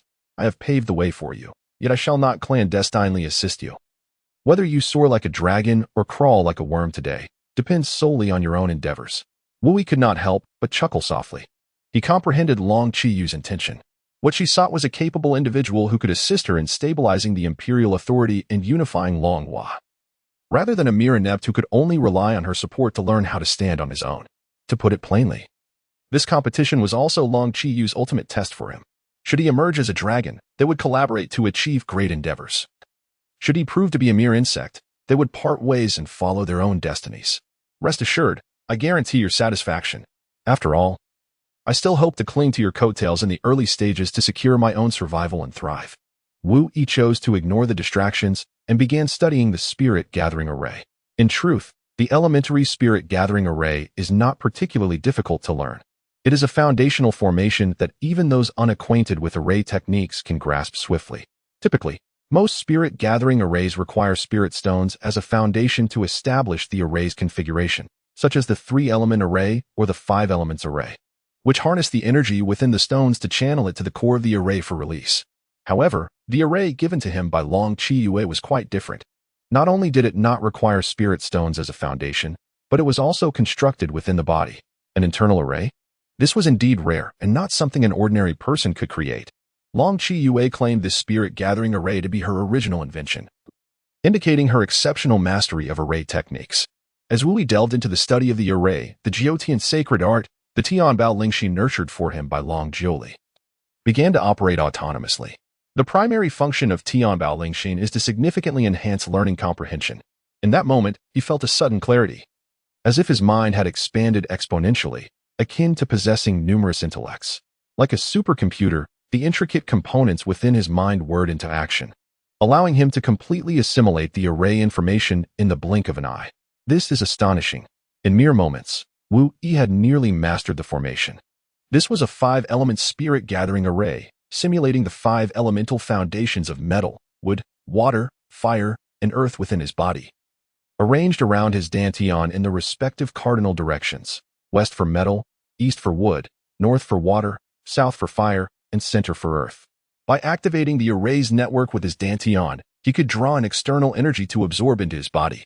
It sounded simple, yet the execution was challenging. The interplay of the 5 elements is intricate. Merely simulating the elemental foundations within one's body could confound many. Unexpectedly, at this moment, a voice rang out from Long Wani. I abstain. The crowd responded with bewilderment. Long Chiyue was taken aback, thinking, we have barely begun. As a prince, you should at least attempt to uphold the dignity of the royal family, even if you lack skill. Long Wanin, with his hands behind his back and a superior expression, arrogantly declared, with my talents, I only study advanced arrays. This low-level array is beneath my notice. Allow the younger generation to take the spotlight. With that, he confidently departed amidst the disdainful and speechless gazes of the crowd. Internally, the spectators cursed him. You simply can't understand it, so why pretend? Before long, gasps of astonishment erupted from the onlookers. Look at the 9th princess. She has already begun gathering spirit energy. Truly, she is a remarkable disciple of Master Lan from the Longhua Academy. Her learning comprehension is nothing short of extraordinary. The Crown Prince of Dian was not to be outdone, nearly synchronously gathering energy, and this was only after 2 minutes. The same went for the 4th princess and the 2nd Prince of Dian. Were they all prodigies? Long Boyong and Su Yongfeng also commenced their own gathering. At this moment, led by Long Jioli, one by one, they began to channel spirit energy. Though it was a low-level spirit gathering array, mastering it within 2 minutes was an arduous task, indicative of their exceptional gifts. However, the initial gathering was merely the first hurdle. The subsequent challenge lay in channeling the accumulated spirit energy through the array's network to envelop the Dantian, thereby forming an internal energy field. If successful, the speed of energy accumulation would increase manifold. Long Qiyue, Yuan, and Yujia turned their gazes toward Wu Yi, their eyes filled with anticipation and anxiety. As Long Qiyue observed Wu Yi's complete lack of response, her brows furrowed slightly. What on earth is he doing? Could it be that he truly lags behind these prodigies? Yet, based on her recent observations of Wu Yi, she instinctively believed he could surprise her. However, after watching for a while, even those of mediocre talent had begun attempting to gather energy, while Wu Yi remained still. Ultimately, the light in her eyes dimmed slightly as she sighed inwardly. It seems I have overestimated him. Yuan felt a twinge of nervousness, but her concern was purely that her chosen partner would outshine the others. As for Yujia, she thought little of it, even if we finished last in the competition. It mattered not. After all, when everyone else had disparaged Wu Yi as a useless lump, she had cherished him as a precious gem. To Wu Yi, it truly resonated with the saying, while all others see me as mere grass and wood, you regard me as a majestic mountain. Suddenly, a dramatic change occurred with Wu Yi, creating a commotion that astonished all. Wu Yi, look at Wu Yi. Goodness, how is this possible? No, someone pinch me. I cannot believe this is real. The crowd erupted in a cacophony of gasps. Long Qiyue and the other 2 women felt a surge of joy. Outside the arena, Long Wanin shouted in excitement, Wow, Master, you are incredible. The participants on the stage turned their heads in astonishment. Even the most perceptive, who had begun gathering energy first, Long Jiuli, Yin Xian, and Yin Wanju, were utterly shocked. How? How is this possible? How can he gather spirit energy so quickly? The once motionless Wu Yi was now rapidly accumulating energy around him at an astonishing rate. In mere moments, visible streams of energy coalesced around him. The suction emanating from his Dantian intensified, resembling a colossal vortex, its reach expanding continuously. In an instant, it stretched to a radius of 10, then 20 meters. Akin to a bandit entering a village, seizing the energy that had just been gathered by the surrounding competitors. Hey, buddy, you can absorb your own energy. But why steal ours? The competitors exclaimed, bewildered. How are we supposed to compete if you keep doing this? Wu Yi, the 5 elements gathering spirit array is fully activated. The Empress, with her finely arched brows, finally relaxed slightly, her eyes blooming like delicate flowers, shimmering with a hint of surprise. Yet, she squinted, muttering to herself with a touch of sickly sweetness. To perfect the hidden, flawed veins of the gathering spirit array in a mere 5 minutes, and discern the method to reverse the 5 elements operation? You truly harbor great secrets. Let us see how I will gradually unearth your revered golden Buddha from the earth. Due to Wu Yi's sudden surge, the outcome of the contest was already apparent. Although Long Jiu Li and Yin Xian, along with several other prodigies, were the first to initiate the gathering spirit, the array had yet to be completely activated. They were still at the stage of guiding the vital energy from the outside to awaken the formation. In truth, there was little need for the remaining participants to continue competing, as the contest only determined the champion, disregarding subsequent rankings. However, at that moment, an irate voice suddenly rang out. I refuse to accept this. That brat must be cheating. It was none other than the 2nd Prince of Dian, Yin Fang. Chapter 50, you merely need to ascend, and great scholars shall defend your arguments. I refuse to accept this. That brat must be cheating. Yin Fang's unexpected outburst incensed the members of Longhua, though they were indeed astonished by Wu Yi's surprising dominance over the talents of both nations. It was unacceptable for an outsider to speak ill of their own. This was a matter of national pride. I thought the Yin prince was formidable. But it turns out he is just a spoiled brat who cannot bear to lose. Our Long Hua sons will lose with dignity and would never resort to such despicable tactics. With so many witnesses present, and the emperor personally overseeing the contest, Yin Fong, how dare you accuse of cheating? Others, due to their statuses, refrained from speaking too harshly. Yet, Long Ruoyan was unrestrained. Damn it, how could old E be cheating? Which dog-eyed fool saw that? Who are you insulting? You dare to insult my master? Yin Fong's face darkened, his eyes filled with shadows. You dare to insult this prince? Long Ruoyan, hands on hips, stood his ground, pointing his finger in defiance. A prince? Who isn't a prince? What is wrong with me cursing you?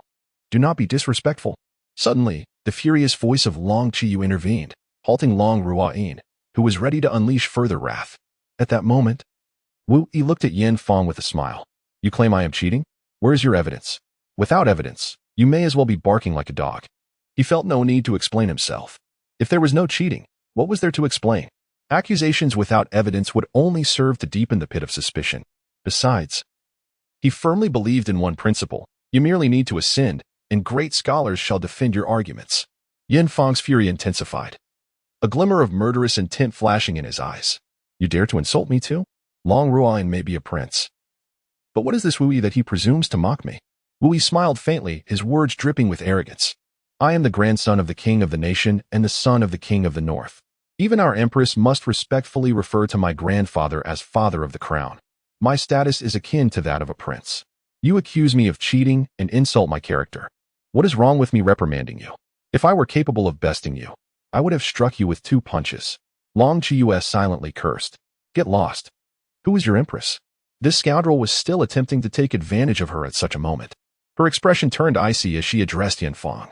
Yin Fong, you claim Wu Yi cheated. How can you substantiate such an accusation with no evidence? Yin Fong's face turned ashen with rage, just as he was about to speak. Unexpectedly, Prince Yin Zhong interjected, It is not that we doubt the Dragon Hua Empress. If your 9th princess or another were to win, we would have nothing to say. However, it is common knowledge among you Dragon Hua people just how incompetent Wu Yi truly is. You assert that he could learn this spirit-gathering array. That may be so. Yet, he had been silent until suddenly activating the formation in an instant, and to surpass several exceptionally talented prodigies from our nations? Is this not indicative of prior knowledge and cheating? A flicker of anger crossed Long Qiu's face as she retorted coldly, You dare call Wu Yi incompetent? Prince Yan, I expect you to understand that Wu Yi is a loyal descendant of our Dragon Hua. It is not your place to belittle or insult him. Wu Yi felt a surge of delight within. He had not anticipated that Long Qiu would defend him so fervently, truly a mark of respect. Moreover, he had previously stated that the formation was his own creation from yesterday, ensuring that no one had seen or learned it before. Was it Prince Yin Zhong's implication that he was being biased and deliberately aiding Wu Yi in cheating? As this thought lingered, an overwhelming aura suddenly erupted from Long Qiu, pressing down upon Yin Zhong. It was not a manifestation of cultivated energy, but rather her innate imperial presence. Yin Zhong's expression shifted, astonished by the formidable pressure emanating from Long Qiu, and his demeanor softened considerably. Empress Long Hua, do not be enraged. Yin Zhong did not mean it that way. Long Luoyin interjected boldly, pointing an accusatory finger. With a name like Yin Zhong, do you not realize how severe your words are? What do you truly mean? Speak plainly. Without evidence, dare you silence this prince? Yin Zhong's eyes narrowed, a murderous intent brewing towards Long Luoyin. Just then, 3 voices rang out in unison. He did not cheat. The crowd turned to find that one of the speakers was Long Jiuli, with the other 2 being the crown prince of the Yin, Yin Xian, and the 4th princess, Yin Wanzhu. The assembly was taken aback. Even the crown prince and princess of the Yin were defending Wu Yi. Yin Xian halted Yin Zhong, saying, Uncle, there is no need for further dispute. We have lost. Yin Fong, perplexed, inquired, Brother, why is that? On what grounds can he activate the 5 elements gathering formation in an instant?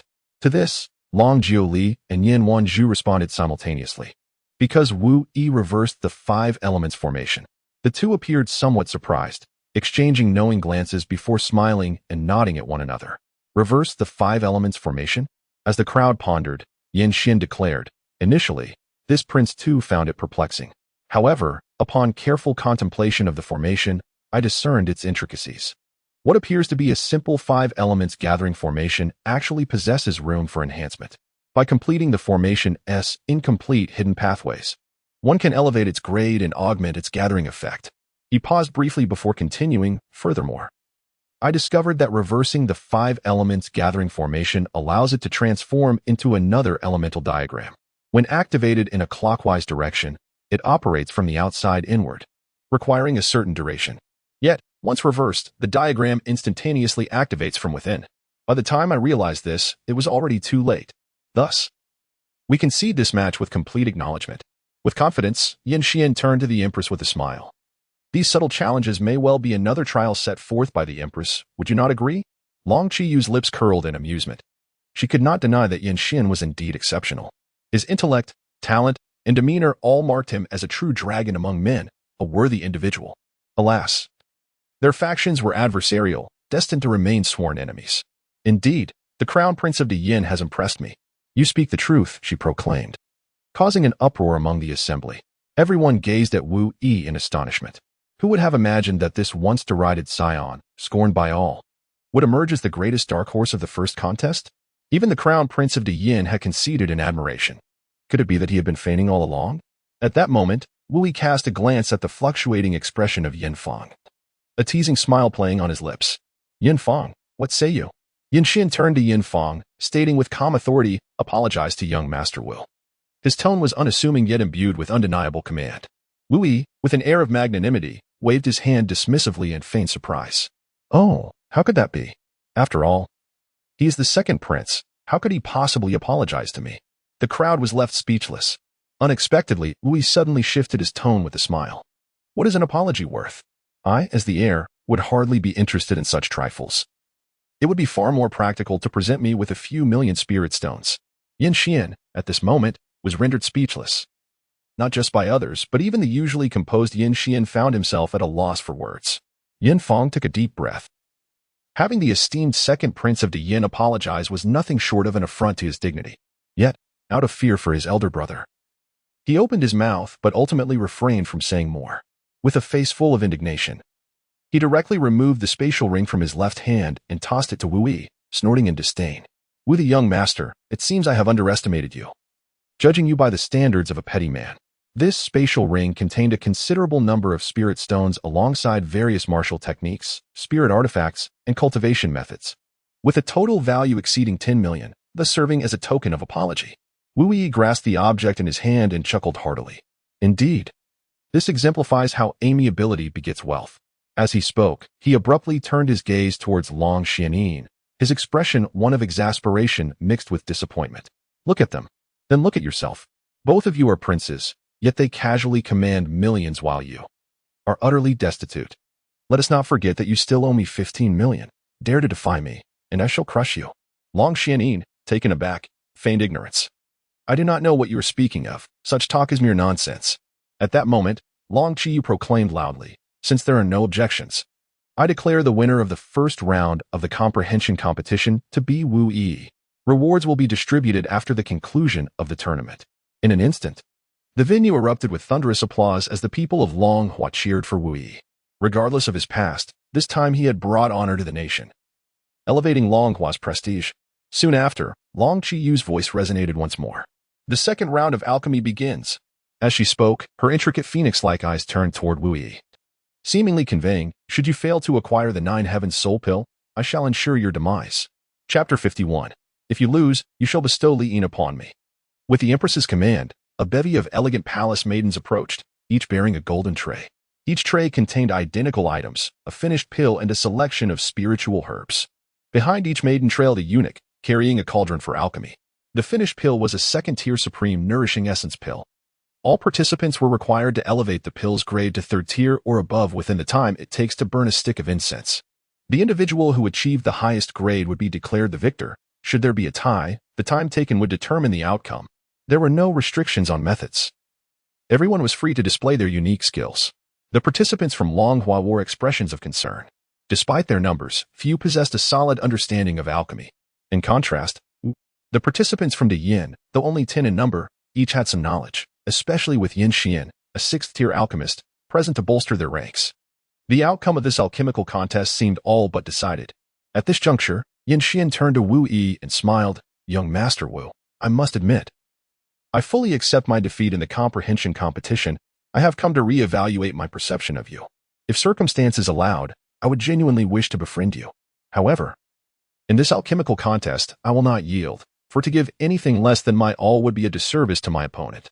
Wu Yi smiled gently and said with great composure, if you do not marry Jiuli, we might indeed become friends.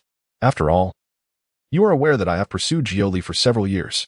Wu Yi's words were undeniably audacious. To express his affection for the crown prince's betrothed for several years in the presence of the Yin prince?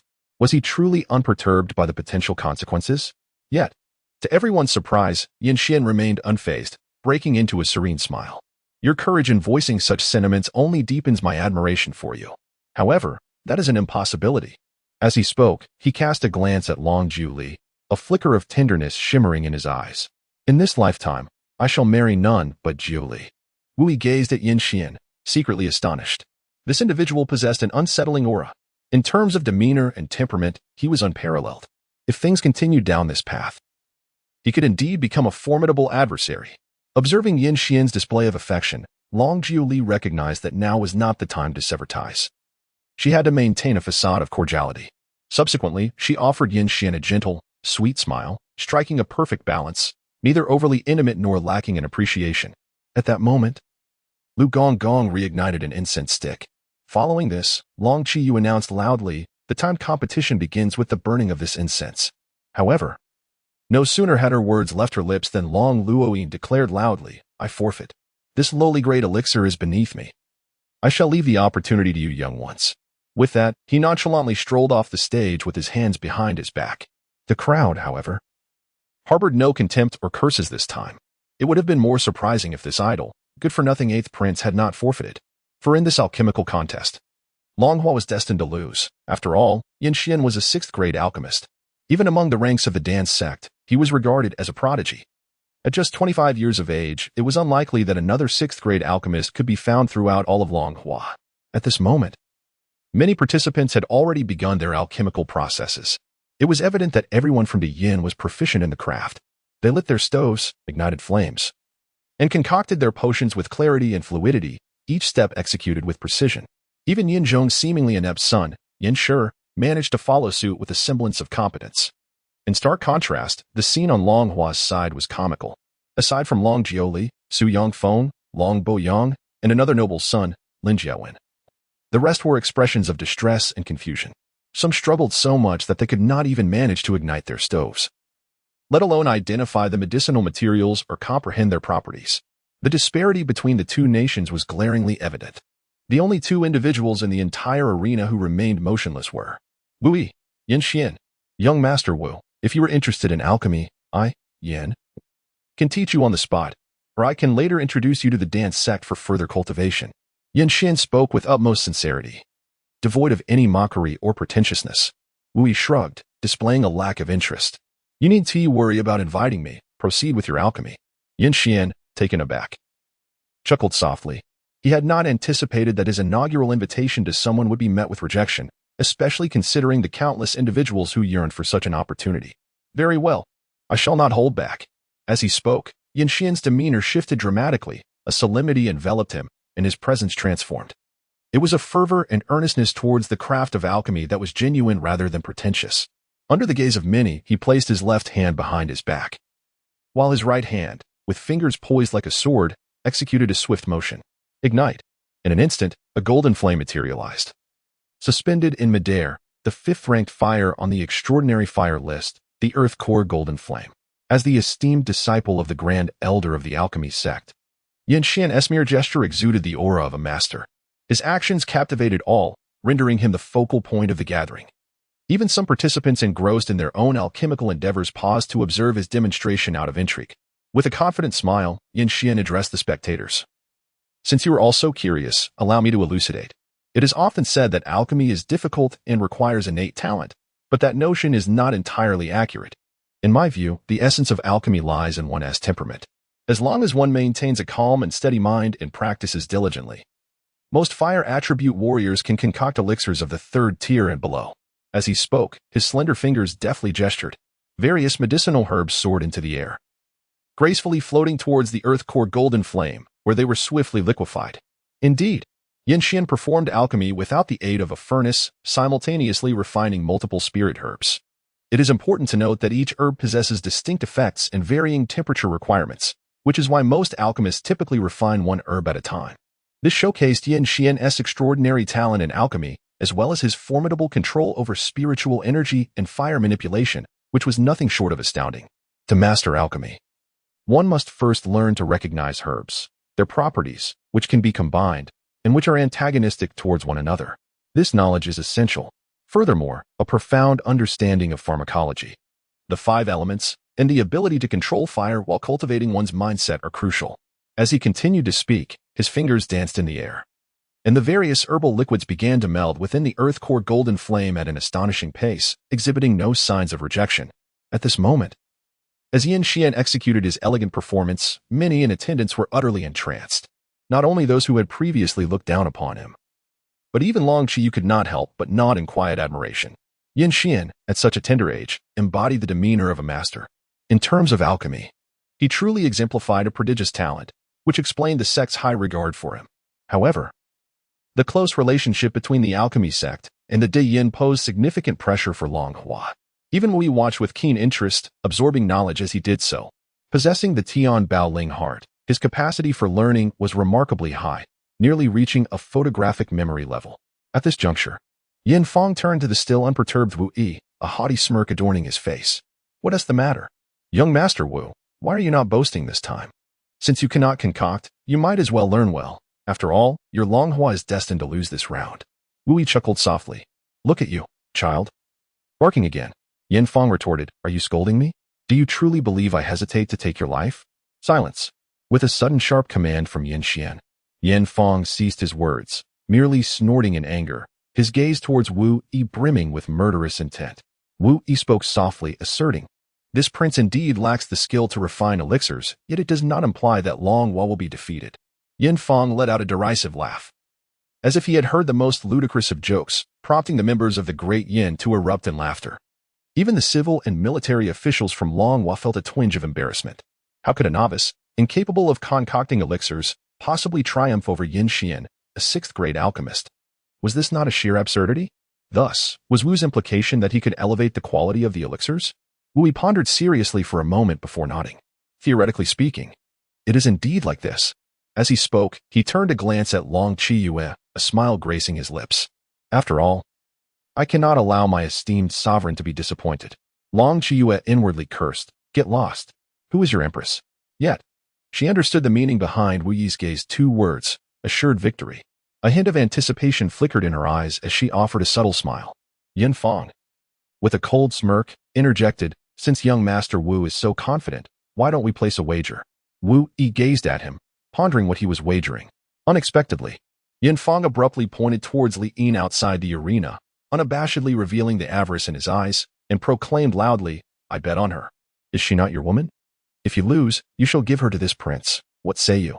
Chapter 52, The Wager Between Two Nations. The 4th princess of De Yin is at stake. Yin Fang suddenly pointed towards Li Yin outside the arena, entirely failing to conceal the greed in his gaze, and declared, I bet on her. Is she not your woman? If you lose, you shall surrender her to this prince. What do you say? Upon hearing these words, the crowd was taken aback. No one had anticipated that Yin Fang would suddenly place a bet, and on Li Yin no less. Wu Yi smiled, a brilliant smile illuminating his face. Is this truly the case regarding the 2nd prince of De Yin? Yet in his heart, he had already sentenced Yin Fang to death. Moreover, he was certain that this demise would be exceedingly tragic. With his hands clasped behind his back, Yin Fang scoffed coldly. What is this? Is the young Master Wu afraid? Wu Yi stood with his hands clasped behind him, his expression serene. It was not that this young master was afraid. Rather, he simply refused to treat his beloved as a mere object to be wagered. Why not wager our lives instead? He proposed. Yin Fang was taken aback, inwardly questioning whether this young man had lost his senses. Li Yin's gaze flickered momentarily, stirred by a rush of emotions. As she looked at Wu Yi on the stage, a flutter of excitement coursed through her heart. Yu Jia's eyes glistened with barely contained tears, filled with pride and admiration. She recalled the day when the Empress intended to bestow her upon Long Xianin, and Wu Yi had defied the Empress, risking his life for her sake. Perhaps it was in that very moment that her feelings for him underwent a profound transformation. Long Xianin, relishing the chaos, exclaimed loudly, "My master is right. I take pride in you, Wu Yi. Yin Fang, I scorn you. Why not place a bet with your mother and see if your royal father agrees?" It was not only Li Yin and Yu Jia who were moved. Many women present felt a stirring in their hearts. Even Yin Wanzhu cast a surprised glance at Wu Yi. His words seemed to awaken a resonant chord deep within them. In a world where strength reigned supreme, the status of women was generally lowly. Being treated as a bargaining chip, a wager, or a pawn in political alliances was all too common. Simultaneously, the women cast envious glances at Li Yin. Wu Yining would rather gamble with his life than wager on her. Such is the essence of a true man. Even Long Qi Yue gazed at Wu Yi with a complex expression. Indeed, a woman is both your Achilles heel and your inviolable boundary. Yin Fang observed the disdain and anger on the faces of those present, directed at him due to Wu Yi's words, his cheeks flushed with indignation. "Wu Yi, you are simply afraid. Do not speak with such pretentious grandeur. Will you wager on a single statement?" "I shall," the crowd gasped, suddenly turning to discover that the speaker was none other than Li Yin.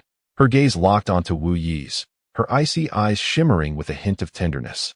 "If you dare to gamble with your life, what I have to fear?" Li Yin was alarmed, instinctively interjecting, "Yiner, do not act rashly."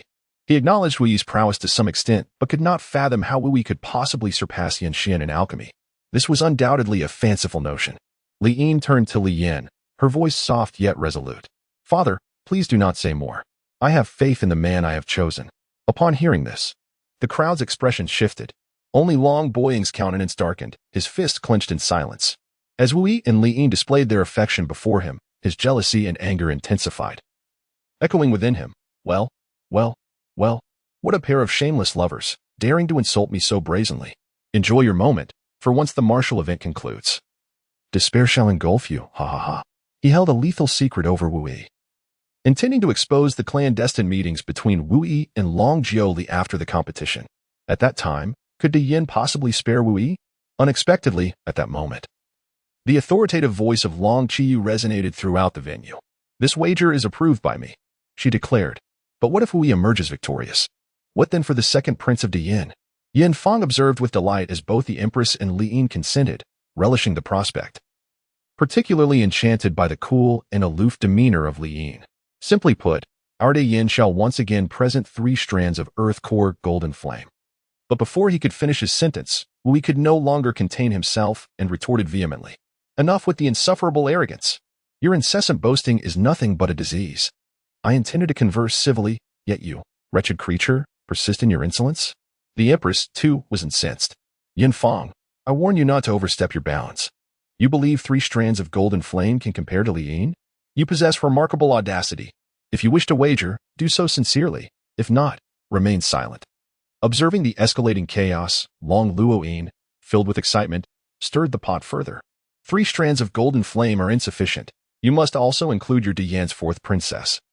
Yin Wanzhu interjected, "Excuse me, which offense have I committed to warrant this?"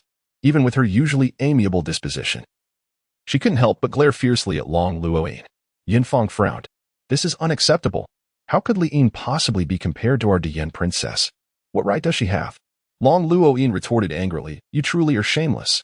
If I were capable of defeating you, you would have been dealt with long ago." Li Yin, master.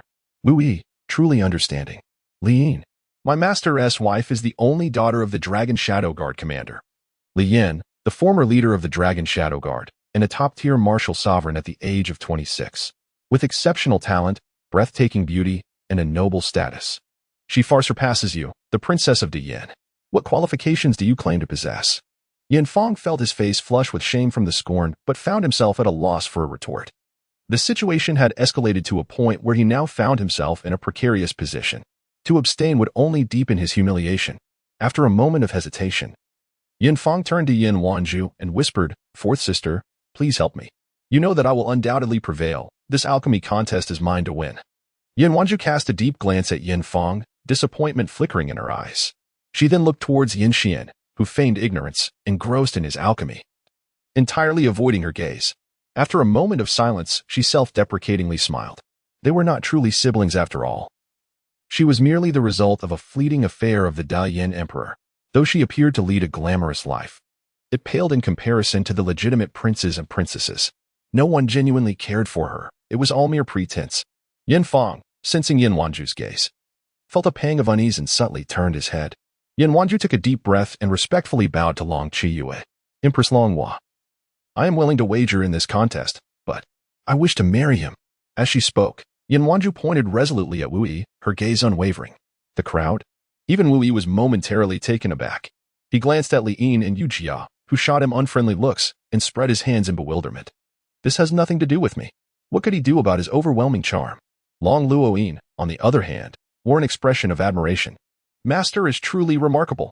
This is something worth learning. Without uttering a word, the ability to win the affection of the fourth princess of Da Yin purely through personal allure left Luo Yin in awe.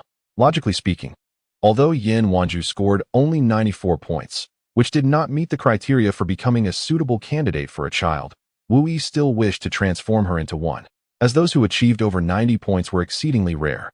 Brother, the overall score is assessed based on beauty, physique, and temperament. Which aspect do you think Yin Wanju can still improve upon? Ding. Yin Wanju's appearance and temperament are flawless. She is just a tad on the slender side. This system's criteria for physique emphasize curves, a defined waist, and a well-proportioned figure, akin to the Empress Long Qiyue, who would score a perfect mark based solely on her physique. After all, only children prefer the excessively thin. A bit of flesh is what truly constitutes perfection. We nodded in agreement, acknowledging that the system indeed understood him well. The implication was clear. All that was needed was to fatten her up a bit more. Ding. An additional 3 to 5 pounds would suffice. Why didn't you mention that earlier? Ding. Well, you never asked. Silence your insolent tongue. At that moment, while the crowd remained perplexed, Wu suddenly turned to the Empress and bowed respectfully. Should I emerge victorious in this contest, I humbly request your majesty to bestow the hand of the fourth princess of Dian upon the eighth prince. He certainly could not marry her. If he did, wouldn't it render the legacy of Wei Wu obsolete? First, she must wed the eighth prince, so he could become the old Chow. Now that was more agreeable, though it did feel rather unfair to the eighth prince. Haha. Chapter 53, The Third Strike, Turning Stone into Gold. My apologies, the transaction has been successfully completed. I'm truly sorry. A couple of days ago, the book was sealed. It took a couple of days to rectify, and normal updates will resume shortly. However, it has already been sealed 7 times before. One gets used to it. 7 seals of the Great Emperor, officially certified. Just wait and see. Not a word to be spoken. Text. At this moment, Yin Wanju was utterly enraged upon hearing Wu Yi request the Empress to marry her off to Longxian. First, she had been used as a wager by Yin Fang, leaving her thoroughly disillusioned with Dian. Now, she was explicitly named to marry Wu Yi. Yet he seemed to disregard her entirely. This was nothing short of a humiliation. Even with her gentle disposition, she could not suppress her indignation. Young Master Wu, even if you find me unworthy, must you insult me so? I, Yin Wanju, may not be the best, but I am still a princess of Dian. Am I truly that lacking in your eyes? Wu Yi gazed at the trembling figure of Yin Wanju, who was clearly incensed, and offered a sly smile. No, no, no. Dear fourth princess, do not misunderstand. It is not that you lack excellence, but rather that my standards are rather elevated. Yin Wanju huffed in anger, turning her face away and falling silent. Meanwhile, Long Yuanin appeared exhilarated, eagerly addressing the crowd. Did you see that? What did I tell you? Following old E guarantees abundant rewards. The first to think of this splendid opportunity is none other than this prince. Ha ha ha. He then respectfully bowed to Wu Yi, expressing his gratitude. Old E, your kindness is beyond words. Please accept my humble bow, for I am willing to traverse mountains and seas at your command. Ha ha ha. Unexpectedly, Wu Yi turned to him with a look of mild dismay. Ah, dear disciple, there is no need for such exuberance. The marriage is merely a fade. She remains my disciple, simply taking refuge with you for the time being. Long Yuanin. Taking refuge? My wife is just temporary? What sort of strange arrangement is this? The smile on Long Yuanin's face faded, replaced by a look of confusion. Wait, my thoughts are jumbled. Are you implying that my wife is actually your wife? That my wife is, in fact, my master's wife? Are you attempting to usurp my position? Wu Yi nodded seriously. Theoretically speaking, this was indeed the case. However, to everyone's surprise, Long Xuan erupted with an expletive. Theory is one thing. But can one truly disregard ethics? I am your disciple, and Yin Wanju, who is married to me, is your disciple's wife. How could you do this? Are you even human? The 14 million you owe me, you need not repay. In an instant, the furious Long Xuan switched to a fawning demeanor, changing his expression faster than a dog. Very well, master. I have no objections regarding this matter. What is our relationship? It's all good. You may take my wife as you please. The crowd was left speechless. Goodness. This master and disciple pair are utterly beyond reason. This is simply outrageous. At that moment, the impatient Yin Fong interjected loudly. In this wager of yours from Long Hua, our stake is Liyin, while our side from Dian bets the fourth princess and 3 strands of golden flame. Now that both parties have reached an agreement, can we commence? Denqing. Suddenly, Yin Xian called out. He had successfully elevated the second-tier premium Yang Yuan Dan. The 2 dark patterns on the pill had transformed into 3 slightly darker markings. These markings corresponded to the pill's grade. 3rd-tier upper grade. Upon witnessing this scene, the faces of the Longhua crowd turned grave. The Dian Crown Prince was indeed formidable. It was impressive for an ordinary alchemist to raise a pill by a minor tier, yet he had managed to elevate it by 3 minor tiers. This demonstrated that he had wasted no potency and had mastered the art of fire control to an extraordinary level. Things were looking grim. Longhua was destined to lose. Wu Yi had never even refined a pill. What could he possibly compare? In this alchemical contest, the priority was on the pill's grade, with time taken only to be considered among those of the same grade. Thus, Yin Xian had not yet won. Yin Xian smiled lightly at Wu Yi, his confident gaze tinged with a hint of arrogance. Young Master Wu, I have elevated this Yang Yuan Dan by 3 minor tiers, which is the pinnacle of my ability. I shall not take advantage of you. If you can elevate it by 2 minor tiers to achieve 3rd-tier middle grade, you shall be considered the victor.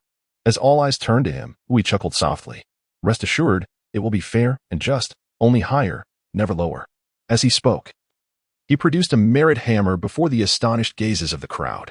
Long Qiyu's pupils dilated slightly. Indeed, this small wooden hammer was his trump card.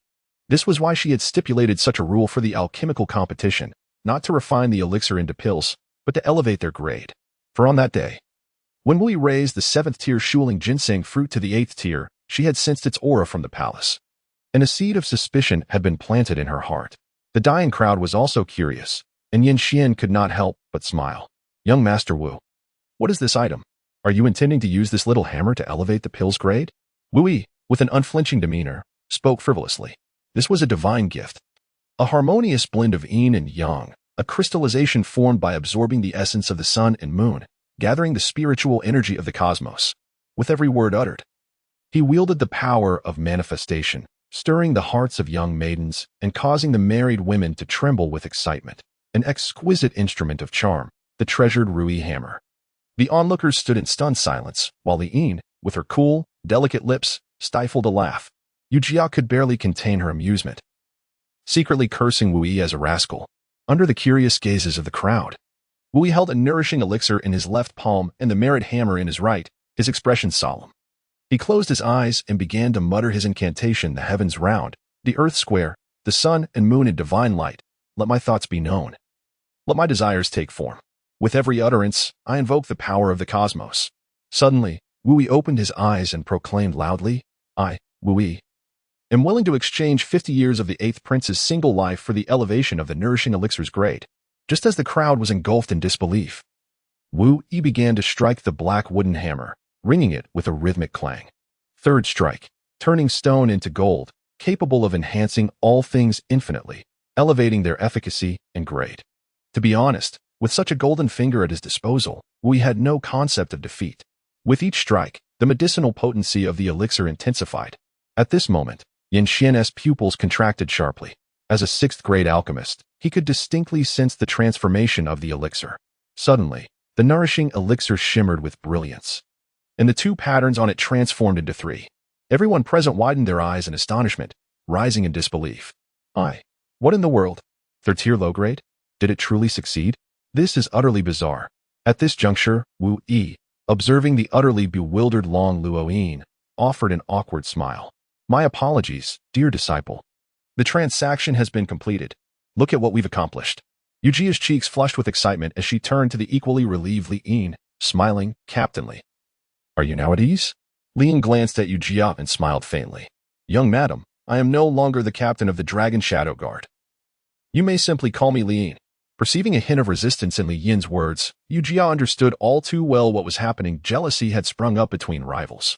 However, being a woman of discernment, she merely smiled and refrained from further comment. The most bewildered, however, were the people of Diyin. Yan Xian furrowed his brow, squinting as he fixated on the merit hammer in Wu Yi's hands, lost in thought. Meanwhile, Yin Feng wore a tense expression, a gnawing sense of foreboding stirring within him. As the crowd remained in a state of confusion, Wu Yi spoke once more. I, Wu Yi, am willing to exchange 100 years of the 8th prince's lifespan for the elevation of the nourishing elixir's grade. Wait, no. Wu Yi disregarded Long Xianyin's exclamations, resolutely commencing a vigorous assault. Soon, the Yang Yuandan shimmered with brilliance, ascending to a mid-grade 3rd tier. Long Xianyin? He clutched his hair with both hands, his expression one of utter despair. A century of lifespan? Yet, another transaction succeeded? Wu Yi nodded earnestly. Indeed. Success has been achieved once more.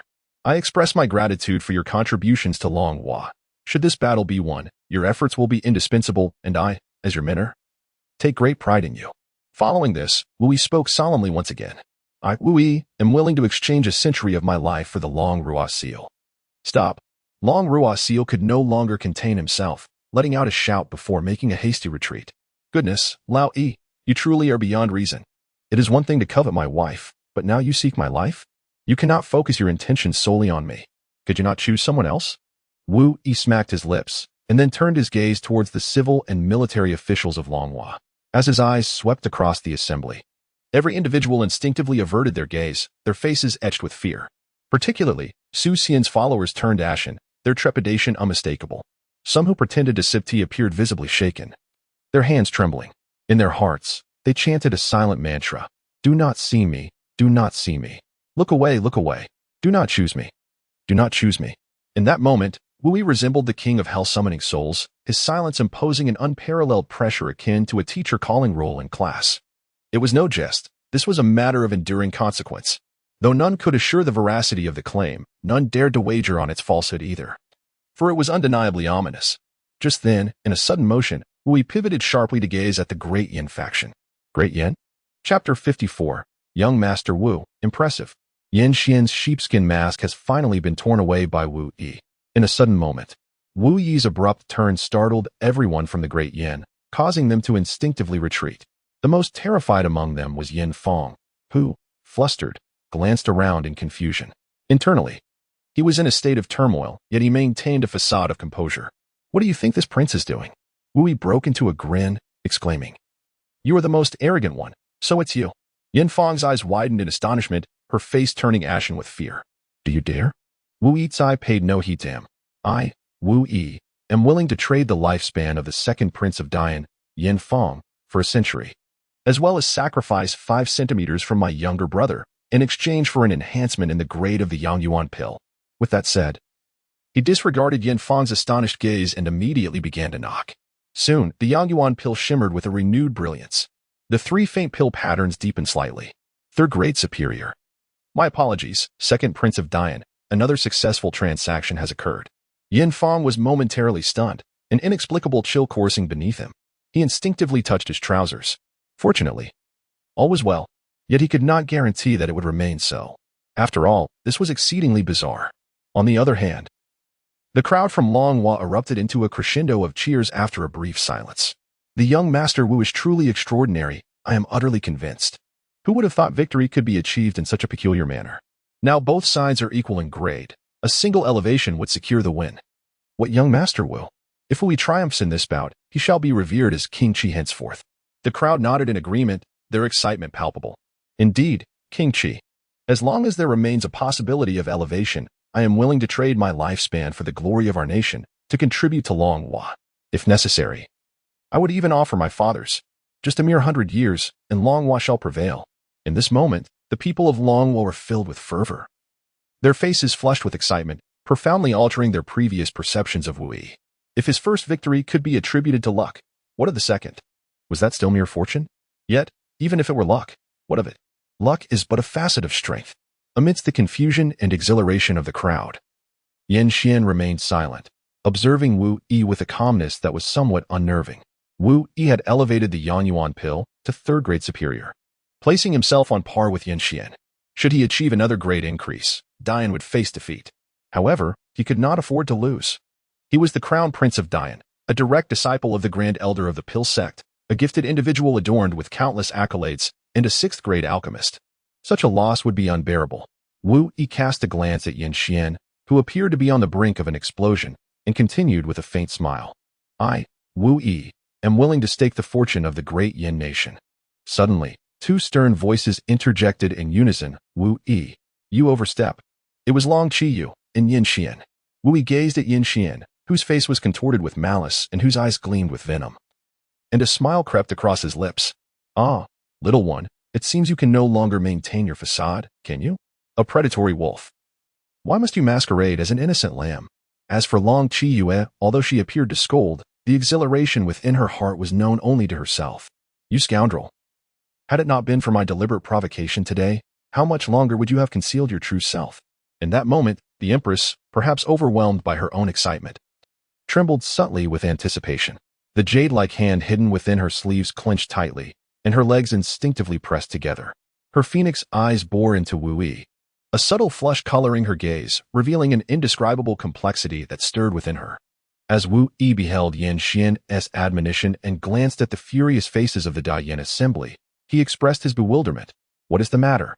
What expression is this? What I intended to propose was a willingness to exchange the eternal prosperity of the Daiyan nation for an elevation in the grade of medicinal pills. Why this reaction? The Daiyan responded with silence. Very well, if you refuse, then let us barter with Long One instead. With these words, Wu Yi turned, his calm gaze sweeping across the civil and military officials, his tone grave and indifferent. I, Wu Yi, declare that the treacherous officials of Longhua and their entire lineage shall meet a woeful end, their bodies left to decay in the wilderness, their lineage extinguished at this pronouncement. The faces of the officials altered drastically.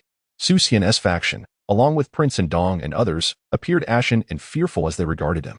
Yet, in an unexpected turn, Wu Yi suddenly donned a smile and, bowing to Long Qiyu, proclaimed loudly, in exchange for the eternal flourishing of Longhua, where heroes shall abound, and the tomorrow of His Majesty shall surpass today's in splendor, I seek an enhancement in the grade of medicinal pills. The crowd reacted with disbelief. By the heavens, is this flattery truly directed at you? Long Qiyu's lips curled in amusement, her eyelashes delicately arching as if to roll her eyes. However, realizing the inappropriateness of the moment, she suppressed the urge and shot Wu Yi a disapproving glance. Your intentions are commendable, Wu Yi. I am heartened, she acknowledged, sharing a brief glance with him as he continued to hammer away at the anvil. Under the expectant gazes of the Longhua representatives and amidst the trepidation of the Daiyan assembly, each strike seemed to resonate deeply within their hearts, amplifying the oppressive atmosphere of the Yin Long martial assembly to its zenith. Long Jiuli fixed her enchanting gaze on Wu Yi, her eyes sparkling with intrigue. She recalled his promise from that day. Within a month, 10 martial emperors would rise from Longhua, and they would tread upon the golden universe, subduing the Yin. The memory of his confident and audacious demeanor sent her heart racing uncontrollably. Fearing she might reveal her thoughts, she quickly turned away, unable to bear the intensity of the moment. Suddenly, amidst the collective scrutiny of all, and in the face of Daiyan's despair, the younger Dan and Wu Yi's hands once again shimmered with brilliance. A third-tier masterpiece. In the next moment, the Dragon Hua faction erupted with thunderous applause and cheers. They had triumphed. They had triumphed. Young Master Wu had indeed emerged victorious over the sixth-tier alchemist, the crown prince of Daiyan, a feat that was simply astounding. From now on, who would dare to label young Master Wu as a mere parasite, living off the spoils of others? I would be the first to object. What utter nonsense. You were the one who scolded him the most fiercely before. As for Long Xian, he was particularly exhilarated, raising his right hand and shouting, Master, you are incredible. The civil and military officials were initially taken aback, but soon joined in the fervent cheers of young Master Wu. You are incredible, reverberating throughout the hall. Simultaneously, they pondered within themselves, hey, this is indeed exhilarating, isn't it? Who was it that coined this phrase? In stark contrast to the jubilant atmosphere of Dragon Hua, the Daiyan faction wore expressions of grim determination. Particularly, Yin Xian. This exceptionally gifted sixth-tier alchemist had lost to a complete novice in alchemy. He could not accept it, utterly unable to come to terms with such a defeat. In that moment, the previously composed demeanor of Yin Xian was entirely overshadowed by an imposing ferocity, a chilling shadow flickering in his eyes. He had never been a mere sheep, but rather a wolf through and through. It was just that until now, very few had managed to tear away his woolly facade. Yet, what further embarrassed the Yin crowd was the unexpected descent of Yin Wanyu from the stage, amidst the gazes of all present. As she walked down, she spoke softly. According to our wager, I am now a member of Dragonhua. Wu Mei raised an eyebrow. Yin Wanju's words implied that she was already a part of Long Hua, rather than suggesting a defeat leading to her marriage into Long Hua. These are two entirely different interpretations. Yin Fang clenched her fists and exclaimed angrily, "What does fourth sister mean by this? Do you wish to sever ties with our Diyin? Do you find it disgraceful to be the fourth princess of Diyin?" Unexpectedly, just as Yin Wanju was about to step down, she turned around with a calm expression and a cold smile, saying, "Was it not my second royal brother who wagered me, leading to this loss? What has been lost no longer belongs to you." With that, she cast a glance at the shifting expression of Yin Xian, a faint smile lingering on her lips as she walked towards the Longhua faction. Immediately, a palace maid guided her to her seat. Wu Yi observed everything with keen insight, silently acknowledging the girl's distinct personality. Now, the main event was about to commence, the third round of martial arts competition. He would no longer conceal his prowess. It was time for him to unleash his full potential and rise to prominence. With this thought in mind, Wu Yi exchanged knowing glances with Long Jiu Li and Long Luo Yin, and the three shared a conspiratorial smile. Su Yangfeng was doomed. Chapter 55. Long Luo Yin's two choices for Su Yangfeng. After 2 consecutive matches, there was a brief intermission lasting the time it takes to burn a stick of incense.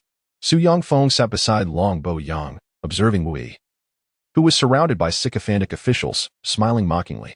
A once despised waste, now flourishing at the Yanlong Martial Arts Conference, commanding attention, truly unbelievable. Long Bo Yang's eyes were clouded with an inescapable gloom as he downed his drink in one gulp. Let him revel in his moment. Once the martial arts competition concluded, it would be his end. Su Yangfeng smirked. The current state of affairs was surpassing my expectations.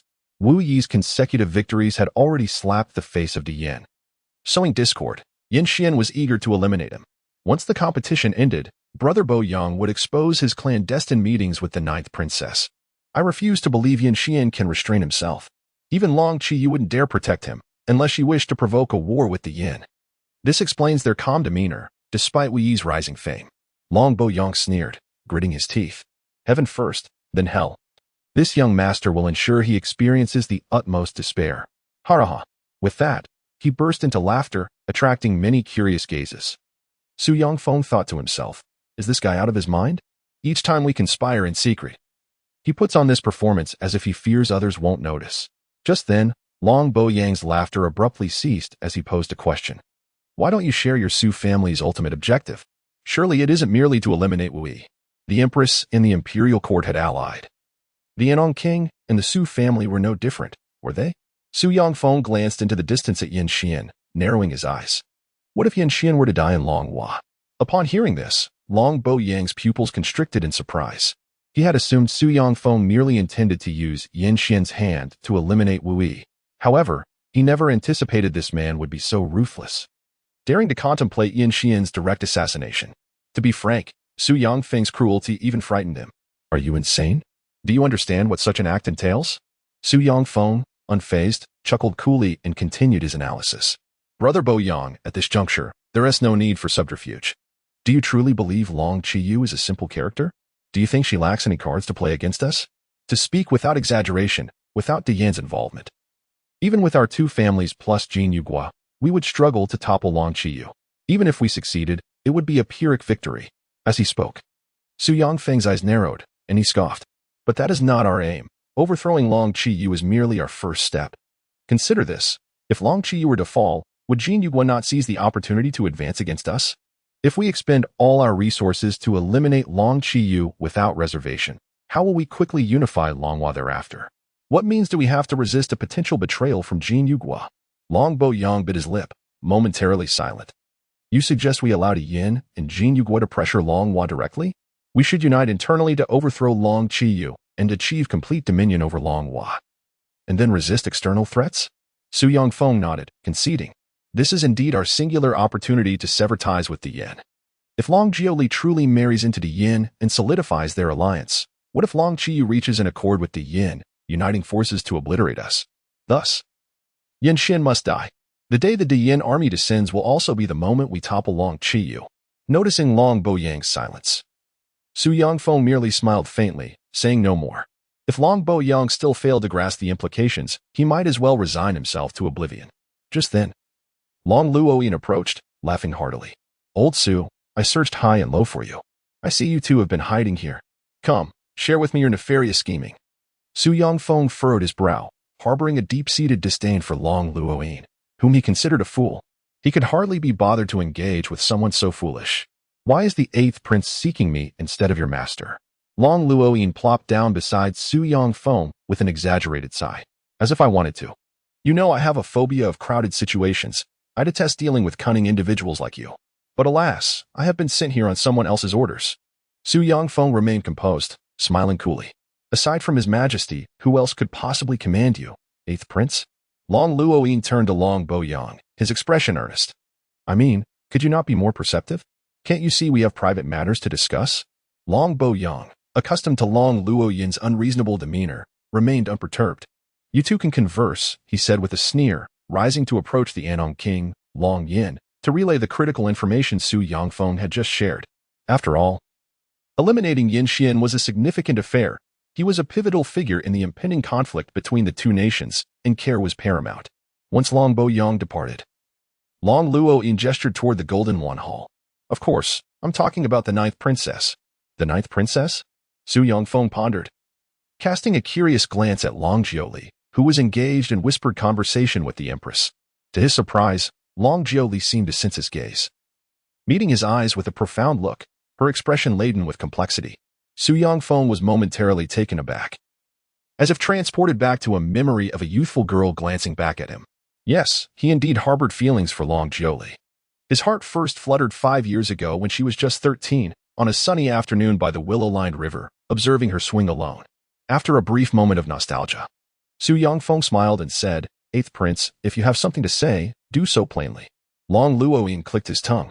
Old Su, you were one of the many fervent admirers of the 9th princess back in the day. This is common knowledge. Su Yongfeng waved his hand, shaking his head with a bittersweet smile, his eyes reflecting a hint of reminiscence. That is all in the past. I was simply not fortunate enough. No. Unexpectedly, Long Yuan suddenly spoke with a serious expression. You have your fortune. It's merely a matter of differing stances. Were it not for our opposing positions, perhaps you two might have genuinely come together. Su Yongfeng narrowed his eyes slightly, keenly sensing the undertone of conspiracy in Long Yuan's words, which had laid bare the antagonistic positions of both parties. Although it had been an unspoken truth that they had been embroiled in a deadly struggle behind the scenes, it had never been openly acknowledged. 8th prince, what do you mean by that? Long Yuan scoffed lightly. Enough with the pretense. I am not here to accuse you. My purpose in seeking you out is solely for Jiomei. I only wish to know, do you still hold affection for Jiomei? With that, Su Yongfeng's heart inexplicably skipped a beat. Do I like her? Of course, I do. Who wouldn't admire a paragon of perfection like Princess Long Jiuli? Yet, he was no longer the youthful Su Yongfeng of days past. The man he had become now placed greater value on power. In comparison, the dreams of his youth seemed rather trivial. Noticing Su Yongfeng's silence, Long Yuan grinned mockingly, as if he understood his thoughts. If you like her, then why pretend otherwise? I have laid the cards on the table for you. Now, if you merely nod, you could seize this long-desired opportunity. As he spoke, he leaned closer to Su Yongfeng and whispered, you must know that Jiuli does not wish to marry into Dian. She is compelled by circumstance. You can surmise Dian's intentions, which revolve around the dragon vein protected by the Long family. Thus, a conflict between our nations is inevitable, when Long was eventually consumed by Dian. Neither your Su family nor the Wang family of Anong will survive. There is a saying that the enemy of my enemy is my friend. In Jiumei's eyes, rather than marry Dian and merely prolong Longhua's fate by 3 to 5 years, it would be better to choose you and confront Dian head-on. Thus, you are presented with 2 choices. Su Yongfeng raised an eyebrow. What choices, 8th prince? Speak freely. Long Yuan, for once, displayed a rare seriousness. First, you watch helplessly as the woman you adore marries into Dian, leading to a chaotic battle where the outcome is uncertain. Second, you and I unite the national forces of the Su family and my royal sister to resist external threats, even if Dian is formidable. Consuming an entire Longhua is no simple task. The reward for the second choice is twofold. Not only will you win the heart of your beloved, but the Su family will also share in the dominion of half the realm. After all, it is the dragon vein that my royal sister values most and is worth protecting with her life. As for the other half of the territory, rather than allow Dian to completely annex it, why not share it with your Su family? What say you? Upon hearing Long Yuan's words, Su Yangfeng fell into contemplation, then chuckled. This hardly seems like something the ape prince would say. Have you been hiding your true abilities like Wu Yi? Long Yuan's expression shifted awkwardly. Do you all truly look down upon me this much? Fine, I admit, Jioli prompted me to say this. Do you think I possess the wit to conceive such a scheme? Enough banter, just tell me how to choose. Su Yangfeng fell silent. His gut instinct screamed of treachery. After all, someone like him, adept at playing mind games, was highly vigilant. Long Yuan's sudden invitation to ally was undoubtedly fraught with ulterior motives, especially given the critical moment at hand. However, he found himself compelled to ponder Long Yuan's words. The first choice aligned with his expectations, yet the associated risks were considerable.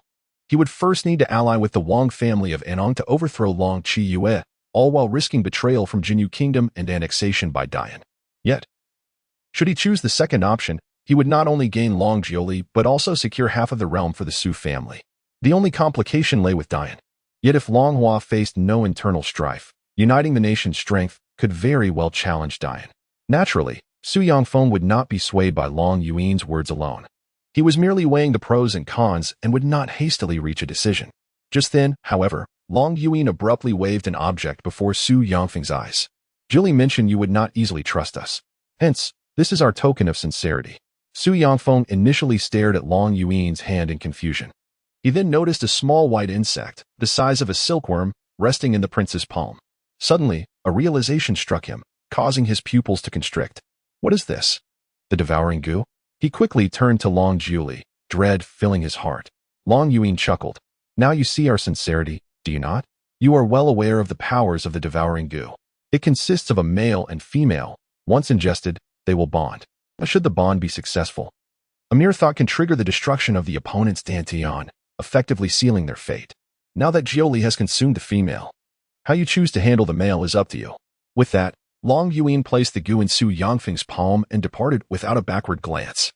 Watching Long Yuan's retreating figure, Su Yangfeng lapsed into silence once more, this time marked by intense inner turmoil. Initially, he had regarded Long Yuan's earlier remarks as mere jest. No matter how grandiose the prince's claims, his resolve had remained unshaken. Yet, upon the revelation of the goo, his hesitation grew. Long Jioli was indeed willing to bond with him through the goo. Did this imply that the Empress genuinely sought an alliance with the Su family? Once the goo was planted, he and Long Jioli would become the pivotal axis of their alliance, a crucial leverage for both parties, forging an unbreakable bond. The more Su Yangfeng contemplated, the clearer the possibility became. After all, Long Jioli placing her life in his hands was a testament to her determination and sincerity. Moreover, as Long Yuan had stated, the dragon vein was undoubtedly the most vital element to Long Qiyue. As for the other half of the realm, if it must be given, then so be it. As long as the dragon vein remained intact, the Long family would not perish. Could it be that Long Qiyue was aware of Wu Yuan's demise in the Muyu secret realm? Realizing that the Dingwa Wangfu was unreliable, was she now considering an alliance with the Su family? Su Yangfeng furrowed his brow, grappling with conflicting thoughts. After a prolonged silence, he probed his spiritual energy into the goo. If Long Jiuli truly had ingested the goo, then he could sense the female through the male. To his astonishment, he indeed felt the presence of the female goo. His head snapped around, joy flashing in his eyes. The female goo was indeed within Long Jiuli's body. The Empress truly intended to ally with the Su family. In that moment, Su Yangfeng could no longer suppress the desires hidden deep within his heart. They surged forth like a geyser. Simultaneously, he pondered the implications of the Su family aligning with the Empress. The worst outcome would be marrying Long Jiuli, with the Su family acquiring half of the kingdom, while the best outcome. At this thought, a glint of madness flickered in Su Yangfeng's eyes.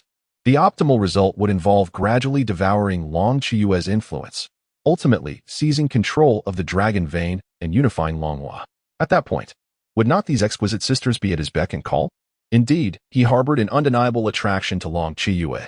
After all, who could resist the allure of the Empress? As Su Yangfeng indulged in his fantasies, both Long Qiyue and Long Jiuli turned their gazes towards him. The sisters nodded solemnly, their expressions a mix of complexity and seriousness. Long Jiuli even slightly lifted her delicate chin in a gesture that seemed to convey, "My intentions are unequivocal. If you desire me, you must plant a curse. Otherwise, we all face ruin." In truth, Su Yangfeng was a cautious and astute individual. Yet, after much contemplation, he could not identify any drawbacks to collaborating with the Empress, finding it far more secure than allying with others. After all, with the Empress's backing and Long Jiuli as a pivotal bargaining chip, he had little to fear from betrayal.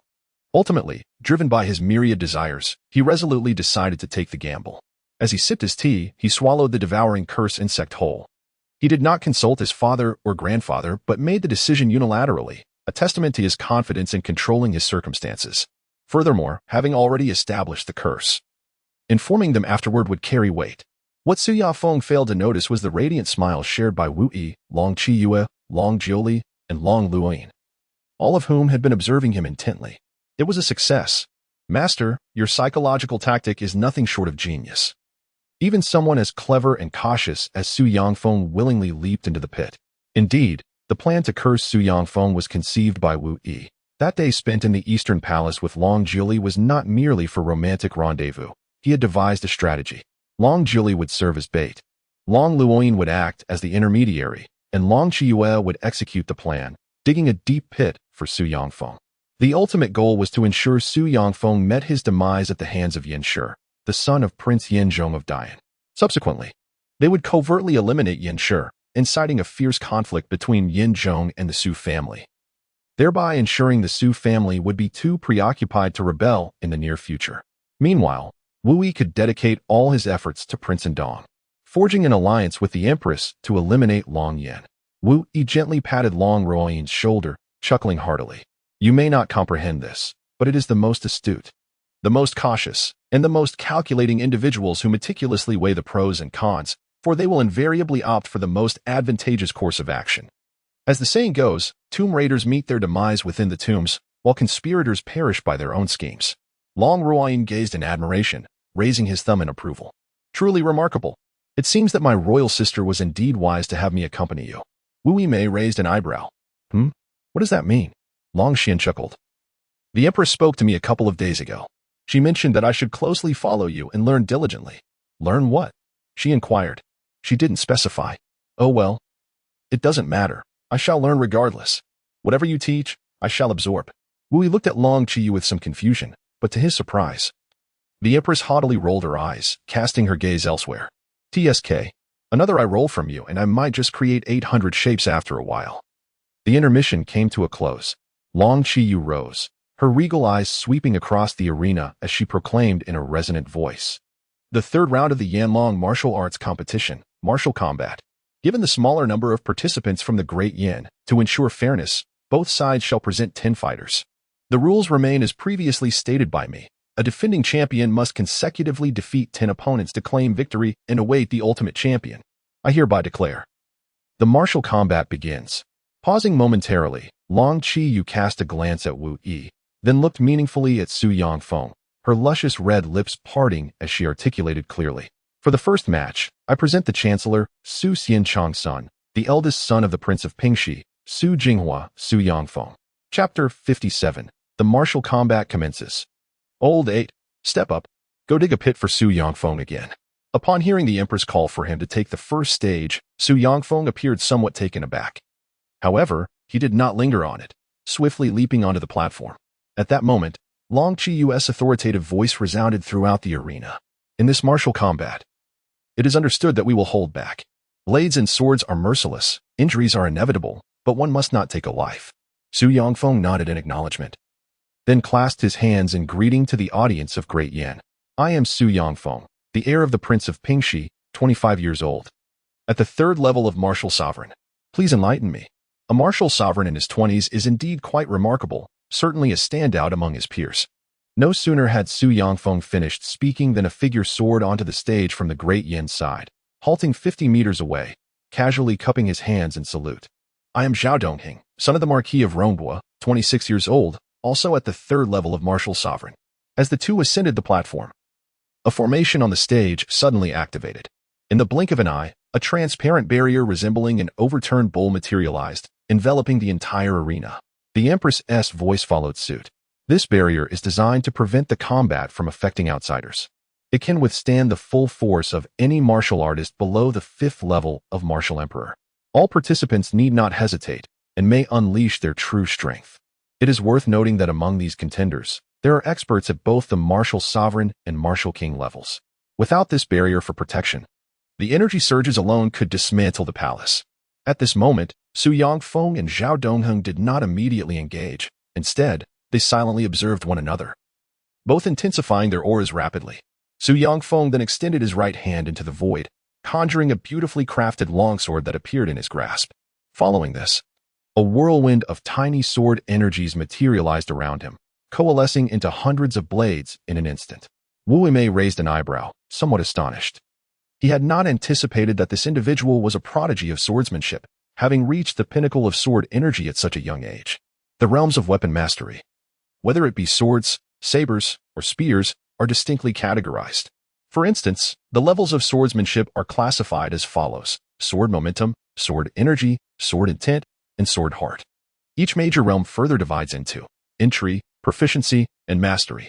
Moreover, the advancement in the mastery of weapons is often far more challenging than that of martial arts, as it primarily hinges on innate talent and comprehension.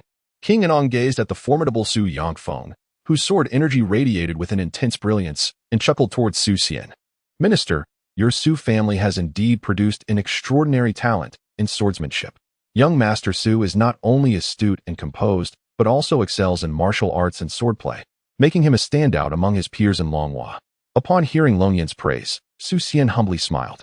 Your Highness, you flatter me. While my Fenger may be exceptional, he is still not on par with the young prince. The young prince he referred to was none other than Long Boyong, a true scion of royal blood. Prince Zijinghua, the king of Pingxi, chimed in with agreement. Indeed, the young prince is the true dragon among men. Among the competitors in this martial contest, his cultivation is undoubtedly the highest, and he shall surely surpass the talents of both nations. Just as the group engaged in mutual flattery, Su Yongfeng and Zhao Dongheng moved simultaneously. Their figures darted like lightning, swiftly closing the distance between them. Su Yongfeng, a wind attribute martial artist, clearly possessed superior speed. In an instant, he appeared behind Zhao Dongheng, unleashing dozens of sharp sword energies in a single stroke. It seemed as though Zhao Dongheng would be engulfed and obliterated by the sword energy. However, to everyone's surprise, a colossal fiery fist in a tangible form shattered the sword energy. In an instant, the arena was engulfed in flames. Even through the barrier, the spectators could feel the surrounding temperature rise dramatically. Amidst the chaos, Zhao Dongheng's scornful laughter echoed. With the wind fueling the flames, you are destined to lose this battle. Su Yongfeng retorted with a cold snort. Not necessarily. After a brief exchange of probing strikes, both unleashed their full combat prowess. Zhao Dongheng took the offensive with his fierce and domineering fire fists. With each punch he threw, a massive fiery fist erupted towards Su Yongfeng. Meanwhile, Su Yongfeng capitalized on his speed, engaging in agile maneuvers, occasionally slashing out sword energy as feints, waiting for the opportune moment to strike. The two, evenly matched in strength, found themselves locked in an intense battle characterized by spectacular and visually captivating techniques, with wind blades and blazing flames intertwining. Soon, the atmosphere escalated to its zenith, with the audience encircling the arena in close proximity to witness the clash. In a world where martial prowess is revered, this fight was the main event, the pinnacle of their interest. Young Master Su is indeed remarkable. His talent in swordsmanship must be at the level of sword energy mastery. In my estimation, he is nearing the realm of sword intent, and he is only 25 years old. Meanwhile, I have practiced swordsmanship for 40 years and have barely reached the entry level of sword energy. It is truly incomparable, remarked one observer. Zhao Dongheng of the Great Yin is quite impressive as well. He can hold his own against young Master Su, another commented. Did you not notice the traces of earth core golden flames amidst his fire? That is a top-tier exotic fire, ranked 5th on the exotic flames list. Otherwise, he would have been defeated long ago. As they watched the heated and spectacular battle unfold in the arena, Long Xin quietly inquired, Master, should we eliminate Su Yongfeng now? Wu Yi shook his head. No. Zhao Dongheng's father is merely a marquis. In the Great Yin, such marquises are abundant and of little consequence. With Zhao Dongheng's familial influence, he lacks the capacity to restrain the Su family. As he spoke, his gaze drifted towards the Prince Yin Zhong and his father, breaking into a smile. Only this Prince Yin Zhong possesses the qualifications. Long Ruoyin, seemingly grasping the sentiment, nodded in a somewhat confused manner before turning to Li Yin beside him. What do you think, Master? Why do you keep sneaking glances at our teacher? Your gaze is practically unraveling. Li Yin snapped back to reality. Her cheeks flushed with indignation as she retorted, "Go away." While others may fear the identity of Long Ruoyin as a prince, she had never been deterred. Far from merely scolding, she had once physically reprimanded him right in front of Long Qiyu. In response to Li Yin's sharp words, Long Ruoyin adopted a tone reminiscent of a scheming individual. "Master, look at her." Yet, he quickly shifted his attention to Yu Jia. "Second hand. Why does your gaze seem to be unraveling as well? Surely, you two aren't comparable?" Yu Jia, her complexion blushing, lowered her head slightly, inwardly cursing. "One cannot expect pearls from a dog's mouth. Why am I relegated to second place?" Amidst their banter, the battle on the arena escalated into a fervent climax. The martial arts techniques unleashed a flurry of sword energy, creating a daunting spectacle. Li Yin spoke softly, asserting that Zhao Dongheng was destined to lose without a doubt. However, even if Su Yongfeng emerged victorious, it would be a Pyrrhic victory, making the subsequent match exceedingly challenging. As a pinnacle master of the martial emperor realm, she could discern strength and weakness with a mere glance. Yet, should Su Yongfeng be defeated in the next contest, the likelihood of encountering Yin Shi again would be considerably diminished.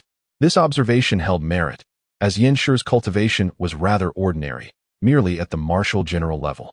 The martial prowess of the general holds no possibility of defending the arena in this battle. He is swiftly vanquished. "Fear not, for I possess a magical artifact." Wu Yi chuckled lightly, patting Long Ruoyin on the shoulder. "Old 8, he said, and Long Ruoyin grumbled under his breath, feeling quite displeased. "Why do I feel like I'm being sent to be bitten by a dog?" Nevertheless, he walked toward the Yin camp, sporting a mischievous grin as he aimed directly for Yin Shi. After all, he dedicated his life to stirring up trouble and would never pass up an opportunity to escalate a situation. Yu Jia, I shall capture you and play with you to my heart's content." Chapter 58, Deceiving the Fool Yin Shi.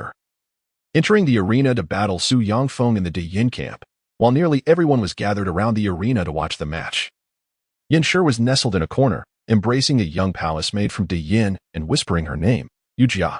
As the only son of Yin Zhong, he had been doted upon since childhood. His indulgent father did everything possible to fulfill the whims of this good-for-nothing son, even going so far as to allow him to have his own little wife.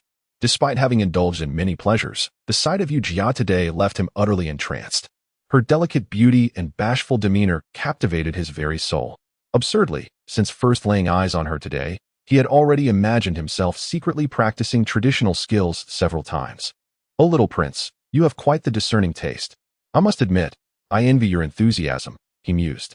Just as Yin Shi was lost in fantasies of Yu Jia, a voice suddenly interrupted him, forcing him to cease his daydreaming. He promptly turned to see Long Ruoyin, who settled down beside him with a smirk. "Bored, I suppose? I have no interest in this arena contest, so I thought I might find someone to chat with. After all, our two nations will soon be family through marriage. Is this not a good opportunity to build rapport?" Meanwhile, he thought to himself, this Yin Shi is clearly a fool whose mind is filled with women. He appears easily manipulated. Yin Shi initially had no intention of engaging with Long Ruoyin, but the thought of Yu Jia made him grin mischievously. "Old 8, I heard that the wife of the Duke of Gua, Yu Jia, is a widow?" Long Ruoyin raised an eyebrow. "Oh, what of it?" Yin Shi licked his lips and grinned slyly. "To be honest, I have taken a liking to that widow. Since you are a prince, could you do me a favor? Rest assured, should you succeed, there will be ample rewards." Long Ruoyin chuckled inwardly. "This audacious fellow dares to covet even my master's wife? It seems that choosing to eliminate you would not be unjustified. However, I can certainly play along. Of course, I can assist. It is but a word from this prince," he stated. Seeing an opportunity, Yin Shi grew more eager. "What do you need from me, then? Speak freely." Long Ruoyin smiled. "It all depends on the approach you prefer. Do you desire a forceful advance, or a more coy, hesitant approach? To be honest, I am quite experienced in such matters. The coy approach is the most exhilarating, especially with a charming widow like her," he replied. Unexpectedly, Yin Shi clapped his thigh, his face alight with excitement. "Indeed, a kindred spirit. I too favor that approach." Long Ruoyin contemplated for a moment before beckoning with his finger. "This is simple. You must at least make an appearance before her so she can remember you." As he spoke, he gestured toward the arena. "Look, this match will conclude shortly, and it is likely Su Yongfeng will win. However, even if he does win, he will be at his limit. You should go up and face him directly. Think about it.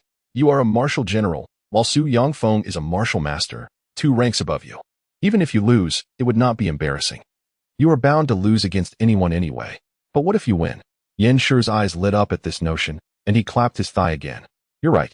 I may lose against anyone, so I might as well seize the opportunity against Su Yangfeng while he is at his weakest. Even if I lose, it won't be too shameful, and if by chance I win, wouldn't that be a splendid triumph? Long Ruoyin continued to entice him, flashing a knowing smile. Certainly. Winning against someone 2 ranks above you would be most impressive. Just ensure that the lovely widow remembers you, with your status and charm. She is bound to develop a fondness for you.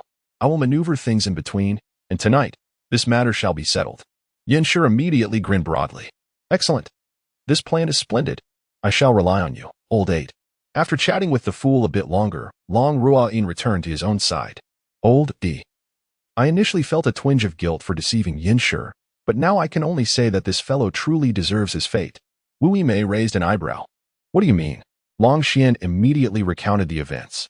Upon hearing that Yin Shi had actually fantasized about her abusing that palace maid, Yu Jia's face flushed with anger, and she exclaimed indignantly, shameless and disgusting.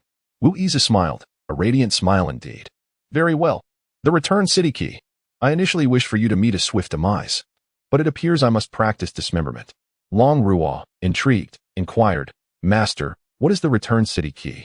Wu Yishuan casually remarked, the road to the human realm is. However, before he could complete his thought, he inhaled sharply, for Yu Jia had abruptly pinched him fiercely on the waist. Her face flushed as she shot him a reproachful glare. Wu Yi was somewhat puzzled. Why was it that while his sister-in-law, Lao Ba, and Li Yin were still coming to terms with the situation, you could comprehend it instantly? He had not anticipated that Yu Jia would also be an astute and seasoned individual. Clearly, there would be amusement in the future. Just then, Su Yangfeng's voice echoed from the arena. He stood with a sword in one hand, pointing it towards the bloody Zhao Dongheng, who lay motionless several meters away. As Li Yin had stated, although Su Yangfeng emerged victorious, it was a Pyrrhic victory. His complexion was ashen, his clothes tattered and singed, and his hair disheveled. A picture of disarray. But Zhao Dongheng was in a more dire state. His body bore over 100 sword wounds, nearly shredded by sword chi, with a gaping hole in his chest that, while not fatal, was grievous. Impressive. Zhao Dongheng struggled to rise, casting a deep glance at Su Yangfeng before coldly snorting and descending from the stage. Yin Xin observed Su Yangfeng standing with his sword and remarked dryly, to defeat even Zhao Dongheng is indeed commendable. Zhao Dongheng had fused with the Earth Heart Golden Flame, boasting formidable combat prowess, making him a rare adversary within his rank, and even capable of challenging opponents above his level with ease. Yin Feng, with his hands behind his back, snorted dismissively. Indeed, he is impressive, but he still pales in comparison to true prodigies. In my view, those who cannot break through to martial king by the age of 25 are worthless. Nevertheless, he acknowledged that Su Yangfeng had the right to be arrogant. At 23, he was a 7th-level martial zone. Within 2 years, he would undoubtedly break through to the martial king realm. As he spoke, Yin Feng instinctively scratched his head. This was already the 38th time he had checked whether the oregano was still present. After all, Wu Yi had previously shortened his lifespan by 5 centimeters to enhance the grade of a pill, leaving him with considerable psychological trauma. 5 centimeters shorter? Wouldn't that mean it's gone? At that moment, Long Chi Yue's voice resonated throughout the arena. In the first match, Su Yangfeng successfully defended the stage, and Yin may send another participant to challenge. I shall go. Unexpectedly, just as the Empress finished speaking, an excited shout rang out, drawing the attention of the crowd. They turned to see the inept son of Prince Yin Zhong. This ineptitude was not solely reflected in his cultivation level, but significantly in his demeanor and spirit. Yin Shi was the epitome of a reckless youth, seemingly devoid of ambition, his vitality drained by indulgence. Yin Zhong appeared somewhat surprised, his expression filled with delight. Good son.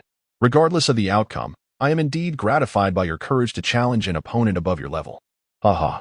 He was all too aware of his son's shortcomings, yet he had not anticipated him volunteering to fight. He was not concerned about Yin Shi's potential mishap on stage, as the martial matches were not lethal. A few injuries were of no consequence. Determined to put on a show, Yin Shi adopted a serious demeanor and proclaimed loudly, as if fearing no one would hear, Father, you are mistaken. Although my cultivation is humble, I possess lofty aspirations and a heart of a warrior. To bravely challenge is the essence of martial arts. Upon finishing, he cast a glance at Yu Jia in the distance, only to find her indifferent to his display, leading him to believe perhaps he had not been sufficiently impressive. Father, I shall go. He then shouted again, stepping onto the arena under Yin Zhong's tearful yet proud gaze. Su Yongfeng regarded the entry of the inept Yin Shi with a flash of disdain in his eyes, though he was already at the end of his strength. Defeating a martial general like Yin Shi would be akin to child's play. Su Yongfeng casually pointed his sword at Yin Shi. I shall grant you the opportunity to strike first. However, he was oblivious to the fact that this chance he offered could very well cost him his life. Infuriated by Su Yongfeng's condescension, Yin Shi resolved to unleash his full power, despite the singular opportunity to strike. Rise, flame. Suddenly, a golden-red flame ignited from Yin Shi's sword, infused with the Earth-Heart Golden Flame. Crimson Flame Tsunami. As Yin Shi shouted, the flame surged dramatically, coalescing into a colossal fire sword over 10 meters long, exuding a terrifying aura. Not bad. The energy emanating from this singular move showcased that Yin Shi was not entirely devoid of talent. Die! Yin Shi bellowed, leaping into the air, soaring over 10 meters towards Su Yongfeng, his hands gripping the sword as the massive fire blade descended upon him. Observing Yin Shi's approach, Su Yongfeng's disdain deepened. Unaware of your own demise, he muttered. Before he could finish, he waved his sword casually. With a mere flick of sword energy, he could have dispatched Yin Shi in an instant. But just then, a sudden sense of foreboding washed over Su Yongfeng. That instinctual awareness of impending doom caused every hair on his body to stand on end, and his pupils constricted sharply. Bang! In the next moment, Su Yongfeng spat a mouthful of blood. His dantian had inexplicably exploded within him. The little remaining essence dissipated instantly, and his cultivation was rendered null. Dantian. How could this happen? This unforeseen turn of events shattered Su Yongfeng's world. A deafening hum echoed in his mind, leaving him in a state of utter blankness. The destruction of his dantian was tantamount to a death sentence, rendering him utterly powerless for life. Yuan-devouring goo worm? The horrifying realization struck Su Yongfeng suddenly. Both he and Long Qiuli had ingested the yuan-devouring goo worm, implanting it within their bodies. The function of the yuan-devouring goo worm was to allow the two individuals to control one another's goo worms, leading to the detonation of their dantian. The cost, however, was the destruction of both parties' dantian. But why would Long Qiuli do such a thing? He had initially believed that Long Qiuli was binding them together with the yuan-devouring goo worm as a strategic alliance with the Su family. Yet, he never anticipated that Long Qiuli would drag him into the abyss. Did she truly harbor such hatred for him? Was she so willing to ruin her own dantian and cultivation? In an instant, understanding dawned upon Su Yongfeng, and he turned sharply towards the direction of the Golden Wan Hall, his gaze fixed incredulously on Long Qiuli, who sat beside the Empress. What filled him with despair was the sight of Long Qiuli, her dantian shattered and her face pale, yet devoid of any remorse. Instead, she wickedly licked the blood from the corner of her mouth with her delicate tongue, offering him a brilliantly radiant smile. That smile, which appeared sweet, now seemed devilishly terrifying in Su Yongfeng's eyes. Vile woman, why would you rather destroy your dantian than spare me? Weren't we supposed to join forces? Why have you treated me so? This was Su Yongfeng's anguished roar of discontent within his heart. In that fleeting moment, his eyes burned with a crimson hue. A tumult of complex emotions intertwined in a tempest of fury, threatening to engulf him entirely. The desires that resided within him and the long-cherished dream of dominance shattered like a mirror, splintering into countless fragments. He knew he could have had Long Qiuli. He knew the Su family had the chance to seize control of Long Hua. Why? Long Qiuli. Tell me why. Yet, in the throes of his overwhelming rage, Su Yongfeng could only scream silently within, unable to voice his fury. At that moment, onlookers observed Su Yongfeng standing there, seemingly dazed and unmoving, leaving them puzzled. Although Yin Shi possessed lesser cultivation, surely Su Yongfeng would not be so arrogant as to remain unresponsive, not only failing to retaliate but even refusing to evade? Seeing Su Yongfeng rooted to the spot, Yin Shi felt a mix of anger and delight. How dare you look down upon me? I shall make you pay. Meanwhile, Prime Minister Su Xian and King Su Jingwu of the West sensed Su Yongfeng's sudden loss of power, their hearts sinking with foreboding. This is bad. In an instant, the two sprang towards the arena, simultaneously shouting, "Stop, young man. Yongfeng, get out of the way." Su Xian, a martial king of the 8th rank, and Su Jingwu, a martial emperor of the 1st rank, knew that despite Yin Shi's colossal flame sword descending upon Su Yongfeng, their speed could surely save him in this critical moment. However, in the next heartbeat, despair enveloped them. The defensive barrier surrounding the arena repelled them both, casting them aside. Long Qiuli had previously stated that this barrier possessed formidable strength, capable of withstanding a full-force strike from a martial emperor of the 5th rank. Indeed, this barrier had effectively sealed Su Yongfeng within the gates of the underworld. Those inside could not escape, and those outside could not enter. It was a certain demise, as Su Yongfeng was about to be consumed entirely by the colossal flame sword. Su Xian and Su Jinghua's eyes turned crimson with horror as they cried out, "Yongfeng!" No, but their cries were in vain. With a resounding explosion, the arena erupted in flames. The fierce fire completely engulfed the dazed Su Yongfeng. In the next moment, Su Yongfeng spewed blood and was hurled backward, collapsing onto the arena like a lifeless dog. Yan Shi's strike had nearly cleaved Su Yongfeng in two. His body was charred and blackened by the searing flames, rendering him unrecognizable. Unfazed, Yan Shi shouted with exhilaration, "Did you dare to look down upon me? I told you a single strike would suffice. Are you still so arrogant?" He had not anticipated that he could eliminate Su Yongfeng, 2 ranks above him, in a single blow. This would undoubtedly be a significant addition to his life's narrative. As for the act of killing Su Yongfeng, Yan Shi felt indifferent. To him, it was akin to the death of a stray dog. At that moment, Yan Shi turned to glance at Yu Jia, but was met with disappointment. She paid him no heed. Instead, she was engaged in whispered conversation with Wu Yi, their intimacy evoking the feeling of emerging from the same bed. Whatever Wu Yi was saying, it had evidently flustered Yu Jia, her cheeks aflame with bashfulness and reproach. It appeared they were indulging in flirtation. Yan Shi's anger flared anew, thinking to himself, "That wretched woman. I fight fiercely on the stage while you dally with another man below?" In that instant, his heart turned murderous towards Wu Yi. How dare he pursue the woman I desire? You shall pay dearly for this. It must be said, Yan Shi was indeed a remarkable individual. His thought process was uniquely unparalleled. At that moment, Su Jinghua gazed upon Su Yongfeng's lifeless form, frozen in disbelief. His expression was rife with grief and despair. Yongfeng. Su Yongfeng, his most favored son, the Su family's most talented prodigy. In both intellect and martial prowess, he was a paragon, destined for greatness, the sole hope for their family's future. Yet now, he could only watch helplessly as his last remaining son was slain before his eyes. Su Xian, too, was consumed by rage. How reminiscent was this scene? On that day in the court, Wu Yi had dealt a heavy blow by personally slaying Su Yongshua before him. And today, his most cherished grandson met the same fate before his very eyes. He could not bear it, simply could not. "Yongfeng, my son, you died such a tragic death." Suddenly, an ear-piercing wail of grief pierced the air. Wu Yi smirked, clicking his tongue. Finally arrived. "I told you, your eldest son Su Yongfeng would meet a fate even more tragic than Su Yongshua. Do you like this gift?" As he murmured to himself, Wu Yi turned his gaze. He saw that the newly arrived princess of Pingxi had fainted with a startled cry, having already lost her father and another son. She was too grief-stricken to attend the Yanlong martial assembly. Yet, who could have anticipated that someone would come to the Pingxi Wangfu to inform her of Su Yongfeng's demise? Upon receiving the news, she hurried to the palace, only to witness from afar the scene of Su Yongfeng being slain by a single sword strike. As for who leaked the information, naturally, it was Wu Yi's subordinates. He relished the opportunity to strike at his enemies, both physically and psychologically. It is worth noting that when the princess of Pingxi dispatched 3 martial kings to annihilate the Dingwa Wangfu, had it not been for Li Yin's fortuitous presence, the Dingwa Wangfu would have been obliterated that very night. He has not forgotten this grudge. Chapter 60. Past wrongs forgiven is hypocrisy. Wu Yi relished the cyclical nature of fortune and the opportunity to retaliate decisively. At that moment, the onlookers were equally bewildered, their faces reflecting a mixture of astonishment and horror as they beheld this dramatic scene. Su Shixi, dead? Su Shixi was killed by the martial general Yan Shi? How could this be possible? Something was amiss. It seemed as though Su Shixi's cultivation had suddenly been rendered ineffective, preventing him from evading Yan Shi's attack.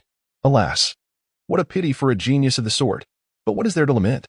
The Su family has always harbored ambitions for power and usurpation. Who could fail to see it? A traitor of the realm like this is hardly deserving of pity. Here lies the scion of the illustrious Pingxi Wangfu, the grandson of the prime minister, a new generation prodigy of the Longhua Empire, who met his end on the arena floor, slain by an opponent of mere martial general rank. Such a demise is utterly humiliating. Amidst the complex expressions of regret and astonishment from the crowd, Long Luoyin bowed deeply to Wu Yi, his face aglow with admiration. "Master, I am thoroughly convinced this time. In the future, any such endeavors are to be entrusted to me. I promise to execute them splendidly." Wu Yi embraced Long Xianyin's shoulder, a mischievous smile curling at the corners of his lips. "Why not marry a few more beautiful wives for your master?" The tone of his teasing left me utterly unable to resist. Long Xianin retorted, "You scoundrel." The eighth prince was instantly enraged, yet nothing transpired. He forcibly retracted a mysterious organ, refraining from uttering a curse. Yu Jia stifled a laugh, casting a disapproving glance at Wu Yi. Ding merit went ah. Yu Jia was unexpectedly struck on the head, causing her to shrink her neck and feel a shiver run down her spine. "Hey, what are you doing?" Wu Yuseo smiled charmingly, noting that her sister-in-law was becoming increasingly adept at coaxing. Long Wei-yin, somewhat perplexed, inquired, "Master, why does the Empress insist that you eliminate Su Yongfeng? We have all exerted considerable effort, and with Jiao Li making such significant sacrifices for his demise. Is it truly worth the cost?" Ding. Merit one. Wu Yi tapped the dragon seal and deliberately turned to Yu Jia, saying, "Sister-in-law, please elucidate for him." Yu Jia pondered for a moment before articulating, "Of course it is advantageous. Su Yongfeng is the most exceptional heir of the Su family, distinguished in both strategy and innate talent. Over the years, the Su family has expended unimaginable effort and resources to nurture Su Yongfeng. Just days ago, they suffered the loss of Su Yongshua, and now they have lost Su Yongfeng, the product of their painstaking cultivation. With both sons of the Pingxi Wang deceased, they are bound to act recklessly. At that juncture, His Majesty can simply bide his time. Should the Su family dare to make a move, he could swiftly incapacitate them, effectively diminishing their power and annihilating the Su family in a remarkably short span of time." Upon hearing Yu Jia's analysis, Wu Yi nodded inwardly. His sister-in-law, though appearing gentle and demure, was indeed the descendant of a martial general, revealing nothing of her acumen while possessing a profound understanding of the situation. Just at that moment, Wu Yi seemed to have sensed something as he gazed towards the golden Wan Hall. There, the Empress was looking at him with a smile in her eyes, filled with admiration. It appeared she was conveying her satisfaction with the way matters had unfolded this time. Although Wu Yi merely proposed an idea, it was indeed the most crucial element. Why? Because Wu Yi had the ability to restore Long Jiuli's Dantian and swiftly elevate her cultivation level. This was also the reason why Long Jiuli dared to drag Su Yongfeng along for a self-destructive act concerning her Dantian. Otherwise, the Empress would never have sacrificed Long Jiuli to eliminate Su Yongfeng. However, without Long Jiuli serving as bait, Su Yongfeng's cleverness and caution would have made it exceedingly difficult for him to fall into this deadly trap. Wu Yi flashed a smile at the Empress, raising an eyebrow as if to inquire whether such a flawless execution warranted a reward. "If there are no rewards, do not seek my assistance next time." Long Qi Yue cursed inwardly for a fleeting moment of hesitation. She cast a discreet glance around the assembly, noting that no one was paying attention. Subtly, she adjusted the hem of her dragon robe, inadvertently revealing a glimpse of exquisite, snow-white skin that could drive anyone to madness. Yet, a peculiar sensation stirred within her. Why had she unconsciously accepted to grant him such a reward? She could not comprehend when their transactional relationship with Wu Yi had taken on such an aberrant form. Meanwhile, Wu Yi, thoroughly satisfied, closed his eyes, reveling in the moment. "Rui, did you feel that? Honestly, Long Qiyue's legs are truly unmatched. For a leg connoisseur like myself, the impact is simply explosive. Fenger, how are you?" As the barrier dissipated, Su Xian and Su Jinghua rushed onto the stage. Su Jinghua, with eyes aflame, stared helplessly at Su Yongfeng's charred remains, paralyzed with shock. Su Xian, however, remained relatively composed, examining the situation closely before exclaiming in surprise, "He still has a breath. There is still hope." As he spoke, he retrieved a qi-locking blood pill and placed it in Su Yongfeng's mouth, using his energy to refine it into his limbs. This pill could ensure that Su Yongfeng retained a flicker of life. Yet, given the severity of his injuries, even a deity might find it impossible to save him. After all, half of his head had been cleaved away. Survival seemed implausible. Cough. At that moment, Su Yongfeng coughed up a mouthful of blood and regained consciousness. He then turned his head slightly to gaze at the distant Wu Yi, who wore a faint smile. In a hoarse voice, he spoke haltingly. "You are the mastermind, aren't you? I underestimated you. From the day you survived in the court and killed Shuaer and Lin Zhentao, I should have regarded you as a rival. This time, I have lost." Upon hearing this, Su Xian and Su Jinghua turned to Wu Yi, their eyes brimming with suppressed fury. "It's you? You are the one who harmed Fenger. You seek death." As Su Jinghua, consumed by rage, seemed poised to strike at Wu Yi, Li Yin swiftly intervened, blocking his path. Li Yin then pulled Wu Yi behind her, her expression cold as she regarded Su Jinghua. Wu Yi stood with his hands behind his back, a faint smile gracing his face. Minister Su, as you stated in the court that day, one must speak with evidence. You claim that I harmed Su Yangfeng? Where is your proof? You cannot simply slander a good person without basis. If we follow your logic, can I then assert that the martyrs of my Wu family were slain by your Su family? That day in court, Wu declared that Su Yangshua had wronged him. And Su Xian's original words were to speak with evidence. Now, Wu returns that very statement in kind. It is utterly exhilarating. He possesses a vengeful nature. Grievances that can be avenged must not be delayed. Those that linger must also be returned in full. Su Yangshua and Lin Jintao sought his demise in court, and he eliminated both. The Westping Wangfei sent assassins after him, and those sent met their demise, their bodies returned in pieces. The Su family plotted against him, nearly leading to the ruin of the kingdom of Dinghua. Yet now Su Yangfeng has also fallen victim to his schemes, and he intends to eliminate Yan Shi, leaving the Su family to bear the burden of despair. In short, anyone who provokes him will receive retribution in the same manner. Some might consider his actions excessive, perhaps arguing that the past should be left behind. But we cannot simply let bygones be bygones. The phrase "let bygones be bygones" is too hypocritical for him. He relishes the cyclical nature of fortune and the thrill of vengeance. If he does not act fiercely, it is his own life that is at stake. At this moment, Su Xian found himself at a loss for words, his aged face twitching with rage. Yet he managed to suppress his anger, casting a deep glance at Wu. Jinghua, save Feng first. We will settle this account later, Su Xian declared, preparing to take Su Yangfeng away. However, to his surprise, Su Yangfeng's breathing grew increasingly labored, clearly indicating he was nearing his end. Grandfather, it is futile. My injuries are too severe. I cannot survive. I am merely unwilling. I have yet to witness Wu Yi's demise, nor have I personally avenged myself upon that venomous woman, Long Jiuli. I have not seen the annihilation of the Dinghua royal family, nor have I completed our long-anticipated grand. Before he could finish, his voice faded entirely. He left this world with his eyes wide open. Indeed, even in death, Su Yangfeng could not accept his own faults. He remained oblivious to the fact that had the Su family not first conspired against Wu Yi, aiming to annihilate the Dinghua royal family, the outcome might have been different. Yet, as the saying goes, perhaps no one is truly at fault. It is merely a matter of differing perspectives. All of you must die. Wu Yi, Yan Shi, you all shall perish. Suddenly, a fierce roar filled with murderous intent reverberated through the palace. Su Yangfeng's death ignited the already furious Su Jinghua, leading to an explosive eruption of wrath. Chapter 61, The Golden Dragon Horn. Wu Yi takes the stage. With a thunderous shout, Su Jinghua's aura, at the first level of martial emperor, surged violently in that instant. His eyes burned crimson, his features contorted in rage, hair standing on end, his robes billowing wildly in the tempestuous air. Dare to kill my son? I will ensure you all meet your end. Boom. A tangible wave of energy erupted, forming a hurricane that spread outward with oppressive force. Nearby palace maids and eunuchs were crushed into mist, their bodies exploding in an instant. What will you do? Westping King? The Empress, Long Qiyu, suddenly stood, her expression fierce as she coldly reprimanded. How dare you act recklessly before me? Her voice carried an overwhelming dragon's might, akin to a dragon's roar, disorienting all present. Although Long Qiyu was only at the 7th level of martial king, her aura was far more terrifying than that of Su Jinghua, who was a martial emperor. Just then, Li Yin swiftly positioned himself before Su Xian and Su Jinghua, coldly regarding the two. Westping King, if your hands are itching for a fight, I would not mind indulging you. Boom.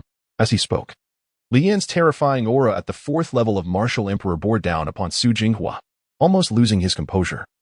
Su Jinghua's gaze cleared slightly as he struggled against Li Yan's oppressive force, taking an involuntary step back. At that moment, hundreds of figures soared into the sky, brandishing long spears and encircling the vast square. They were the Dragon Shadow Guards. Yet soon after, the Prince of Dian, Yan Zhong, also revealed his martial emperor prowess. Pointing at Su Jinghua as he declared, your son was simply outmatched. It was not my son who killed him intentionally. If you dare touch a hair on my son, I will raise your ministerial estate to the ground. In that moment, tension filled the atmosphere of the Yanlong Martial Assembly following Su Yangfeng's death. The air crackled with hostility, the situation escalating dangerously toward conflict. Although Su Xian was also filled with sorrow and fury, he retained a shred of composure. Jinghua. He placed a hand on Su Jinghua's shoulder, signaling him to remain calm.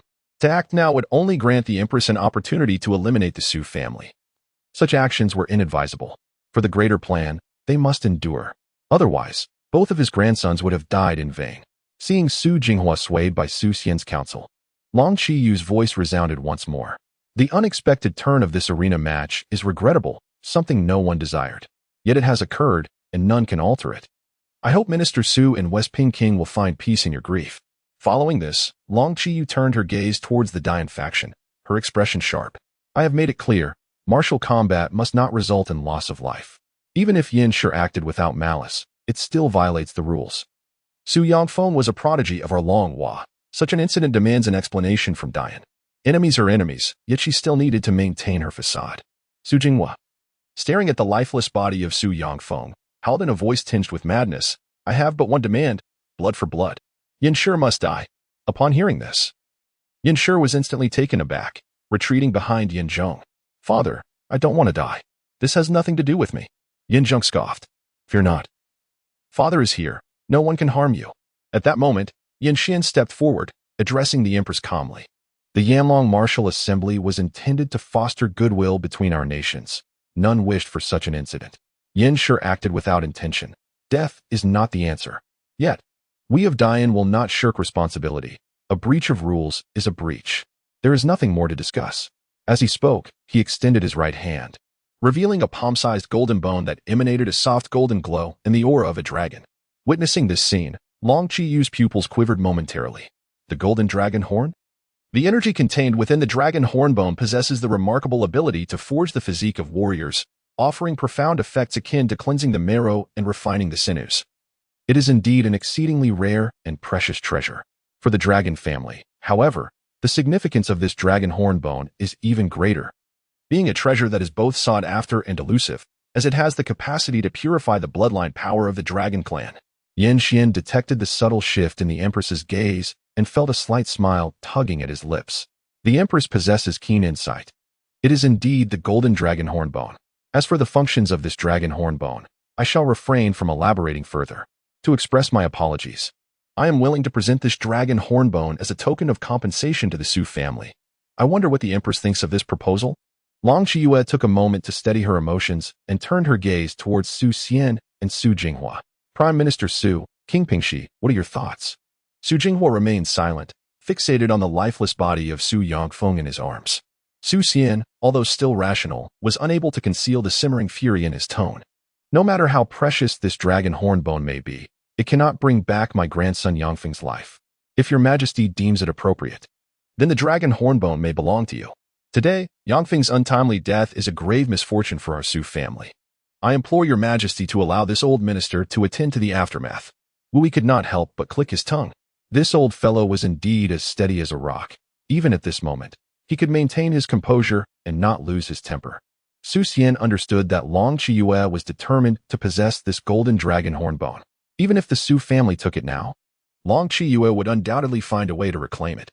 This could potentially expedite the downfall of the Su family.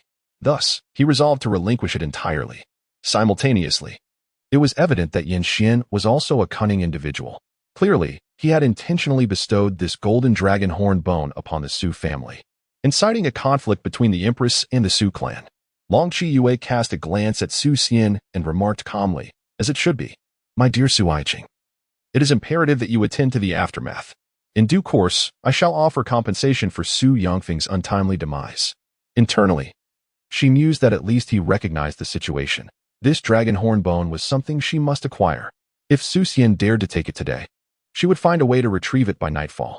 At that moment, Su Jinghua, cradling the mangled body of Su Yangfeng, departed silently, his expression dark and unreadable. Su Xian then turned to Wu Yi, and after glancing at Yin Shi, he spoke with remarkable calmness. Today, my grandson Yangfeng was unjustly slain. I shall remember this. We shall meet again. With that, he too transformed into a fleeting light and vanished from sight.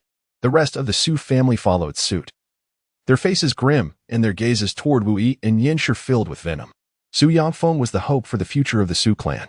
With his death, the Su family's future had undoubtedly been severed. Long Luo Yin observed the departing figures of the Su family, clicking his tongue. Master, do you think this is going too far? Before Wu Yi could utter a word, Li Ying let out a cold huff. Where has he gone too far? Do you think it was Su Yangshua's idea to frame Wu Yi a few days ago? It was none other than Su Yangfeng. Had it not been for Wu Yi's desperate struggle to prove his innocence, the national king's manor would have been drenched in blood by now. Unexpectedly, Long Wei-yin shook his head, his face a mask of fury. Master, you have misunderstood. When I said too far, I meant that Su Xian has gone beyond the bounds of decency. How dare he issue threats to my master? If it weren't for the fact that I couldn't overpower him, I would have delivered a couple of solid punches. Li Yin, Yu Jia. Wu Yi's stretched lazily, a glimmer of unmistakable excitement dancing in his eyes. The task was completed. At last, it was his moment to shine. To be frank, he had been on the verge of madness these past few days. He then strode towards the arena amidst the crowd's eager gaze. The Empress, fully attuned to his sentiments, was brimming with uncontainable anticipation. With a resounding voice, she proclaimed, I declare the martial arts competition to continue.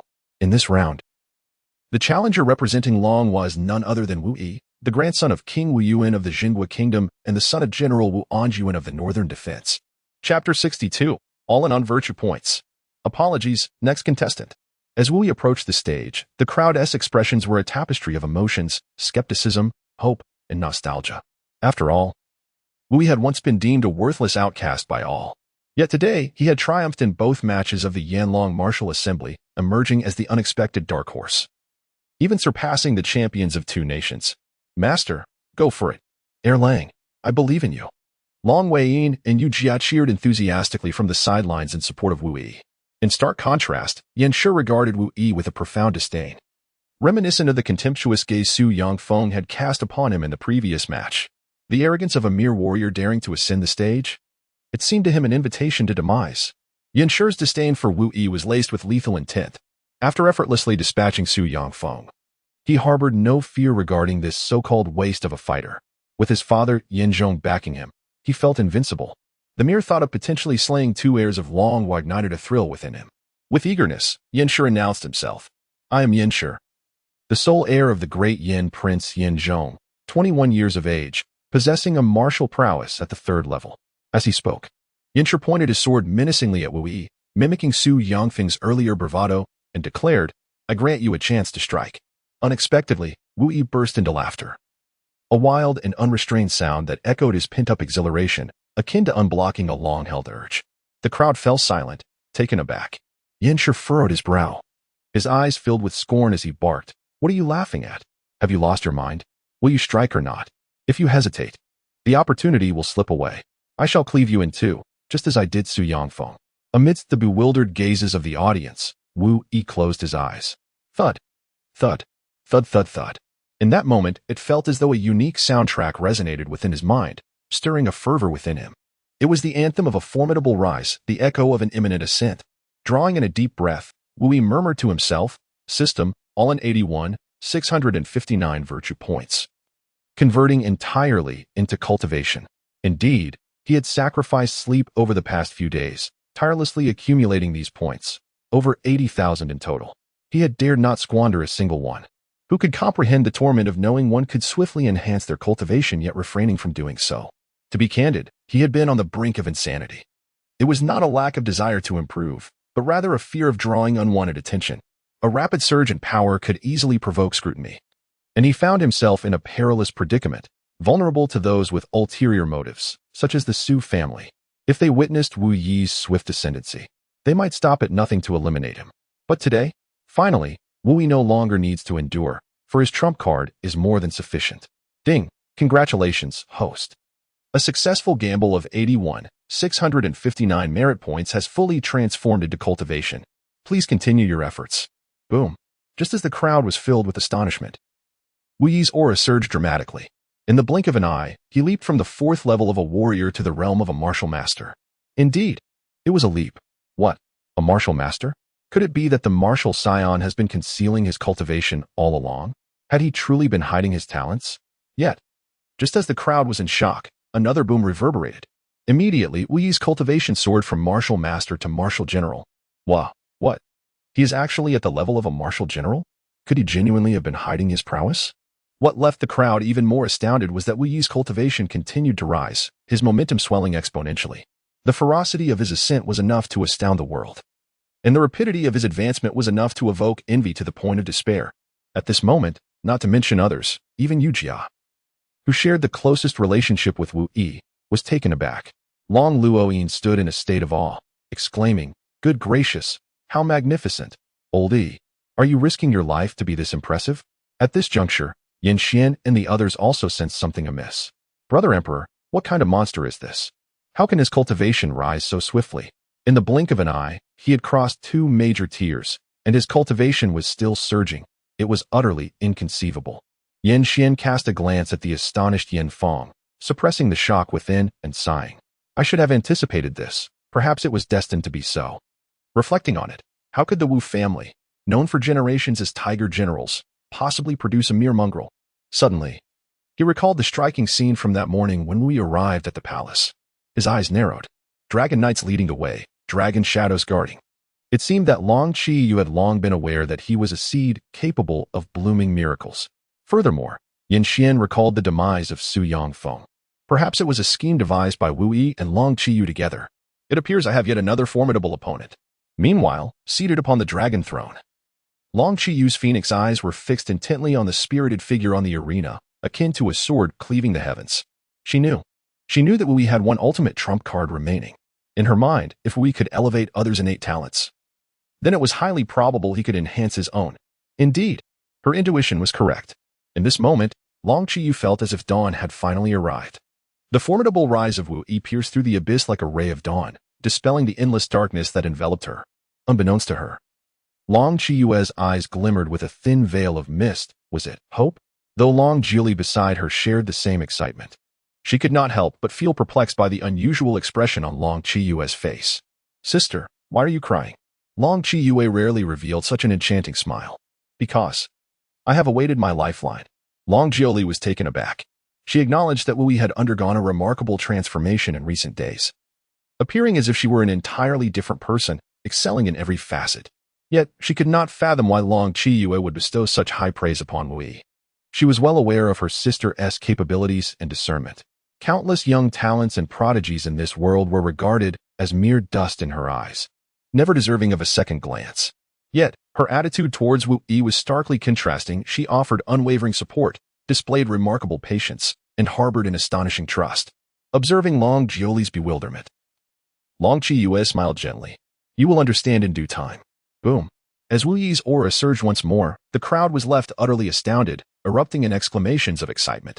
It was unfathomable that he had ascended from warrior to the 7th level of martial general. But he was still rising. Good heavens, even if one conceals their prowess, it cannot be hidden to such an extent. A prodigy, this was no longer a mere genius. This was a phenomenon. An 18-year-old at the 7th level of martial general? What kind of otherworldly being was this?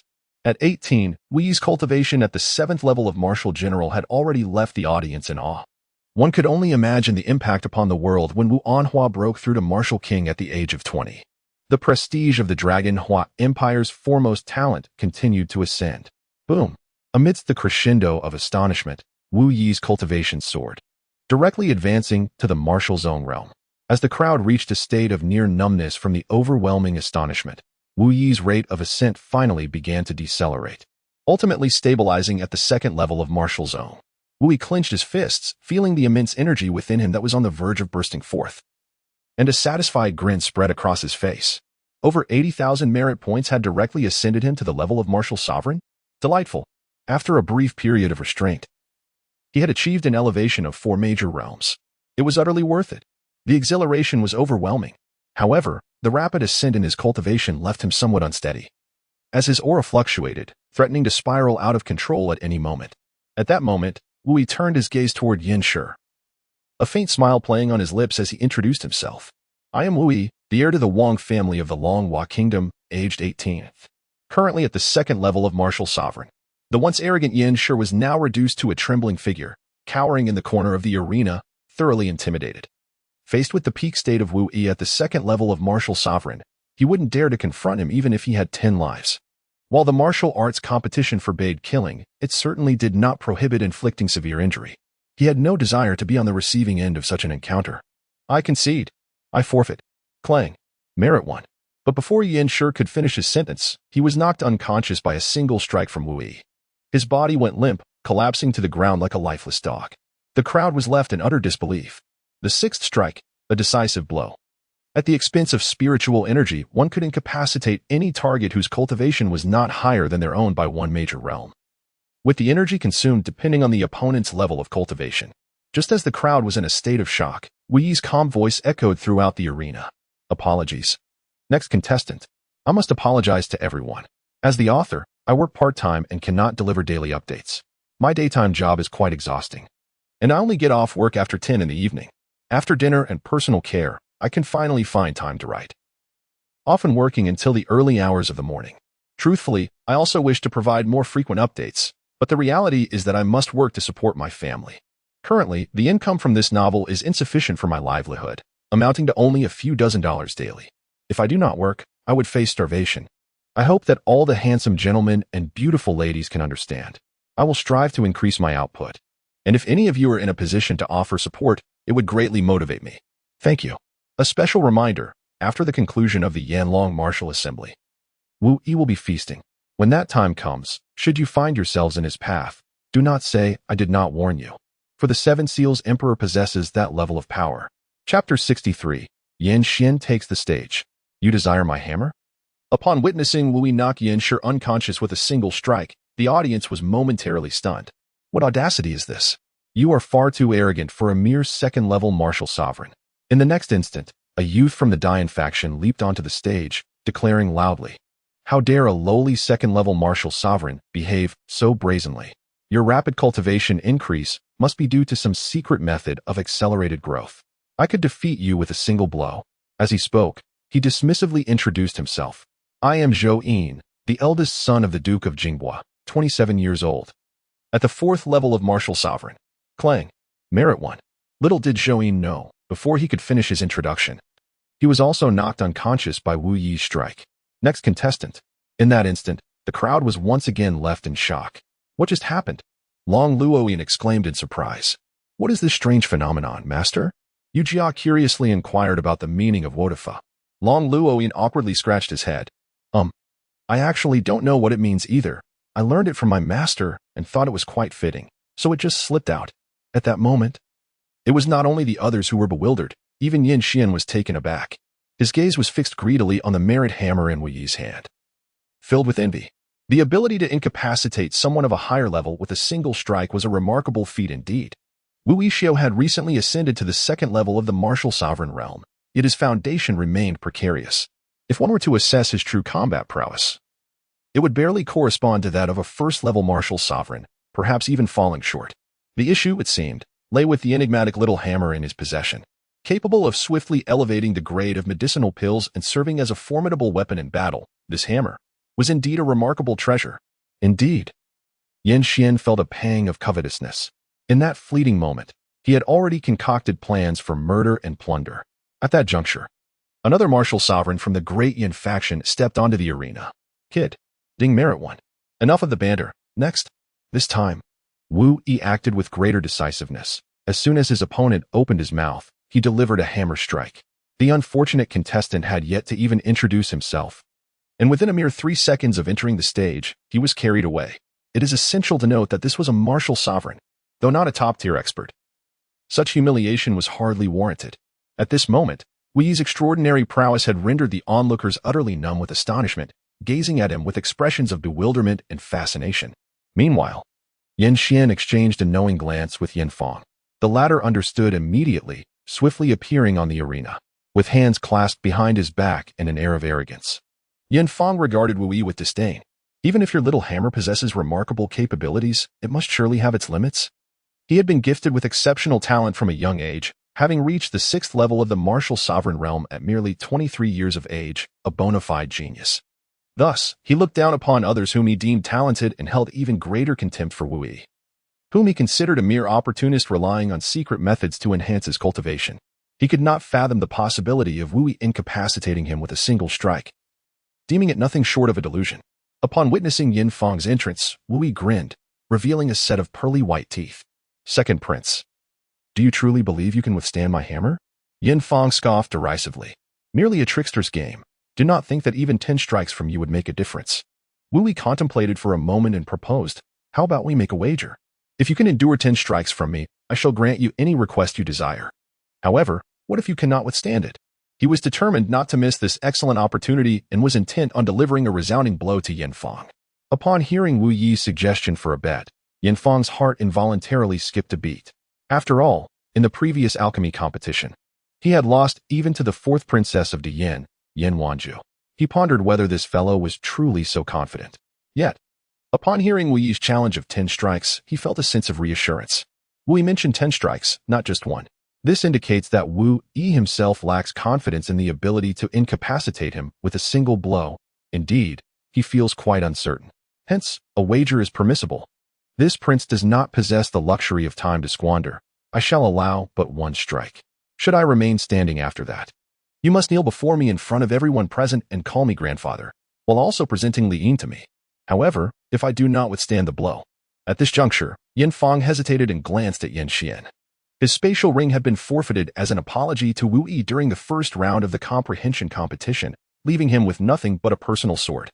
Yan Xian spoke calmly, if my younger brother loses, this prince shall offer 3 strands of earth core golden flame.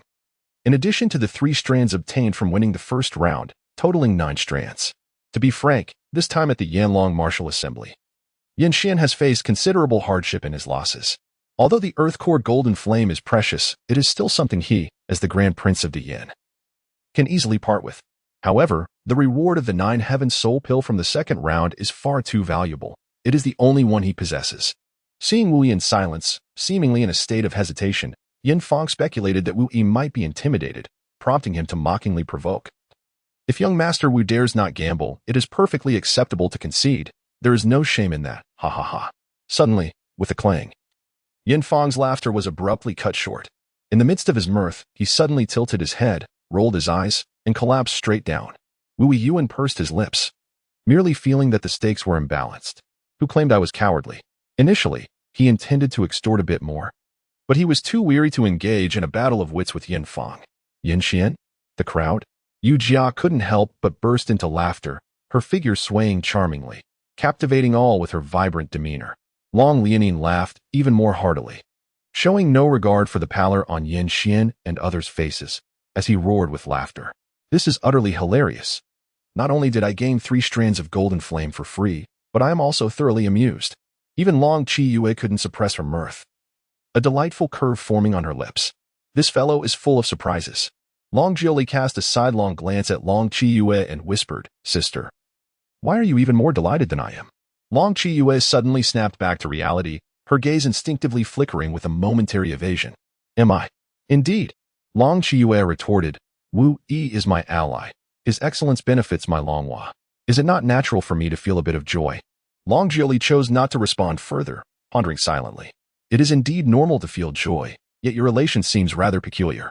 A woman's intuition is remarkably keen. She sensed an unusual aura lingering in the air. At that moment, Yan Xian's expression darkened as he flickered onto the arena. Young Master Wu. It appears I have once again lost this wager, much to my surprise. The remaining members of the Great Yin need not compete. You have achieved a remarkable 9 consecutive victories. Allow me to personally challenge you in this final round. As he spoke, he cast a glance at the small wooden hammer in Wu Yi's hand. His interest piqued. However, before we proceed, I would like to inquire about this intriguing little hammer. From whence did it originate? And what tier of spiritual artifact is it? This hammer not only elevates the grade of medicinal pills but can also be wielded in combat, capable of striking down foes across several levels. To call it a supreme treasure would not be an exaggeration. Wu Yi smacked his lips, speaking candidly. Do you desire this hammer? Yan Xian was momentarily taken aback. He had not anticipated Wu Yi's forthrightness, yet he readily acknowledged, of course. Who wouldn't wish to possess such a marvelous treasure? To Yan Xian's surprise, Wu Yi hesitated for a moment before suddenly declaring, It is not out of the question for you to have it. Yan Xian, puzzled, inquired, But you must offer something in exchange. Initially, he thought Wu Yi was jesting. But upon witnessing the earnest and grave expression on his face, his heart raced with excitement. Young Master Wu, do you speak in earnest? Wu Yi nodded earnestly. Indeed. As long as you present something in exchange, I shall personally and publicly hand you this small wooden hammer.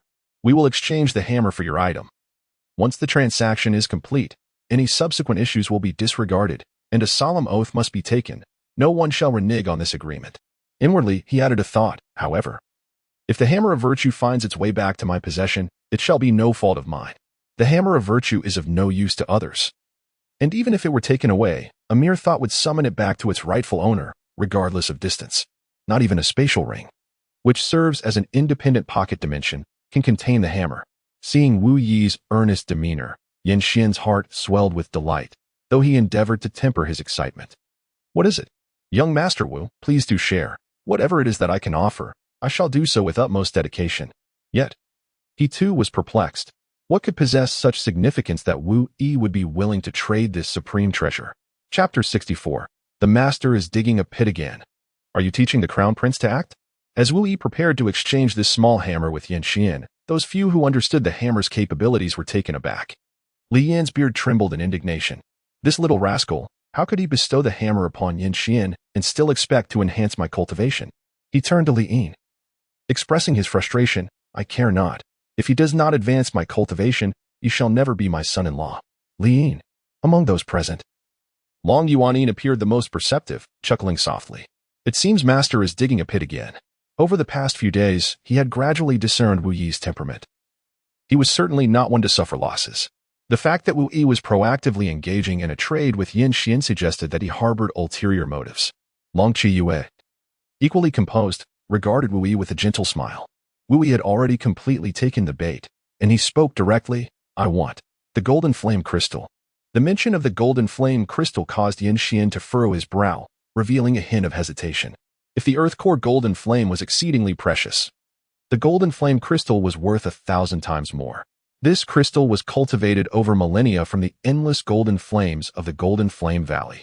Its production was extremely rare, and it was only retrieved from the depths of the valley by powerful martial emperors who risked their lives. The value of a single golden flame crystal rivaled, if not surpassed, that of the unique 8th-rank Crimson Flame Dragon Rider of the Longhua Empire. Despite the esteemed position of the Pill Sect and its close ties with the Great Yin, they had only managed to acquire 3 golden flame crystals over the years. Yet, in Yan Xian's eyes, no matter how precious and rare the golden flame crystal was, it could not compare to Wu Yi's enigmatic little wooden hammer. In fact, there was no basis for comparison at all. Yan Xian hesitated for only a brief moment before decisively nodding in agreement. Very well, I, Yan, consent. Coincidentally, I possess a golden flame crystal that can be exchanged with young Master Wu on the spot. As he spoke, Yan Xian opened his right hand, and a crystal the size of a fist quietly floated in his palm. The crystal was an irregular diamond shape, entirely golden, and it burned with golden flames upon its surface. It was indeed the golden flame crystal. As the crystal appeared, a wave of heat surged through the surroundings, instantly raising the temperature in the vicinity by several dozen degrees. Not only Wu Yi, who was in close proximity, but even those with lower cultivation levels outside the arena found their clothing and hair singed away in an instant. A cacophony of gasps and exclamations erupted. Ah, my clothes. Damn it, you burned all my hair off. Wow, Lord Liu, your wife's figure is quite impressive. Haven't seen you for a few days, Mrs. Li. Your figure has become even more voluptuous. Might I share a seat with you tonight? Shut your mouth, close your eyes, and don't look at my wife. Wu Yi seized the opportunity to cast a serious glance around, silently absorbing the dazzling scenery. He also bestowed a nod of approval upon Yan Xian. A brother who does not gaze in vain, indeed.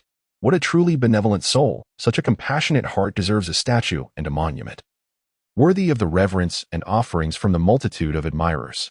After a brief period of chaos, the crowd was equally astonished by the terrifying heat emanating from the golden flame crystal.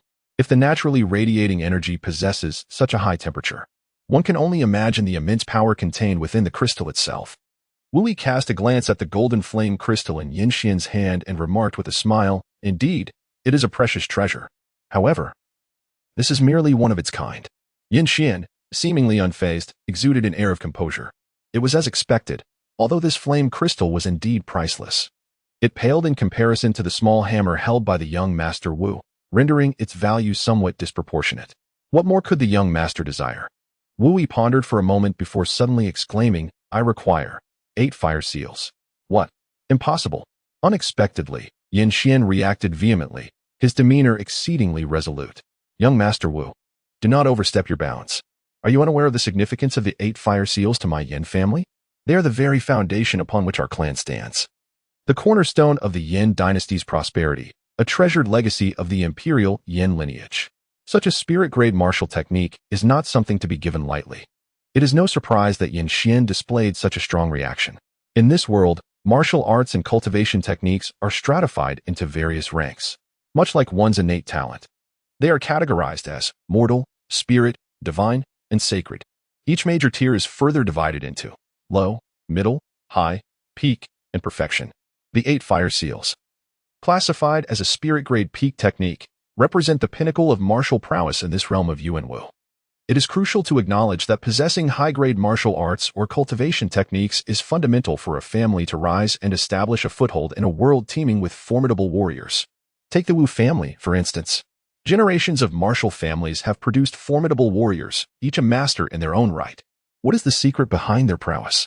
Beyond the lineage, there exists a crucial factor, the superior martial art known as the true martial formula. Observing Yan Xian's intense reaction, Wu Yi simply chuckled. Whether or not to involve me is entirely your choice. If you deem it unreasonable, then let this transaction be for naught. With the merit hammer in his possession, he had no need to solicit pills or spiritual artifacts from Yan Xian. The merit hammer possessed the extraordinary ability to enhance the grade and efficacy of such items without limit, rendering all treasures equally valuable in his eyes. Thus, what he sought were undoubtedly items that were not easily obtainable, such as the golden flame crystal and the 8 sealing fire talismans, both of which he coveted. After all, he was a fire element martial artist. As Wu Yi exuded confidence, Yan Xian's expression darkened, and he found himself wavering. He was reluctant to pass the 8 sealing fire talismans to an outsider, yet he was undeniably enticed by Wu Yi's merit hammer. After a brief contemplation, he devised a compromise. Young Master Wu, the 8 sealing fire talismans hold great significance for the Yin family and are not solely within my power to bestow. However, I can allow you to study them. He paused momentarily before producing a jade slip. The 8 sealing fire talismans consist of 8 fire seals, and I can only permit you to learn for 10 minutes on-site. How much you comprehend depends entirely on your own abilities. From the initial comprehension contest, he had discerned Wu Yi's exceptional aptitude, likely surpassing his own. Yet he remained unconcerned about Wu Yi's ability to grasp the seals, for even with his own remarkable insight, he had taken an entire day to master the first fire seal.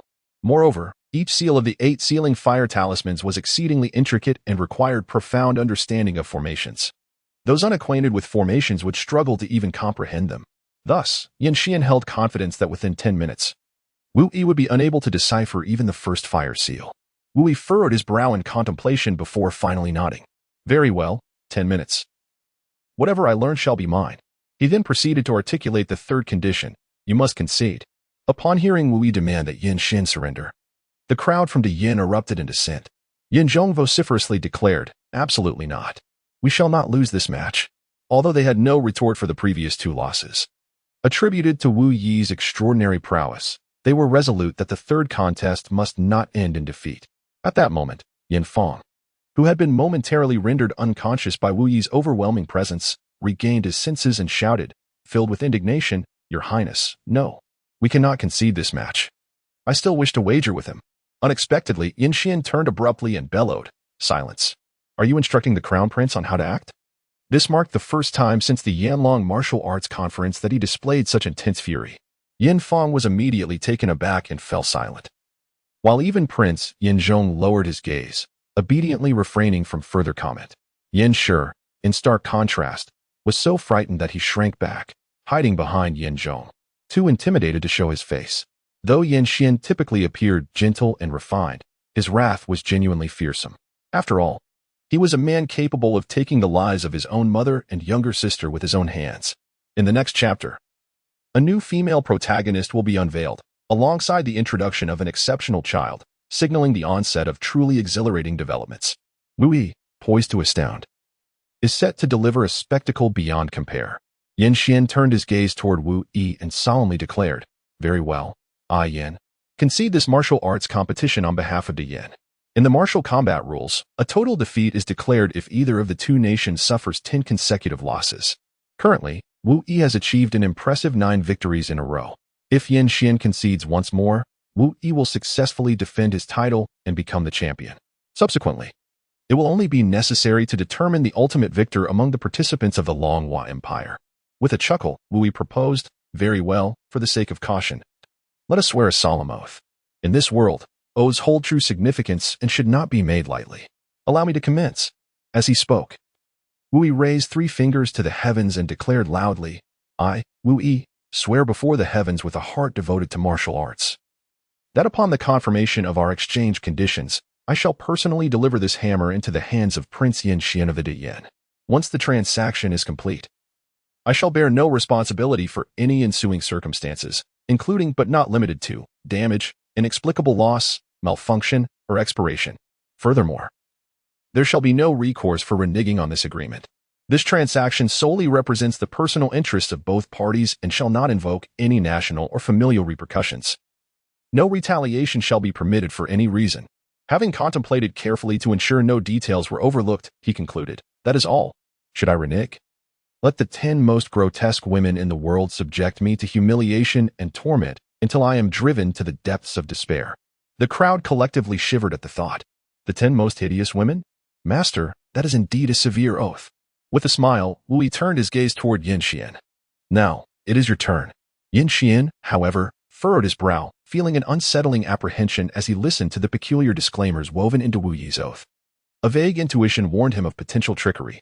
Why did you include those disclaimers regarding damage and loss? Wu Yi shrugged nonchalantly, embodying a sense of inevitability. Is it not reasonable to protect both parties? What if you were to present me with a counterfeit golden flame crystal? What if you bestowed upon me spurious fire invitations? What if you were to concede and then retract your statement? What if I were to hand you a fraudulent little hammer? Yin Xian, he could comprehend the initial hypothetical scenarios, but when we mentioned the possibility of a false little hammer, his mind momentarily faltered. Surely, that should have been his line. In the interest of prudence, Yin Xian cautiously remarked, I must first ascertain whether this little hammer still possesses those wondrous ding merit one. However, before Yin Xian could finish his statement, Wu Yi struck him down with a single blow. Ding ding ding merit one, merit one, merit one. Moreover, he did not pause, delivering a barrage of strikes that left the vicinity in disarray. Upon witnessing this scene, Yin Xian hastily raised his hand to intervene. Stop. Stop, stop. I believe you. I believe you. But how does one utilize this little hammer? The young master Wu must enlighten me on its application. With a smile, Wu Hua said, this is quite manageable. All you need to do is refine it, though it may require some effort and time. Yin Xian, feeling reassured, loudly declared. Very well, I swear. As he spoke, he raised 3 fingers skyward, taking a solemn oath.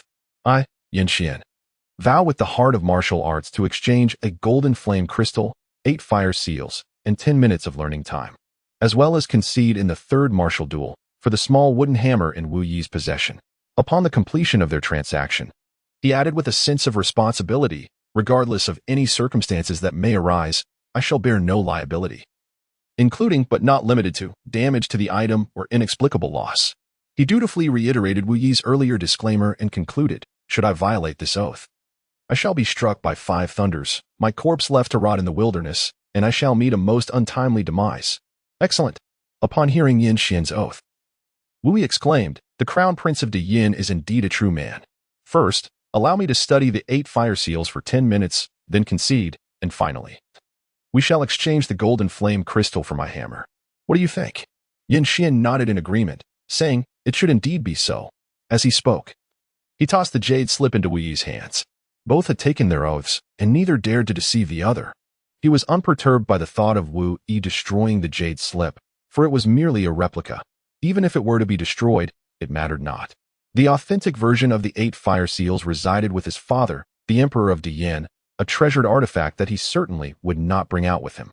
Wu Yi held the jade tablet firmly in his hand, sparing not a single second as he delved into its contents, immersing his mental energy in the learning process. After all, he had only 10 minutes at his disposal.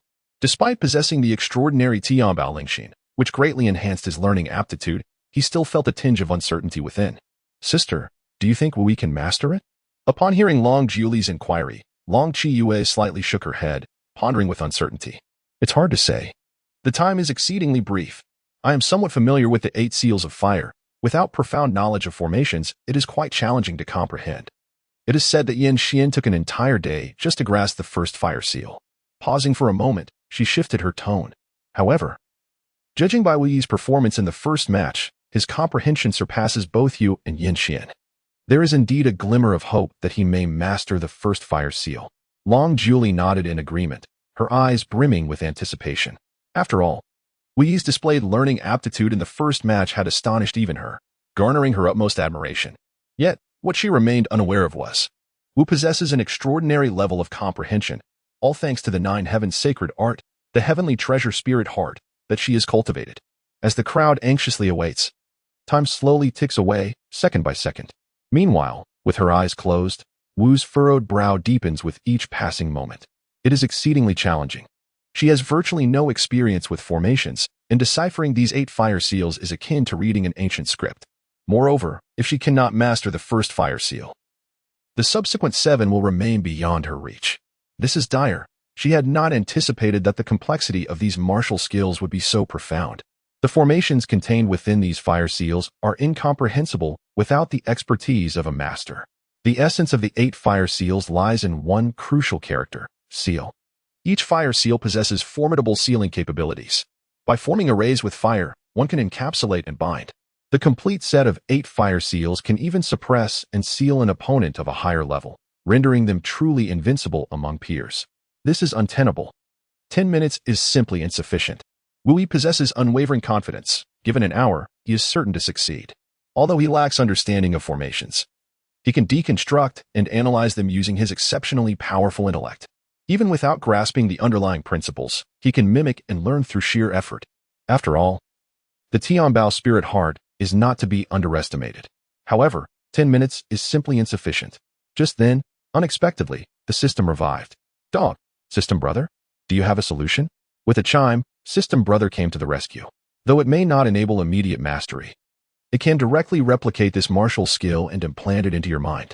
Wu Yi's eyes lit up with surprise. Could this really be possible? He had peered through the door countless times, but he had not revealed his abilities. Forget about the graduate exam. Time is running out. Hurry up. Who would have thought that in the next instant, a perplexing stream of information abruptly filled his mind. The vast influx of knowledge nearly overwhelmed his small brain. The system continued. In truth, you have yet to fully unlock the capabilities of the heavenly treasure spirit. You can easily multitask, allowing you to possess the cognitive capacity of several minds simultaneously. While you engage in showing off, you can also absorb knowledge. Why didn't you mention this sooner? Wu Yi queried. You never asked, the system replied. Prompted by the system's reminder, Wu Yi immediately attempted to grasp this new skill. After pondering for a couple of minutes, he had essentially mastered it. Hey, it really works. He could indeed multitask. One part of his focus was deciphering the 8 seals fire letter, while another was delving into the Wu family's ancestral martial arts technique, the true martial spear technique. Simultaneously, he was able to extend his mental energy to perceive everything around him, particularly examining Long Qiyue's legs. Long Qiyue, however, keenly sensed Wu Yi's mental probing. She promptly formed a scissor gesture with her long, delicate fingers, clearly signaling him that if he dared to gaze at her again, she would not hesitate to cut him down. Wu Yi instinctively felt a chill beneath him and awkwardly withdrew his mental probe. At that moment, Yan Xian's gentle laughter echoed. Young Master Wu, the 10 minutes are almost up. Hearing Yan Xian's voice, Wu Yi snapped back to reality and decisively tossed the jade slip to Yan Xian. I can't learn this. It's incomprehensible. Yan Xian revealed a knowing smile. I granted you time to study. If you haven't grasped it, then I can't be blamed. It would indeed be a strange occurrence if Wu Yi could master it in such a short span. Yan Xian then turned directly to the Empress, exclaiming, Empress Longhua. In the 3rd round of martial combat, Mighty Yin concedes. Upon hearing these words, the Longhua side erupted in cheers. In this martial tournament, Wu Yi had remarkably triumphed single-handedly over De Yin, truly bringing glory to his nation and vindicating Longhua. Although the champion of the 3rd round had yet to be determined, it was evident that it would be a member of Longhua. Victory for one's kin was a matter of no consequence. Subsequently, Yan Xian produced the golden flame crystal and carefully placed it in a specially crafted jade box to contain its scorching energy, smiling as he approached Wu Yi. In front of the gathered crowd, the two exchanged their respective items with a firm handshake. Observing the enchanting little wooden hammer in his hands, Yan Xian scrutinized it closely, feeling as though it was all a dream. Is it truly this easy to acquire? Throughout history, whenever a supreme treasure appeared, various factions would clash fiercely, risking life and limb to seize it. Yet this time, obtaining such an unparalleled treasure felt almost effortless. Congratulations! Yan Xian was momentarily taken aback but quickly responded. Congratulations to you as well. They both believed they had struck a remarkable deal, sharing a silent yet knowing smile. Eager to refine the little wooden hammer, Yan Xian hastily exited the stage. Meanwhile, Wu Yi turned to the Empress, raising an eyebrow. Long Qiyu understood and announced loudly. Wu Yi has already won 10 consecutive matches against Yi Yan. The championship of martial combat will be determined among the participants from Longhua. The remaining contestants may challenge at their discretion. However, despite her declaration, no one stepped forward to challenge. Why? Fearful. Everyone was acutely aware of Wu Yi's earlier ruthless actions in the court, where he had killed Su Yangshua and Lin Jingdang, followed by his astonishing performance in the martial tournament. A significant part of his success was undoubtedly due to the Empress's tacit support. The current situation was clear to all. The Empress had resolved to align with the royal family, supporting Wu Yi as a counterbalance against the Su family. Who would dare challenge the Empress's favored one at this moment? That would be tantamount to courting death. Moreover, the people of Longhua held an almost fervent obsession with perfection. With Wu Yi already on a winning streak, a victory in this martial combat would grant him a remarkable 3 consecutive championships, a distinction of unparalleled honor. As it became evident that no one would take the stage, the Empress's lips curved in amusement. It seemed these individuals possessed some discernment. If anyone were to dare interrupt Wu Yi's potential for a three-peat victory, she might resort to drastic measures. Should there be no challengers for young Master Wu, I hereby declare that the champion of the 3rd round of martial combat is. Yet at that moment, a clear and melodious voice suddenly pierced the air. Auntie. No, Your Majesty, please wait. I haven't had my turn yet. I wish to challenge him. The unexpected voice from the heavens instantly drew everyone's attention as they turned to the sky. Long Jiuli's eyes brightened with delight. 5th sister?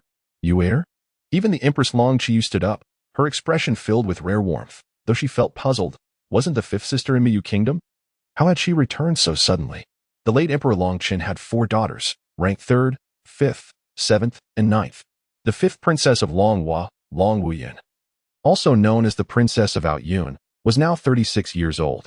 In her youth, during a period of civil strife in Longhua, the beautiful Long Wuyan was sent to marry into the influential Hua family of Miyu Kingdom to shield her from political turmoil, and she had a daughter.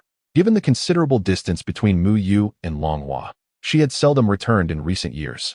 Wu Ye turned his head, and his eyes instantly brightened. No, it wasn't merely bright. They sparkled with a radiant glow. This opportunity has presented itself, and I can hardly be blamed for seizing it. Before him, a pair of exquisite mother and daughter gracefully descended from the skies, their long hair flowing and skirts billowing, resembling ethereal fairies from a painting. The beautiful woman appeared to be in her early 30s, with a charming and captivating visage, her demeanor reminiscent of a virtuous wife, yet imbued with an air of nobility and grace. Her skin was fair and smooth, akin to that of a young maiden, soft enough to seem almost fragile, truly embodying the essence of plumpness and perfection. In Wu Yi's words, she was simply plump and alluring. Coupled with her mature and seductive charm, she resembled a ripe peach, exuding an irresistible allure. While she seemed dignified and graceful, there was an undeniable sensuality that tantalized the senses, as if every strand of hair was enticingly teasing them. Clearly, she was a captivating enchantress. As for the young girl beside her, she too was strikingly beautiful, though she appeared quite young, perhaps around 13 or 14 years of age. In a few years, once she blossomed, she would undoubtedly be a stunning beauty scoring a perfect 95. As the two descended from the heavens, Wu Ye began to examine the woman's details. Name, Long Wuyun. Age, 36. Height, 165 centimeters. Cultivation, first level of martial king. Affection, -3. Number of handshakes, 1 overall score, 98. Bone quality, inferior. Spiritual grade, minimal. Dragon lineage. Identity, 5th princess of the Longhua Empire, widow of Hua Songan, the head of the Hua family of the Muyue Kingdom. Evaluation, astute and restless, possessing a fervent heart of a warrior. Her dignified exterior belies a potential for madness once ignited, a remarkable contrast of a stunning widow. Discontent with mediocrity yet resigned to it. To gain is to profit, and to profit is to revel. Upon reading the system's evaluation, Wu Ye became even more exhilarated. A stunning widow of contrasting nature? What a delightful contradiction. This is precisely the kind of woman who exudes elegance in public yet possesses a wild side in private. Ding. Long Wuyun meets the conditions for conception. Does the host wish to mark her? Yes, mark her quickly. Ding. Congratulations, host. The marking of the number 04 baby has been successfully completed. You may proceed. At that moment, Wu Ye suddenly realized a critical predicament. It seemed he had unwittingly entered the lair of the dragon ladies. The 5th princess Long Wuyun, the 7th princess Long Qiyu, and the 9th princess Long Jiuli. These 3 sisters, mature, graceful, and youthful, We're all gathered here. But just then, a resounding sound of a sword's cry echoed throughout the arena, followed by a sharp and delicate reprimand. Lecherous scoundrel! How dare you brazenly stare at my mother? She is not someone you can gaze upon indiscriminately. I shall pierce your eyes out. Suddenly, Wan Wei leaped onto the stage, sword in hand, charging directly at Wu Ye. Yue, do not be reckless. Long Weiyun's sultry voice rang out instantaneously, yet Hua Yue paid no heed, for being willful and headstrong was her very nature. Wu Yi suddenly came to his senses. He noticed a sword tip looming perilously close, magnifying in his vision. With a crisp sound, he elegantly flicked the sword aimed at his face away with his fingertips. Why is this girl so fierce? In truth, Hua Wei possessed decent talent, classified as middle tier in spiritual aptitude. However, she was merely 14 years old and had only reached the first level of martial general. Yue, do not be reckless, come down. At that moment, Long Weiyun, with a charming visage tinged with anger, approached the arena. As she walked by, all the officials bowed in respect. Fifth princess, fifth princess. Although Long Weiyun had married off to a foreign nation at a young age and seldom returned to Longhua, her status still commanded respect. Hua Yue, fuming, pointed at Wu Yi. Mother, you are the fifth princess of Longhua. How can others gaze upon you so freely? This lecher has been staring at you. I must blind him today. Long Weiyun remained unfazed and cast a glance at Wu Yi, responding coolly, the eyes are on others. Can you dictate what they see? As she spoke, her delicate brows furrowed with indignation. The Yanlong martial match concerns the dignity of both nations. How can you create chaos here? Come down. Seeing Long Weiyun's fury, Hua Yue felt a mix of anger and fear. Suddenly, she devised a plan and turned to Long Qiyue. Aunt, no, your majesty. According to the rules of the Yanlong martial match, as long as one is a royal or noble descendant under 30 years of age, they are eligible to participate. I carry the blood of the Long family, so I can join, right? Long Qiyue glanced at Long Weiyun, who appeared equally helpless, and with a hint of indulgence in her eyes, replied, Indeed, I grant permission. Unexpectedly, Hua Wei continued, Then can I invite someone to fight on my behalf? After all, I cannot defeat him. The audience erupted in laughter at her boldness. Long Qiyue couldn't help but chuckle as well. Pray tell, who do you wish to invite? If they are outside the rules, I shall not allow it. Hua Wei pondered for a moment, her eyes lighting up. He is certainly within the rules, as he is also half a Longhua citizen and eligible to compete. As she spoke, she turned to the crowd and called out, Brother Yunqing, where are you? Where are you? As soon as her voice fell, a young man emerged from the throng. He was handsome, dressed in luxurious attire, exuding an imposing aura that indicated a distinguished background. Several guards accompanied him, their presence alone suggesting they were at least martial kings, indicative of a powerful backing. The youth first bowed respectfully to Long Qiyue. He Yunqing from the He family, I greet your majesty. He addressed her as your majesty rather than empress, acknowledging her as a Longhua person. The He family? Long Qiyue's brows slightly knitted, as if recalling something. She instinctively glanced at Wu Yi and then said, No need for formalities. Hua Wei looked at Wu Yi with a smug smile, declaring, You are doomed. My helper is Brother Yunqing, and he will crush you like a dog. Brother Yunqing, help me burst his dog eyes so he won't dare to leer at my mother again. Initially, Hua Wei intended to challenge Wu Yi for fun, but upon noticing his gaze fixed on her mother, she was filled with rage. Her mother was as beautiful as a fairy and a widow, naturally attracting unwanted attention. Although young, she was perceptive and aware of many eyeing her mother, making her sensitive to such matters. At that moment, a voice from the crowd objected loudly. Your Majesty, He Yunqing is not from Longhua or Dian. He exceeds the rules and is unqualified to challenge our martial heir. One person led the charge, and many echoed their dissent. An outsider dares to challenge our Longhua prodigy? What is his standing? Indeed, the martial heir is a rare talent. Not just anyone can challenge him. Who are the He family or Zhao family to come here and act so arrogantly? It was evident that Wu Yi had garnered the support of the majority due to his impressive victories over Dian in the previous rounds, earning respect for bringing glory to Longhua. Faced with the crowd's outrage, He Yunqing remained calm. He surveyed the arena, then turned to Wu Yi with a smile, speaking deliberately. Martial heir, you may not have heard of my name, but Prince Su Jingwu of Pingxi is my uncle. Su Yangshua, whom you killed, and Su Yangfeng, who was innocently harmed on the arena today, are my cousins. The revelation stunned everyone. They had not anticipated He Yunqing's significant background. He Yunqing bowed to the empress, stating, Your Majesty, as the nephew of Prince Pingxi, I also qualify to compete. do I not? Indeed. He Yunxing had come specifically to confront Wu Yi. Upon arriving in the imperial city with Long Wuyun and her daughter, he had received the news of Su Yangfeng's death on the arena. After a visit to the Su family, he hurried to the palace, intent on defeating Wu Yi publicly and exacting revenge for his two cousins. Wu Yi had already perused the information regarding He Yunxing and inwardly mused. A superior bone structure of spiritual quality, an 18-year-old second-tier martial sovereign? Quite commendable indeed. This talent can be described as nothing less than extraordinary, surpassing even Long Jiuli. It is likely that he stands among the foremost prodigies in the kingdom of Muyu.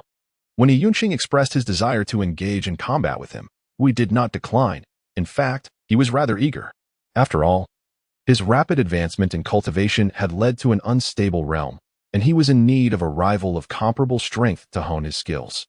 The Empress cast a glance at the composed Wu Yi, pondered for a moment, and then nodded in agreement. You are the grandson of Chancellor Su and the nephew of the King of Pingxi. With noble blood coursing through your veins, it does not violate the rules. I grant permission. Thank you, Your Majesty. Subsequently, He Yunxing took the stage in place of Hua Wei, smiling as he respectfully introduced himself. From the He family of Muyu, I am He Yunxing, 18 years old, second-tier martial sovereign. Wu Yi, with a composed demeanor, clasped his hands and spoke softly. From the esteemed Long Wu family, Wu Yi, aged 18, stood at the second level of martial sovereign. As he concluded his words, his gaze fixed intently on He Yunxing. Suddenly, he extended his right hand to the side and declared loudly, "Fourth uncle, may I borrow a spear for a moment?" With a swift whoosh echoing through the air. A silver spear materialized in Wu Yi's steady grip, resonating with a low hum as the weapon vibrated. Long Luo's eyes sparkled with excitement. Are you reckless enough to tempt fate? He exclaimed, followed closely by the unfolding events. Wu Yi held a gun in one hand, elegantly forming a floral pattern with its barrel pointed downward behind him. His feet gradually lifted from the ground, hovering steadily in midair. Yet, the moment he grasped the weapon, his entire demeanor transformed instantly. It exuded an unparalleled brilliance and dominance. He seemed to metamorphose into an indomitable spear, merely standing there radiating an overwhelming aura, as if he could pierce the heavens themselves. The martial family has long practiced the art of the spear, with every member honing their skills. Through the spear, they attained both recognition and understanding of the path. Although Wu Yi's previous cultivation was rather lackluster, his innate talent for the spear was exceptionally remarkable, albeit never showcased before.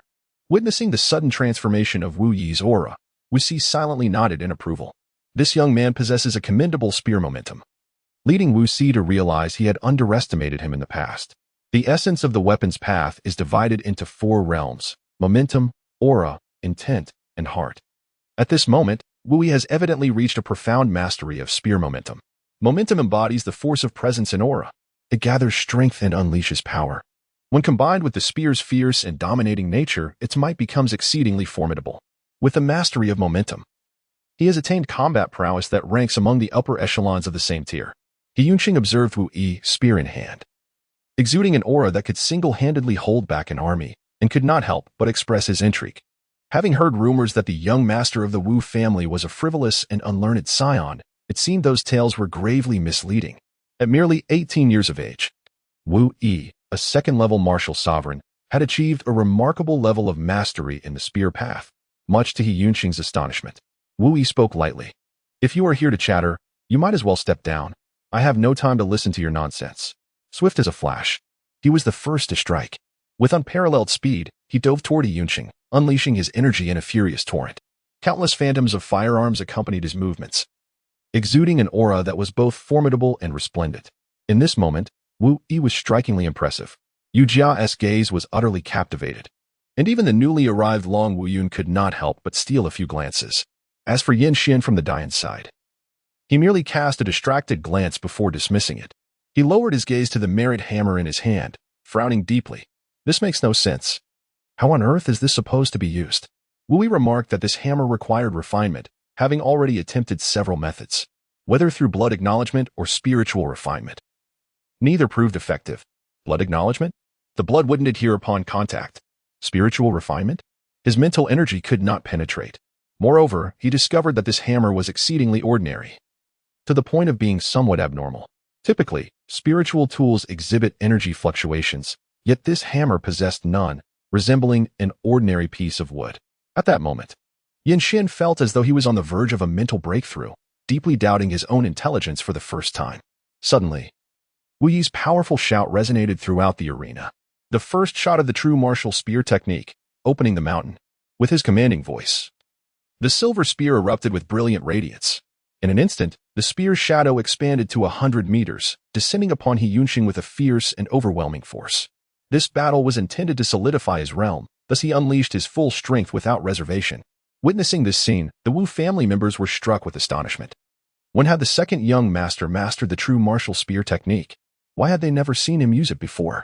They were unaware that Wu Yi had just recently acquired this skill. As for Wu Si, he was utterly astounded. The true martial spear technique was both a martial art and a combat technique, intricately intertwined. It comprised 6 shots, each more powerful than the last, opening the mountain, splitting the earth, severing the river, shattering the stars, embracing the moon, and breaking the heavens. Mastery of the third shot alone could grant the ability to combat beyond one's level. However, it was notoriously difficult to learn. Wu Si himself had only managed to master the third shot after years of training.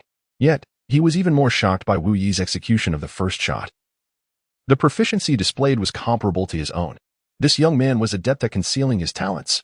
Such innate understanding and potential were truly extraordinary. He Yunqing had not anticipated Wu Yi's explosive temperament, initiating the confrontation with such a formidable move. The pressure emanating from the 100-meter spear shadow made it clear that this martial skill was exceptional. Yet, He Yunqing was no pushover. Gripping his sword with one hand, he executed several swift slashes, forming a mirror-like surface of flowing water in midair. Mirrored flowers and waters. The moment He Yunqing's watery mirror was completed, Wu Yi's imposing spear shadow crashed against the barrier. In an instant, a surge of energy erupted, visible waves of force radiating outward. Yet the arena's barrier completely contained the explosion. However, a shocking scene unfolded. The watery mirror above He Yunqing suddenly emitted a powerful suction, drawing in the explosive energy in an instant. Boom! In the next moment, an even more terrifying energy erupted from the watery mirror, gushing forth like a geyser and completely engulfing Wu Yi. Caught off guard, Wu Yi felt his vital energy surge violently, and he immediately spat blood, propelled backward. Erlang? Yu Jia gasped in shock, instinctively exclaiming, her eyes filled with concern. Li Yin, however, remained unperturbed. She understood that Wu Yi's rapid ascension and cultivation had rendered his foundation unstable. He was currently trading injuries for strength to hone his abilities. She merely observed. With her superior cultivation and deeper understanding of martial arts, she recognized that what truly determines one's martial path is not merely talent, but potential. Human potential is limitless. Yet to unlock it, one must endure repeated life and death trials. This explains why many experience breakthroughs amidst battle. Thus, for Wu Yi, each injury allowed him to consolidate his realm swiftly. Every full-force attack enabled him to master the coordination of his physical and energetic outputs during explosive moments. Delightful. Again, suspended in midair, Wu Yi laughed heartily and dove down once more. However, this time, the aura he exuded was evidently more stable, no longer fluctuating erratically. He Yunqing raised an eyebrow, comprehending the implications. What audacity! You dare treat me as a sparring partner? In a swift motion, he gripped his sword and surged into the sky, intent on engaging Wu Yi in close combat. Though your Wu family spear is fierce and powerful, I just so happen to counter it. Instantly, streams of sword energy, resembling flowing water, swirled around He Yunqing. With each slash, waves of water rippled from the sword, deflecting Wu Yi's incoming spear attacks. At that moment, he managed to hold his ground against the spear renowned for its might, even managing to suppress Wu Yi. Showcasing his extraordinary prowess, Wu Yi disregarded these matters, focusing solely on rapidly solidifying his realm. After all, he had plenty of hidden cards, and dealing with He Yunqing posed no challenge. Thus, he unleashed his attacks with unrestrained vigor, pouring forth his energy as if it were inexhaustible. Long Qiuyue observed the two combatants, who danced within the barrier, exchanging blows from the sky to the ground, and nodded to herself. He Yunqing proved to be a prodigy, skillfully employing the gentle power of the water attribute to its fullest extent, effectively countering Wu Yi's fierce assaults. While Wu Yi possessed superior strength in each strike, He Yunqing managed to dissipate a significant portion of Wu Yi's might with each encounter, which was truly remarkable. Seated next to Long Qiuyue, Long Wuyun smiled and remarked, Your Majesty may not be aware, but although He Yunqing is young, he stands as the leading figure of the new generation of the He family and is also the prized disciple of the Muyu sect's leader. His talent is indeed a rare gem within the entire Muyu kingdom, though she was Long Qiyue's elder sister. She adhered to the decorum of addressing her with the respect due to a monarch. Hua Wei swiftly chimed in, her cherubic face glowing with admiration and pride. Indeed. My brother Yunxing is exceptional. Not only is he endowed with extraordinary talent, but he also possesses an elegant demeanor and impeccable manners. As she spoke, she cast a disdainful glance at Wu Yi, who was being overwhelmed by He Yunxing, her eyes filled with contempt. Unlike that rude scoundrel, who leered at my mother upon arrival, clearly not a good person. Silence. Silence. To her surprise, two voices echoed simultaneously. Long Weiyun cast a bewildered look at the irate Long Jiuli. Why is the ninth sister reacting so strongly? Huan Wei, feeling somewhat wronged, added, why are you scolding me? Little aunt. She then turned to Long Qiyue, pouting, Aunt, look at her. Getting angry over a filthy man. Realizing her reaction was excessive, Long Jiuli sheepishly chuckled. Sister 5 is so beautiful, it's no wonder even I want to steal a few glances. Should we condemn Wu Yi as a scoundrel simply because he looked at you twice? Long Qiyue smiled gently and proposed, Sister 5, how about a wager? What shall we wager on? Let us bet on whether Wu Yi can defeat He Yunxing. Long Weiyun raised an eyebrow at Long Qiyue, smiling knowingly. It seems you have quite the confidence in Wu Yi. Very well, I accept your wager. At that moment, the two combatants on the stage retreated. Standing 100 meters apart, He Yunxing appeared composed, his attire immaculate, showing no signs of the battle's toll. In stark contrast, Wu Yi's clothing was disheveled. His body marred by numerous cuts from sword energy, and his condition appeared dire, on the verge of exhaustion. Even his grip on the spear trembled slightly. The disparity between them was glaring. He Yunxing stood with one hand behind his back, sword held aloft, a look of disdain etched across his face. Young Master Wu, you have lost. You lack the understanding of restraint. Each of your attacks is full force, leading to excessive energy depletion. Now, with your energy exhausted, how do you intend to fight me? If you concede publicly, I can grant you a more dignified defeat. Otherwise, a chill flickered in He Yunxing's eyes. Do not blame me for embarrassing you in front of the Dragon Court. However, Wu Yi merely smiled, unconcerned, as he flexed his muscles, his fighting spirit intensifying. Not so fast. The real battle has only just begun. He Yunxing raised an eyebrow, sneering, what do you mean? In martial arts competitions, the use of pills is prohibited, whether for enhancing strength or restoring energy. Wu Yi broke into a grin. Who said I was out of energy? Look, it's all mine. Suddenly, an immense force emanated from within Wu Yi, akin to an unfathomable vortex, voraciously drawing in the energy released from their recent skirmish. The energy unleashed during the battle was contained within the barrier. Indeed, this was the 5 elements gathering spirit array that Wu Yi had learned during the first comprehension competition. It was precisely why he dared to deplete his energy without reservation. Upon witnessing this scene, He Yunxing, once confident and composed, suddenly changed his expression. A gathering spirit array within his body. How is this possible? The ability to create such an array within oneself signified profound mastery of formations, at least at the level of a grandmaster. Seated upon the dragon throne, Long Qiyue's lips curled slightly, her gaze towards Wu Yi brimming with unmasked admiration. Subsequently, she and Wu Yi on the arena spoke in unison, their synchronicity astonishing. The true battle had only just begun. The true battle had only just begun. Long Qiyue was addressing Long Weiyun. Wu Yize was speaking to He Yunxing. Observing Wu Yize voraciously absorbing the essence of the universe, rapidly restoring his state. He Yunxing could no longer contain himself. You truly surprise me. It seems I must take this seriously. With that, He Yunxing gripped his sword tightly against his chest and bellowed, the essence of water, raging waves. In an instant, a colossal vortex formed around He Yunxing, composed of tangible water currents. The swirling waters expanded swiftly, transforming into monstrous waves in the blink of an eye. It resembled a gigantic water tornado, laced with countless razor-sharp sword energies, a veritable tempest of sword blades. Its formidable might caused all present to pale in fear. Indeed, He Yunxing was powerful. This single move could rival a 4th or 5th-tier martial artist of the martial sovereign realm. This battle would be arduous for young Master Wu, after all. His rapid ascension had rendered his foundation unstable. Long Weiyun smiled faintly and remarked, Your Majesty, what do you think? Do you still wish to wager? Wu Yize possesses some talent. He may hold his own against opponents of equal rank, but against He Yunxing, a super genius capable of battling above his level. Defeat is inevitable, Long Qiyue stated firmly. Let us wager. On the arena, witnessing He Yunxing finally unleash his full potential, Wu Yi's eyes gleamed with excitement. His fighting spirit soaring to unprecedented heights. Now this is more like it. In the next moment, he plummeted from the skies. However, this time, the aura emanating from him was even more terrifying, nearly matching that of Yunqing. Simultaneously, the silver spear in his grasp quivered slightly, emitting a resonant hum. Yunqing, I concede you are a genius, but genius merely signifies the threshold to my prowess. Suddenly, Wu Yi's voice boomed throughout the arena. The third strike of the true martial spear technique, severing the river. Chapter 69, The Essence of Water, 1,000 Swords and Raging Waves. I await your grand move. What do you anticipate? The third strike? Wu Yi was utterly astonished to see Wu Yi employ the third strike of the true martial spear technique. It took him 30 years to master this technique. This individual was infuriatingly impressive. Yet, after his shock, Wu Yi felt a surge of pride and excitement. This young man continually surprises us. As the audience gasped in awe, the brilliance of Wu Yi's spear intensified. 100-meter shadow of the spear erupted forth, resembling an indestructible blade, cleaving through the titanic wave of sword energy. The crowd assumed Wu Yi would be engulfed by the waves and shredded by the countless sword energies.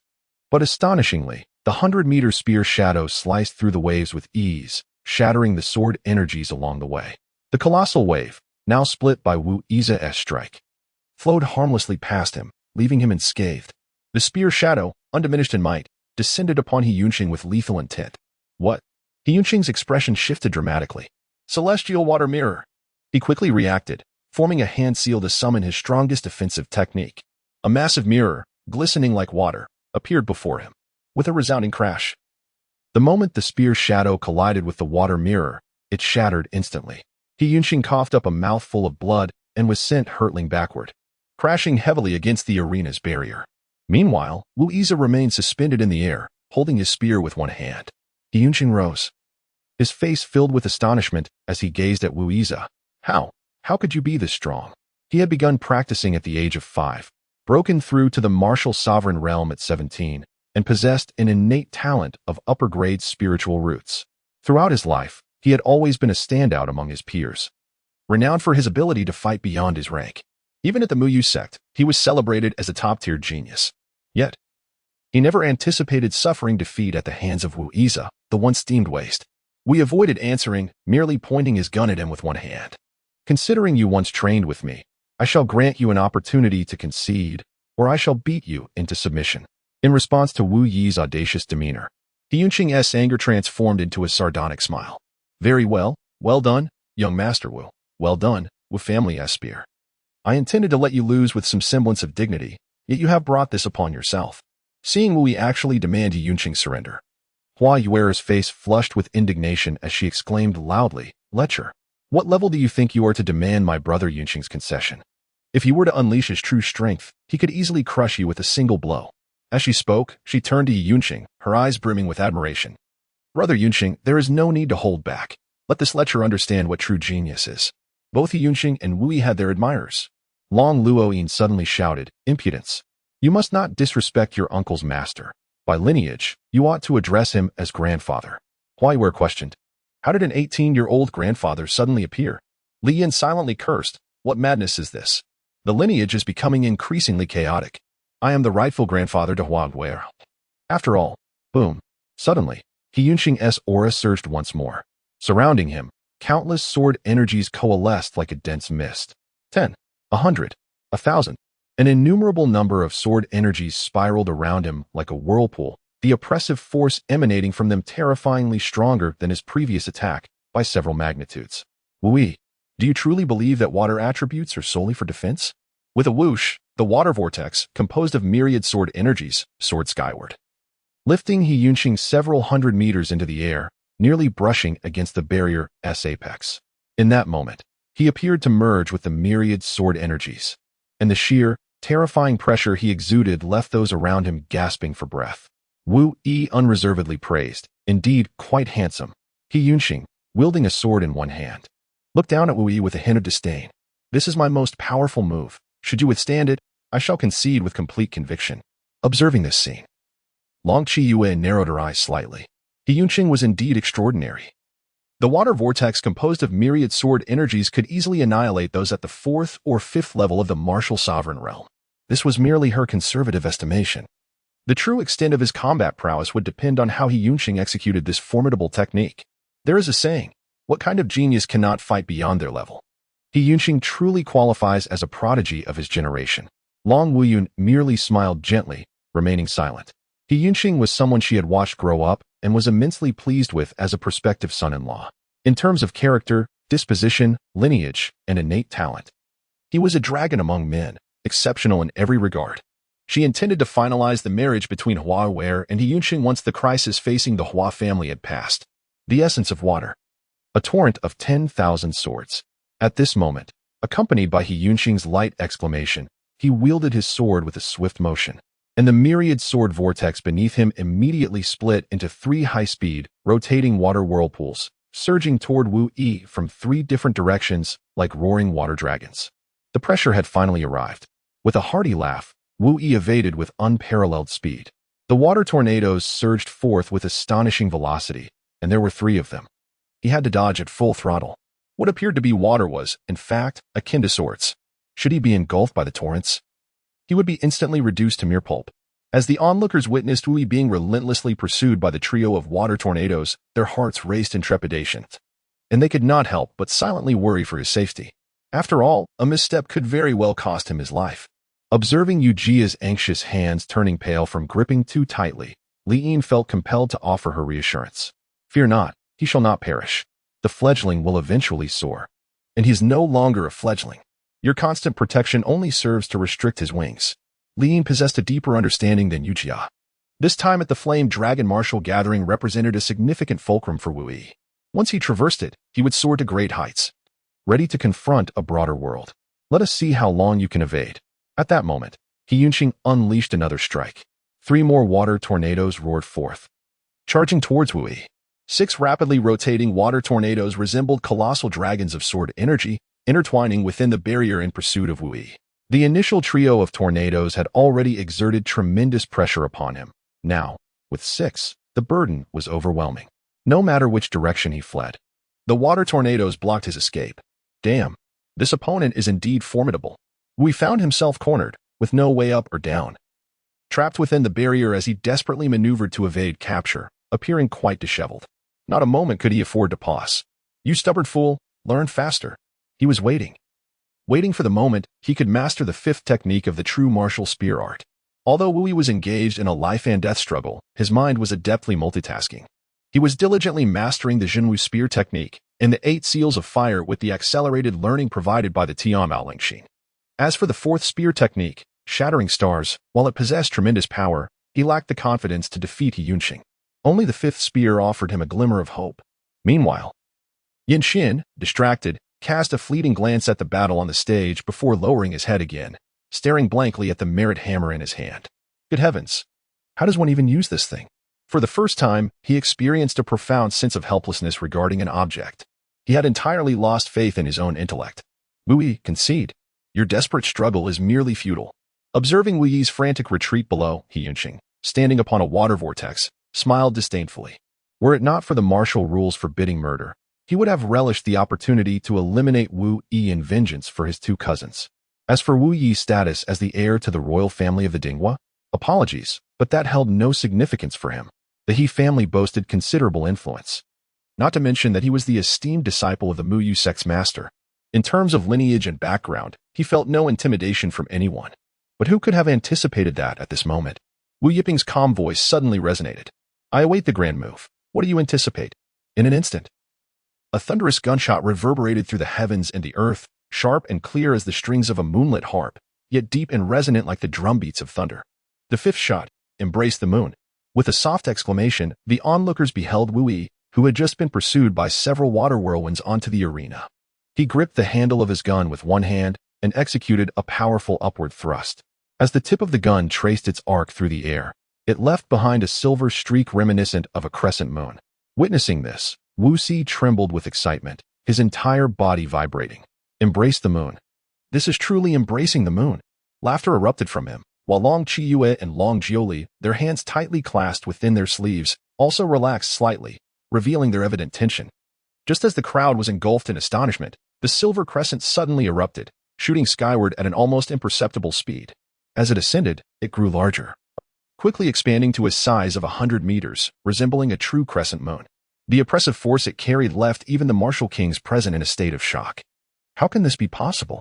He Yunqing's expression shifted dramatically, and he hastily swung his sword, commanding 6 water whirlwinds to strike the crescent in an attempt to halt its advance. Yet, astonishingly, with the crescent's explosive ascent, the terrifying pressure it bore crushed the water whirlwinds effortlessly, reducing them to mere fragments. Thousands of sword energies were unable to draw near before shattering into nothingness. A crescent moon, sweeping aside myriad sword energies. What a breathtaking spectacle. Yunqing, evade. Long Wuyun urgently called out. After all, He Yunqing's background was formidable. If he perished here, it would surely incite a great uproar. He Yunqing snapped back to reality, quickly attempting to dodge. However, the crescent's speed was terrifying, leaving him no chance to escape. In the next moment, the 100-meter crescent struck the barrier above with a resounding thud. The explosion's force was so immense that the entire barrier, along with the ground beneath the onlookers, trembled violently. He Yunqing? Brother Yunqing? Long Wuyun was startled and instinctively rose to her feet, while Hua Wei turned pale with fear. Rendered helpless, Long Qiyue's lips curled slightly, suppressing her inner excitement and shock. She feigned calmness, saying, Sister 5, do not worry. He Yunqing is not dead. My family's martial heir still possesses a measure of prudence. Long Wuyun's earlier praises for He Yunqing left Long Qiyue feeling slightly irked. And thus her words carried an unintentional competitive undertone. Your family? Long Wuyun inquired. Long Qiyue was momentarily taken aback, realizing she might have misspoken. Long Jiuli, ever sharp, quickly interjected. Sister 5, do not overthink it. 7 sisters my family refers to Longhua. Yes, indeed. Long Wuyun cast a suspicious glance at Long Qiyue, pondering her thoughts. As the explosive energy within the barrier dissipated, the figures of Wu Yi and He Yunqing gradually became visible. He Yunqing remained suspended in midair, yet his pallor was ghastly. His left arm severed at the shoulder by Wu Yi, blood staining half his body, presenting a woeful sight. Meanwhile, Wu Yi stood calmly on the arena, his expression composed, although his right hand, gripping the long gun, trembled slightly. A closer inspection revealed that his entire right arm was gradually becoming soaked in the blood that seeped forth. Wu Yi's right arm has sustained grievous injuries. Although his cultivation has advanced rapidly, the strength of his physique has yet to keep pace, which is a notable drawback of such swift progress. The previous strike exceeded the limits of his bodily endurance. His muscles, bones, and flesh have been severely harmed. Should another powerful attack occur, his right arm may be irreparably damaged. Surrender, or I shall compel you to concede. Wu Yiping's calm voice resonated once more, echoing the same words. Yet this time, He Yunqing's countenance was ashen, devoid of the earlier wrathful arrogance. Could he truly concede defeat? The thought was intolerable. He could not bear such humiliation. It was he who had boldly requested to challenge Wu Yi, and now he was expected to yield? The ridicule would be unbearable. A disgrace to the He family of Muyu. In truth, He Yunqing still possessed one final trump card, a powerful move he had yet to unveil. Should he decide to unleash it, he was confident he could overpower Wu Yi. However, the intensity of that move bore a significant burden on himself. Should it misfire, the outcome could very well lead to mutual destruction, or worse, a complete annihilation, an unwise gamble. Just as He Yunqing wrestled with his internal conflict, Wu Yi's voice sliced through the tension with an unwavering resolve. The 6th shot pierces the heavens. In an instant, an even more terrifying aura erupted from Wu Yi, akin to a geyser bursting forth. The overwhelming momentum surged through the arena, exuding a fierce and domineering presence that seemed capable of obliterating all in its path. A palpable pressure descended upon the spectators, rendering them nearly breathless. What? He Yunqing's expression shifted dramatically, disbelief etched across his face as he beheld Wu Yi. He had been contemplating whether to summon all his strength for a final stand, but the moment Wu Yi harnessed the 6th shot, that thought evaporated. For he realized that he could not assure himself of victory. The true martial spear technique comprised 6 shots, each more potent than the last, with the power of each subsequent shot potentially amplifying by tenfold or even more. The power of Wu Yi's 6th shot is such that even martial artists at the 5th or 6th rank of the martial sovereign realm must steer clear of its lethal edge. As for Wu Si, he is already overwhelmed with excitement, his fists clenched and tears streaming down his face. Good. What a remarkable young man. 4th uncle is truly impressed. 4th uncle is genuinely in awe. In the entire Wu family, only 2 individuals have mastered the complete 6 shots of the true martial spear technique. Wu Yuan and Wu Anhua. Even the northern town king, Wu Anjuan, only mastered the fifth spear technique 2.5 years ago. Yet, Wu Yi has directly learned the sixth spear technique, a level of comprehension that can only be described as extraordinary. I concede. At last, He Yunqing, unable to withstand the terrifying aura emanating from Wu Yi's sixth spear technique, could only helplessly admit defeat. Long Qiyue also timely reminded Wu Yi, if Wu Yi were to unleash his sixth shot, his right arm would undoubtedly be rendered useless. Yet, unexpectedly, Wu Yi broke into a grin. This child is truly unfazed by intimidation. I merely feigned it. He spoke the truth. He had indeed reached his limits. Not to mention the sixth shot. Even the first shot was beyond his capability. He Yunqing? Long Qiyue. But in the next moment, the arena erupted in cheers. The gazes of the onlookers towards Wu Yi grew increasingly fervent, especially among the members of the Wu family, all standing tall and proud, brimming with satisfaction. In this world, martial prowess is greatly esteemed, and everyone reveres the martial arts. Although Wu Yi had performed exceptionally in the previous 2 rounds, if he were to claim a third consecutive championship in that manner, many would find it lacking in flair. However, following his battle with He Yunqing, the formidable strength he displayed thoroughly captivated the audience.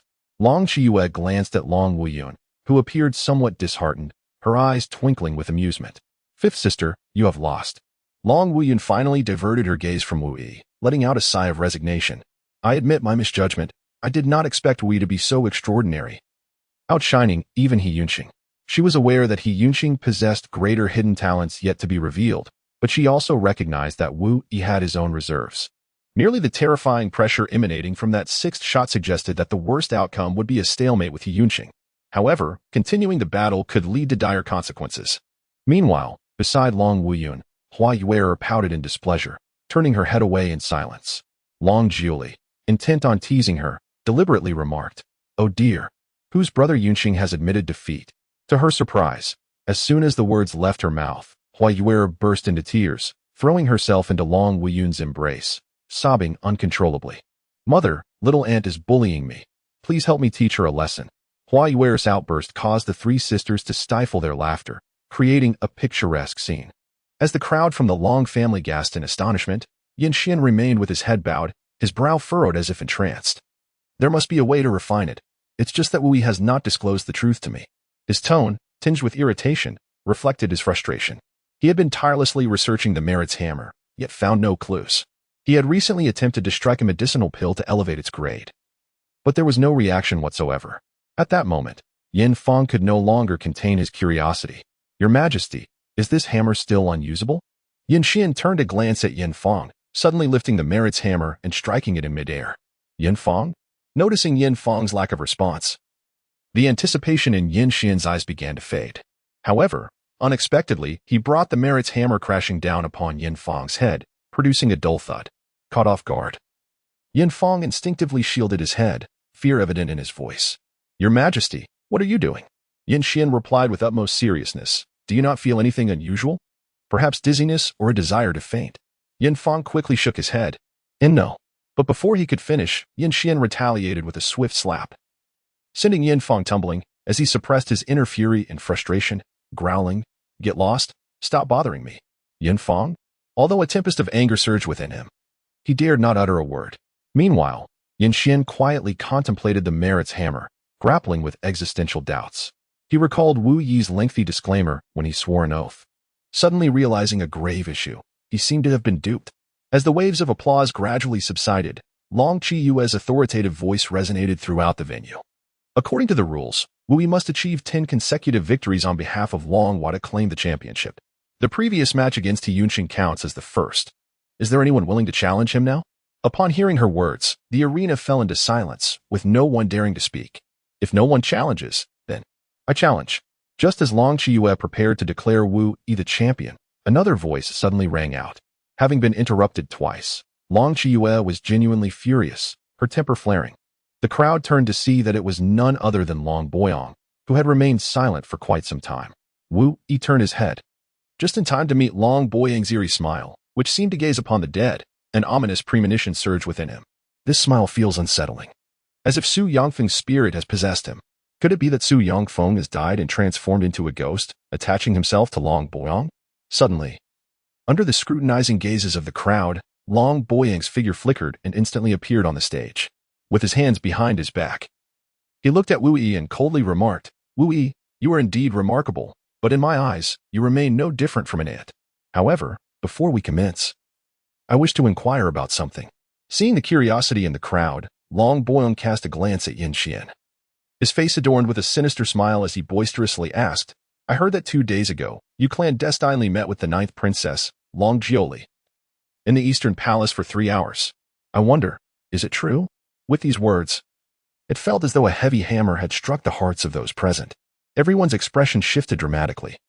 The arena plunged into a silence so profound one could hear a pin drop. Yin Xian, engrossed in his study of the merit hammer, abruptly paused, slowly raising his head to gaze at Wu Yi, his eyes brimming with uncontrollable murderous intent. He then turned to Long Jiuli, standing before the Golden One Hall, a chilling smile creeping upon his lips. "Jiuli, is what he said true?" Chapter 71. Is Long Qiyu the traitor? You have no evidence? I do. Yesterday, over 50 new followers joined, and there were more than 25-star reviews. The author promises to increase the updates. 3 chapters merged into 2, totaling over 6,000 words. Please support by following.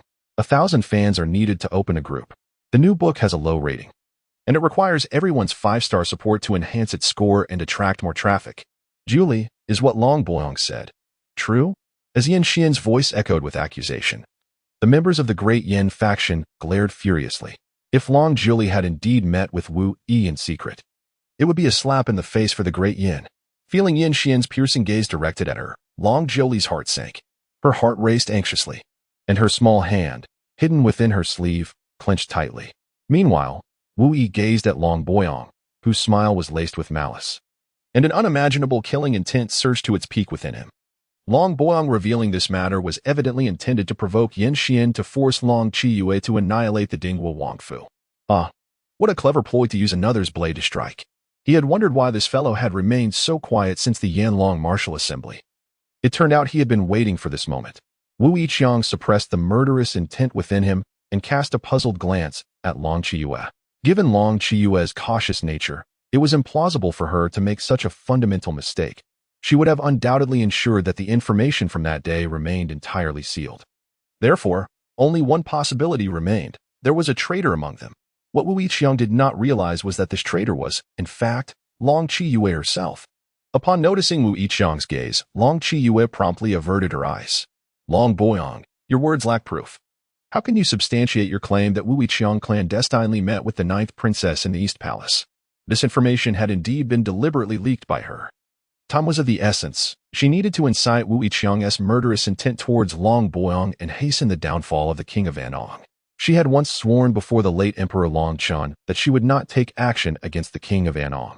Now, she had no choice but to utilize the Duke of Dingguo as a swift instrument of demise. Initially, Long Qiyu had intentionally disseminated this news to Su Yangfeng, knowing that his cautious disposition would compel Long Boyang to take the lead in this matter.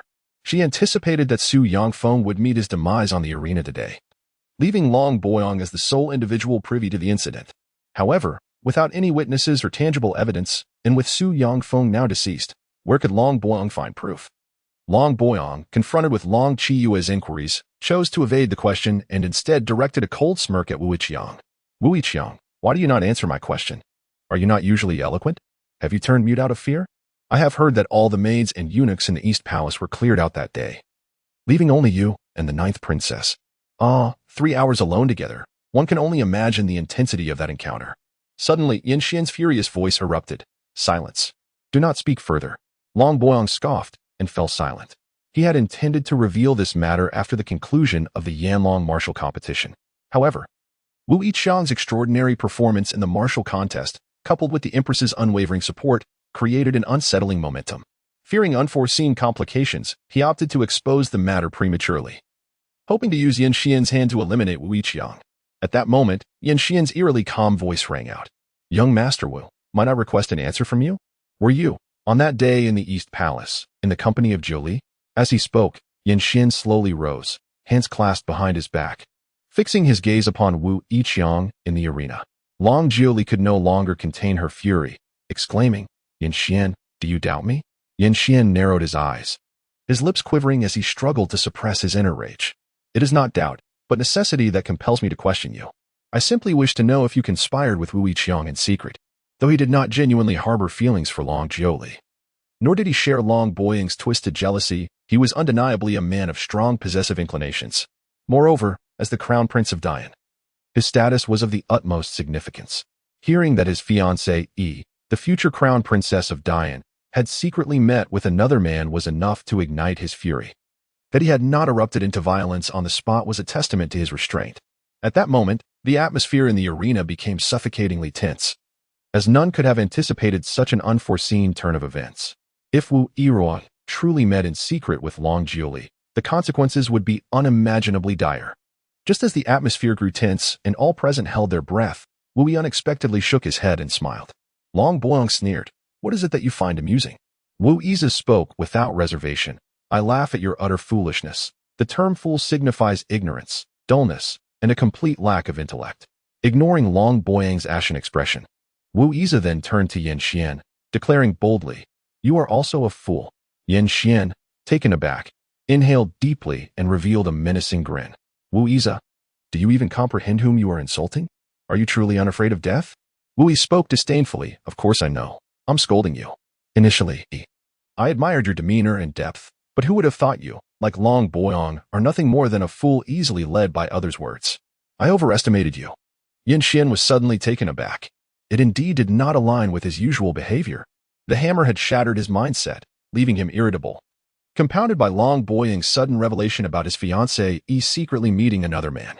Thus, he exploded. In truth, Wu Yi felt a pang of nervousness. He turned to Long Qiyue, seemingly searching for a hint of insight. To his surprise, Long Qiyue appeared completely unruffled. As expected, her voice rang out once more, "Long Boyong.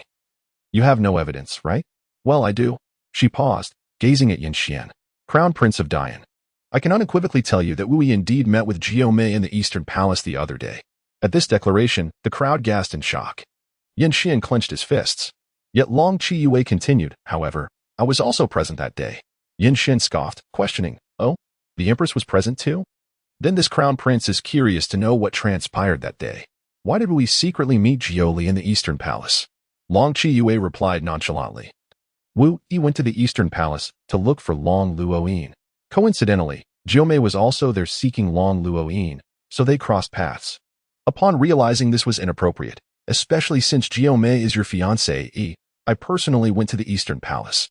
Before Yin Xian could respond, Long Boying interjected loudly. "Then why did we spend 3 hours with Long Jiuli in the Eastern Palace, dismissing all the palace maids and eunuchs? Isn't that an attempt to conceal the truth?" Long Jiue shot a glance at Long Boyong, her murderous intent intensifying. Indeed, it was an attempt to obscure the truth, as such matters could easily lead to misunderstandings if leaked. As for why they spent 3 hours, Long Qiyue slowly rose, proclaiming, "It is well known that Wu Yi has feelings for Jiao Mei. Yet it is equally known that Jiao Mei despises him, making any notion of their secret meeting utterly absurd. The 3 hours were an opportunity for them to have an honest discussion, to help Wu Yi realize the reality and abandon Jiao Mei, thus preventing misunderstandings in Dian and averting any exploitation by those with ulterior motives." At this point, Long Qiyue flipped her right hand, revealing a crystal-clear stone. "Crown Prince of Dian, I hope you understand that I do not share this to explain anything to you, but to restore the honor of both Jiao Mei and Wu Yi. This recording stone captures the entirety of our conversation that day. If you doubt it, feel free to examine it publicly." Wu Yi was acutely aware of the recording stone, akin to a camera that synchronously captured everything around it, quite miraculous. Alongside the recording stone, there were also sound recording stones, transmission stones, and various other functional artifacts. Seeing Long Qiyue produce the recording stone for Yin Xian to inspect, Wu Yi felt a surge of anxiety. Wasn't this akin to shooting oneself in the foot? He understood better than anyone that Long Qiyue's presentation of the recording stone was merely a fade. Recording? What a joke.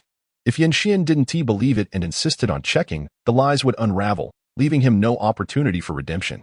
Furthermore, even if the recording stone did exist, it would showcase his intimate moments with Long Jiuli. Wouldn't that be even more explosive? Surely Yin Xian would be infuriated beyond measure. However, both Wu Yi and Long Jiuli were clever, skillfully collaborating with Long Qiyue. They displayed a calm demeanor towards Yin Xian. Long Jiuli, in particular, was audacious, appearing unflustered despite her guilt, and even feigned a look of great grievance as she coldly declared, "Crown Prince of Dian, since you so doubt and insult me, then let us examine it publicly." With that, she turned her gaze away, her attitude clearly signaling to Yin Xian, "You dare to suspect me of infidelity? This life is unbearable. If you dare to look, I will not let this go easily." Observing Long Jiuli's performance, Wu Yi was utterly astonished, secretly giving her a thumbs up. Wow, what acting! She is an actress extraordinaire. Yet acting was also his forte. With a smile, he addressed Yin Xian, "Yin Xian, why don't we place another bet? The recording stone serves as proof of my and the ninth princess's innocence. If we are indeed secretly meeting as Long Boyong claims, I, Wu Yi, will take my own life right here. But if we are innocent, what then?" Wu Yi was acutely aware that the current game was one of psychological warfare, a test of who would falter first. One could either stubbornly maintain the faade to deceive, or risk provoking an early conflict with the Yin. As Wu Yi prepared to wager yet again, Yin Xian furrowed his brow, deep in contemplation. From the commencement of the Yanlong Martial Arts Conference to this very moment, whether in gambling or competition, he had been thoroughly dominated by Wu Yi. Yet, he also gleaned a clearer understanding of the nature of Wu Yi. Wu Yi's initiative to propose a wager undoubtedly stemmed from his unwavering confidence. Observing the fearless demeanor of the Empress and Long Jiuli, it was apparent that they bore no guilt. Most importantly, Long Boyong, the accuser, could not provide any evidence, casting doubt upon his claims. Just then, Long Chiyu's cold voice cut through the tension. "Crown Prince of Dian, if you feel hesitant to investigate, allow me to assist you."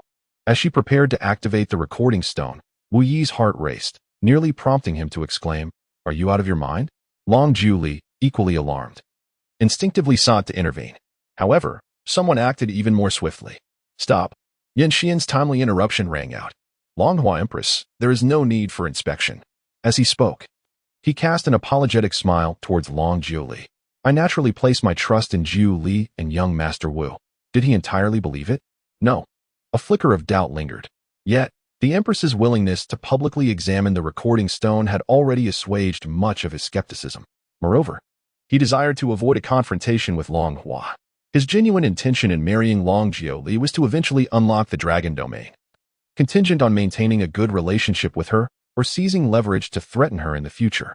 If he were to investigate under the Empress's scrutiny, it would be tantamount to a direct confrontation with Long Hua, complicating matters further. Witnessing Yin Xian's choice to trust them, both Wu Yi and Long Jiuli silently exhaled, relieved. This psychological battle had been truly nerve-wracking. Wu Yi even contemplated fleeing under the cover of darkness, intending to return for vengeance once he had grown stronger. At that moment, however, Long Boyong was furious, completely incensed. "Yin Xian, why do you refuse to investigate? They are conspiring to deceive you, can't you see that? Are you a fool? Impudent." Yin Zhong's voice thundered in response. "Who do you think you are, daring to insult the Crown Prince of Dian? Are you seeking death?" The members of De Yin stepped forward, their gazes fierce, ready to erupt into conflict. Yin Xian turned to Long Boyong, his smile now laced with a chilling intent. "Do you dare repeat your words?" Long Qiyu echoed his anger. "Long Boyong, you continuously provoke the discord between Long Hua and Yin. What is your intention? Do you suspect that I am willfully shielding Jiu Mei and young Master Wu? Do not presume that your bloodline grants you immunity from my wrath. Should you dare to sow discord that jeopardizes the stability between our nations, I shall not spare you." She then directed a cold glare at the silent Long Yin, stating icily, "Your Highness, you have raised a fine son." Long Yin, with a grim expression, shot a glance at Long Boyong and admonished, "Boyong, the matter has been clarified. Cease your relentless pursuit." Long Boyang's face darkened, and he clenched his fists, bowing to the Empress with gritted teeth.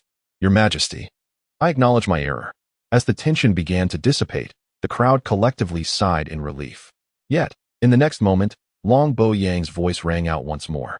"Your Majesty, I have an unreasonable request, and I hope you will grant it." Long Chiyu's gaze sharpened. "Speak." Long Boyong glanced at Wu Yi, a cruel smile gracing his lips.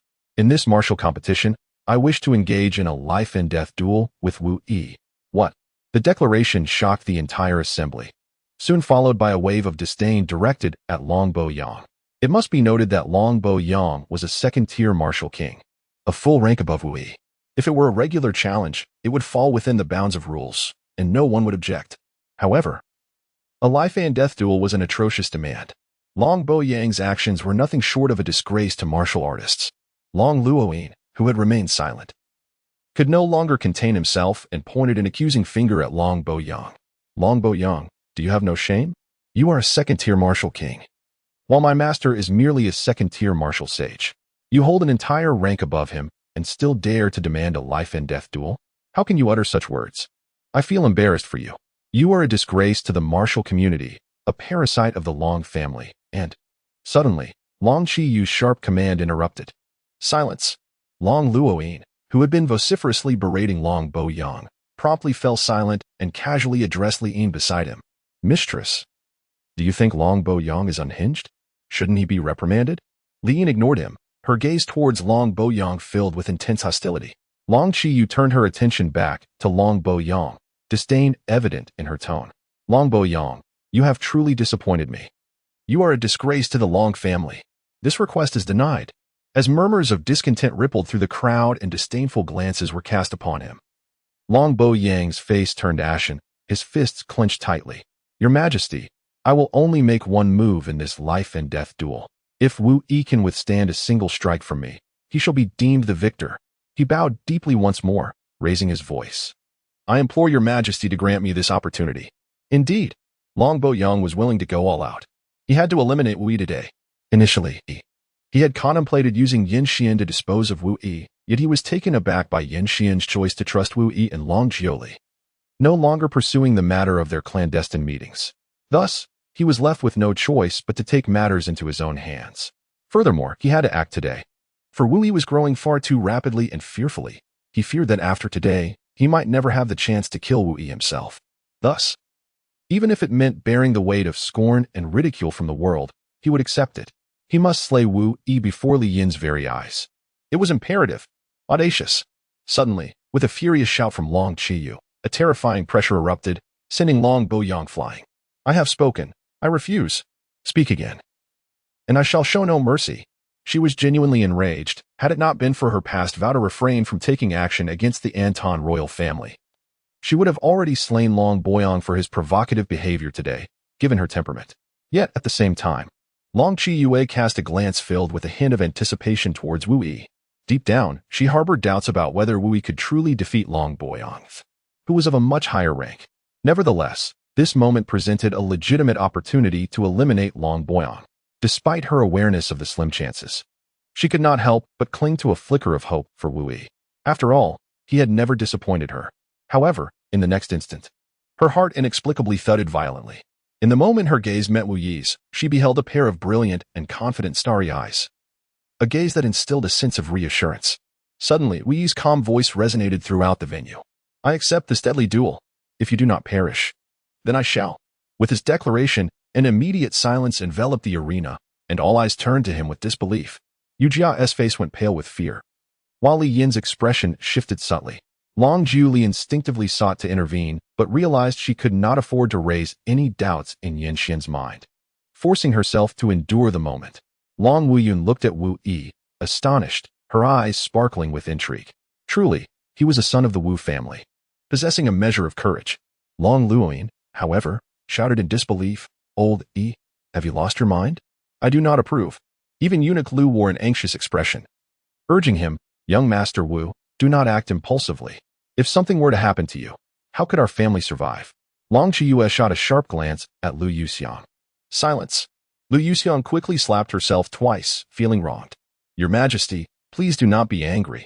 It was an error on my part. Young Master Wu is unparalleled in strength and will surely be fine. Witnessing Wu Yi's acceptance, Long Boyang burst into laughter.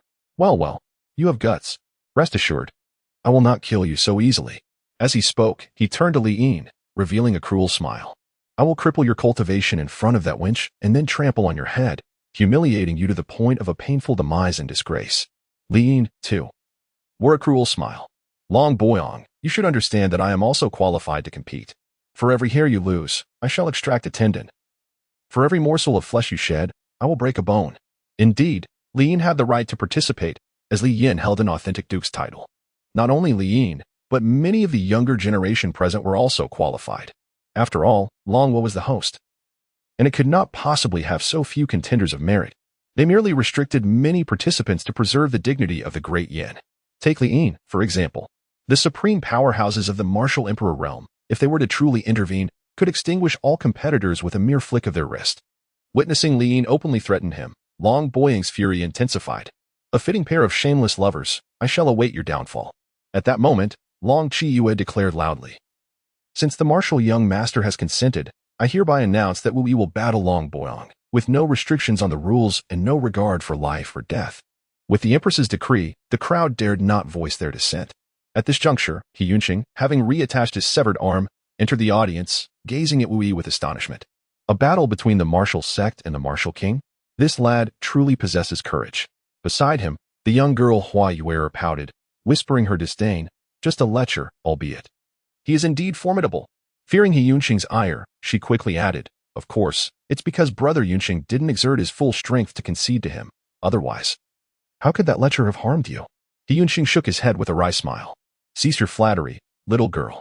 Even if I unleash my ultimate technique, I cannot guarantee victory over him. The Wu family spear techniques are rightly renowned throughout the inner domain for their might.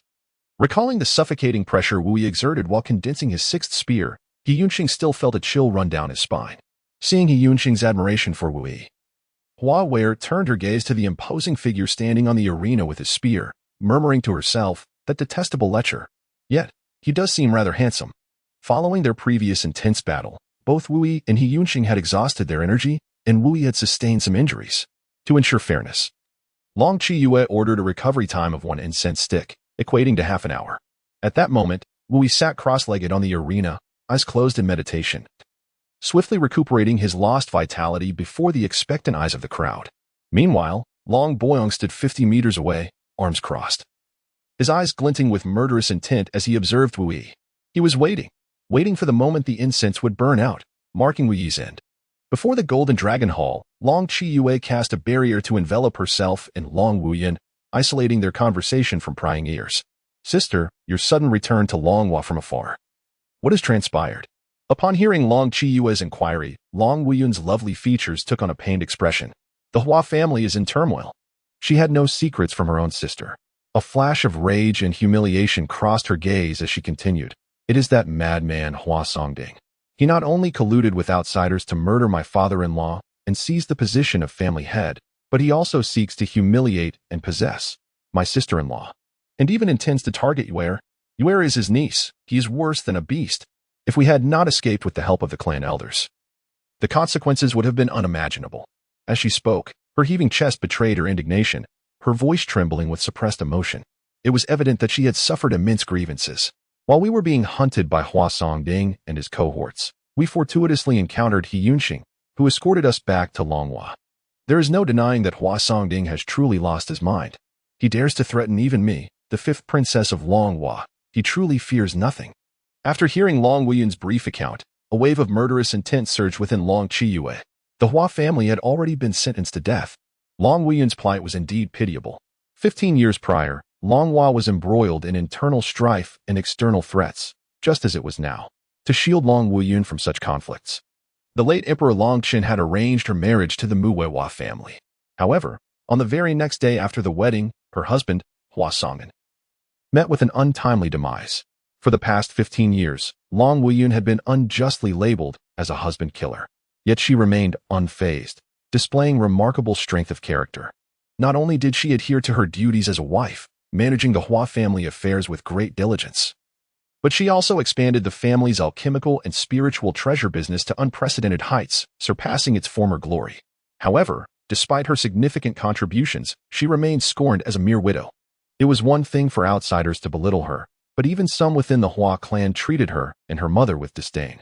Were it not for the support of a few discerning individuals within the clan, she would have likely been driven back to her maiden home long ago. Observing the frost upon Long Qiyue's visage and the murderous intent in her eyes, Long Wuyun understood her sister's desire to annihilate the Hua family in retribution for her suffering. And she quickly interjected, "Seventh sister, do not be angered. I know you grieve for me and feel the injustice on my behalf. However, Longhua is also fraught with turmoil and cannot afford to make additional enemies. Moreover, the Lin family, with whom Hua Songding has allied, is also formidable. To eliminate them will require some finesse."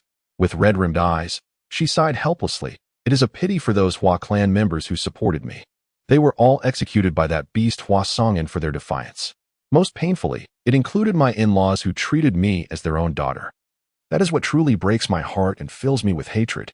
She resented her own mediocrity, fearing she would never possess the strength to avenge her kin by personally slaying Hua Songin. Long Chiyue took a moment to compose herself, grasping Long Wuyun's delicate hand.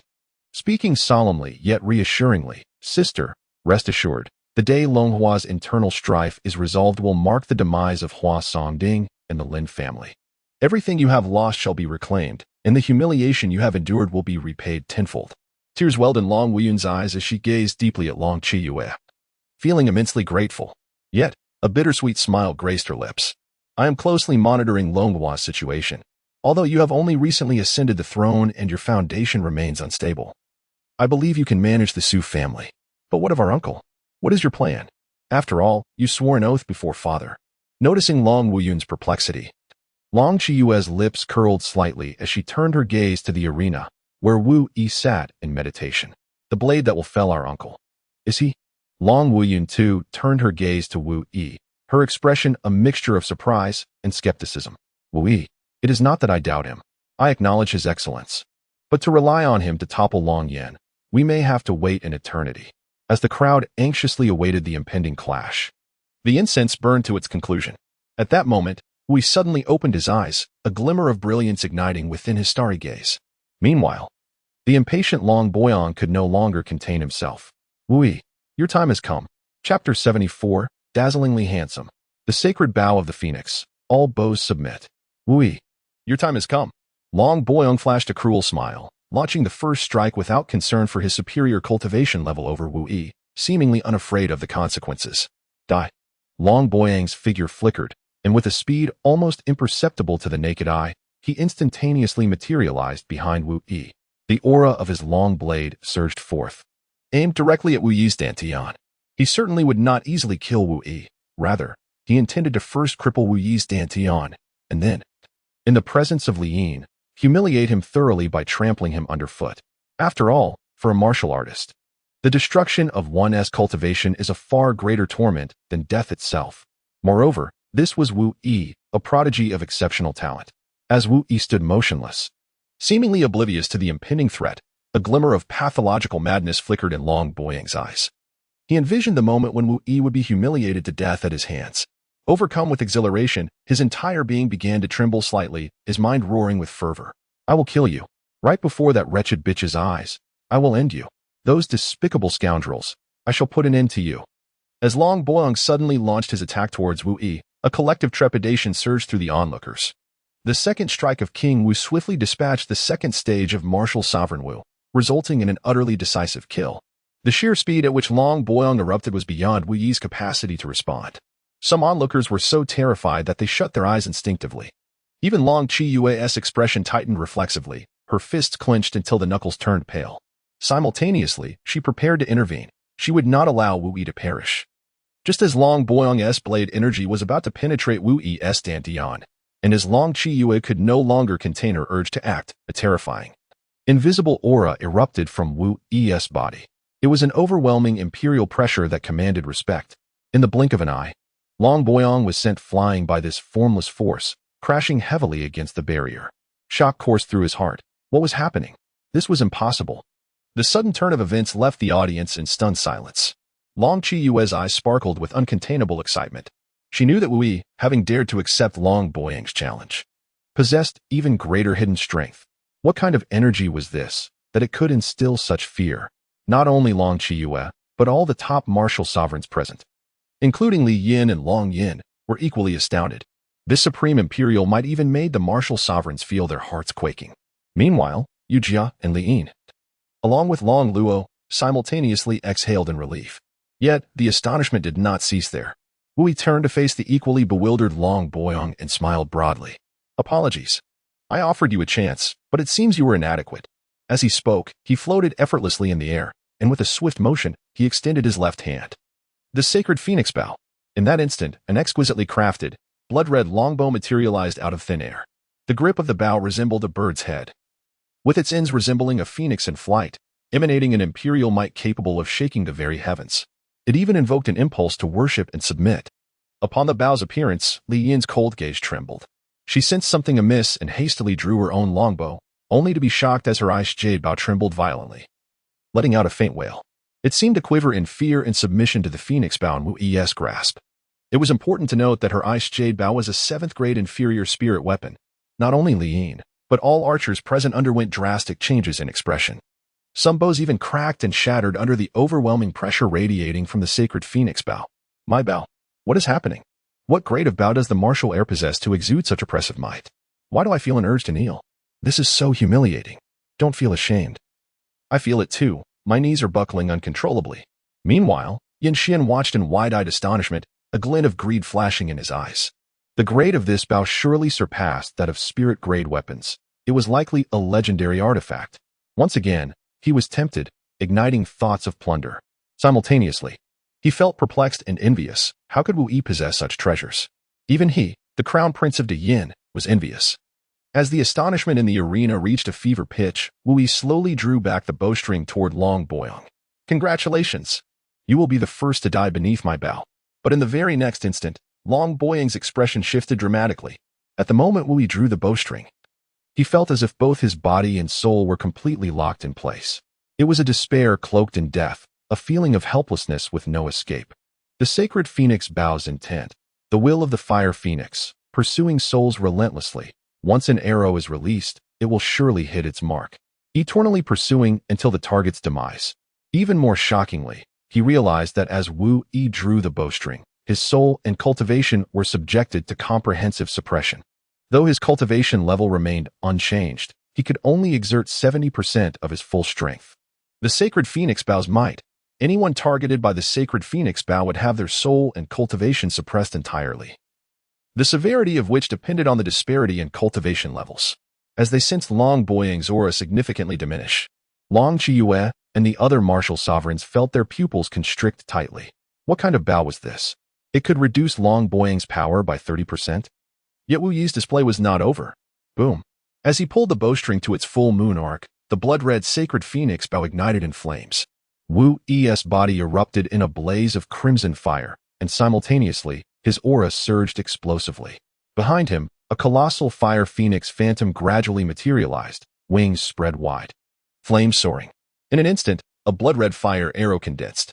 As the flames erupted, an overwhelming wave of heat swept through the arena, causing even the barrier of the ring to tremble, giving the illusion that it might melt at any moment. Yin Xian was alarmed.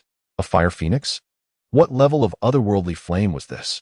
He could ascertain that the grade of this blood flame was so high it could easily overshadow the earth core golden flame, humbling it significantly. Long Luo exclaimed in exhilaration, "This is simply magnificent." North of Gushin Temple, west of Jiao Pavilion, I think old Yi is the most formidable. Love flows like water, as ephemeral as flowers. Master, shoot him dead with an arrow. As for Yu Jia and Li Yin, their eyes had glazed over completely, especially Li Yin, who was an archer. The moment Wu Yi drew the bowstring and flames engulfed him, her heart was utterly captivated. Her gaze toward Wu Yi became intensely fervent. Suddenly, jolted from his shock, Long Boyong bellowed, "Enough of the theatrics. Die." Dragon scale slash. Boom. In the next second, 100-meter blade shadow appeared out of thin air, slicing toward Wu Yi. The blade was adorned with countless dragon scales. As the colossal dragon scale blade descended, it roared like a mighty dragon, instilling terror in all. Indeed, Long Boyong realized that Wu Yi was not as easily dealt with as he had thought. Hence he unleashed a lethal strike. This blow, in terms of power, could effortlessly annihilate an ordinary second or third stage martial sovereign. Its terrifying momentum far surpassed He Yunqing's earlier move by a great margin. Yet, as the dragon scale blade approached, Wu Yi remained remarkably composed. Futile. With a melodious whisper from the bowstring, an arrow ablaze with crimson flames was suddenly released. As it soared through the air, it left behind a long trail of blood fire. In the next instant, the terrifying dragon-scaled slash shattered like a fragile mirror upon contact with the bloodfire arrow. The immense blade, measuring 100 meters, was instantly reduced to countless fragments along the path traced by the arrow. What? Witnessing this spectacle, gasps of astonishment echoed throughout the arena. Wu Yi unexpectedly transcended a significant realm and obliterated Long Boyong's martial prowess with a single arrow. What an explosive scene. This is impossible. Chapter 75, Long Boyong transforms. Holy power transforms into an arrow. Fire Phoenix incinerates the heavens. This cannot be.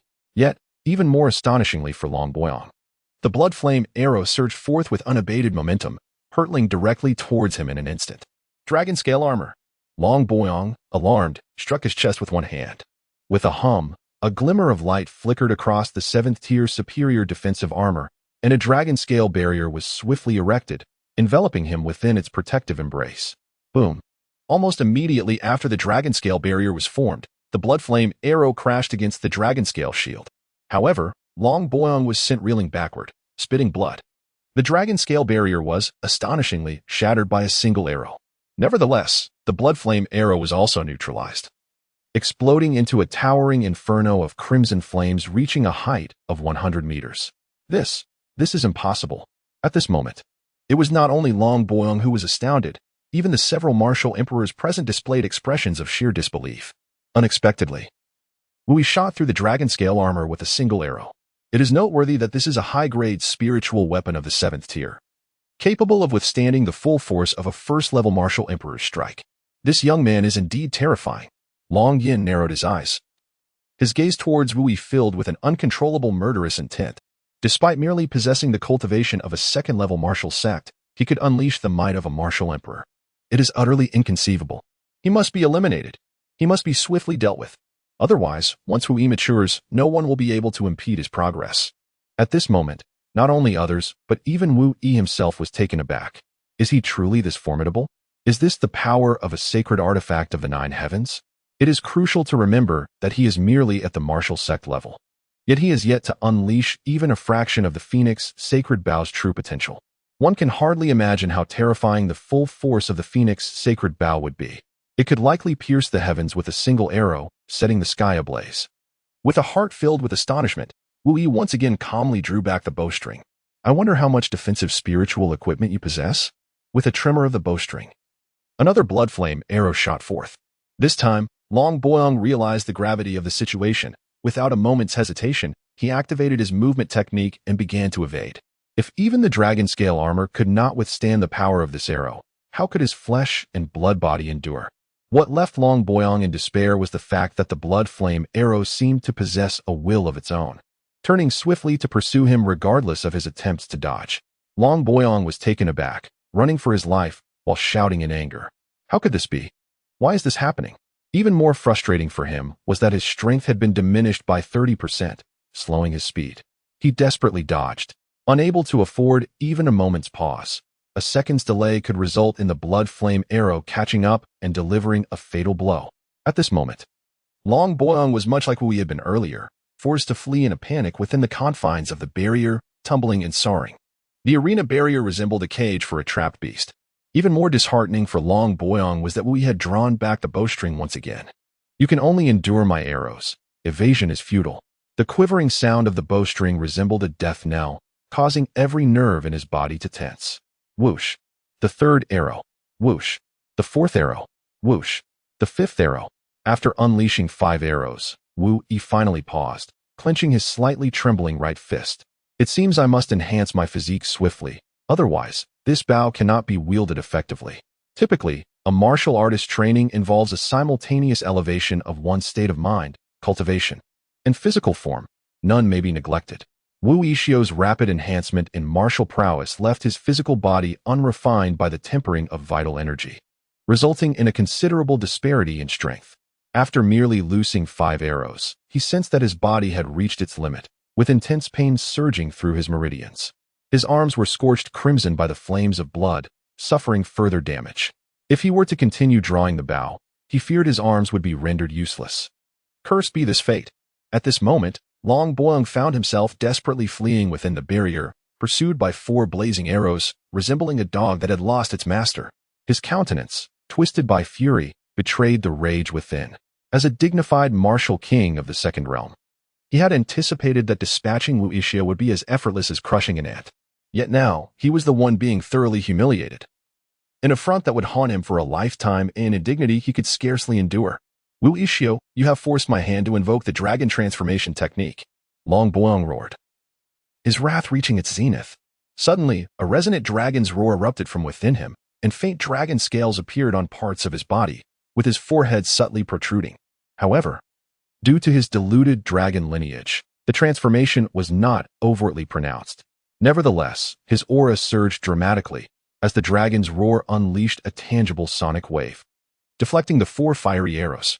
Yet, those arrows, undeterred, turned around and shot back towards Long Boyong with relentless fervor, embodying the defiance of youthful impetuosity. Long Wuyun, recovering from her astonishment, murmured to herself, recognizing Wu Yixio's formidable prowess, which had compelled Long Boyong to resort to the dragon transformation technique, a rare and exceptional skill exclusive to the dragon clan, impervious to those lacking their bloodline. The purer the dragon bloodline, the higher the level of mastery in this technique, and the more pronounced the transformation.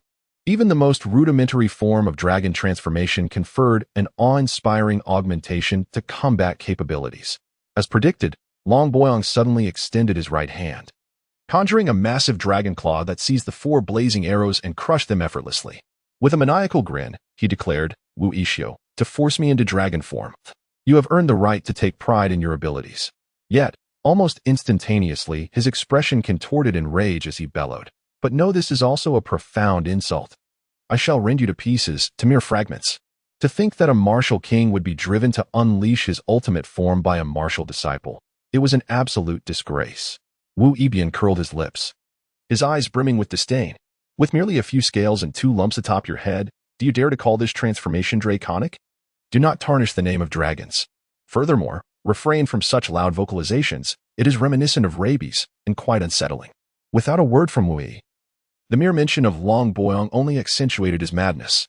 "You seek death." In an instant, he unleashed an unparalleled speed towards Wu Yi, a phantom of 100-meter-long dragon accompanying his every move. The roar of the dragon reverberated, exuding an overwhelming aura of dominance. "Mad dog!"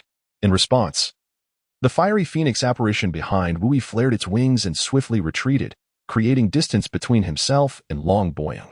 The speed displayed was astonishing, surpassing even that of Long Boyong. Truly, a patient of unbridled mania. As Wu Yi retreated, he simultaneously drew his bow and unleashed arrows, all the while engaging in a verbal barrage of psychological assaults. In contrast, Long Boyong wielded his massive dragon claws, shattering every fiery arrow that approached him.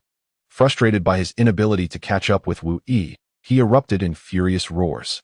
Observing the clash between the dragon and the fire phoenix on the arena, He Yunqing felt a profound sense of defeat wash over him. Indeed, there are always greater talents beyond one's own realm. I had thought that the gap between us was merely slight, yet it turned out to be a chasm of immeasurable proportions. He prided himself on his exceptional talent, finding it effortless to battle opponents of a lower tier. However, despite his confidence, he lacked the courage to engage in a life-and-death struggle with an adversary who surpassed him by a whole tier. In that regard, he had already lost. He could only contend against those of a lesser rank, while Wu Yi had the capability to transcend greater levels. "Die for me." Suddenly, Long Boyong let out a thunderous roar. His blood surged with ferocity, and the illusory form of the true dragon surrounding him became increasingly solidified. With a mighty call, the dragon's phantom split into 2, then 4. In the blink of an eye, it manifested into hundreds of dragon shadows, exuding an unparalleled dragon might, surging towards Wu Yi with overwhelming force. In an instant, the air was filled with the swirling dragon apparitions, their roars echoing like thunder. The pressure emitted by the 100 dragon phantoms stirred the skies above the palace, casting foreboding shadows even among the martial experts of the emperor's realm, who felt a twinge of trepidation. The power of this move could likely obliterate ordinary martial kings of the 4th or 5th level. Long Qiyue's eyes narrowed with tension, ready to spring into action at any moment. Li Yin stood poised outside the arena's barrier, while Eunuch Lu clutched the spiritual artifact that controlled the arena's boundary, prepared to dismantle the barrier at a moment's notice. As Wu Yi seemed on the verge of being engulfed by the myriad dragon shadows, an eerie silence enveloped the crowd, so tense that even the atmosphere seemed to hold its breath. Suddenly, Wu Yi's calm voice resonated throughout the arena. "Holy power transformed arrow, fire phoenix burns the sky." In an instant, a blinding golden light erupted forth. The moment the golden radiance appeared, even the clouds above were dispersed by its overwhelming ascended force.